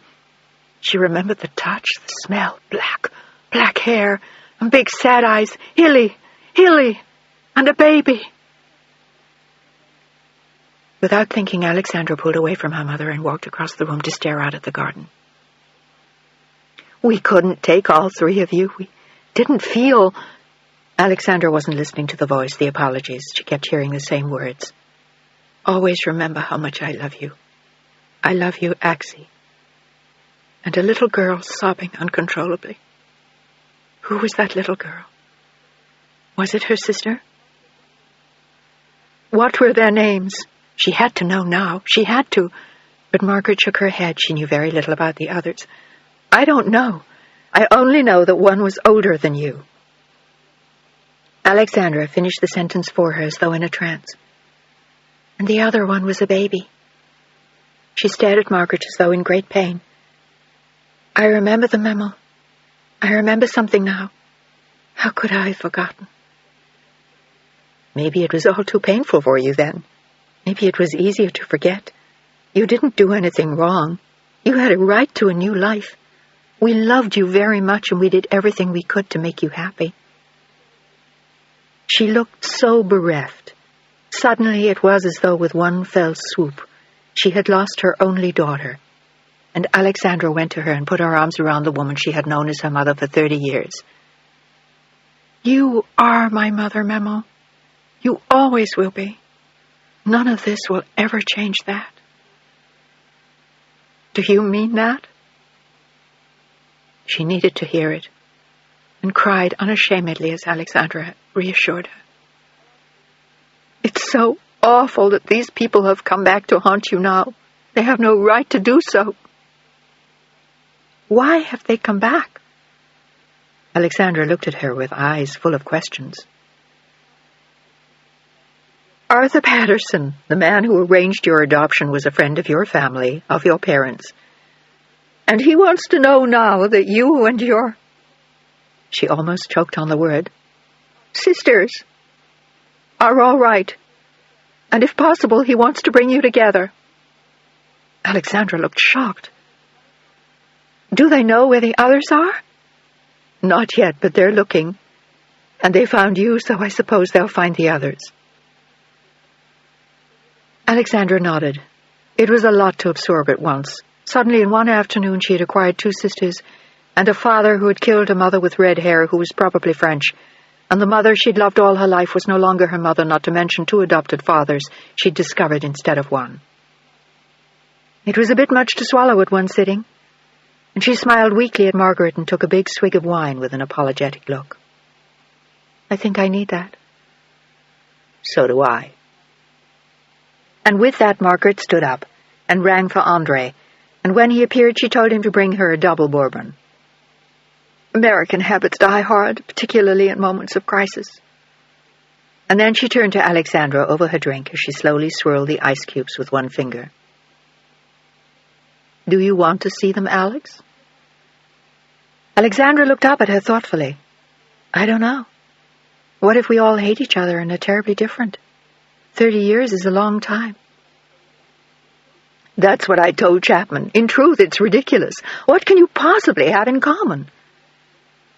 Alexandra agreed, and yet there was an undeniable attraction to meeting the others.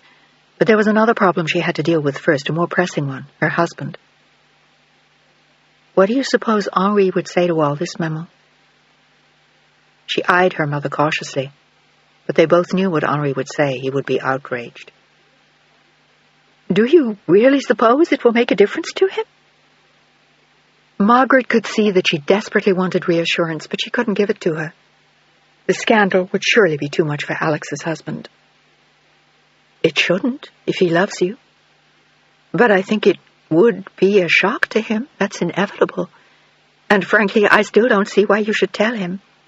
Your father and I talked about it when you married him, and we decided it wasn't important. We love you. You are our daughter in every possible way, and what happened 30 years ago is no one's business, perhaps not even your husband's. But that's so dishonest, Mamma.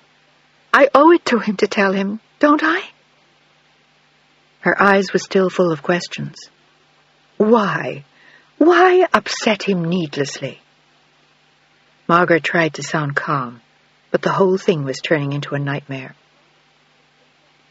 Because the fact that I'm the daughter of the Comte de Born is very important to him, Maman.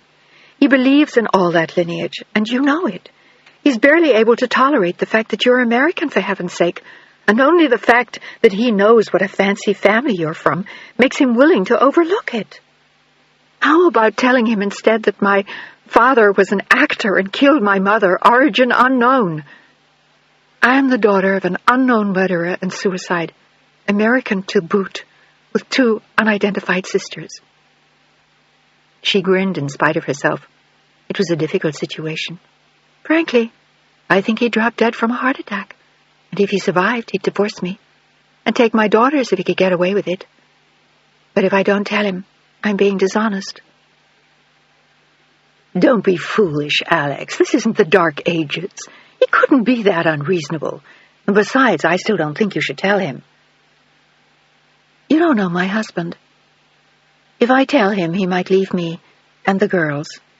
But the rest of it's not so far-fetched, particularly with his political aspirations. My God, Mother, he'd die. And if he found out some other way, if I didn't tell him, if someone else found out... Alexandra visibly shuddered as she paced the room, and Margaret couldn't disagree with her. I told you, don't tell him. And if he finds out, if there's a scandal, at least before I didn't know most of it myself, but now that I do, how can I not tell him? That's deceitful. It was before, too, but now she was hiding a veritable mountain of information.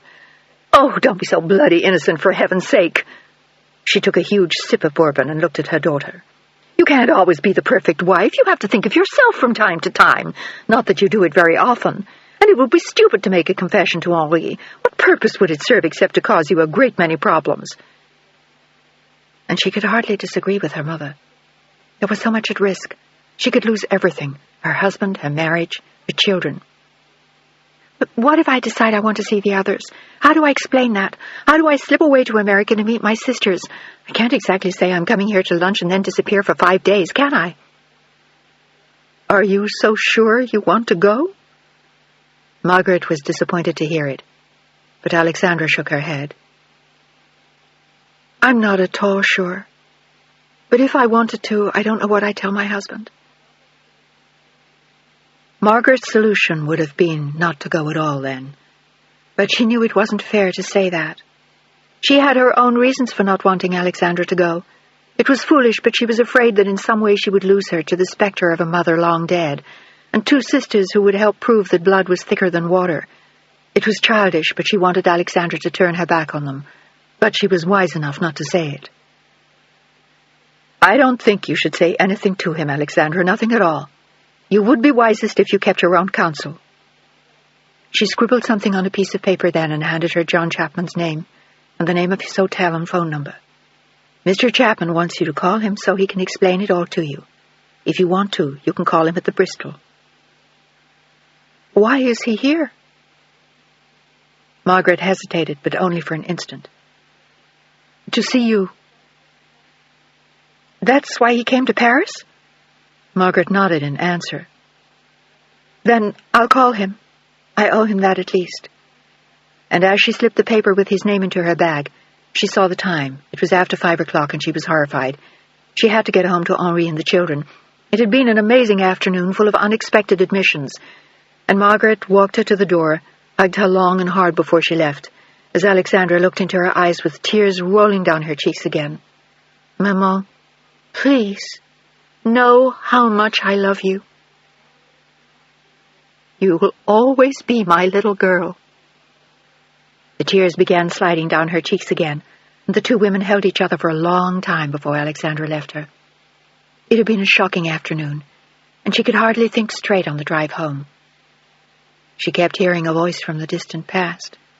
"Axie, always remember how much I love you." Chapter 21. Alexandra was still in shock when she got home. It was difficult to absorb everything her mother had told her. She felt as though she were moving in a dream, and she kept trying to remember things that had been gone for years. The woman with red hair, and the little girl she'd called Hilly. "You are late." Henri was waiting in her study as she walked into the room, feeling as though she had lead weights on her shoulders. "I'm sorry, She jumped when she saw him, startled from her reverie, but to Henri it made her look guilty. "My mother had some papers I had to discuss with her. I didn't think it would take... Henri, I'm sorry." There were tears in her eyes when she turned to him, and he was looking at her as though he didn't believe her. "Where were you?" "I told you." Her hands trembled as she hung up the jacket to her suit. He made her feel as though she had somehow betrayed him. "I was at my mother's." She tried to make her voice sound calm, but she sounded nervous, even to her own ears. "Until now, it's 6 o'clock. His voice was filled with disapproval, but suddenly she turned on him, her nerves frayed beyond control. She needed time to think, to absorb what she'd been told. She needed time to remember. "Look, I'm sorry I'm late. I told you I was at my mother's." He backed down quietly, but he still looked angry. "See that it doesn't happen again. I don't know why she keeps you this late. She knows you have important obligations." Alexandra clenched her teeth so as not to answer him. Her mother had kept her late so that she could tell her she had been adopted twice, and her natural father had murdered her mother, and she had 2 sisters she'd entirely forgotten about. Little things like that, nothing important. She dressed hastily in a black silk dress and sheer black stockings. She slipped into black satin pumps, washed her face, changed her makeup, redid her hair, and put her lipstick and compact in a black satin handbag. And within 20 minutes she was downstairs again, joining Henri in the front hall as they left for the evening. She barely had time to say goodnight to the girls, and when she did, she almost cried. As she looked at them, she was reminded of the sisters she had all but forgotten. "Be good to each other, you two," she whispered as she kissed Mary Louise goodnight. "You don't know how lucky you are to have each other." And a life such as theirs, filled with people who loved them, safe from harm. She herself had been lucky to be adopted by Margaret and Pierre, and now suddenly, as she looked at Henri, she felt as though she had a guilty secret. "Why doesn't your mother take her problems to her attorney or her banker?" Henri asked in a voice filled with annoyance as they drove to the restaurant where they were meeting some new acquaintances of Henri. Alexandra looked vague as she glanced out of the window. "She thought I could help her, that's all." He laughed, as though it were a ridiculous suggestion. "She could at least come to me. I could be of assistance." But she knew perfectly well that Margaret would never go to her husband. They barely tolerated each other. They arrived at Taïwan, and Alexandra looked around the familiar decor distractedly as Henri led her to their guests and made the necessary introductions. The room was filled with tout Paris, men in dark suits and beautiful, elegantly dressed women. The room was as magnificent as it always was, with the rich paneling, magnificent chandeliers, and goblets filled with fresh flowers. It was a place where only the most elite were able to get in, and even they had to wait months for a reservation. It was Henri's favorite restaurant, and he enjoyed going there with her and their friends, and even business associates like tonight. The people he was dining with were potential backers for his political career, and Alexandra could sense that the evening was extremely important. But no matter how hard she tried, she found herself unable to concentrate, and by the end of the evening she was near to tears as Henri glared at her, and she fought desperately to stay afloat in the conversation. "Excuse me?" she said for at least the 10th time that evening. She had totally missed what the woman said. Had it been something about the south of France, or was it something about her children? "I'm terribly sorry." Alexandra's eyes filled with tears, and she dabbed at her eyes with a napkin as though she were coughing. She felt as though the evening was never going to end, and Henri was furious with her when they left. "How could you do that to me?" he railed on the ride home. "Your attitude was an open insult." "Henri, I'm sorry. I wasn't feeling well. I couldn't concentrate. But all she could think of was John Chapman at the Bristol, and how desperately she wanted to call him. "If you weren't well, you shouldn't have come tonight. You did more harm than good." He was livid. "I'm sorry. I tried. Truly I did." There were tears sliding down her cheeks. She hated to let him down. But there was so much on her mind now. "You have no excuse," he raged. But she did, and she couldn't tell him. "I won't tolerate your behaving like that." And then the final blow. "You're always impossible after you've seen your mother." As though she were a naughty child and he had a right to scold her. "My mother has nothing to do with it, Henri." Alexandra spoke in a quiet voice as she blew her nose, and he glared at her as they stopped at a light on the way home. He didn't even care if their driver heard him. "Then where were you tonight until 6 o'clock? That again. Alexandra only shook her head and stared out of the window and then looked back at him again. "I told you. I was at my mother's." "Was anyone else there?" He'd never been suspicious of her before, and it hurt her deeply. "Of course not! My God, what do you suspect me of?" She wanted to tell him that she didn't engage in the same sports as he, but she didn't want to open a Pandora's box that would cause even greater problems. She reached out and touched his hand then, but he showed no inclination to soften. "Henri, please. You disgraced me tonight." "I'm sorry. I had a terrible headache." He never said another word to her, but when they reached the house on the Avenue Foch, he courteously opened the door to her, then went to his own rooms and firmly closed the door behind him. Chapter 22. As soon as Henri had left for the office the next morning, Alexandra looked up the number of the Bristol and dialed it. She asked for John Chapman, feeling her hand tremble on the phone, and her voice cracked as she identified herself to him.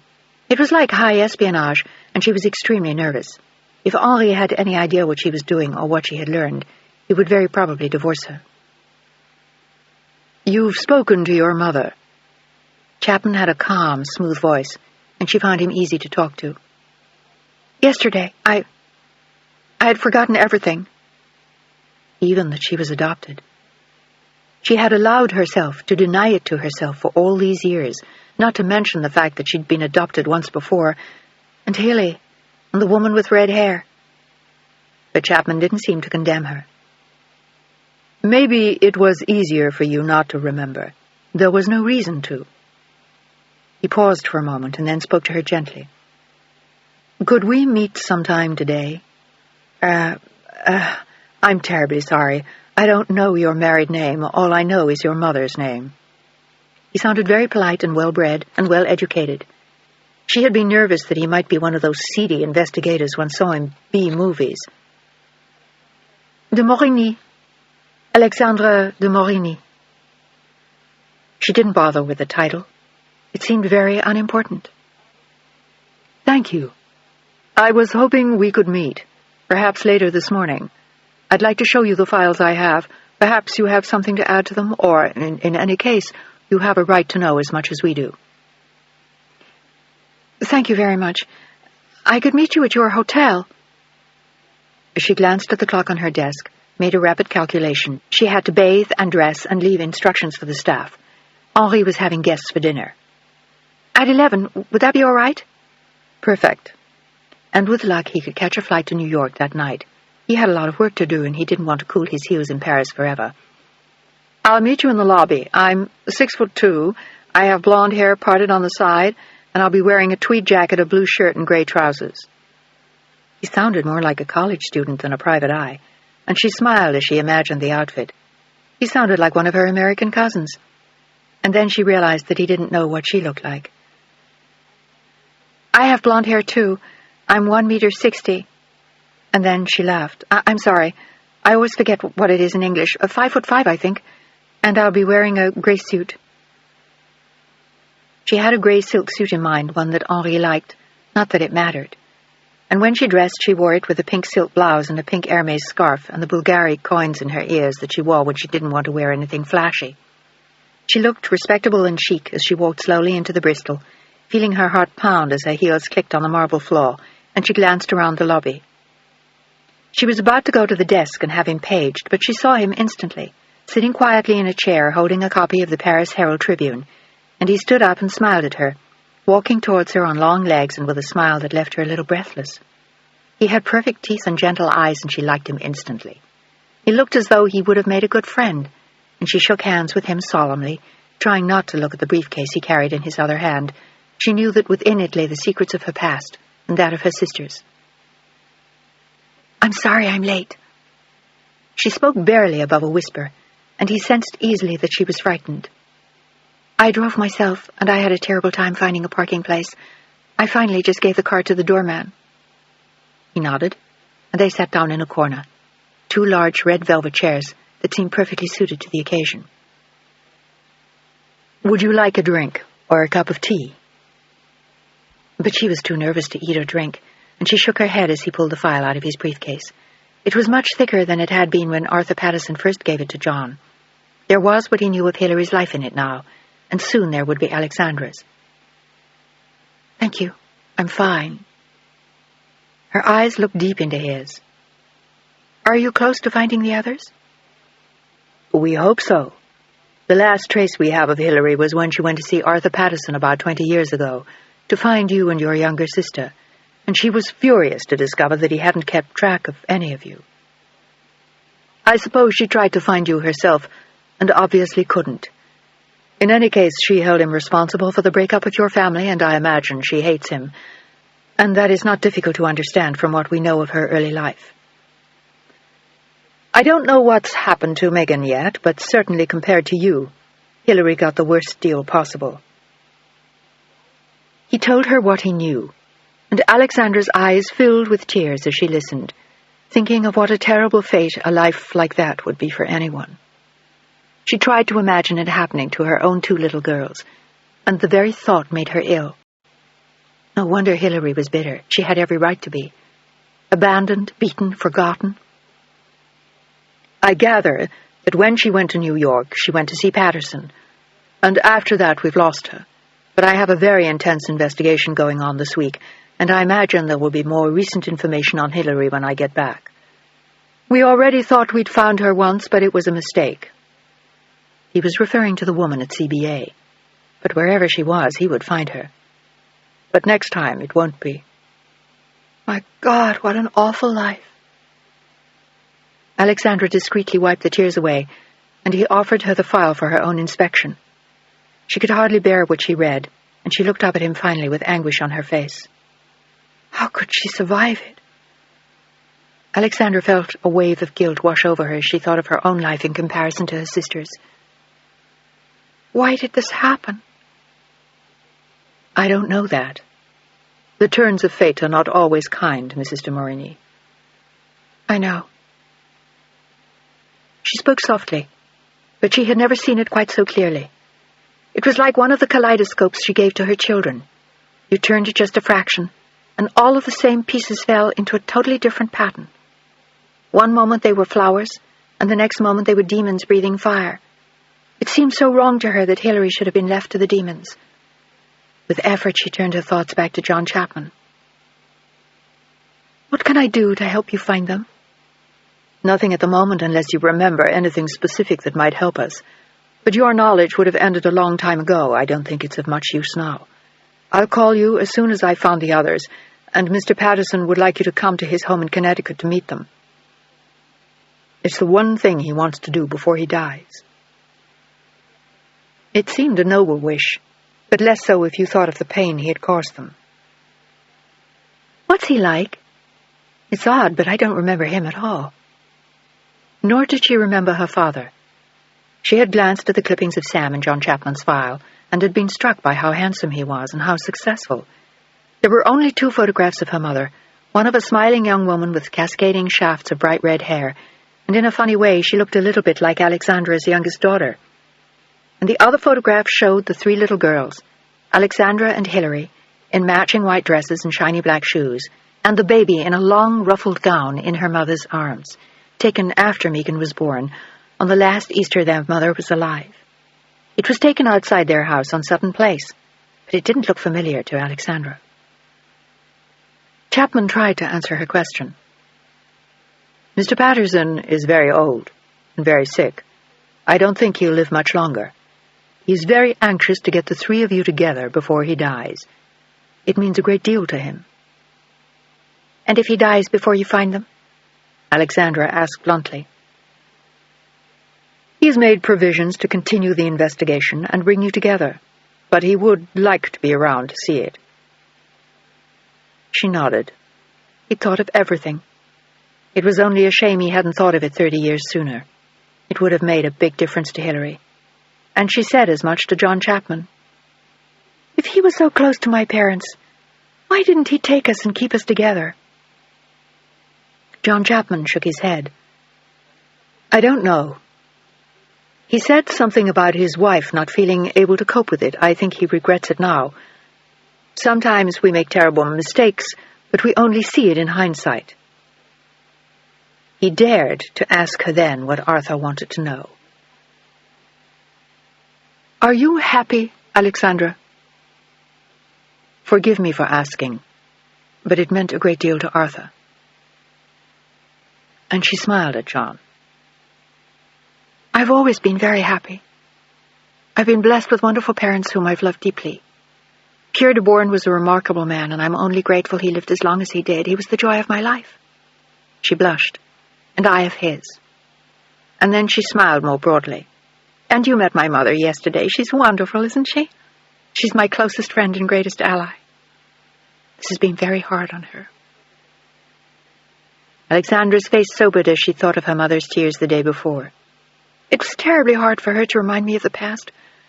I don't suppose it will be easy for anyone to dredge all this up, particularly given the way it all happened. She sighed and looked hard at him. Does anyone really know why he killed her? Not really. He shook his head. Some sort of an argument, I believe. I think he was drunk. Temporary insanity, as the defense said. Mr. Patterson maintains to this day that Sam, your father, adored her. It's difficult to understand people giving way to that kind of violence and emotions. She nodded, but she was thinking about Hilary, and they still hadn't found out about Megan. I hope Megan's all right. I hope they both are. It was as though she knew them now, as though they had already come back to her like her own children.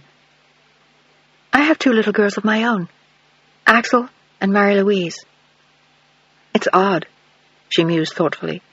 I think Mary-Louise looks rather like Hilary. It was odd, too, that Alexandra had returned to her mother's native country. And then Chapman asked her a difficult question. Have you told your husband all about this?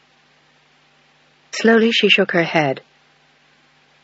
I'm afraid Henri won't understand it. I think he'll be very upset that my parents didn't tell him when we got married. And until you find the others, there's no point in confronting him. It will only make him unhappy. It was a story she had been telling herself since the night before, and she was almost convinced now. And when we find the others? Then I'll have to tell him something. She smiled uncomfortably. I don't normally go off to America at the drop of a hat, Mr. Chapman. You did not deceive him. You didn't know all this. He was trying to soothe her, but she knew better. My parents did, though. He will be very angry. He believes me to be the daughter of the Comte de Bourne. The bloodline means a great deal to Henri. He can trace his family back 900 years. I don't really think that a murderer and a French war bride were exactly what he had in mind for the grandparents of his children. Perhaps it was just as well they'd never had a son. Then he would never forgive her. And perhaps he wouldn't as it was. Chapman felt sorry for her as he watched her face. He sensed that her husband was not an easy person. I think he'll adjust. You've obviously been married for a long time, and he loves you. That counts for a lot. Not to everyone, Mr. Chapman. She smiled wistfully. And how could he be so sure that Henri loved her? She wasn't sure of it herself sometimes. He owned her, like a fine piece of Louis XV's furniture, or a very good painting. And if the painting turned out to be a fraud, would he still love it enough to keep it? She knew some would, but she wasn't at all sure Henri was among them. He was obsessed with quality and veracity and perfection, and she knew now that her pedigree was badly flawed. It was not difficult to imagine Henri's reaction. Chapman was looking at her gently as they sat quietly in the corner of his hotel, and he realized that he liked her. She was gentle and shy, and she had kind eyes, the kind of eyes he'd always wanted to find in a woman. She was so graceful and so gentle. He hoped that Arthur's investigation was not going to cause her pain. She'd done nothing to deserve it. "May I invite you to lunch, Alexandra? And will you forgive me for being so informal?" He smiled his boyish smile at her, and she laughed. "You know all the secrets of my life. I hardly expect you to call me by my husband's title." "Oh, dear. Is he titled too, then?" "Of course." She laughed again, and when she did, she looked so much younger. "The Baron Henri Edouard Antoine Xavier Saint-Bourmier de Morigny." Lovely name, isn't it? She was almost giggling. It had been a very tense morning, and she needed the relief. They both did. "Does it all fit on his driver's license?" She laughed at the thought, but then sobered. "And you, Mr. Chapman, what do you think of all this? You're an intelligent man. It must all seem rather shocking." "Nothing shocks me anymore. I think it's a shame so many lives were destroyed by one act of madness. And in some ways I think it's a shame to disturb the embers. But it's not for me to make those judgments, and perhaps it will bring some comfort to some of you to be reunited. Are you curious about the others?" She nodded. She had to admit that she was. "I remember Hilary a little bit, just flashes and little bits, ever since speaking to my mother yesterday." And then she sighed. It was a tremendous shock for her. And for you, too. There was compassion in his eyes, and he wanted to reach out and touch her hand, but he didn't. "I'm sorry to cause you so much trouble." "You haven't yet." But he would, when he found the others. "Can I induce you to have lunch with me, in spite of all that?" He liked her, and funnily enough, he wanted to get to know her. He told himself it was so he could report back to his client, but he knew it was more than that. The pieces of the mystery were beginning to fall into place, and she was a lovely woman, and he liked her.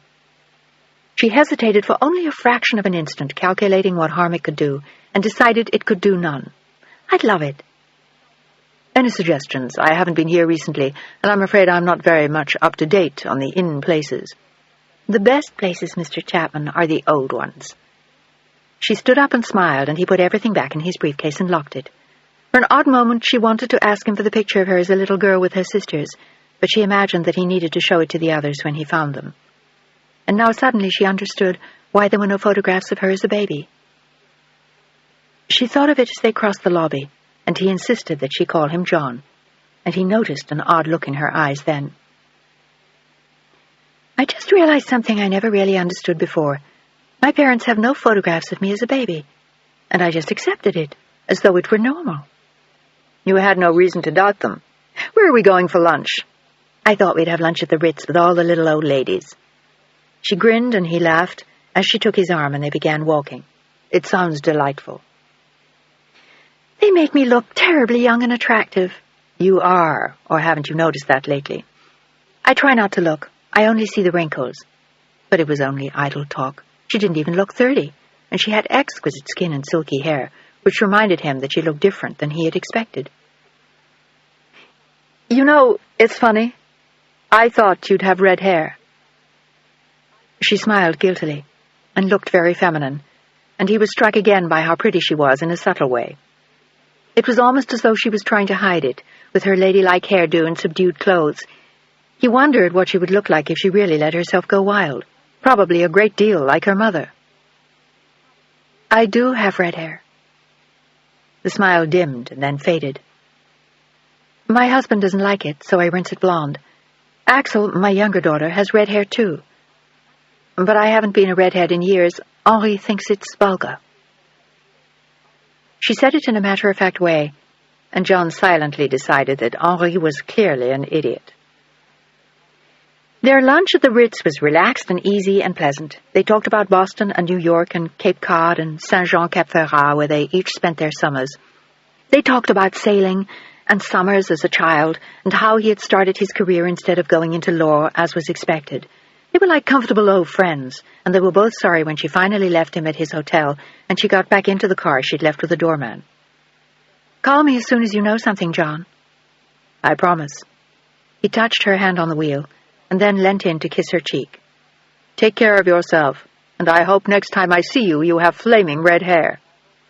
They both laughed, and she waved and drove into the flow of traffic, feeling as though she'd made a new friend. He was handsome and charming and bright, and she wondered why he wasn't married. He had said only that he was divorced and had a penchant for difficult women, and had let it go at that. But she liked him so much she couldn't imagine why someone hadn't snatched him up the moment he'd got divorced from his first wife.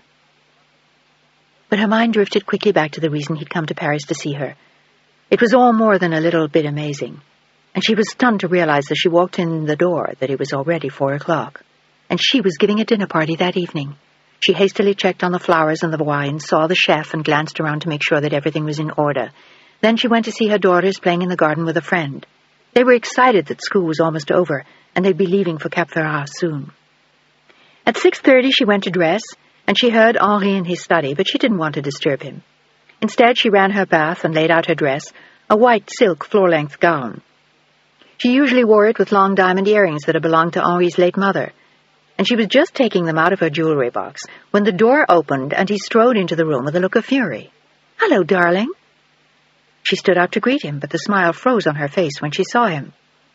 "Is something wrong? I checked everything for tonight and it looked fine to me." But it was obvious that something terrible had happened in the meantime.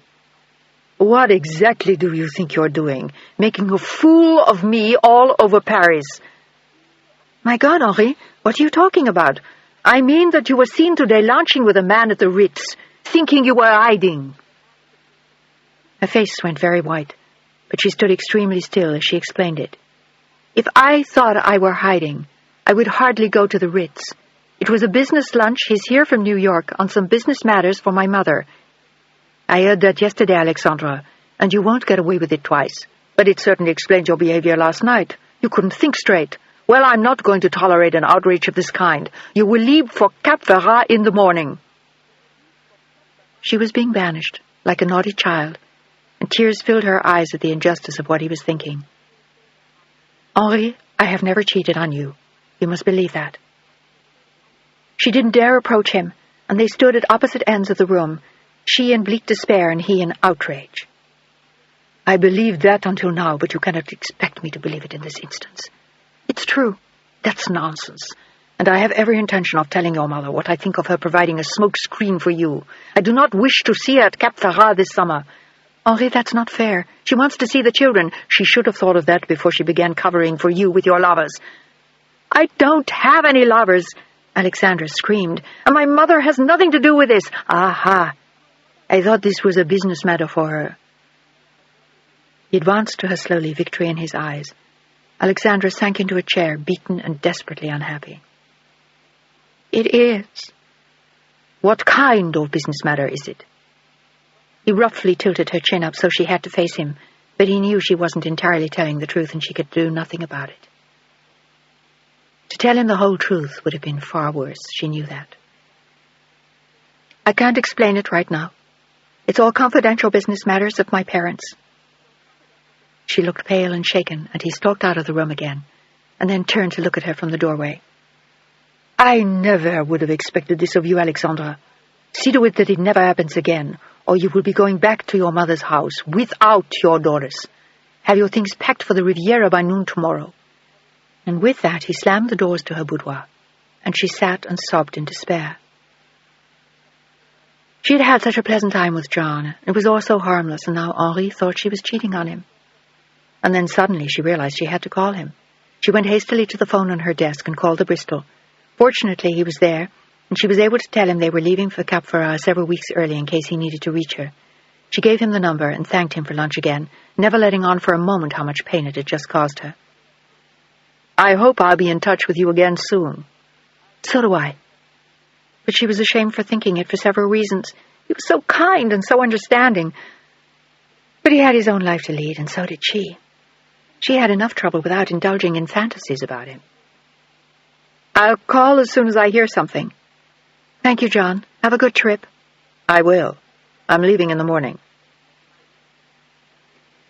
He had hoped to get on a flight that night, but he had returned to the hotel so late after lunch that he was no longer in the mood to pack and run, and he decided that a last night in Paris wouldn't do any harm. He was feeling relaxed and pleased after his lunch with Alexandra, and when he'd called Sasha from the hotel, she was in one of her impossible moods. He was suddenly in no hurry to get back.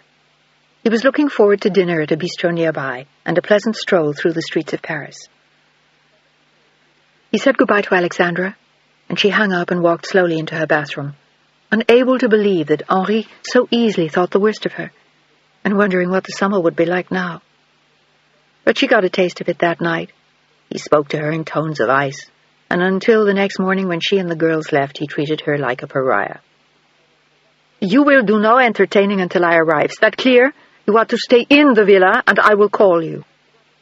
He treated her like a convict who had attempted to escape, and her own fury was building slowly as they said goodbye the next morning. "May I go to the beach, or should I stay in my room wearing a ball and chain? I'm sorry you feel our marriage such a burden, Alexandra. I never realized it caused you such anguish." He had an answer for everything, and for the first time she hated him as they drove away. The chauffeur and the two maids were accompanying them on the trip, and they were putting the Citroën and the Peugeot station wagon on the overnight train to the Riviera. "Why was Papa in such a bad mood?" Axel inquired as they drove through the traffic to the station. "Was he mad at you?" "Just a little bit." She smoothed the coppery curls as Hilary had done for her so long ago, and she smiled now at the distant memory of her sister. She was excited now at the prospect of seeing them again. She just hoped that Chapman would find them soon, and that she would be able to get away to see them. But Axel didn't give her time to ponder it as they drove through Paris. "Papa didn't look a little bit mad to me. He looked very mad. Did you do something terrible, Maman?" Alexandra smiled and took Axel's hand in her own. It was going to be nice to get to the Riviera, and perhaps nice, too, to have a few weeks' breather from her husband. "I only did something a little bit foolish." "Like when you bought the hat he hated with all the feathers and the veil?" Axel had loved it, and Henri had made Alexandra send it back the same day. "Something like that." "Did you buy another hat?" Yes, sort of." "Was it pretty?" "Oh, yes." Alexandra smiled at her younger child. "Very." Axel smiled up at her with obvious pleasure as they reached the station. Chapter 23. The material they had dug up on Hilary in John's absence was excellent, and he was immensely pleased. They had found her enrollment in night school, her job at the employment agency, and from there they had followed her to CBA. It was perfect. They had everything they needed, and as Chapman looked through the file, he realized that they had been right the first time. It was the right Hilary Walker he'd spoken to when he called her at CBA, and it was equally obvious she didn't want to be found. So be it. He would wait until he found Megan, and then confront her himself. For the moment, he would let her think she had lost him. But as he thought of her, he felt that same odd tug in his heart he felt every time he read her file. He wanted to tell her that everything was all right, that people still cared about her, that she could stop running. It was terrible to think about her angry and alone, and then he realized that there might be a lot more to her current life than he knew. He ordered his assistant to begin a full-scale investigation of Hilary Walker at CBA Network. She could be married, divorced, have 6 children of her own. The broken little girl he'd been following from Boston to Jacksonville to New York might well be leading a happy life now, and for the most part he hoped so, and yet he knew that he would not feel at peace about her until he met her. It was crazy, but he was obsessed by the women in his case, their lives, and their good and bad fortunes, so much so that he called his ex-wife and asked her to lunch and tried to press her into explaining to him again how she felt about her characters when she was writing. "Do you ever fall in love with them, Ellie?" He looked at her in confusion as they sat next to the fountain of the Four Seasons. It was where all the city's publishing notables ate lunch, and he knew it was her favorite place, even though he still preferred the sensual, artsy chaos of the Russian tea room. But Eloise was a different girl. She was tall and cool and controlled. She had masterminded a successful career and done it brilliantly, and she seemed better suited to the cool marble and discreet fountains of the Four Seasons. "Fall in love with them? What do you mean? Are you thinking of writing a book?" She looked amused, and he shook his head. "No, I'm just working on this crazy investigation. It goes back about 30 years, and the people are so damn real to me, I can't think straight anymore. I dream about them at night. I think about them in the daytime. Little girls who are practically middle-aged women now tear at my heart, and I want to help them. It sounds more like food poisoning than love, she grinned. And then she reached out and patted his hand sympathetically. She still liked him. They had lunch with each other a couple of times a year, and he'd even introduced her to Sasha, but Eloise had told him bluntly on the phone the next day that she thought he could do a lot better. "You got a bad kid. Sounds like you ought to write a book about it." "No one would believe the story, and besides, I can't. That's not my bag, you know that. It's just that it's driving me crazy. How can people on paper become real?" "Somehow they do." "Do they finally go away?" "Yes, when you resolve it," she said reassuringly, eating her salad. "When I finish a book, the characters finally disappear, for good. But before that, it's like being haunted." "That's it!" He waved his fork at her. "That's it exactly." He was being haunted by Hillary, and when he wasn't being tormented by Hillary, he was thinking of Alexandra. He had called her as soon as he was sure that it was Hillary at the network, and she had been jubilant. Now she was waiting for news of Megan, and John had been putting pressure on all his operatives to speed it up, because Patterson seemed to be fading. "What do I do to get rid of this thing?" "Finish it. Wind up the case. Do whatever you have to do, and then it'll go away. That's how it works for me." "Is it a tough case?"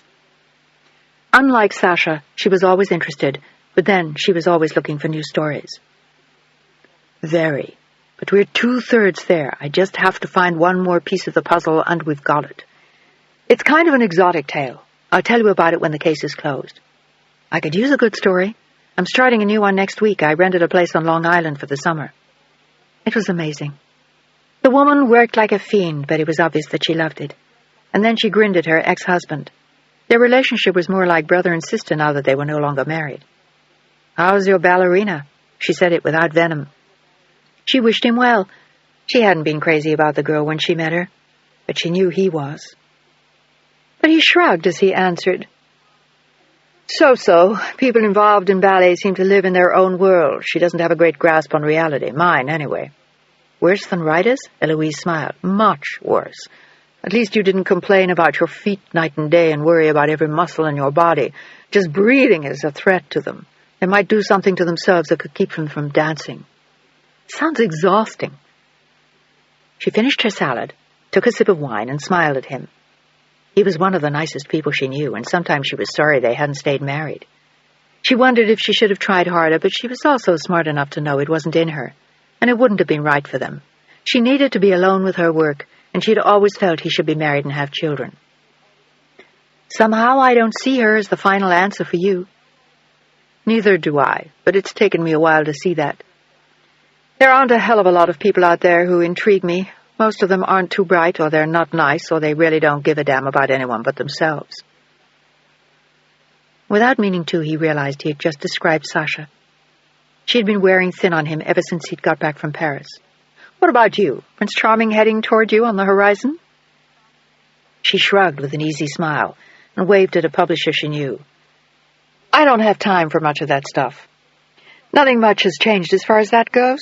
It's hard to have a career in a real life. But it can be done," he always pointed out to her, "if you want to." "Maybe I don't." She was always honest with him. "Maybe I don't want more than I've got. My typewriter and my old nightgown." "Elle, that's terrible. It's a hell of a waste." "No, it's not. I've never really wanted all that other stuff. I would have hated having kids." "Why?" It seemed so wrong to him. People were meant to have children.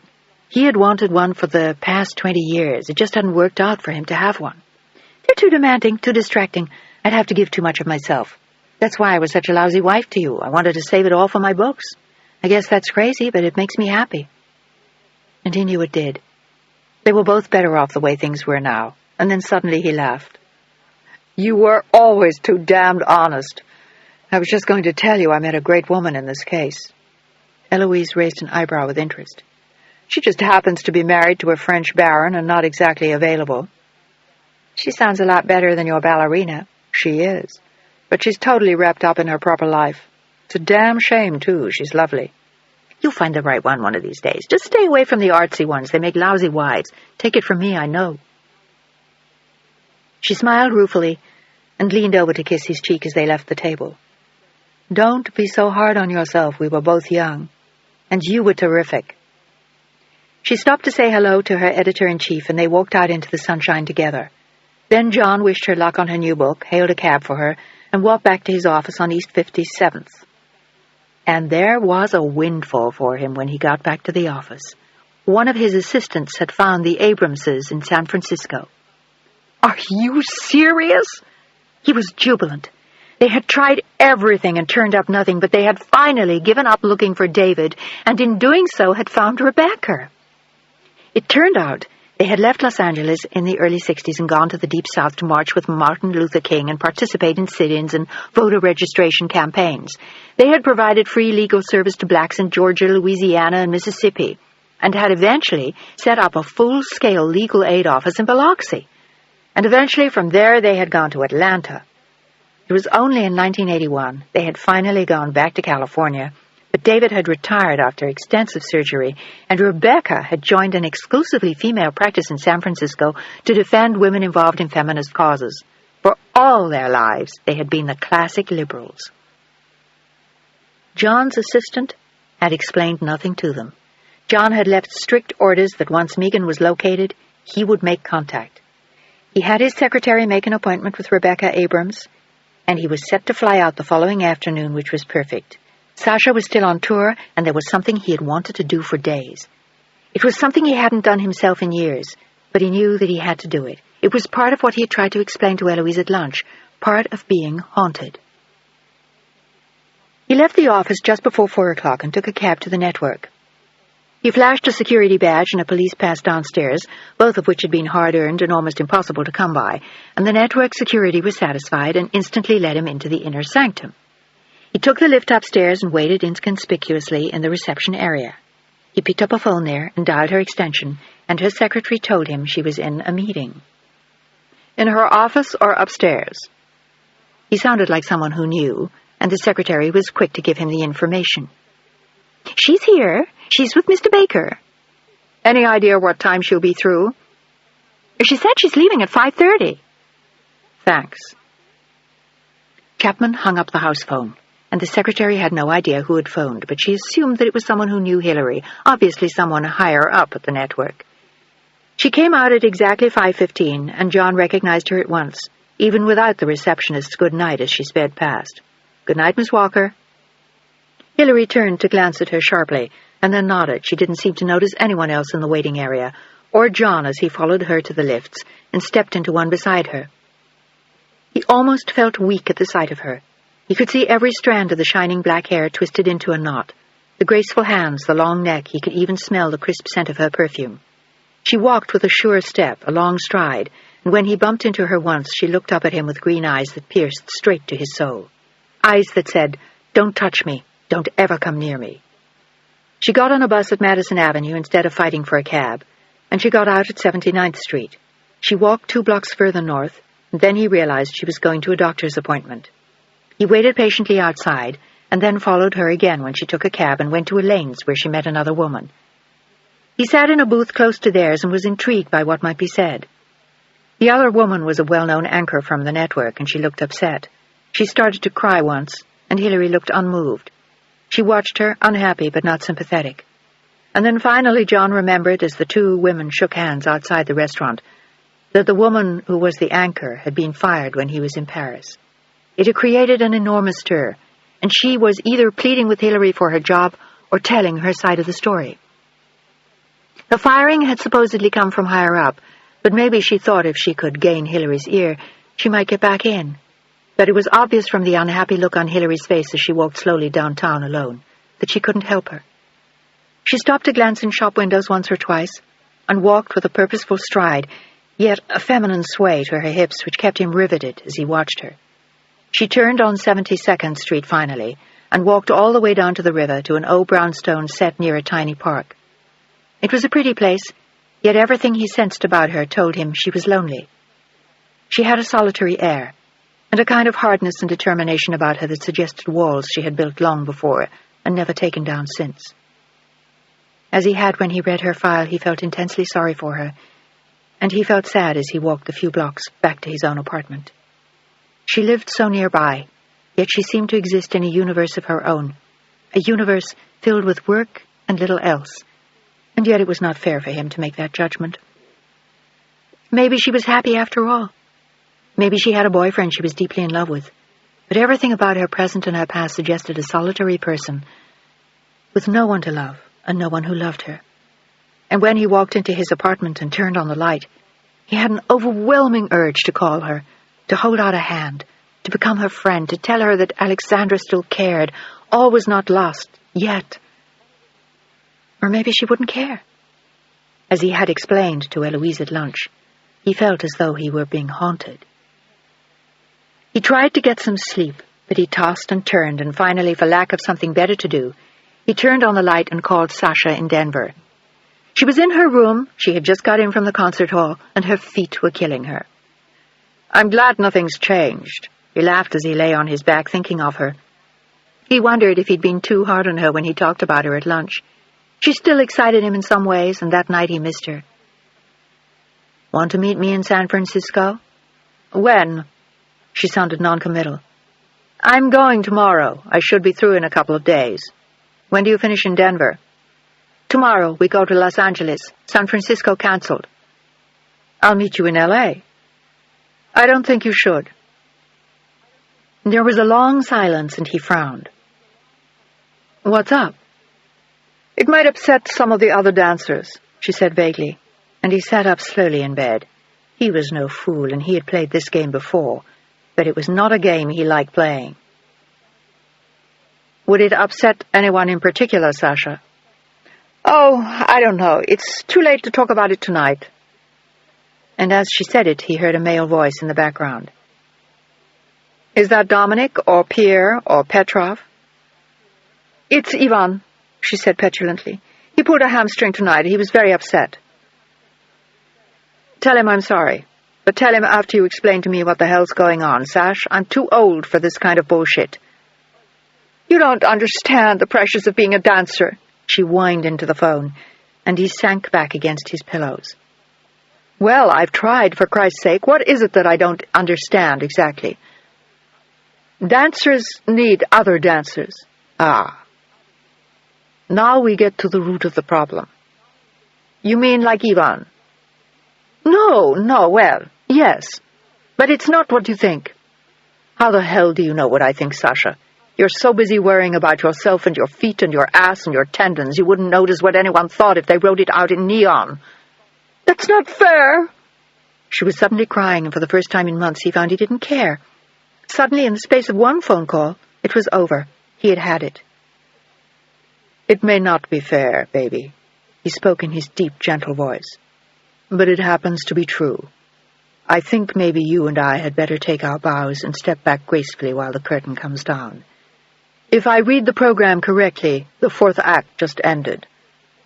"Why don't we talk when I get back?" "About what? Your feet? About how dancers need other dancers?" "I'm not a dancer, Sash. I'm a man. I have a very demanding job. I have a full life I want to share with a woman I love and who loves me. I even want to have children." "Can you see yourself doing that?" "No." At least she was honest. The thought of it horrified her.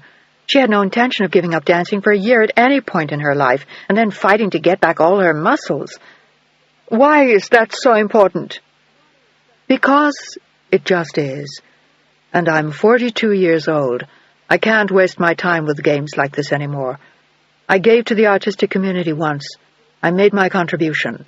Now I want something different." "That's what I mean. You don't understand the pressures of being a dancer, John. Babies aren't important." "They are to me, little one. And so are a lot of other things you don't have room for. You don't need me. You don't need anyone. Be honest with yourself." There was a long, empty silence as she listened, and suddenly he wanted to get off the phone. There was nothing left to say. They had said it all, and run out of words a long time since. They just hadn't noticed. "Goodbye, Sash. Take it easy. I'll see you when you get back. Maybe we'll have lunch or a drink." He knew she'd want the things she'd left in his apartment, but the truth was that he wasn't even anxious to see her. Are you really telling me it's over? She sounded shocked, and he could hear the male voice in the background again. He wondered if they were sharing a room, not that it really mattered. I guess I am. Is that why you called me? No. I guess it just happened. It was time. Is there someone else? He smiled at the question. Not really. In a funny way, there were three of them. The three women he was searching for day and night who filled his thoughts and his heart now, but not in the way Sasha had meant it. No one important. Take it easy, Sash. And with that, he quietly hung up and turned out the light. And he smiled to himself as he went back to sleep. He felt free for the first time in months, and he was glad he had called her. It was finally over. Chapter 24. The flight to San Francisco was easy, and he arrived at 2 p.m. local time, which gave him plenty of time to get to Rebecca's office at 4 o'clock.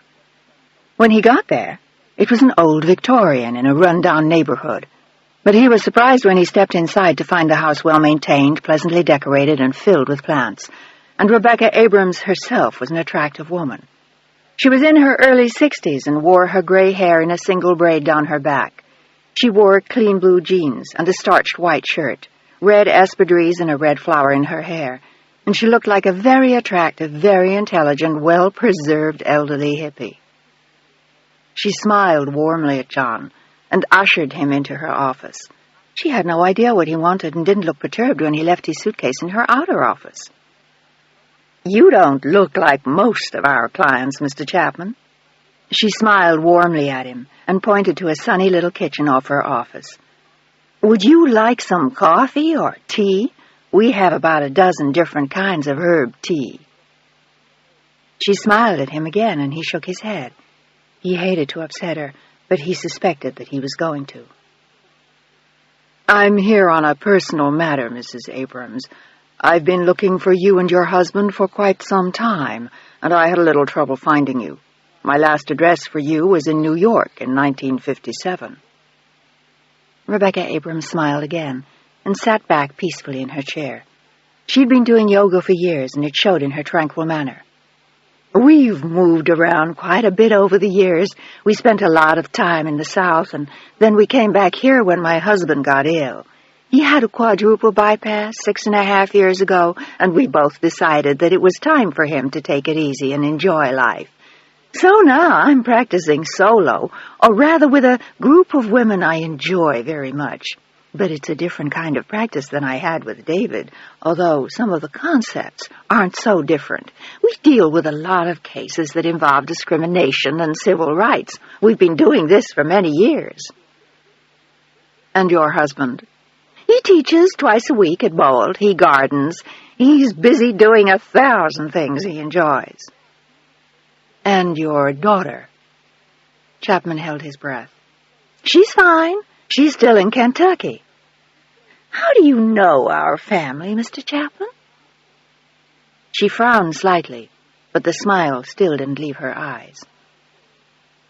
"I don't. I'm afraid I come to you rather indirectly. I'm an attorney, too, and I run a firm called Chapman Associates in New York. Unlike you, I've never been terribly in love with the law, and I got hooked on investigations years ago, so that's what I do. And my client in this case is Arthur Patterson. I don't know if the name rings a bell, but he was instrumental in bringing Megan to you in 1958. I'm sure that now you remember." She nodded. The smile had faded now in earnest. "Is something wrong? Why would Mr. Patterson wish to contact us now?" She looked frightened, as though he could still take her away from them. That was what she had always been afraid of. "Simply put, Mrs. Abrams, he's dying. And he wants to know that the girls are all right, that they're happy and well, and not in any kind of need. And he hopes to bring them together once before he dies so that they have the benefit of knowing their sisters." "Now?" She looked horrified. "After 30 years? Why would they possibly want to meet their sisters?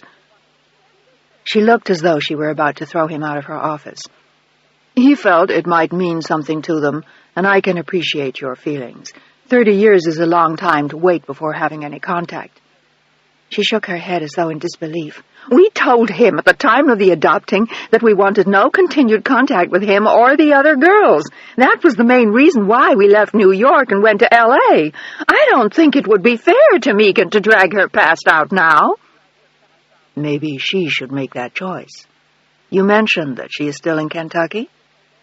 She's finishing her residency there in Appalachia. She's a doctor. She's specialized in obstetrics. Rebecca said it with deep pride, but she looked at John with open hostility. May I contact her there? To him it was a formality, but to her it was an offense, and she half rose in her seat as she answered, No, you may not, Mr. Chapman. She sat back down again and glared at him in outrage. I can't believe you'd come to us after all these years and expect us to expose Megan to that pain and confusion. Are you aware of the cause of her parents' death? I am. Is Megan? Of course not. In fact, I will tell you very bluntly, Mr. Chapman, this whole thing is totally out of the question. My daughter doesn't know she's adopted. She looked him straight in the eye, and he felt his heart stop. How could they not tell her? As liberal as they were and as free-thinking, they had never told her she was adopted. It certainly complicated the matter for them. Do you have other children, Mrs. Abrams? No, we don't. And my husband and I felt she had no need to know. She's our only child. She came to us when she was a baby. There was absolutely no reason to tell her as she got older. Would you be willing to tell her now? He looked deep into her eyes and was frightened at what he saw there. Rebecca Abrams was not going to make this any easier for him. But at least he knew where Megan was now. If he had to, he would find her in Kentucky. It seemed a cruel thing to do, but she had a right to know about her sisters. Rebecca hesitated for a long time. I don't know, Mr. Chapman. Honestly, I don't think so. I'm going to have to discuss this with my husband and with his doctor first. He is not well, and I don't want to upset him. I understand. Will you get back to me in a day or two? I'm staying at the Mark Hopkins. I'll get back to you when I can. She stood up to indicate that the interview was over, and she might as well have been wearing a navy blue pinstripe suit. She looked as formidable as if she'd been wearing one. Will you be going back to New York in the meantime? I'd rather wait for the answer here in case your husband would like to see me. I'll let you know. She shook his hand, but the look in her eyes was not warm as she led him to the door and closed it behind him. And when she went back to her desk after he was gone, she put her head down on her arms and cried. It was 30 years later, but they were still going to try to take away her baby. They were going to awake a curiosity she had never had, and bonds she never knew, and introduce her to blood relatives she had never longed for. It wasn't fair, after all they'd done for her, and given how much they loved her. She went to see David's doctor that afternoon, and he felt that David was strong enough to hear the news. But it took her 2 days to get up the courage to tell him, and when she did, she sobbed in his arms and poured out all her fears, and he stroked the long gray hair and held her close and told her how much he loved her. No one's going to take Meg away from us, sweetheart. How could they? He was touched by her reaction. When Megan had been a little girl, she had worried about the same things. She had wanted Megan to be theirs and no one else's. All of a sudden, she wanted to know everything about her biological parents. So we'll tell her. But what if she feels different about us after that? You know better than that, Becky. Why should she? She loves us, too. In all the important senses of the word, we're her parents. She knows what that means as well as we do. But that doesn't mean she won't want to see her sisters. If someone told me tomorrow I had 2 sisters I'd never known, I'd want to see them too, but it wouldn't make me love you any less, or Megan." But Rebecca was still frightened, and they talked about it long into the night. Rebecca wanted to keep their pact of silence, and David felt they owed it to Megan to tell her. It took them another full day to resolve it, and when they finally called, John felt relief sweep over him. He'd been going crazy in his hotel room, but he didn't want to leave until he knew where things stood, and he didn't want to press them. Side 14. She invited him to come to their house in Tiburon that night, and the three of them talked for a long time about the difficulties of telling Megan after so many years that she was adopted. And it was obvious that Rebecca was still fearful, but David was both adamant and supportive. He told John that his only request was that they wanted to tell Megan themselves and in person. She was due home in 2 weeks for a brief vacation, and they would tell her then. They would call him as soon as she knew, and he was welcome to speak to her after that and set up the meeting that Arthur Patterson wanted so badly. And John had no recourse but to accept. They had all the cards in their hands, and he wanted to do the right thing for them and for Megan. He went home that weekend and called Arthur Patterson at home. It was obvious that he was not doing well, and John knew that he had given up going to the office. He explained that he had found the Abramses, and they had wanted to tell Megan themselves. It meant waiting 2 weeks, but Chapman felt there was no choice. It was the only decent thing to do, and Arthur reluctantly agreed, and hoped he would live long enough to complete his mission. "What's left to do now?" he asked John. "Wait to hear from them, then I'll set up the meeting with Megan and the others. Alexandra is ready to come when I call her, and I still have to deal with Hillary, but I don't want to do that until the last minute." He instinctively sensed that the later he did it, the more likely she might be to come to the meeting. "That gives us another 2 weeks to cool our heels. I'll let you know if I hear anything sooner."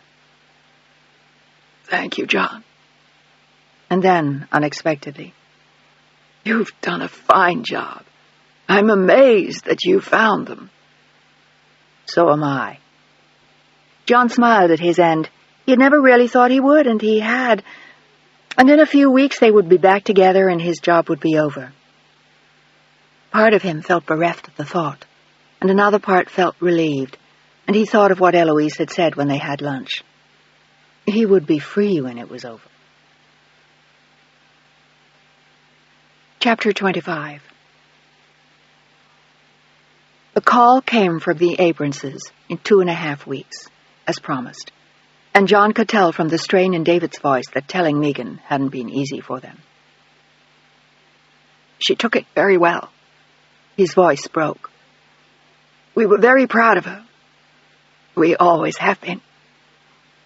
And then he went on, sounding stronger. "She said she'd call you herself when she gets back to Kentucky, if you'd like to talk to her." "Would it be possible for me to talk to her now?" John asked carefully. And David had conferred with someone at the other end, and then handed the phone to someone whose voice John recognized within moments. Without the French accent, she sounded just like Alexandra. She had the same intonations, the same voice, the same laughter. "Mr. Chapman?" "Yes." "This is all something of a surprise." She sounded matter-of-fact and young, but very pleasant. "I'm sorry about that, I truly am." "It couldn't be helped. I understand you wanted to speak to me." "I did. I was hoping to meet you in Kentucky briefly before I set up the meeting. When do you suppose you could come to Connecticut to meet with the others?" "I won't know that till I get back. My schedule won't be set until the day I return, but I could call you then if you like." "I'd appreciate it very much." And she did. She called punctually the day she arrived, and John wondered if that meant she was anxious to meet the others or if she was just that kind of person. She told him that she would be free to see him in Kentucky that Sunday afternoon between 1 and 5, and she would be able to come to Connecticut for 2 days, 3 weeks later, but no sooner. Chapman frowned as he listened to her, wondering if Arthur would live that long, and he shared his concerns with her. "I can try and trade with one of the other docs, but it won't change things by more than a few days. We're terribly understaffed, and you'll see what we're up against when you come down here." "You could make it in 3 weeks, though." "I could, unless there was a major emergency, but I can never predict that." "I understand." She was businesslike and very firm for a young woman of 30, and while she had the same voice, she seemed very different from the others.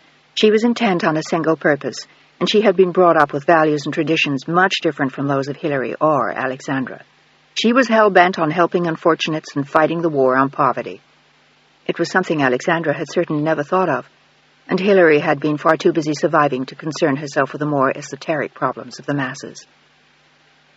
It was intriguing how different they were, and John remembered something Alexandra had said to him in Paris. The kaleidoscope had taken yet another turn, and produced a totally different image. This time the demons had been turned into snow-covered mountains. He agreed to come to Kentucky the following Saturday afternoon and would meet her at the hospital during her free time. He thanked her for spending it with him, and he confirmed the meeting with her sisters. They set it for September 1st, and he called Arthur as soon as he hung up, and the following morning he called Alexandra on the Riviera. They had a terrible connection, but eventually the line cleared and she could hear him. "Already?" She sounded excited. "You found them both?" It was amazing. "Where was Megan?"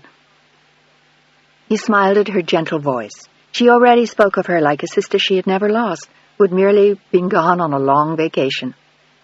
"She's a doctor in Kentucky." "Oh, my God! And Hilary's all right?" "Yes, I've seen her." "Has she agreed to come on the 1st? She held her breath, waiting for the answer, and her hopes were dashed as soon as John told her he hadn't called her. "I don't want to give her too much time to think about it. I'll give her a call in a week or so." "What if she goes away?" Alexandra was worried. "Don't worry, I'll find her." They both laughed, and a moment later they hung up, and Alexandra hurriedly called her mother. She was staying at Cap d'Antibes at the Hôtel du Cap, where she always stayed, and Henri had finally relented on her exile. "Maman?" "Yes, darling." "Is something wrong?" Alexandra sounded breathless and suddenly very young, like one of her own daughters. "He's found them both." "Both what?" She just got up and was drinking her coffee and reading the Herald Tribune. She couldn't imagine what Alexandra might have lost that someone else might have found. "What on earth are you talking about?" "My sisters! Chapman found them both." She sounded ecstatic, and Margaret's blood suddenly ran cold. She had somehow hoped that he wouldn't find them. "How nice."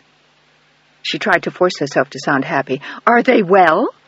"One of them is a doctor, the younger one, and the other one, Hilary, works for a television network in New York." "They sound like quite an illustrious group, and you're a baroness. They ought to make a film about you." But she was not amused, and Alexandra knew it. "Don't worry, Maman. It's not going to change anything. Please know that." Margaret wished she could be sure of that.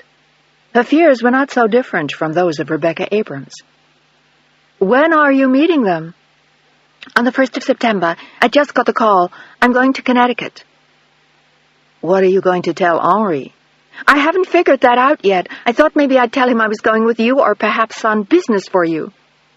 "He won't believe that." "No, but I can hardly tell him the truth. I'll think of something." They talked for a moment longer, then hung up, and 5 minutes later Margaret called her back, and her first word stunned Alexandra.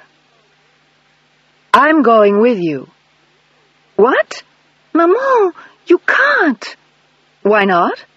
She'd made up her mind and thought it an excellent idea, aside from providing Alexandra with the alibi that she needed. Besides, that way she could keep an eye on things and stay close to Alexandra. She was desperately afraid of that meeting. "It's such a lot of trouble for you. You weren't even going back to Paris until the end of September. You told me you were going to Rome for a few weeks." "So I can go to Rome in October, or on the way back from New York. All I wanted to do was visit Marisa, one of her oldest friends, and buy some decent shoes, but I'd much rather go to New York with you." And then, almost shyly, "If you'll have me." "Oh, Mother." Tears sprang to her eyes as she thought of it. She sensed how frightened Margaret was, but she didn't need to be. No one, no blood relative, no husband, no friend could ever replace her. "Of course I'd love you to come. It just seems like such an imposition." "Don't be ridiculous. I'd be a nervous wreck if I stayed here." And then she had a totally crazy idea, but she liked it. "Should we take Axel and Marie-Louise?" Alexandra's face lit up at the thought. She didn't like just leaving them at the end of the summer, even for only a few days, and Henri couldn't possibly object to a family trip like that. But that's a wonderful idea.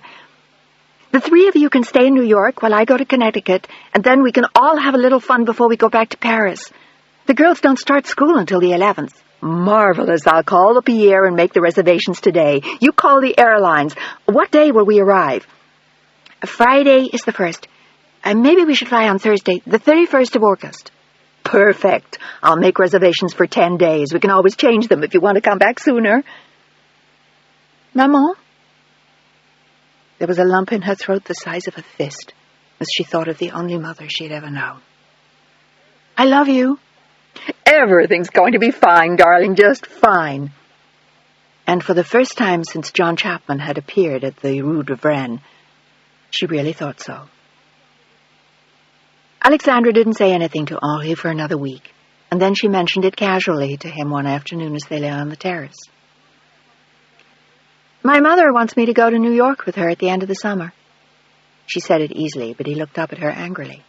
He was still angry at her for her supposed transgression before they left Paris. They had never discussed it again, but she knew he hadn't forgiven her. What's that all about now? Nothing. She has some business to take care of in New York, some investments of her family's that need looking into, and she asked me to come along and bring the girls. That's ridiculous. Why would you go to New York in August? He was suspicious of both of them, and the plot they were obviously cooking up against him. It's actually not till the very end of August, and it might be fun for the girls to do something a little different. Nonsense. You can go to New York some other time, this winter without the children. But the harshness of his words sent a chill down her spine. He didn't know it, but nothing was going to stop her from going or from taking her children with her. No, Henri. I'm going now, with my mother and the children. He bolted to a sitting position and stared at her angrily. Aren't you getting rather independent suddenly, Alexandra? May I remind you that I make the decisions here, for you, as well as the children? He had never put it quite so bluntly, but it was true, or had been until then.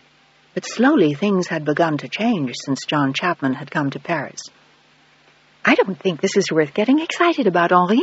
It's an invitation from my mother for myself and the girls. And if I forbid you to go? His face was red with unspent fury and her shocking behavior. I will have to go anyway. My mother has asked me to come with her. Your mother is not an invalid. I'll call her myself and tell her you're not going. But this time Alexandra stood up and faced him.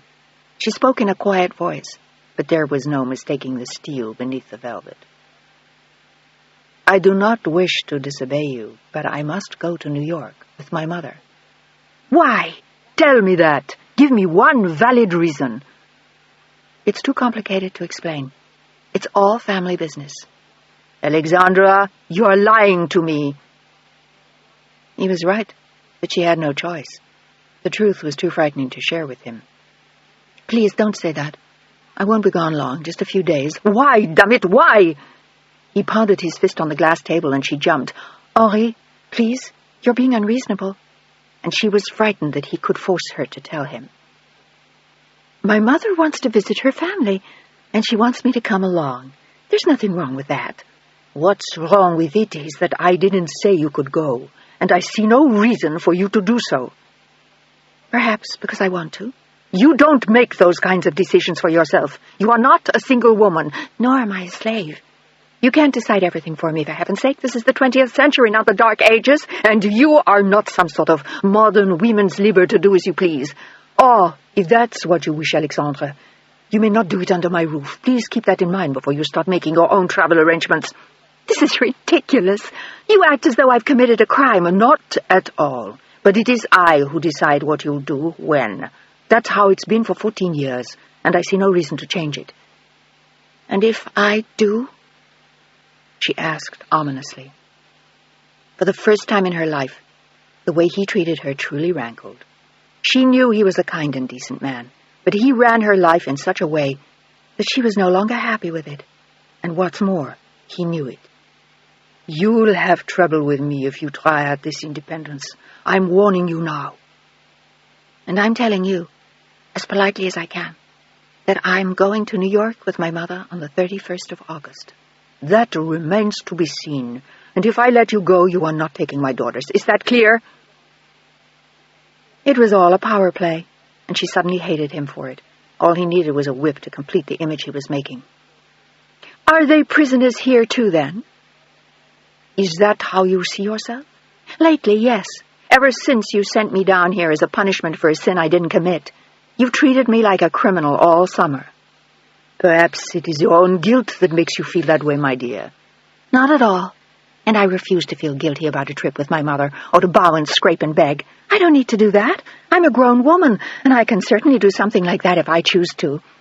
Ah, the young Baroness spreads her wings. Are you telling me that you don't need my support because of the size of your own income? I would never say such a thing, Henri. She was shocked at how bitter he seemed to be, but he was furious that she wouldn't bend to his wishes. You don't need to, my dear. In any case, I've decided you're not going. She looked at him and shook her head in despair. He didn't understand that he was choosing the wrong issue on which to take his stand. Nothing could have kept her from going, not even her husband. Chapter 26. When John Chapman arrived in Kentucky, it was like landing on another planet. He had to change planes twice, and a jeep met him and took him over 3 hours of bumpy roads into the mountains until he was deposited at a motel with a single room and an outdoor toilet. He sat huddled in his room that night, listening to the owls outside and sounds he'd never heard before, and he wondered what Megan would be like when he met her the next day. He slept fitfully and woke early. He walked to the town's only restaurant and ate fried eggs and grits, and had a cup of truly awful coffee. And the jeep came for him again after lunchtime with a toothless driver who was only 16 years old, and drove him to the hospital high up in the mountains, under tall pine trees and surrounded by shacks where assorted families lived, most of them with a dozen children running around barefoot in what could only be called rags, followed by packs of mangy dogs hoping to find some crumbs or leftover food the children might have forgotten. It seemed difficult to believe that this God-forsaken outpost could be huddled in such beautiful country, only hours away from places like New York or Washington or Atlanta. The poverty John saw was staggering. Young boys who looked like bent-over old men from poor working conditions, bad health, and acute malnutrition. Young women with no teeth and thin hair. Children with swollen bellies from lack of food. John wondered how she could stand working there, and walked into the hospital not sure of what he'd find there. He was directed to a clinic around the back, and he went there only to find 20 or 30 women, sitting patiently on benches surrounded by screaming kids, and obviously pregnant again with what in some cases was their 8th or 9th child, even though they were only 20. It was an amazing sight, and when he looked toward the desk, he saw a head of bright red hair, braided and in pigtails, on a pretty girl in jeans and hiking boots, and as she walked toward him, he knew without a doubt it was Megan. She looked incredibly like Alexandra. "Hello, Doctor." She smiled at the greeting and led him to a small room nearby where they could talk privately. He showed her the file he had shown Alexandra and told her about Alexandra as well, and explained that the meeting was set for September 1st, as she had suggested. "Can you still make it?" He looked worried, and she reassured him with a warm smile. She had some of the mannerisms of Rebecca, but actually she looked a great deal like Alexandra. "I can, if I can get away from them." She waved toward the army of women waiting on the benches. "It's an awesome sight." "I know." She nodded seriously. "That's why I came here. They need help desperately. Medical care and food and education. It's incredible to think that this exists right in our own country." He nodded, unable to disagree with her, and impressed that she was doing something about it. She looked over the file again, thoughtfully, and then asked him some questions about her parents. She wanted to know the same thing Alexandra had asked him. Why had Sam killed Solange? And then, what had happened to the others? She was saddened by what she read of Hillary, and smiled after he finished talking about Alexandra. "Her life sounds a far cry from mine, doesn't it?" A French baroness? That's a long way from Kentucky, Mr. Chapman. She said it with a drawl, and he laughed with her, but she still wanted to meet both her sisters, no matter how different they were. You know, my mother is very frightened about the meeting. I sensed that when we met. Your father was trying to reassure her. I think it's very threatening to any adoptive parent to have their adopted child seek out their birth family. I saw that during my residency before I came here. But she has nothing to worry about. She smiled up at him with ease. She knew exactly who she was, where she was going, and why she wanted to go there, not unlike the people who had formed her. David and Rebecca had lived by their beliefs, too, and they were exactly the kind of parents she needed. Decent, intelligent, filled with integrity and love for the people and causes they believed in. And Megan knew it, too. She had told her mother that before coming back here. She'll be all right. I promised to call her after it was all over. I think they'll probably visit me after that if I know my parents. They both laughed, and John watched her eyes. They were filled with light and life and excitement. She was a girl who loved what she was doing and felt fulfilled, and it was exciting just to be near her. She was so different from girls like Sasha, who were so totally wrapped up in themselves. This girl thought of no one but the needy people around her. And halfway through the afternoon, she had to leave him to do an emergency cesarean section. She was back in 2 hours and apologized for the delay. This is supposed to be my free afternoon, but it's always like this. That's why I don't get too far. And then she invited him to dinner at her place. She lived in a simple shack with simple furniture and beautiful quilts she had bought from some of her patients. She cooked up a plain pot of stew, and they relaxed and talked about her youth and her parents and the people she'd met. She seemed to love her parents deeply, and she was grateful for all they had done for her. Yet at the same time, it seemed to intrigue her to think that she had once belonged to entirely different people. She smiled once over her glass of wine and looked very young and girlish. In a funny way, it's kind of exciting. He laughed and patted her hand. In a way, she seemed the least distressed, the most secure, the happiest of the three women. She was doing exactly what she wanted. And afterwards, she drove him back to where he was staying, in the jeep her father had given her when she'd moved to the mountains. John wanted to sit in the moonlight and talk to her for hours, but she had to get back. She went on duty at 4:30 the next morning. Will I see you in Connecticut on the 1st? She asked him cautiously, as he looked down at her in the moonlight. I'll be there. He smiled, for a while, anyway. I promised Mr. Patterson I'd be there to greet all of you and help get things started. See you then. She waved as she drove off, and John stood looking after her for a long time, as he heard the owls hooting in the tree and felt the mountain air soft on his cheeks, and for a moment he wished he could stay with her forever. Chapter 27. Alexandra had already done all her packing, and all she had left to do was organize the girls when Henri confronted her in the hallway and grabbed her by the arm. I thought you understood me. I told you you are not going to New York.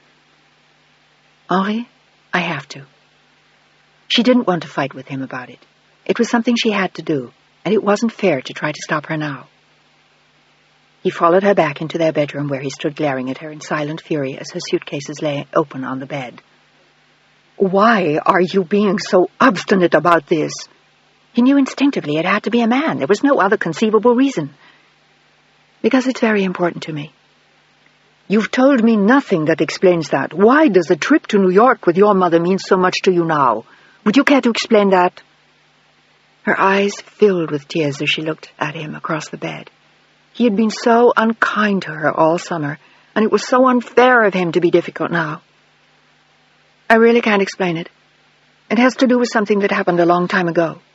Something that involved a man?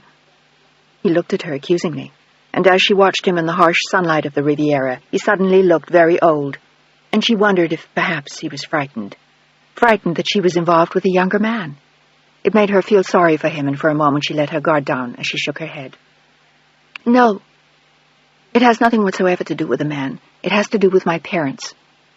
That was true, but she did not mean the Comte and Comtesse, the Bourne. What about them? Alexandra, I expect you to tell me what's going on. And then suddenly, as though she could fight him no longer, she sat down in a chair and began to cry. But he did not approach her. He offered her no comfort. From all that he knew, she still owed him an explanation, and perhaps much more. I didn't want to explain this to you. It's difficult to explain. I've only known it myself since June. She looked up at him with deeply troubled eyes, and he suddenly realized that something was very wrong, that the transgressions he had punished her for the 2 months were perhaps not what he had thought them. A shiver of guilt sliced through him, but only briefly, as he waited, standing near the window, as she went on. My parents, there was something they should have told you. I should have told you, except that I had almost forgotten, and I told myself it wasn't important. But I suppose now that it was. There was an inner shudder of horror as he waited, and she caught her breath and continued. Henri, I was adopted. He stared at her in utter amazement. You were? Why didn't someone tell me? Your father never said anything. He looked horrified, but she bravely went on. She was going to tell him all of it, no matter what it cost. I was also adopted before that, by Margaret and her previous husband as well. She waited for the full impact to hit him, and as it did, he sat down slowly on the bed and went pale as he stared at Alexandra. Are you serious?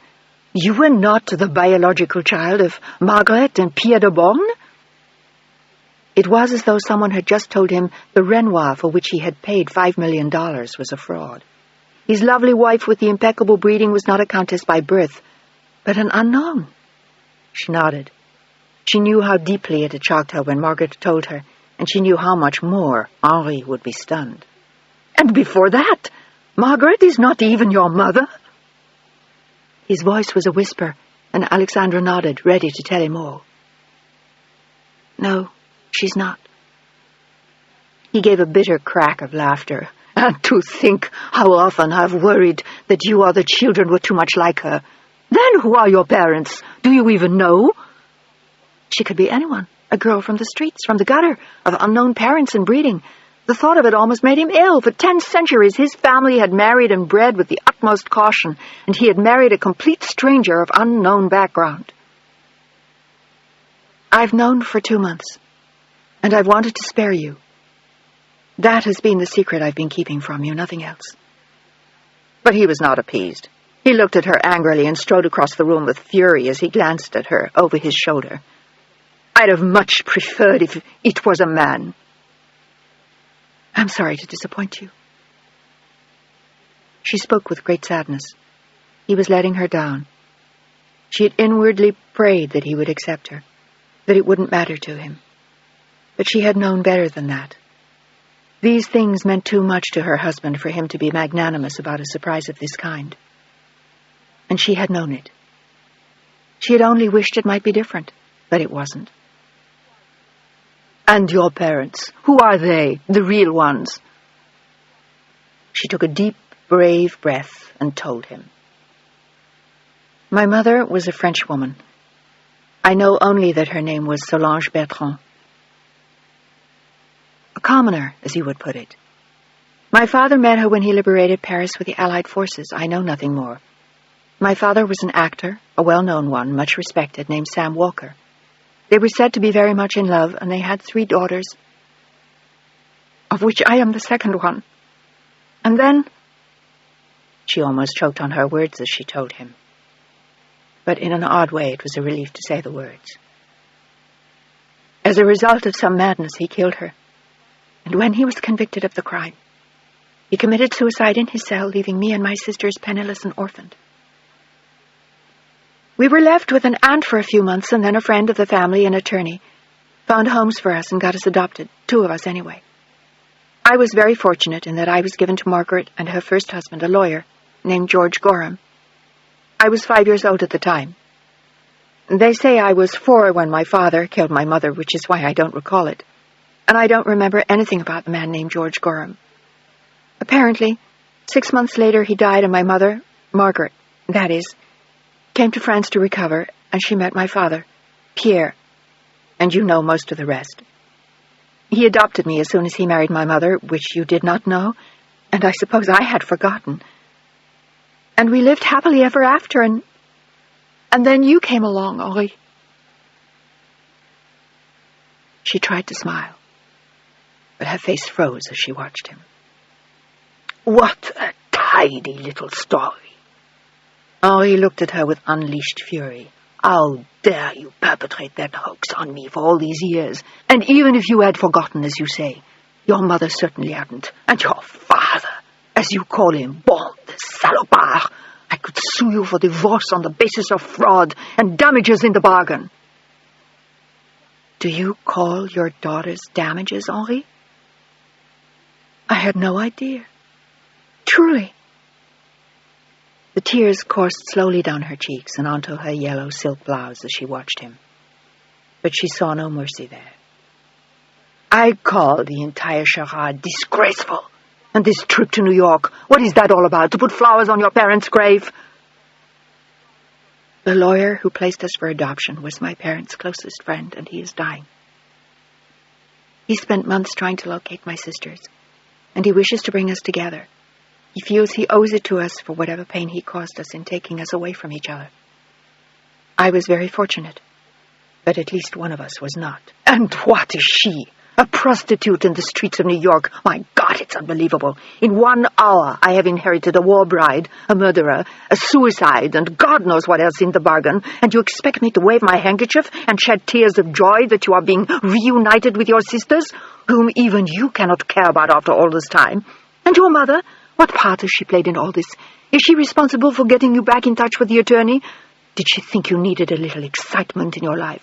I know how dull she thinks me, but I assure you, this is not my idea of excitement. Nor is it hers." Alexandra looked at him proudly. She had told him who she was, and if he chose to reject her, it was his loss, his sin, his lack of compassion. She had done everything possible to protect him, and he had demanded an answer to his questions. Now he had it. And it remained to be seen what he would do about it. My mother was heartbroken to have to tell me. She never wanted any of this to come out. But I want to see my sisters. I want to see who they are, and no, my sister is not a prostitute. She runs a major television network, and she's had a tragic life. My youngest sister is a doctor, working in Appalachia. And I don't even know if I like them or if they'll like me, but I want to see them, Henri. I want to know who they are and who I am, other than just your wife. That's no longer enough for you, is it? You had to bring this on our heads. Can you begin to imagine what this would do to my career if it got out? What would happen to my bank, to my political connections, my relatives? Can you imagine what your own children would think if they knew their grandfather murdered their grandmother? My God! He sat down again, boggled at the thought. I can't even begin to imagine it. Neither can I, Alexandra said in a small voice. But I don't see why it should get out. No one is going to publicize this meeting. The children don't even know why I'm going. They just think that Grandma invited us and we're going to New York. I'm going to spend one weekend in Connecticut with friends, while the girls and my mother stay in New York. I don't understand why you want them with you. It makes no sense. But it did to her, and to Margaret. Maybe I need them for emotional support. And then she took a big step, one she hadn't imagined a moment earlier. You're welcome to come along. It's a little frightening going back 30 years to see people you don't know, but must have once loved. I can't even begin to imagine. And no, I will not join you. In fact, Alexandra... He stood up and looked at her sadly. As far as he could see, their lives had been shattered. In his eyes, beyond repair. I implore you not to go. I don't have any idea what, if anything, can be salvaged from our marriage, but it serves no purpose to go and see these people. They are beneath you. You must not go back there. And then in a whisper, please don't. But this time she could not oblige him. After 14 years of devoted obedience to Henri de Morigny, she could not do more. She had to go to New York for her own sake and maybe even for that of her children. But she had to go and face these women, reach out and touch them, maybe even love them or not, and put to bed some old ghosts she hadn't even known existed. I'm sorry, Henri, but I have to. I hope you can understand that. It's terribly important to me. And none of this has to hurt our marriage. I'm doing something I need to do for me, not to hurt you. She went to him then and gently tried to put her arms around him, but he wouldn't let her. He treated her like a stranger, which in his mind she was. I don't even know who you are anymore. Does my family tree make so much difference? But she knew the answer to that before she asked the question. And he shook his head sadly and walked out of the room as she blew her nose resolutely and walked down the hall to pack for her daughters. No matter what happened to her marriage, there was no question in her mind. She had to go to New York. She had to. She was going. Chapter 28. It was only 3 days before the scheduled meeting when John Chapman went back to the network, flashed all his passes, and went upstairs to her office. He smiled at his secretary and looked as though he belonged there as he asked if Hillary was in her office. She's leaving in a few minutes. She was about to ask him who he was, but he slipped past her, and she shrugged. She couldn't keep track of everyone who went in to see Miss Walker. They were legion, and he looked all right. In fact, he looked a lot better than that. She smiled to herself, wondering if this was someone Hillary was involved with. No one ever knew anything about Hillary's private life. And as the door closed silently behind him, he stood in Hillary's office and she looked up, startled. Yes? She thought it was a delivery of some kind, a script or urgent instructions. She was used to new faces popping in and out of her office, but not this one. And he stood staring at her quietly as though he knew her well. It was an odd feeling as he approached her, and she was suddenly frightened as she reached for the phone to call for help. But as he smiled at her, she felt foolish. He looked intelligent and coherent and handsome, but she still couldn't figure out who in hell he was or what he was doing there as he spoke to her in a deep, gentle voice.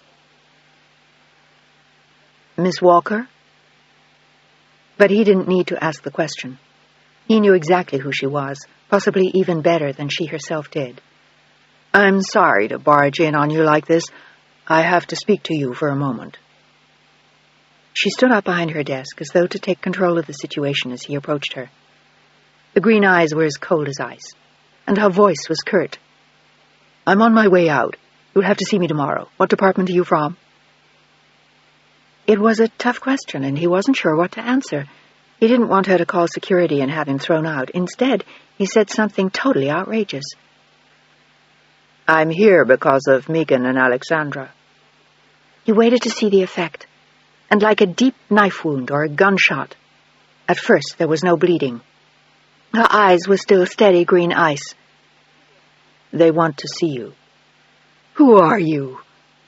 This time her hand was shaking as she reached for the phone, and he beat her to it and held it in its cradle. Please, just give me 5 minutes. I won't hurt you. It's a long story, but I'll make it as quick as I can. And suddenly she knew that he was the man who had called her, and he knew that she remembered. I don't want to see them. They want to see you, both of them. Alexandra is coming all the way from France, Megan from Kentucky. He was stalling, and she was showing signs of pain in her eyes, incredible sorrow. That old son of a bitch sent you, didn't he? Why now? She stood to her full height and watched him abandoning her grip on the phone. He's dying. Good. Maybe he wants to repent of his sins. He wants to bring the three of you together this weekend at his house in Connecticut. He has spent months finding you. Bullshit! She cut him off. I know better. I went to him 20 years ago and he had no idea or no interest where anyone was. Who found us? You did? He nodded, not sure if she would hate him or not. He was just stirring up more pain for her, and she had long since put the past to rest. She had given up on finding her sisters after the last time she saw Arthur. After 10 years, the dream had died. And now, after more than 20 years, she didn't want to revive it. She didn't need them anymore. She had cut everything out of her life that might remind her of them. There were no men, no children, no love life of any kind. There was work, soothing work, and lots of it, and the people she trampled on the way up. She didn't have to feel guilty or sorry. She was heading in one direction, and she was all by herself. It's too late, whoever you are. Chapman. John Chapman. Well, tell him I'm not interested. He's 20 years too late. Make that 30. She looked unspeakably bitter as she sat down. In some ways, he noticed, she looked younger than she was, and in others, she looked older. She had eyes that were older and sadder than time. And what do I tell your sisters? Tell them. Her voice faltered, and she looked up at him sadly. Tell them I loved them then, but it's too late for me now.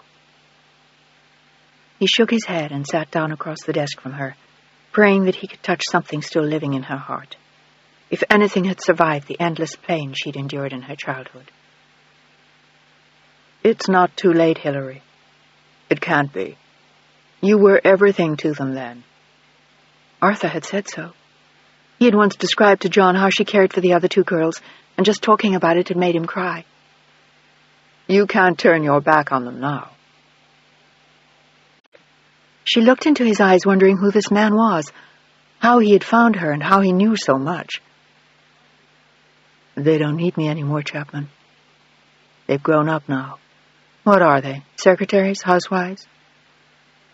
It was the best fate she could hope for them as John Chapman smiled.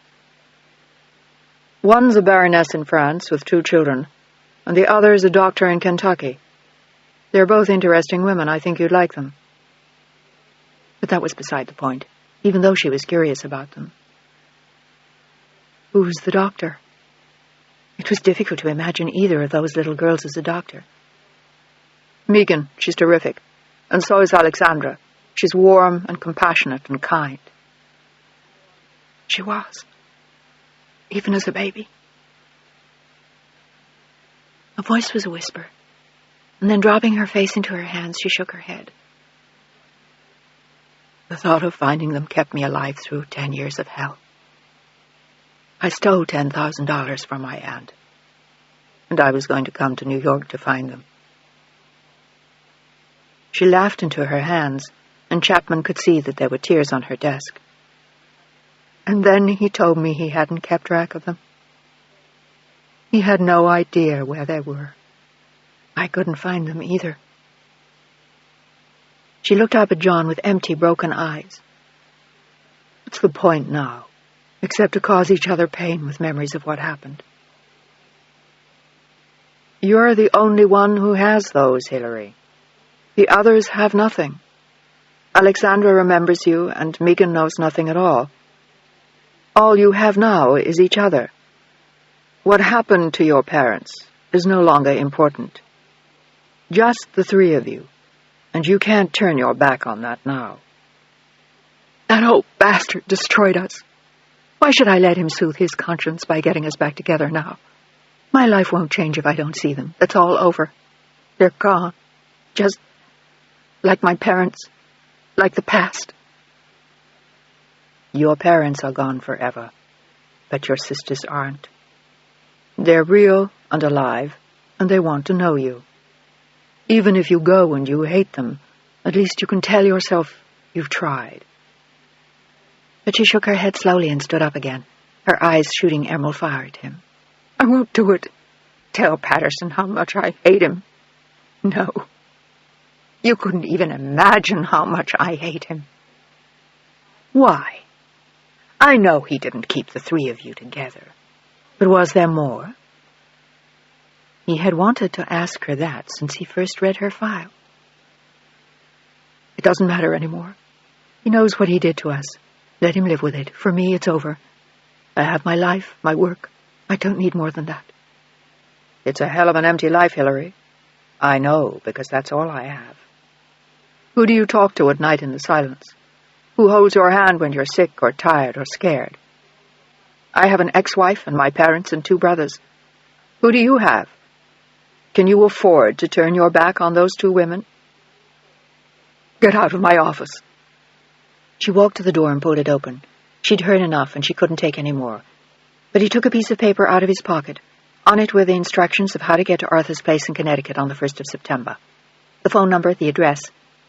And he looked into her eyes as he laid it on her desk and then walked to the door. "I've lived your life, Hilary Walker, for months now. I've cried for you. I've been to Charlestown, to Jacksonville. I've talked to the neighbor who found you near death on her doorstep. I've been to your foster homes. I know how badly he hurt you. I know what a rotten deal you got." And there were tears in his eyes as he looked down at her and spoke. "But please, God, please, don't do this. Don't turn your back on them now. They need you, and you need them. Hilary, please, go to the meeting. I'll be there to help you. I'll do anything I can." She was looking up at him in amazement, wondering how he had known all that. "Just be there, please." And with that, he squeezed her arm gently and left her office as she stood there staring after him. All the old pain in the past revived in her, along with a new confusion. She didn't want to go and see them. She didn't want to remember Axie's bright red curls and Megan's little cries in the night. They were gone now. Gone forever. And she couldn't go back anymore. Not even for John Chapman. Chapter 29. "You're really going?" Henri stood looking at her across the bedroom. In Cap Ferrat, they'd shared one bedroom, or they had until Alexandra had confessed everything to him. He had moved into the guest room that night, and the gesture needed no explanation. "I am." She looked serious and firm. The girls were dressed and ready. Their bags were downstairs, and Margaret was meeting them at the airport in Nice. They had managed to book a direct flight to New York without going back to Paris. "You won't reconsider?" She shook her head slowly. "I'm sorry, darling. I can't." She walked toward him in the hope that he would let her touch him. But when she reached his side, he took a step back from her, and it cut her to the quick when he did it. "Please don't," he said quietly. "Have a good trip, then." "I'll be back no later than the 10th. He nodded. "And I'll be at the pier in New York if you need me. I'll call you." "That won't be necessary. I'll be very busy." He turned away and walked out onto the terrace, and with a last look at his back, she left and went downstairs. She didn't see him watching her as they drove away, all the tears in his eyes as he stared out at the sea and thought about her. He knew he loved her a great deal, and now he felt as though he had lost her. It was incredible to him, all that had happened. He just didn't understand it. How they could have let it happen. In a way, he realized, she was as much the victim of circumstance as he. But to him it was so much more important. And now she was off on this wild goose chase to meet two unknown sisters. He only wished he could have stopped her, but it was obvious that he couldn't. Margaret had insisted they take first class on the flight, and the girls were enchanted as they ordered Shirley Temples and blew at each other through the little red straws. "Girls, please!" Alexandra admonished, still thinking of her husband, and Margaret told her to let them have some fun. And then, as the two little girls walked down the aisles to see if they could find any children to play with, Margaret asked her how Henri had taken the news. Alexandra had told her only briefly several days before that she had told him the entire truth before leaving. "He didn't say so in so many words," Alexandra said solemnly to her mother. "But I think it's over. I'm sure I'll come home to find he's contacted his attorneys." "But you didn't have to tell him either. You could have just told him I was dragging you to New York." "He knew it was something else, Maman. I had to tell him something, so I told him the truth." And despite the price to pay, she didn't regret it. At least she had a clear conscience. "I think that was a great mistake." And she didn't tell Alexandra, but she suspected that her daughter's suspicions were right. Henri would almost surely ask for divorce. Not even ask for it. Demand it. And Alexandra would never put up a fight. Margaret just prayed he left to the children. None of it was pleasant to think about, and it distracted her when Axel and Mary Louise came back to announce that in spite of the fact that every seat was sewed and packed, there was no one on the flight.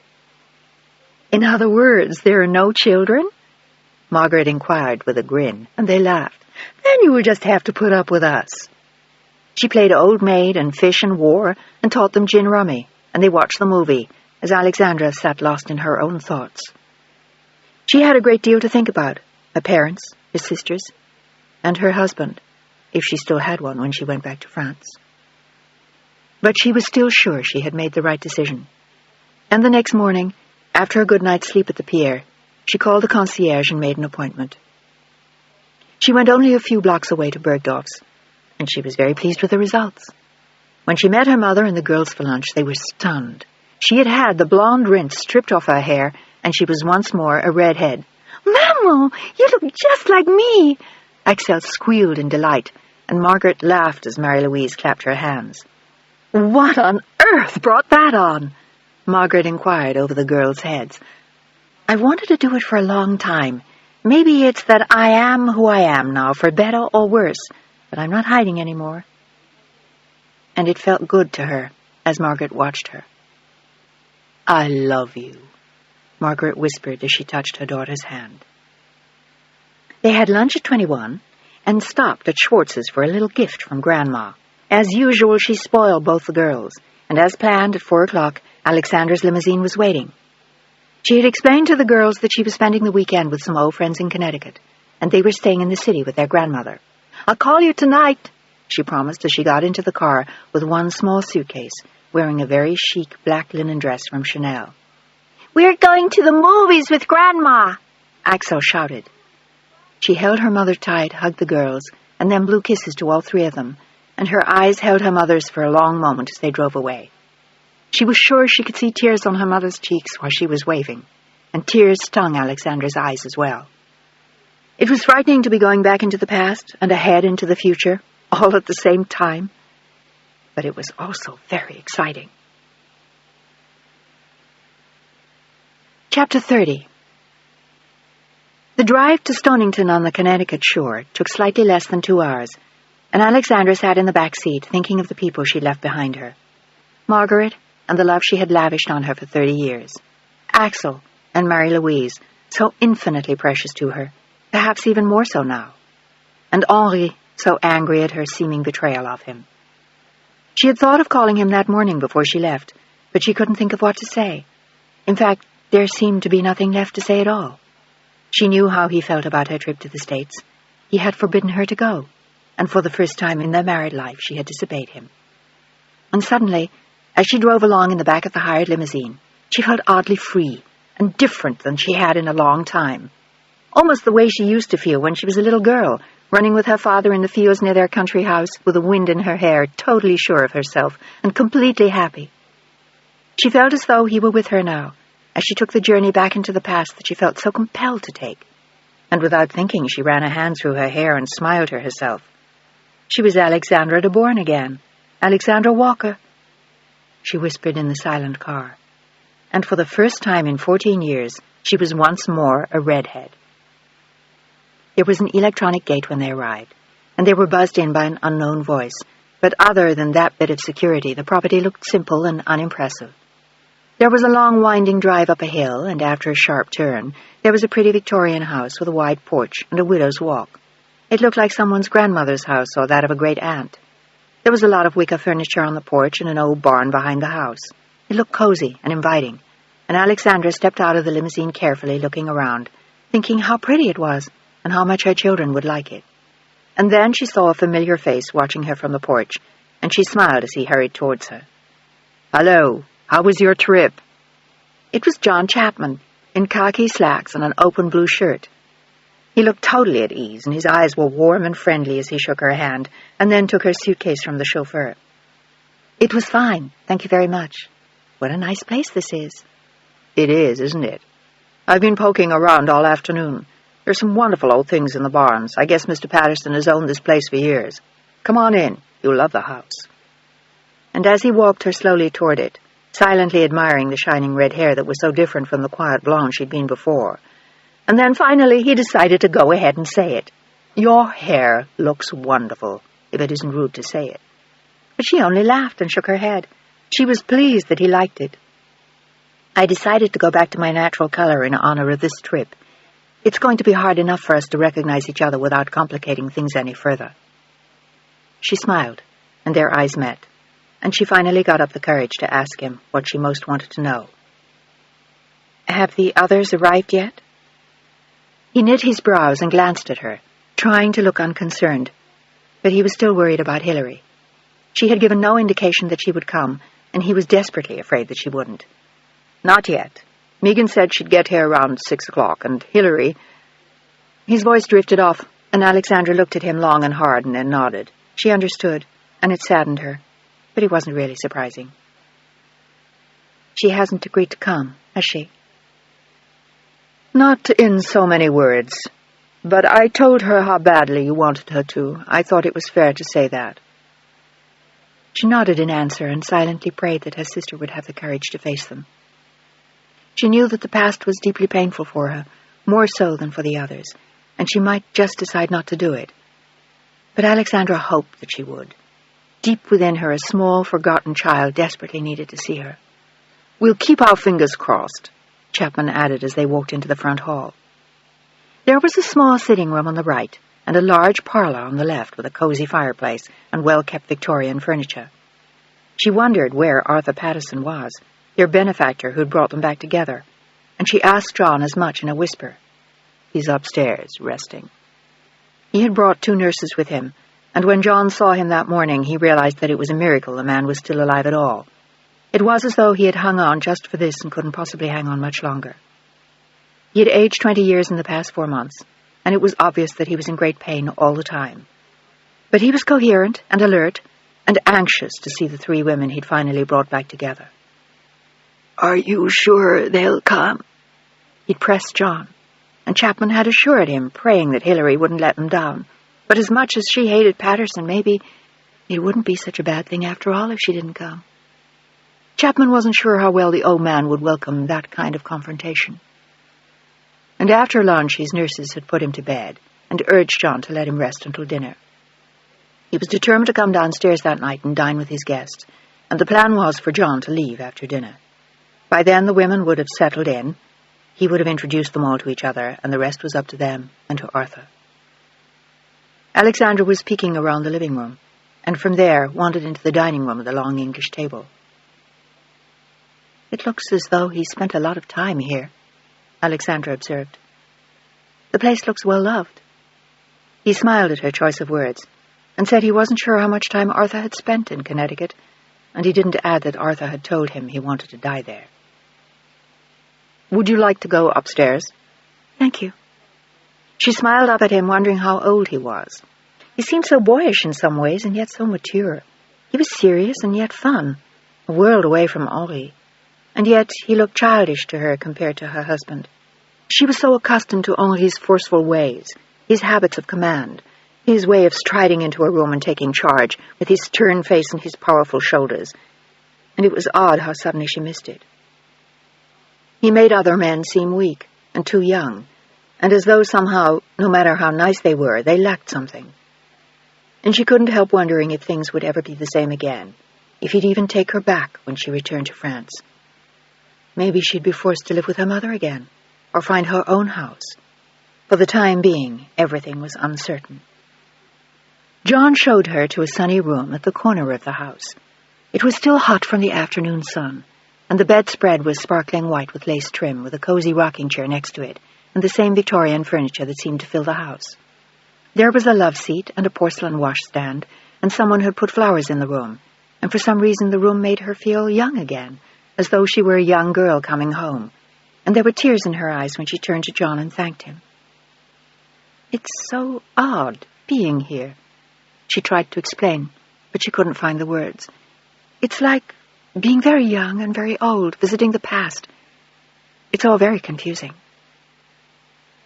"I understand."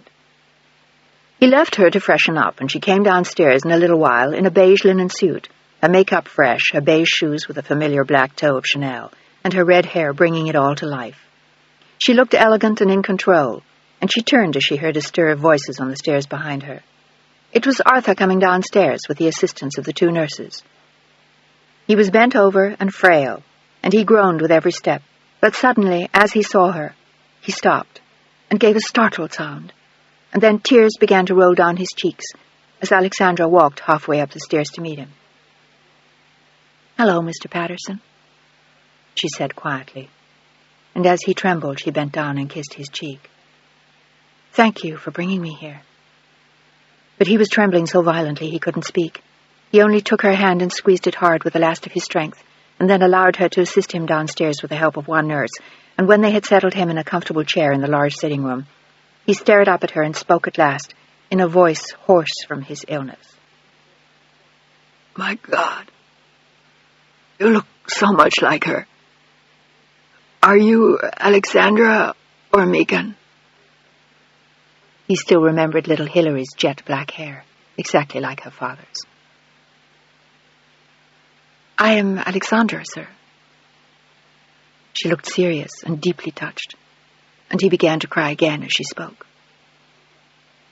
"You even have the same accent. Through all those years, she always had that lilt of French." He shook his head, stunned by the resemblance between Alexandra and her mother. It was an odd feeling to Alexandra to be so like someone she'd never known, and yet who was her mother. "Were you very fond of her?" It was something to talk about as they waited for the others. John had appeared again, and he offered her a glass of wine, which she declined. She wanted to concentrate on Arthur Patterson and wait for her sisters. She was growing more tense and excited with each passing moment. But he nodded his head now, thinking of Alexandra's questions. "Yes, I was very fond of her. She was such a lovely girl, so beautiful, so proud, so strong, with so much life in her." With a faded smile, he told Alexandra of the first time he and Sam had seen her in Paris. "I thought she was going to call the MPs on us, and she would have, except that your father was so damn handsome and charming." He smiled, thinking back to Sam, what good friends they'd been, and what good times they'd had in the war years. "He was a wonderful actor, too." He told her about some of his plays as she listened quietly, and then suddenly there was the sound of a car outside, and John disappeared, and a moment later they heard voices. Arthur seemed to be listening too, and unconsciously he reached out and took Alexandra's hand and held it firmly in his own, just as the front door opened, and from where he was sitting he could see her as she entered. She looked around, just as Alexandra had done, and then saw them watching her, and like a shy child, she walked into the room, looking suddenly like a younger double of Alexandra. Alexandra rose slowly to her feet and instinctively walked to her with outstretched arms. It was like finding a piece of the past and looking in the mirror all at the same time. The only difference was that Alexandra's eyes were green and Megan's were blue, but otherwise it was obvious they were sisters. "Megan?" she asked in a cautious voice, and it was obvious who she was. The younger girl nodded, and they went into each other's arms with tears in their eyes, even though they had both promised themselves that they were going to control their emotions. And as Alexandra held her close, she felt for a moment as though she remembered. "You look so much like me." Megan laughed through her tears and hugged her again, and then pulled away to observe her with a wry smile. "Except you don't dress as well." She was still wearing the jeans and hiking boots and T-shirt she'd worn at the hospital until she'd left that afternoon, but it was what she usually wore in any case, just like Rebecca. "My God, you're beautiful!" She laughed, and shyly stepped back as Alexandra took her hand, and then took it upon herself to introduce her to Arthur. "How do you do, Mr. Patterson?" Megan greeted him politely, almost like a young girl. And he stared at her with satisfaction. She was almost as pretty as Solange, but not quite, and she didn't have Alexandra's sophistication, but she had something of her own that stood out, a kind of purity and intelligence that were clearly etched on her face. She looked like a lovely young woman.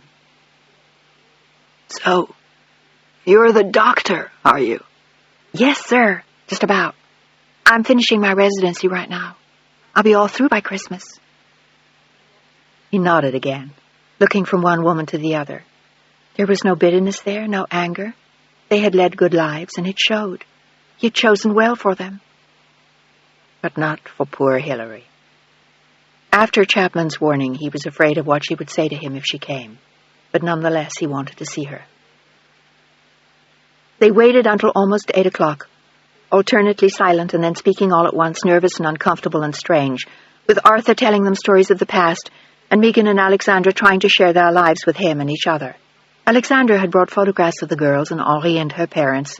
Megan had done the same, bringing photographs of Rebecca and David, and the house in Tiburon, and the hospital where she worked in Kentucky. It was as though they wanted to bring each other up to date as quickly as possible. They had 30 years to account for, and it was obvious how different their lives were. The hospital in Kentucky stood out next to the photographs of the girls in front of the villa in Cap Ferrat, and Henri looked every inch the seigneur in front of his chateau in the Dordogne, as the photographs of Margaret and Rebecca stood side by side for a moment, the one in jeans with a flower in her hair, the other in an evening dress going to a ball in Monte Carlo the year before. And Megan mentioned it with a shy smile as they walked into dinner, with Arthur walking slowly behind them with John's assistance. "It's funny how different our lives have been, isn't it? And yet we're still sisters. We still look alike. We still come from the same parents, and probably have similar likes and dislikes and habits we've inherited without even knowing it. And yet, look at us. You grew up in all that pomp and circumstance in France, and I spent half my childhood living with friends while my parents went to jail for causes they believed in. And yet she didn't sound unhappy. She sounded proud of them, and she was. It was all amazing to think about, and it silenced both of them as they took their seats on either side of Arthur. John's place was next to Megan, and there was an empty chair next to Alexandra, and it was becoming obvious now that Hilary was not going to join them. Alexandra felt her heart sink, and made idle chit-chat for a while, as Arthur seemed to doze, and then suddenly there was the sound of a car outside. John left the table quietly. There were angry voices outside, and then suddenly the front door flew open as the two women watched, mesmerized, and Arthur woke up as though he sensed that someone else was coming to see him. "Did something happen?" he asked Alexandra, confused for an instant as he woke up, and she patted his hand, never taking her eyes from the door, and then she saw her. Tall and thin and lanky as their father had been, with the long stride and jet-black hair and green eyes that she suddenly turned on them. She was wearing a wrinkled navy linen business suit. She had had every intention of not coming. And then suddenly after work she had decided to rent a car and come up and tell Arthur once and for all what she thought of him. And then, maybe, she would be free of him for the rest of her life. She didn't care if she saw the others. They were strangers to her now. It was Arthur who interested her as she strode into the room and stood facing him. But it was impossible to ignore the two women with red hair who flanked him, and her eyes were drawn first to Megan and then to Alexandra, as John stood carefully just behind her. He could sense the tension in the room, the anguish of the woman who stood so close to him. He wanted to put his arms around her, but she looked as though she might explode. And then suddenly she stopped, as her eyes met Alexandra's. And Alexandra came slowly to her feet and crossed the room like a sleepwalker, and the words escaped her without rhyme or reason.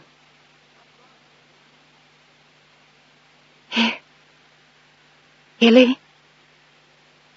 She could see the face of a little girl with long black hair, and yet here was this woman with the same black hair, the same green eyes. Without knowing why, she started to cry, and without wanting to, Hilary's arms went around her. "Axie, little Axie." It was the first time she'd held her since the day they'd torn her from her and left her alone with Eileen and Jack in Charlestown, crying for the sisters she had so dearly loved. And she could barely stand the pain now of remembering it, as she held the tall, perfumed, beautifully coiffed woman from Paris. Except all she saw there was the face of the child she had once loved, and she whispered the same words over and over again as she cried, "I love you, Axie." They held each other like that for a long time as Megan watched silently. And then suddenly Arthur began to cough, and John hurried to give him a glass of water. The housekeeper who was serving them dinner brought the pills the nurse had given her, and Megan checked the dose and gave them to John as Hilary slowly turned towards them. You must be Megan." She smiled through her tears and held Alexandra's hand as they pulled apart from the embrace. "You've changed quite a bit since the last time I saw you." The three women laughed, but Hilary's eyes clouded as she saw the old man, and she held tight to Alexandra's hand as she spoke to him. "I said I wouldn't come, and I meant it, Arthur." He nodded, meeting her eyes with fear and pain, and he saw everything there that he had dreaded seeing. She hated him, and one could see it there like black poison. But he also knew he deserved it. He knew better than anyone. "I never wanted to see you again." "I'm glad you did come, Hilly," Alexandra said in her gentle voice. "I wanted so much to see you, both," she added, smiling at Megan. But Hilary wasn't smiling now, and she dropped her sister's hand as she advanced on Arthur.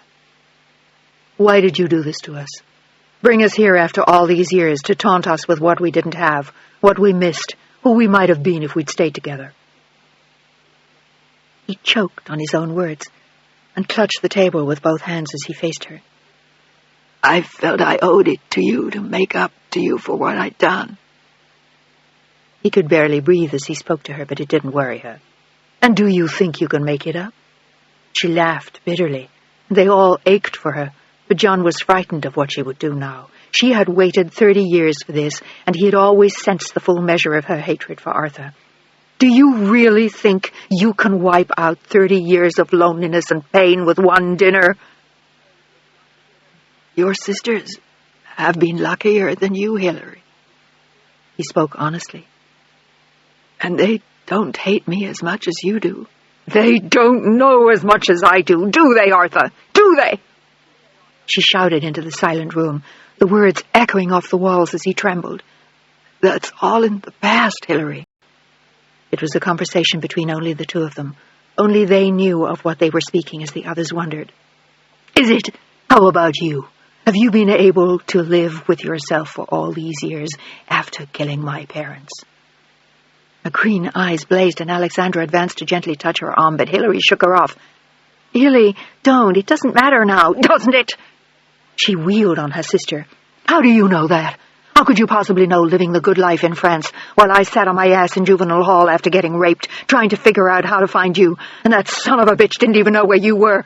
He didn't know where any of us were. He didn't even care enough to keep track of us after he ripped you out of my arms that day, crying and sobbing. You don't remember that now, but I do.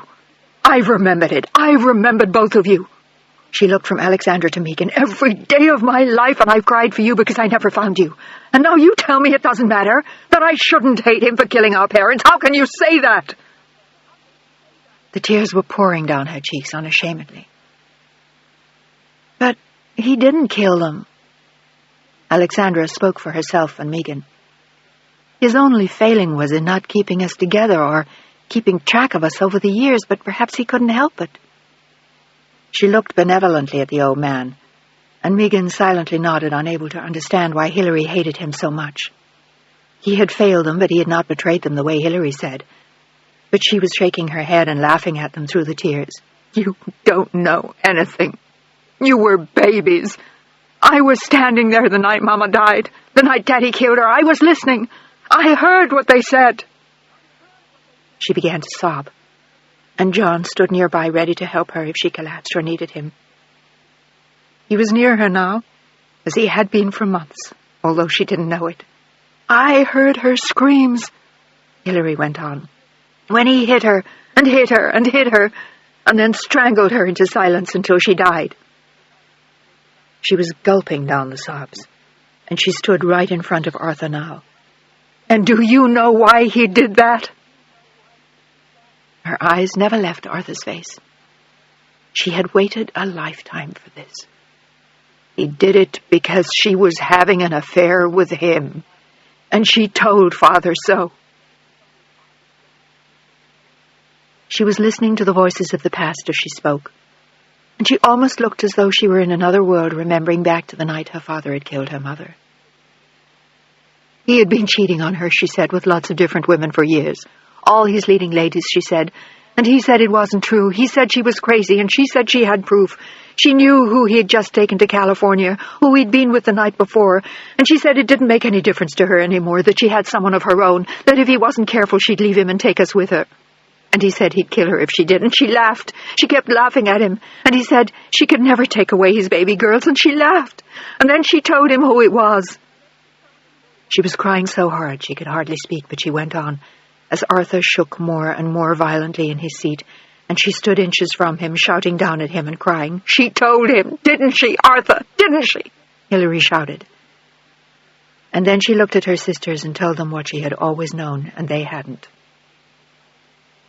She was having an affair with Arthur, Daddy's best friend, and he said he would kill her for it, and she only laughed. And when he told her she couldn't take us away, she told him that only 2 of us were his. There was a stunned silence in the room, and Arthur sat back in his chair as though he'd been struck by lightning. And Hilary's voice was quiet when she spoke this time. She had done what she had come for. She told him that Megan was Arthur's child. She said in a dull voice, staring down at him with contempt. And then Daddy killed her. She sank into the chair next to him, crying softly as Alexandra put an arm around her shoulders and the old man whimpered softly in his chair. "I never knew. She never told me." He looked at Megan pathetically. "You must believe me. I never knew. I always thought you were his, like the others." He was crying openly, and Megan looked even more shocked than she had at the rest of the recital. And Arthur seemed to be making his excuses to the room in general. "If I had known—" But Hilary only looked at him and shook her head. "What would you have done differently? Kept her with you and left the rest of us to rot? You wouldn't have done anything. You didn't stand by my mother or your own child. You betrayed your best friend, and what you did killed them both. You have their blood on your hands, and ours. Without you, our lives would have been very different. How could you live with yourself all these years knowing what you'd done? How could you defend him after betraying him?" "He begged me to, Hilary. I didn't want to. I begged him to let me find another attorney, but he didn't want me to. And in truth, he didn't want to live after your mother died." His voice dropped down to a whisper. "Neither did I. It ended both our lives. I loved her deeply from the first moment I saw her." The tears rolled down his cheeks as Megan stared at him. He was no longer just a family friend. This was her father. And Hilary stared at him emptily, as though seeing him for the first time. He was an old, dying man, and there was no undoing what he had done. For him, it was all over, no matter whose blood was on his hands. The blood was long since dry, the people all but forgotten. She stood up then and looked down at him. "I came here to tell you how much I hated you. And do you know something strange, Arthur? After all these years, I'm not really sure it still matters." She felt Alexandra's hand on her shoulder and turned to look into her eyes. She was exhausted from the emotions of the evening and turned to look at both the girls. "I loved you both a great deal a long time ago. But maybe that's too far in the past, too." She felt drained, spent.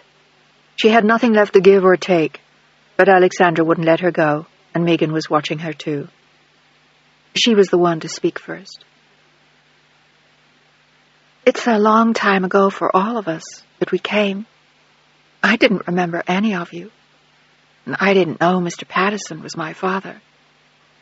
We came to honor the past, but also to go on from here. We all have other parents now, other lives, other people we care about. We haven't lived in a void for 30 years, none of us, not even you with your anger and your hatred." It was a quiet reproach, but it was powerful and it struck home. "You can't just come here and drop a bomb like this in our laps and then go. You owe it to us to repair the wounds, just as we owe it to you to do the same. That's why we all came here." There were tears slowly running down her cheeks as she looked at Hilary, and John Chapman silently wanted to cheer her. It would ruin everything if Hilary left now. It would destroy her life once and for all. She had to stay in spite of Arthur and face them. Hilary looked at Alexandra as though seeking confirmation, and she nodded and spoke in her quiet voice. "Please stay, Hilary. I've waited so long for this." They'd all taken such risks, paid such a high price. She had defied Henri, possibly at great expense, all for the pleasure of seeing her sisters. "It took a lot of courage to come here, for all of us. My husband forbade me to come here. I don't even know if he will take me back now. And my mother, the woman I know is my mother, has come with me, and she's very frightened of what all this will mean. She's afraid that after all this time she will lose me." There were tears in her eyes as she spoke to Hilary, and Megan was nodding with tears in her own eyes. Rebecca was terrified of what seeing her sisters would mean to her. They had talked for an hour on the phone the night before, and she had promised she would call as soon as possible to reassure her. "You have lost more than any of us, Hilary. But you're not alone. We love you, even now. You cannot turn your back on us." And then, putting her arms around her again, she cried softly, "I won't let you." Hilary stood tall and straight for a long moment, and then her arms went around Alexandra. How could she know what her life had been like? But it wasn't her fault, or Megan's, or maybe even Arthur's. She hated to admit that now, but it was possible. He had been a fool, and he had paid a high price for it. He looked at Hilary sorrowfully over Alexandra's shoulder. "Can you ever forgive me? All of you?" But he was looking at the oldest of the three, and she took a long time to answer. "I don't know. I don't know what I feel." But she held tight to Alexandra, and her eyes reached out to Megan. "I'm glad you came anyway.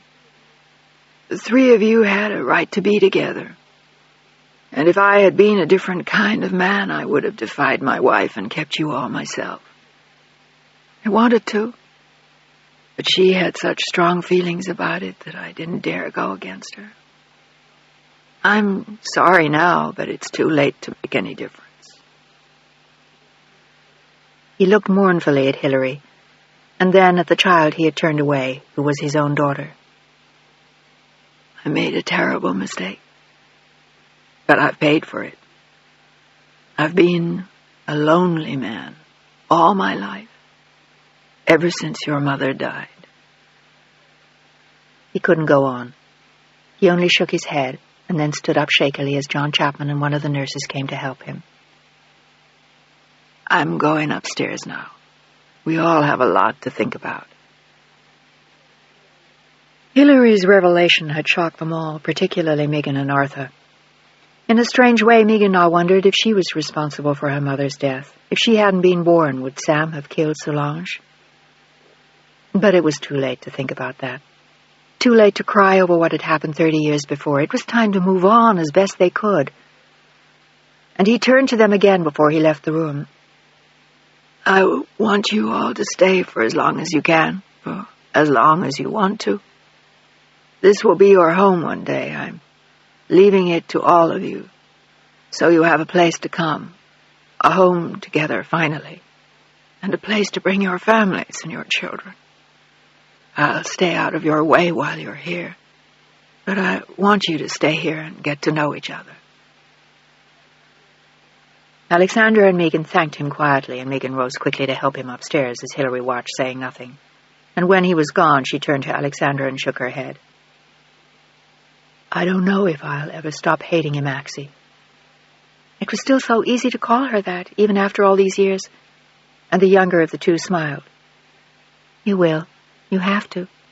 There's nothing left to hate anymore. He's almost gone." Hilary nodded. It was clear that the man couldn't live much longer. I'm only grateful that he brought us together in time, that he still cared enough to do that. They walked slowly upstairs, arm in arm, and Hilary walked into Alexandra's bedroom, thinking suddenly of the room they had shared in Jack and Eileen's house, and the three of them in one bed as she tried to keep the baby from crying so Eileen wouldn't beat them. What are your children like? She sat down in the rocking chair. It was a comfortable room, but she hadn't decided yet to spend the night. She just wanted to sit and talk for a while with Axel. Alexandra smiled at the question.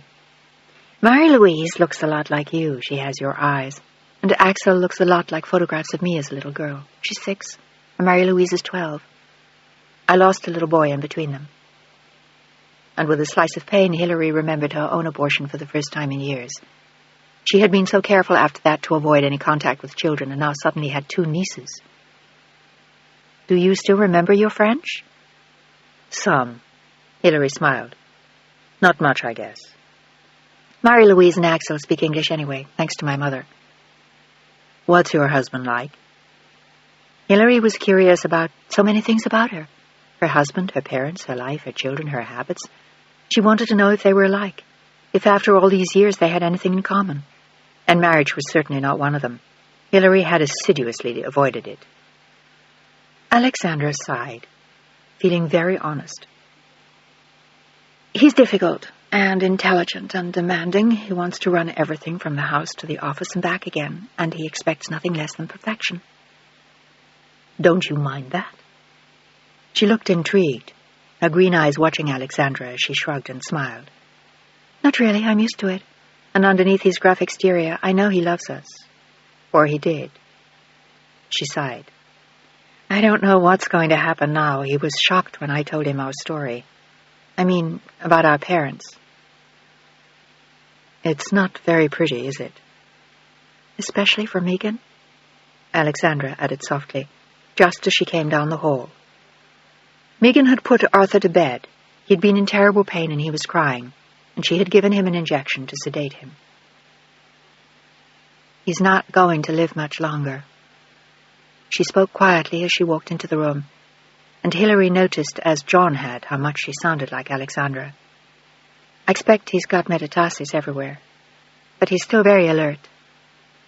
The old bastard. Hilary spoke in an undertone, and Megan turned on her with flashing eyes. Don't talk about him like that. He's repented for his sins. He brought us here. What more do you want from him? Something he can't give us. Hilary shot back at her. The past. Something decent we could have shared, instead of the heartbreak of tearing us apart. We survived in spite of that, even you, Hilary. Look at you. You're a big success. You have a fantastic job, a nice life. But it was an empty one, as only she knew and Alexandra suspected. There was no one she cared about, and no one who cared about her, no one she was aware of anyway. And as they talked, John Chapman appeared in the doorway. He had disappeared discreetly for a while, and he suspected they would be talking late into the night. They had a lot of things to resolve and a lot to learn about each other, and his job was finally over. Will we see you again, John? Alexander was the first to ask, and he shook his head with a bittersweet smile. Not unless you want to look for someone else sometime, and I hope you never have to. My job's all done. And then, in a soft voice, he added, I'm going to miss you.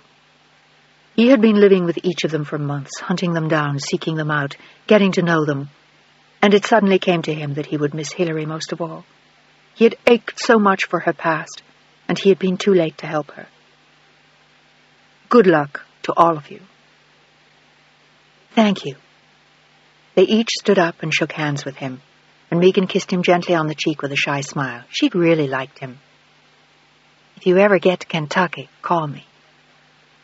Will you be there long? He asked, hating to leave them, and she smiled at him with the red hair that was exactly like her mother's and Alexandra's.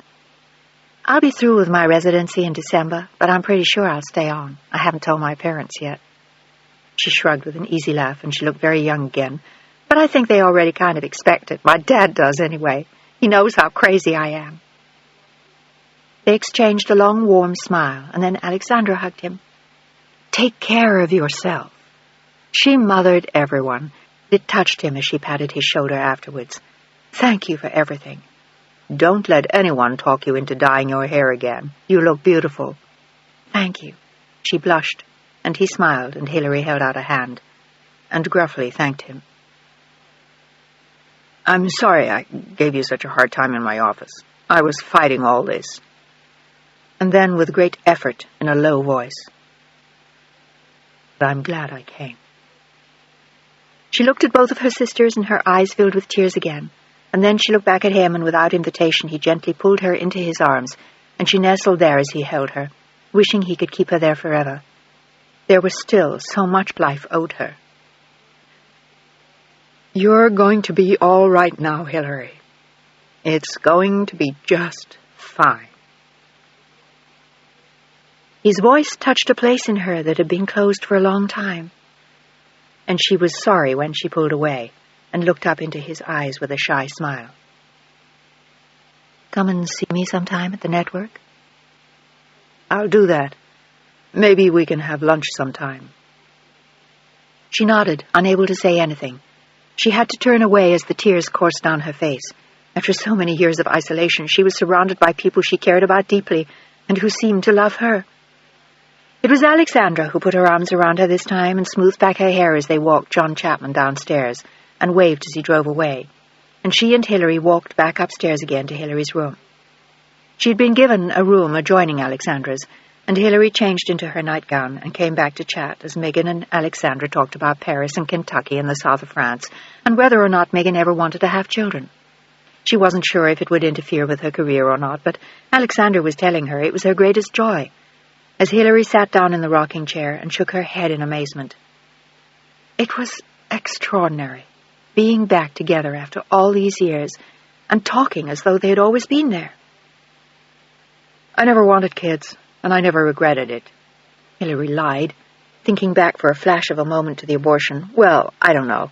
Maybe I did when I was younger. It's too late now anyway." "How old are you?" Megan frowned. She had momentarily forgotten. She was 30 and Hilary was almost 8 years older. 38. These days, most women don't even have their first child till then. In this part of the world, at least. She smiled. Where I work, I see them having their first babies at 12 and 13. Younger than that even sometimes. It's amazing. It was a whole other world from this comfortable old house in Connecticut, and the lives her sisters led in the places where they lived. And then suddenly she laughed. "Isn't it amazing how different we all are, and yet how similar? I live in the hills of Kentucky," she said, looking at Alexandra then, "and you live in a fancy house in Paris and a chateau somewhere else and a villa in the south of France in the summer." And then she turned to Hilary. "And you practically run a television network. Isn't it amazing?" "It would have been more so," Hilary said quietly, "if we could have seen each other 25 years ago. My life wasn't so pleasant then." "What was it like?" Megan finally asked what they both wanted to know. And little by little, over the next 2 hours, with tears streaming down her face, she told them all of it. The uglier and the ugliest, and the tragic and the brutal. But it helped to share it with them, and whereas she had once been the one who protected them, they comforted her now, and Alexandra held her hand as Megan told her story of sit-ins in Mississippi, and the time her father had been shot on a rainy night in East Georgia, of what decent people they were, and how totally they believed in their causes, and how much she loved them. And then Alexandra told them about Margaret, and Pierre before he died, and her life with Henri, and how she was afraid that now he would divorce her. "He'd be a damn fool if he did." Hilary spoke up as she flung her long black hair over her shoulder, in a gesture that struck a chord of memory for Alexandra as she watched her. "He's so obsessed with his lineage, and you have to admit ours is a bit exotic for someone like my husband." The three of them laughed, and the sun came up as they talked. They went to bed amidst yawns and kisses and hugs and promises to meet again in the morning. They all slept until noon, and Alexandra was the first one to get up. She called her mother and the children at the hotel, but they were out, and she left a message that all was well and she would be home on Sunday night. And then she thought about calling Henri, but she didn't know what to say, so she went back upstairs and showered and dressed. And when she came back downstairs again, Megan was wearing a clean pair of jeans and a white blouse with a ribbon in her hair. She looked more like a little girl than a doctor, and Alexandra said so. The two of them chatted over coffee and hot biscuits, and one of Arthur's nurses informed them that he had had a difficult night, so Megan went upstairs to check on him, just as Hilary came downstairs in shorts and a silk shirt, her black hair pulled severely into a bun, and her feet bare as she came to breakfast. She looked somehow much younger than she had the night before, and Alexandra realized that they all did. They were traveling back in time, and the burdens that had aged them were falling from their shoulders. In her case, it was the fear of what Henri would do to her, and that no one would love her any more if he divorced her. If he did, she still had Margaret and the girls, and now she had these two women to support her. It didn't seem so terrifying anymore. In fact, she felt good, and for the first time in a long time she didn't feel frightened. Late night last night, wasn't it? Hilary smiled lazily over her coffee. What do we do today? We could talk ourselves to death by tomorrow night if we don't watch out. She and Alexandra both laughed, and Alexandra looked at her thoughtfully. You're going back tomorrow night, too? The message she had left at the hotel said she would. She didn't want to abandon her mother and the girls for too long. She'd promised to spend a week with them in New York, and she knew her daughters would wear her mother out eventually. I have to, Hilary answered. I have some important meetings scheduled for Monday morning. So what else was new? When didn't she? She grinned. When are you going back? To New York tomorrow night. I left my mother at the pier with Axel and Marie-Louise. I think by tomorrow night she'll have reached her breaking point, even though she's very good with them. But they're a handful. Alexandra paused, thinking of Margaret and how worried she had been about this meeting. I also feel like I should get back to reassure her. I think she was afraid I would stop loving her when I met my sisters, as though she wouldn't really be my family anymore. I owe her a little reassurance. Hilary nodded and smiled. I could drive you in if you like. We could go out to dinner this week, or lunch. She looked at her hopefully, like a shy child with a new best friend, and Alexandra's eyes lit up in answer. I would love it, and you could meet the girls. We're going to be here for a week, and then, she said triumphantly, Henri de Morigny be damned, you could come to visit us in Paris. That's a great idea, Hilary laughed as Megan joined them. What are you two cooking up today? She was smiling, but her eyes were serious. Just a little mischief in New York, Hilary smiled at her. She still thought of her as the baby. Care to join us? You could stay at my place with me. Or at the pier with us, Alexandra offered, but Megan had already made another decision. I'd love to, and I'll come and visit both of you as soon as I can. But I'm going to stay here for a few days. He seems much worse today. Her eyes indicated Arthur upstairs. I'd like to be here if anything happens. And it was obvious that it was going to very soon. It was the only thing she could do for him now, a first and last gift to him as his daughter, to be with him when he died. She tried to explain her feelings about it later to Alexandra as they strolled in the garden. He seems so pathetic and so frail, as though he's already gone. I know Hilary hates his guts, but I have no axe to grind with him. I had a good life. I love the only parents I've known. He's kind of like a late gift in life. Someone who might have meant something to me once, but it's too late now. It's too late to do anything but say goodbye and help him go. And if I can help him do that, it would make me happy.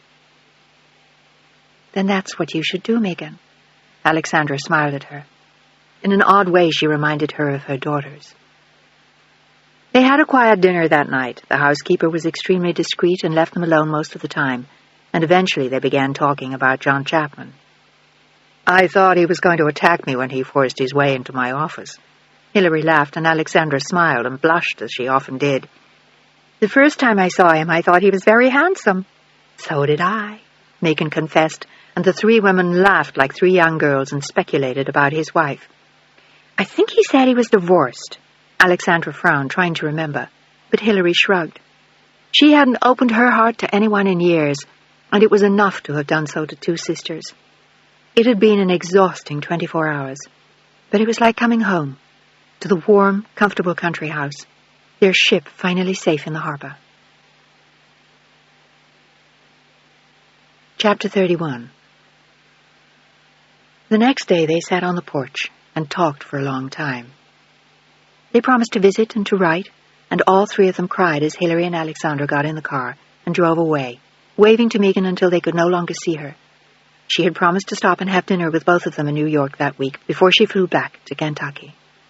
And Alexandra had tiptoed into Arthur's room to say goodbye to him, but Megan had just given him his shot and he was sleeping. He had opened one eye and smiled at her, as though seeing someone else, and then drifted off again, as Hilary stood and watched him from the doorway. She had nothing more to say to him, and she looked at him for a long moment before she turned and walked downstairs and got in the car to leave with Alexandra. "Do you think he will die soon?" Alexandra asked, as they drove back to New York. She was sorry for him. He was so alone and so lonely, and she was glad Megan had decided to stay with him. "Probably. He'd done what he wanted to do." Her voice held no tenderness for him, but at least it no longer held anger. They got to the hotel just before dinner time, and Alexandra insisted that she come upstairs and meet the girls and Margaret. And finally, after some protest that she wasn't dressed properly, it was late, when in truth she was scared to meet Alexandra's family. What if they hated her? She finally went upstairs with her. They looked like two girls returning from camp, slightly disheveled but relaxed and happy, and Alexandra opened the door of the suite with her key and heard Hilary gasp as Axel ran towards her. "Hi, sweetheart, look who I brought!" She acted as though Santa Claus had come with her, and Axel stopped in her tracks and stared at the tall, dark-haired woman who was openly crying. "Who is she?" "She's my sister," Alexandra said, as she began to cry too, and reached out for Hilary's hand. "We haven't seen each other for a long, long time, and we have another sister named Megan, but she couldn't come tonight. This is your Aunt Hilary." She spoke in a gentle voice, and Axel went to her cautiously as Hilary opened her arms and began to sob. All she could do was whisper the words of long ago. "Oh, Axie." Marie-Louise came next and kissed her solemnly, and even Hilary could see how much they resembled each other. It was like having a daughter of her own, and they held hands as Alexandra introduced her to her mother. "Maman, this is Hilary. Hilary, this is my mother, Margaret de Bourne." And suddenly all three of them were crying, and Margaret took Hilary in her arms like another daughter. "How are you? Are you both all right? I've been so worried about you." Alexandra smiled and wiped her eyes, and Hilary did the same, and looked down at the girls with a grin. "Aren't we a mess? But I haven't seen your mommy in a long, long time." "Why?" It was all a little confusing for the girls, and Alexandra sat down with Axel on her lap as she looked from her to Marie-Louise to Hilary and her mother. "A lot of very sad things happened to us a long time ago, and we never saw each other again after I was 5 years old. Just a little younger than Axel. And Hilary grew up in a lot of very sad places, and we missed each other very much, and we just couldn't get together till now." "Oh," Axel said, as though it all made sense to her now, and Marie-Louise nodded. And then Axel added something important of her own. "We went to the Bronx Zoo yesterday, and then we saw the Rockettes at Radio City Music Hall." And everyone laughed as Margaret ordered champagne for all of them. And when Alexandra put the girls to bed, Margaret told Hilary quietly how relieved she was that the meeting had gone well for them. She admitted that she had been very worried. "Alexandra loves you very much," Hilary comforted her, surprised by how much she liked her.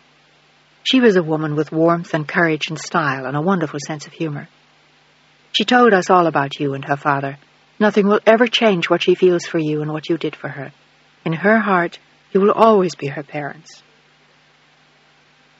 Tears rolled down Margaret's cheeks at the words, and she patted Hilary's hand gratefully and then asked her a question. "And Henri, did she mention him?" Hilary nodded. "He hasn't called since we left. He took all of this very badly. It was a great shock to him, and I think she was wrong to have told him." "She wants to be accepted as she is, I think. That's very important to her, and I can't disagree. You'll have to adjust, just as we have." She sounded matter-of-fact. Margaret smiled ruefully at her. "You don't know her husband." "What's all this about?"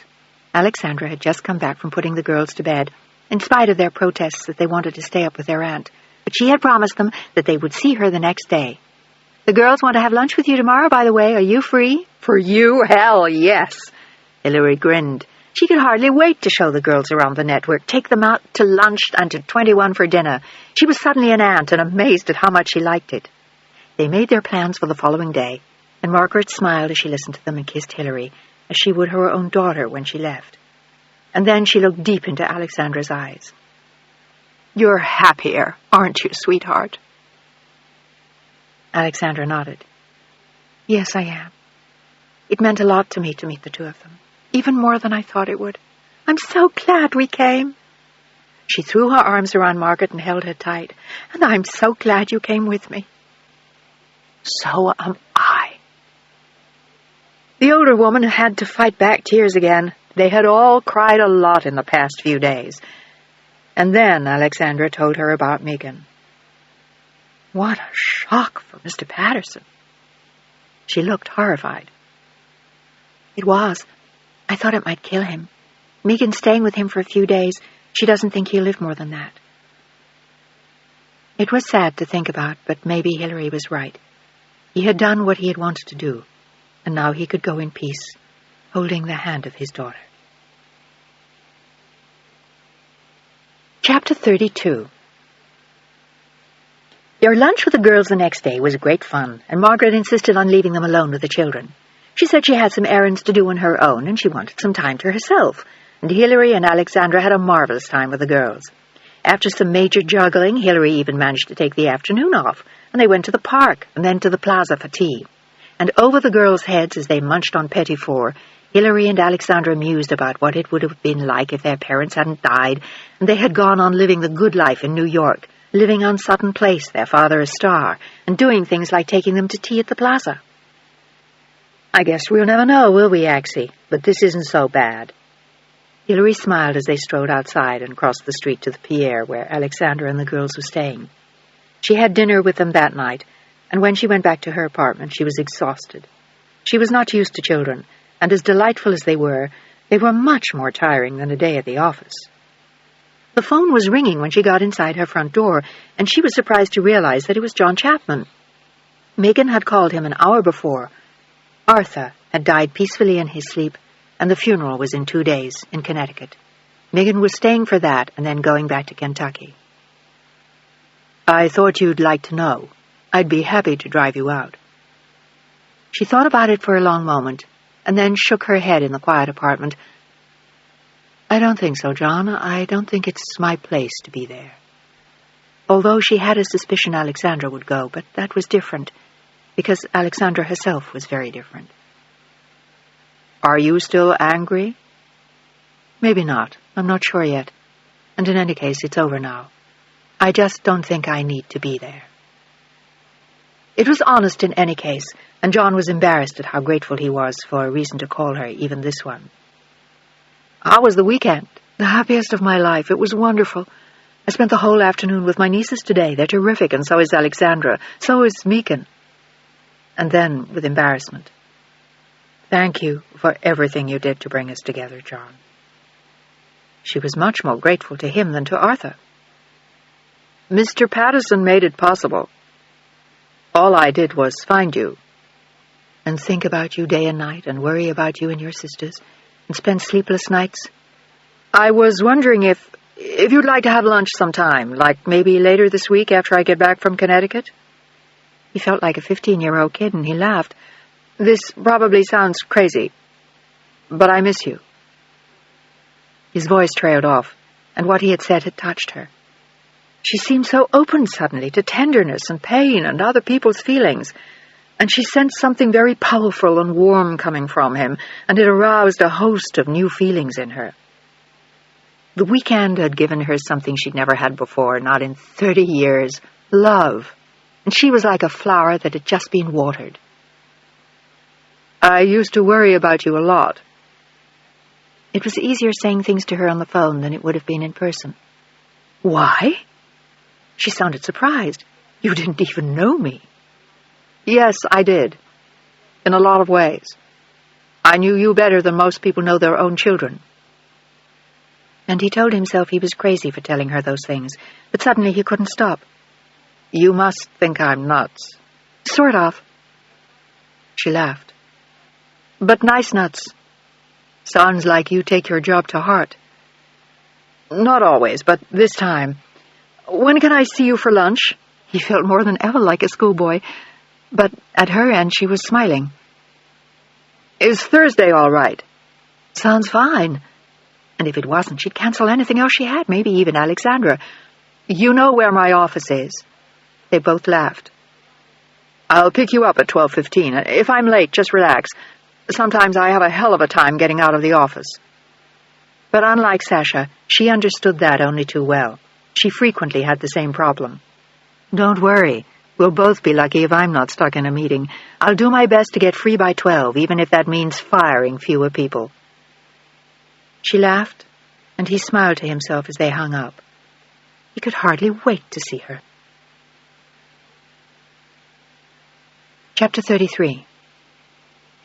As Hilary had suspected she would, Alexandra had gone to Arthur's funeral, mainly to be with Megan. And afterwards she and Megan and John had driven back to New York in the limousine, and that night the three sisters had dinner together for the last time.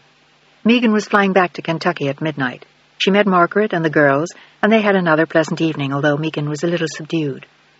It had been a strange week for her, discovering a father she had never known, and then watching him die in her arms only a few days later. But the greatest gift of all was that of the two sisters he had left her. They talked about the house Arthur had left them and what they would do with it. The housekeeper was going to stay on until everything was settled, and Arthur had left ample funds to care for it, and the remains of his estate were to be divided between the three women. He had no other relatives of his own, and Alexandra wanted all three of them to plan on spending some time there the following summer.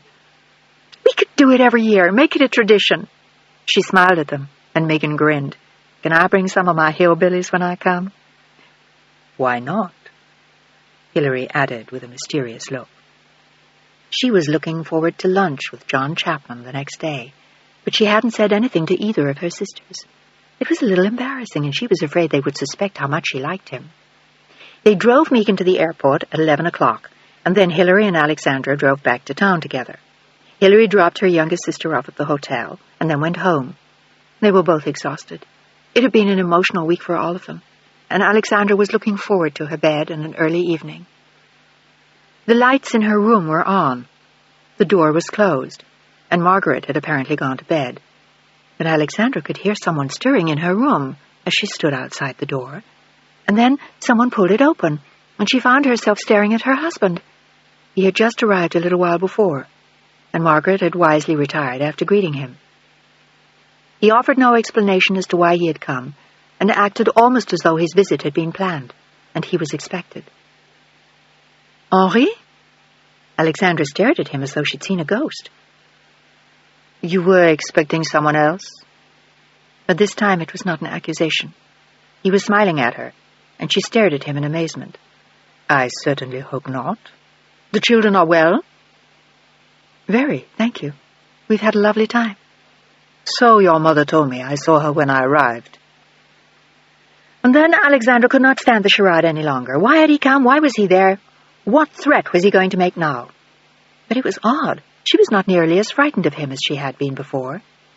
She stood eyeing him curiously from across the room as he sat down and sipped a glass of champagne he had ordered while he waited for her. Would you care for some? He was very nonchalant as he held out his glass to her, and Alexandra could not understand it. No, thank you, Henri. Why did you come here? She said coolly. I came to see you. And the children? He spoke cautiously, as though he wasn't quite sure what to say. I thought we needed to talk.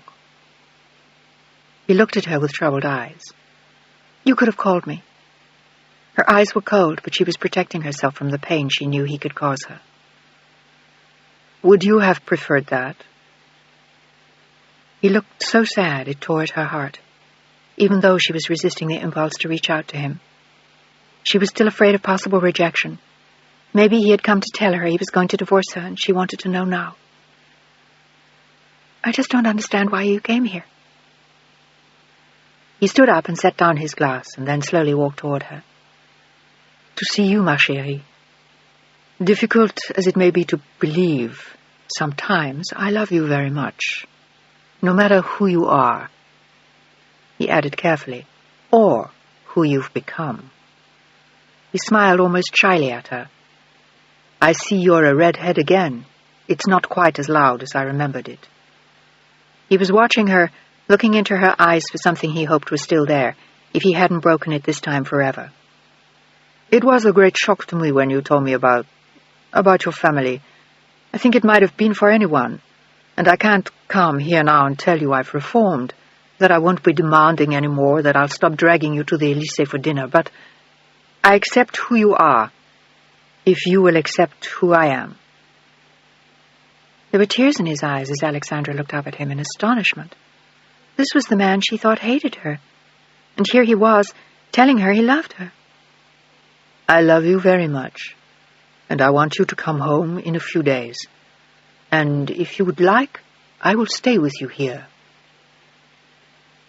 He pulled her firmly into his arms, and she knew with total certainty that he would never change, that he had come to her with open arms, and that she owed him a great deal for that.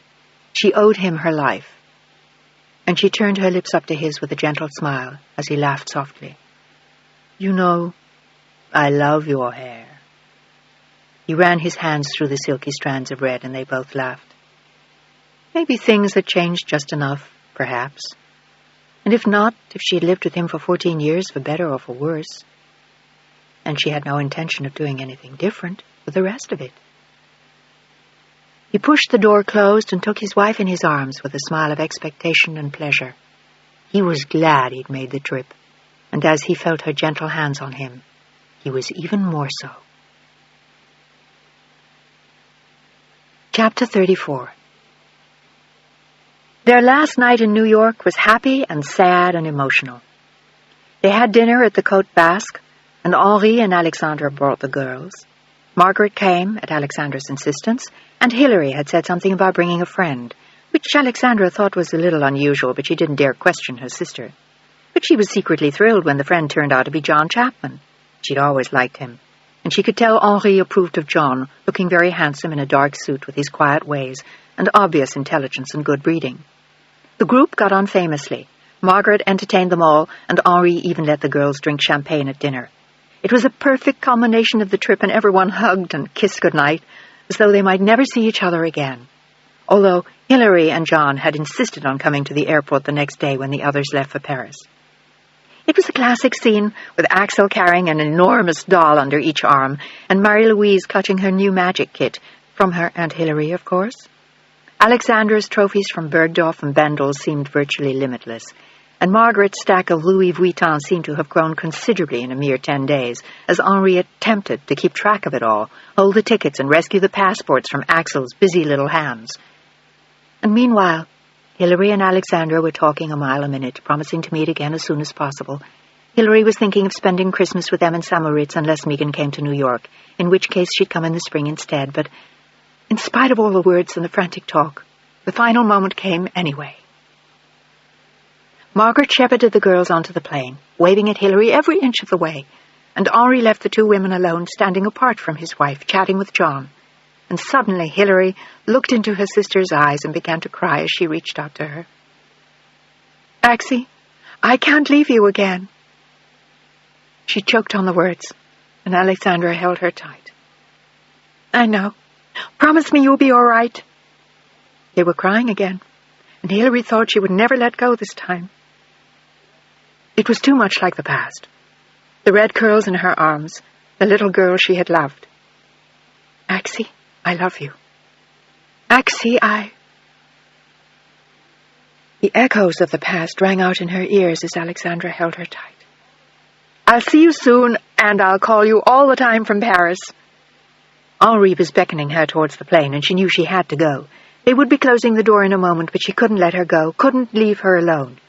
And then John walked quietly up to them and gently took Hilary from her, holding her in his powerful arms as she stood there with tears streaming down her cheeks. "Have a good trip, Alexandra. We'll see you soon," John said in his quiet voice. Alexandra slowly pulled away, her eyes blinded by tears as she looked at Hilary, her eyes huge, her face deathly pale. As John quietly held her, Alexandra waved for a last time with a tearful smile, and as Hilary stared after her and whispered the familiar words, Goodbye, Axie. She waved, and then smiled slowly through her own tears, and Alexandra disappeared into the plane with her husband. "It's all right, sweetheart," John whispered to Hilary as he held her tight. And suddenly, for the first time in her life, she felt safe. She looked up at him, and he smiled. "It's all right, Hilly." He held her tightly in his arms, and she knew that he was telling the truth. Everything's going to be all right now.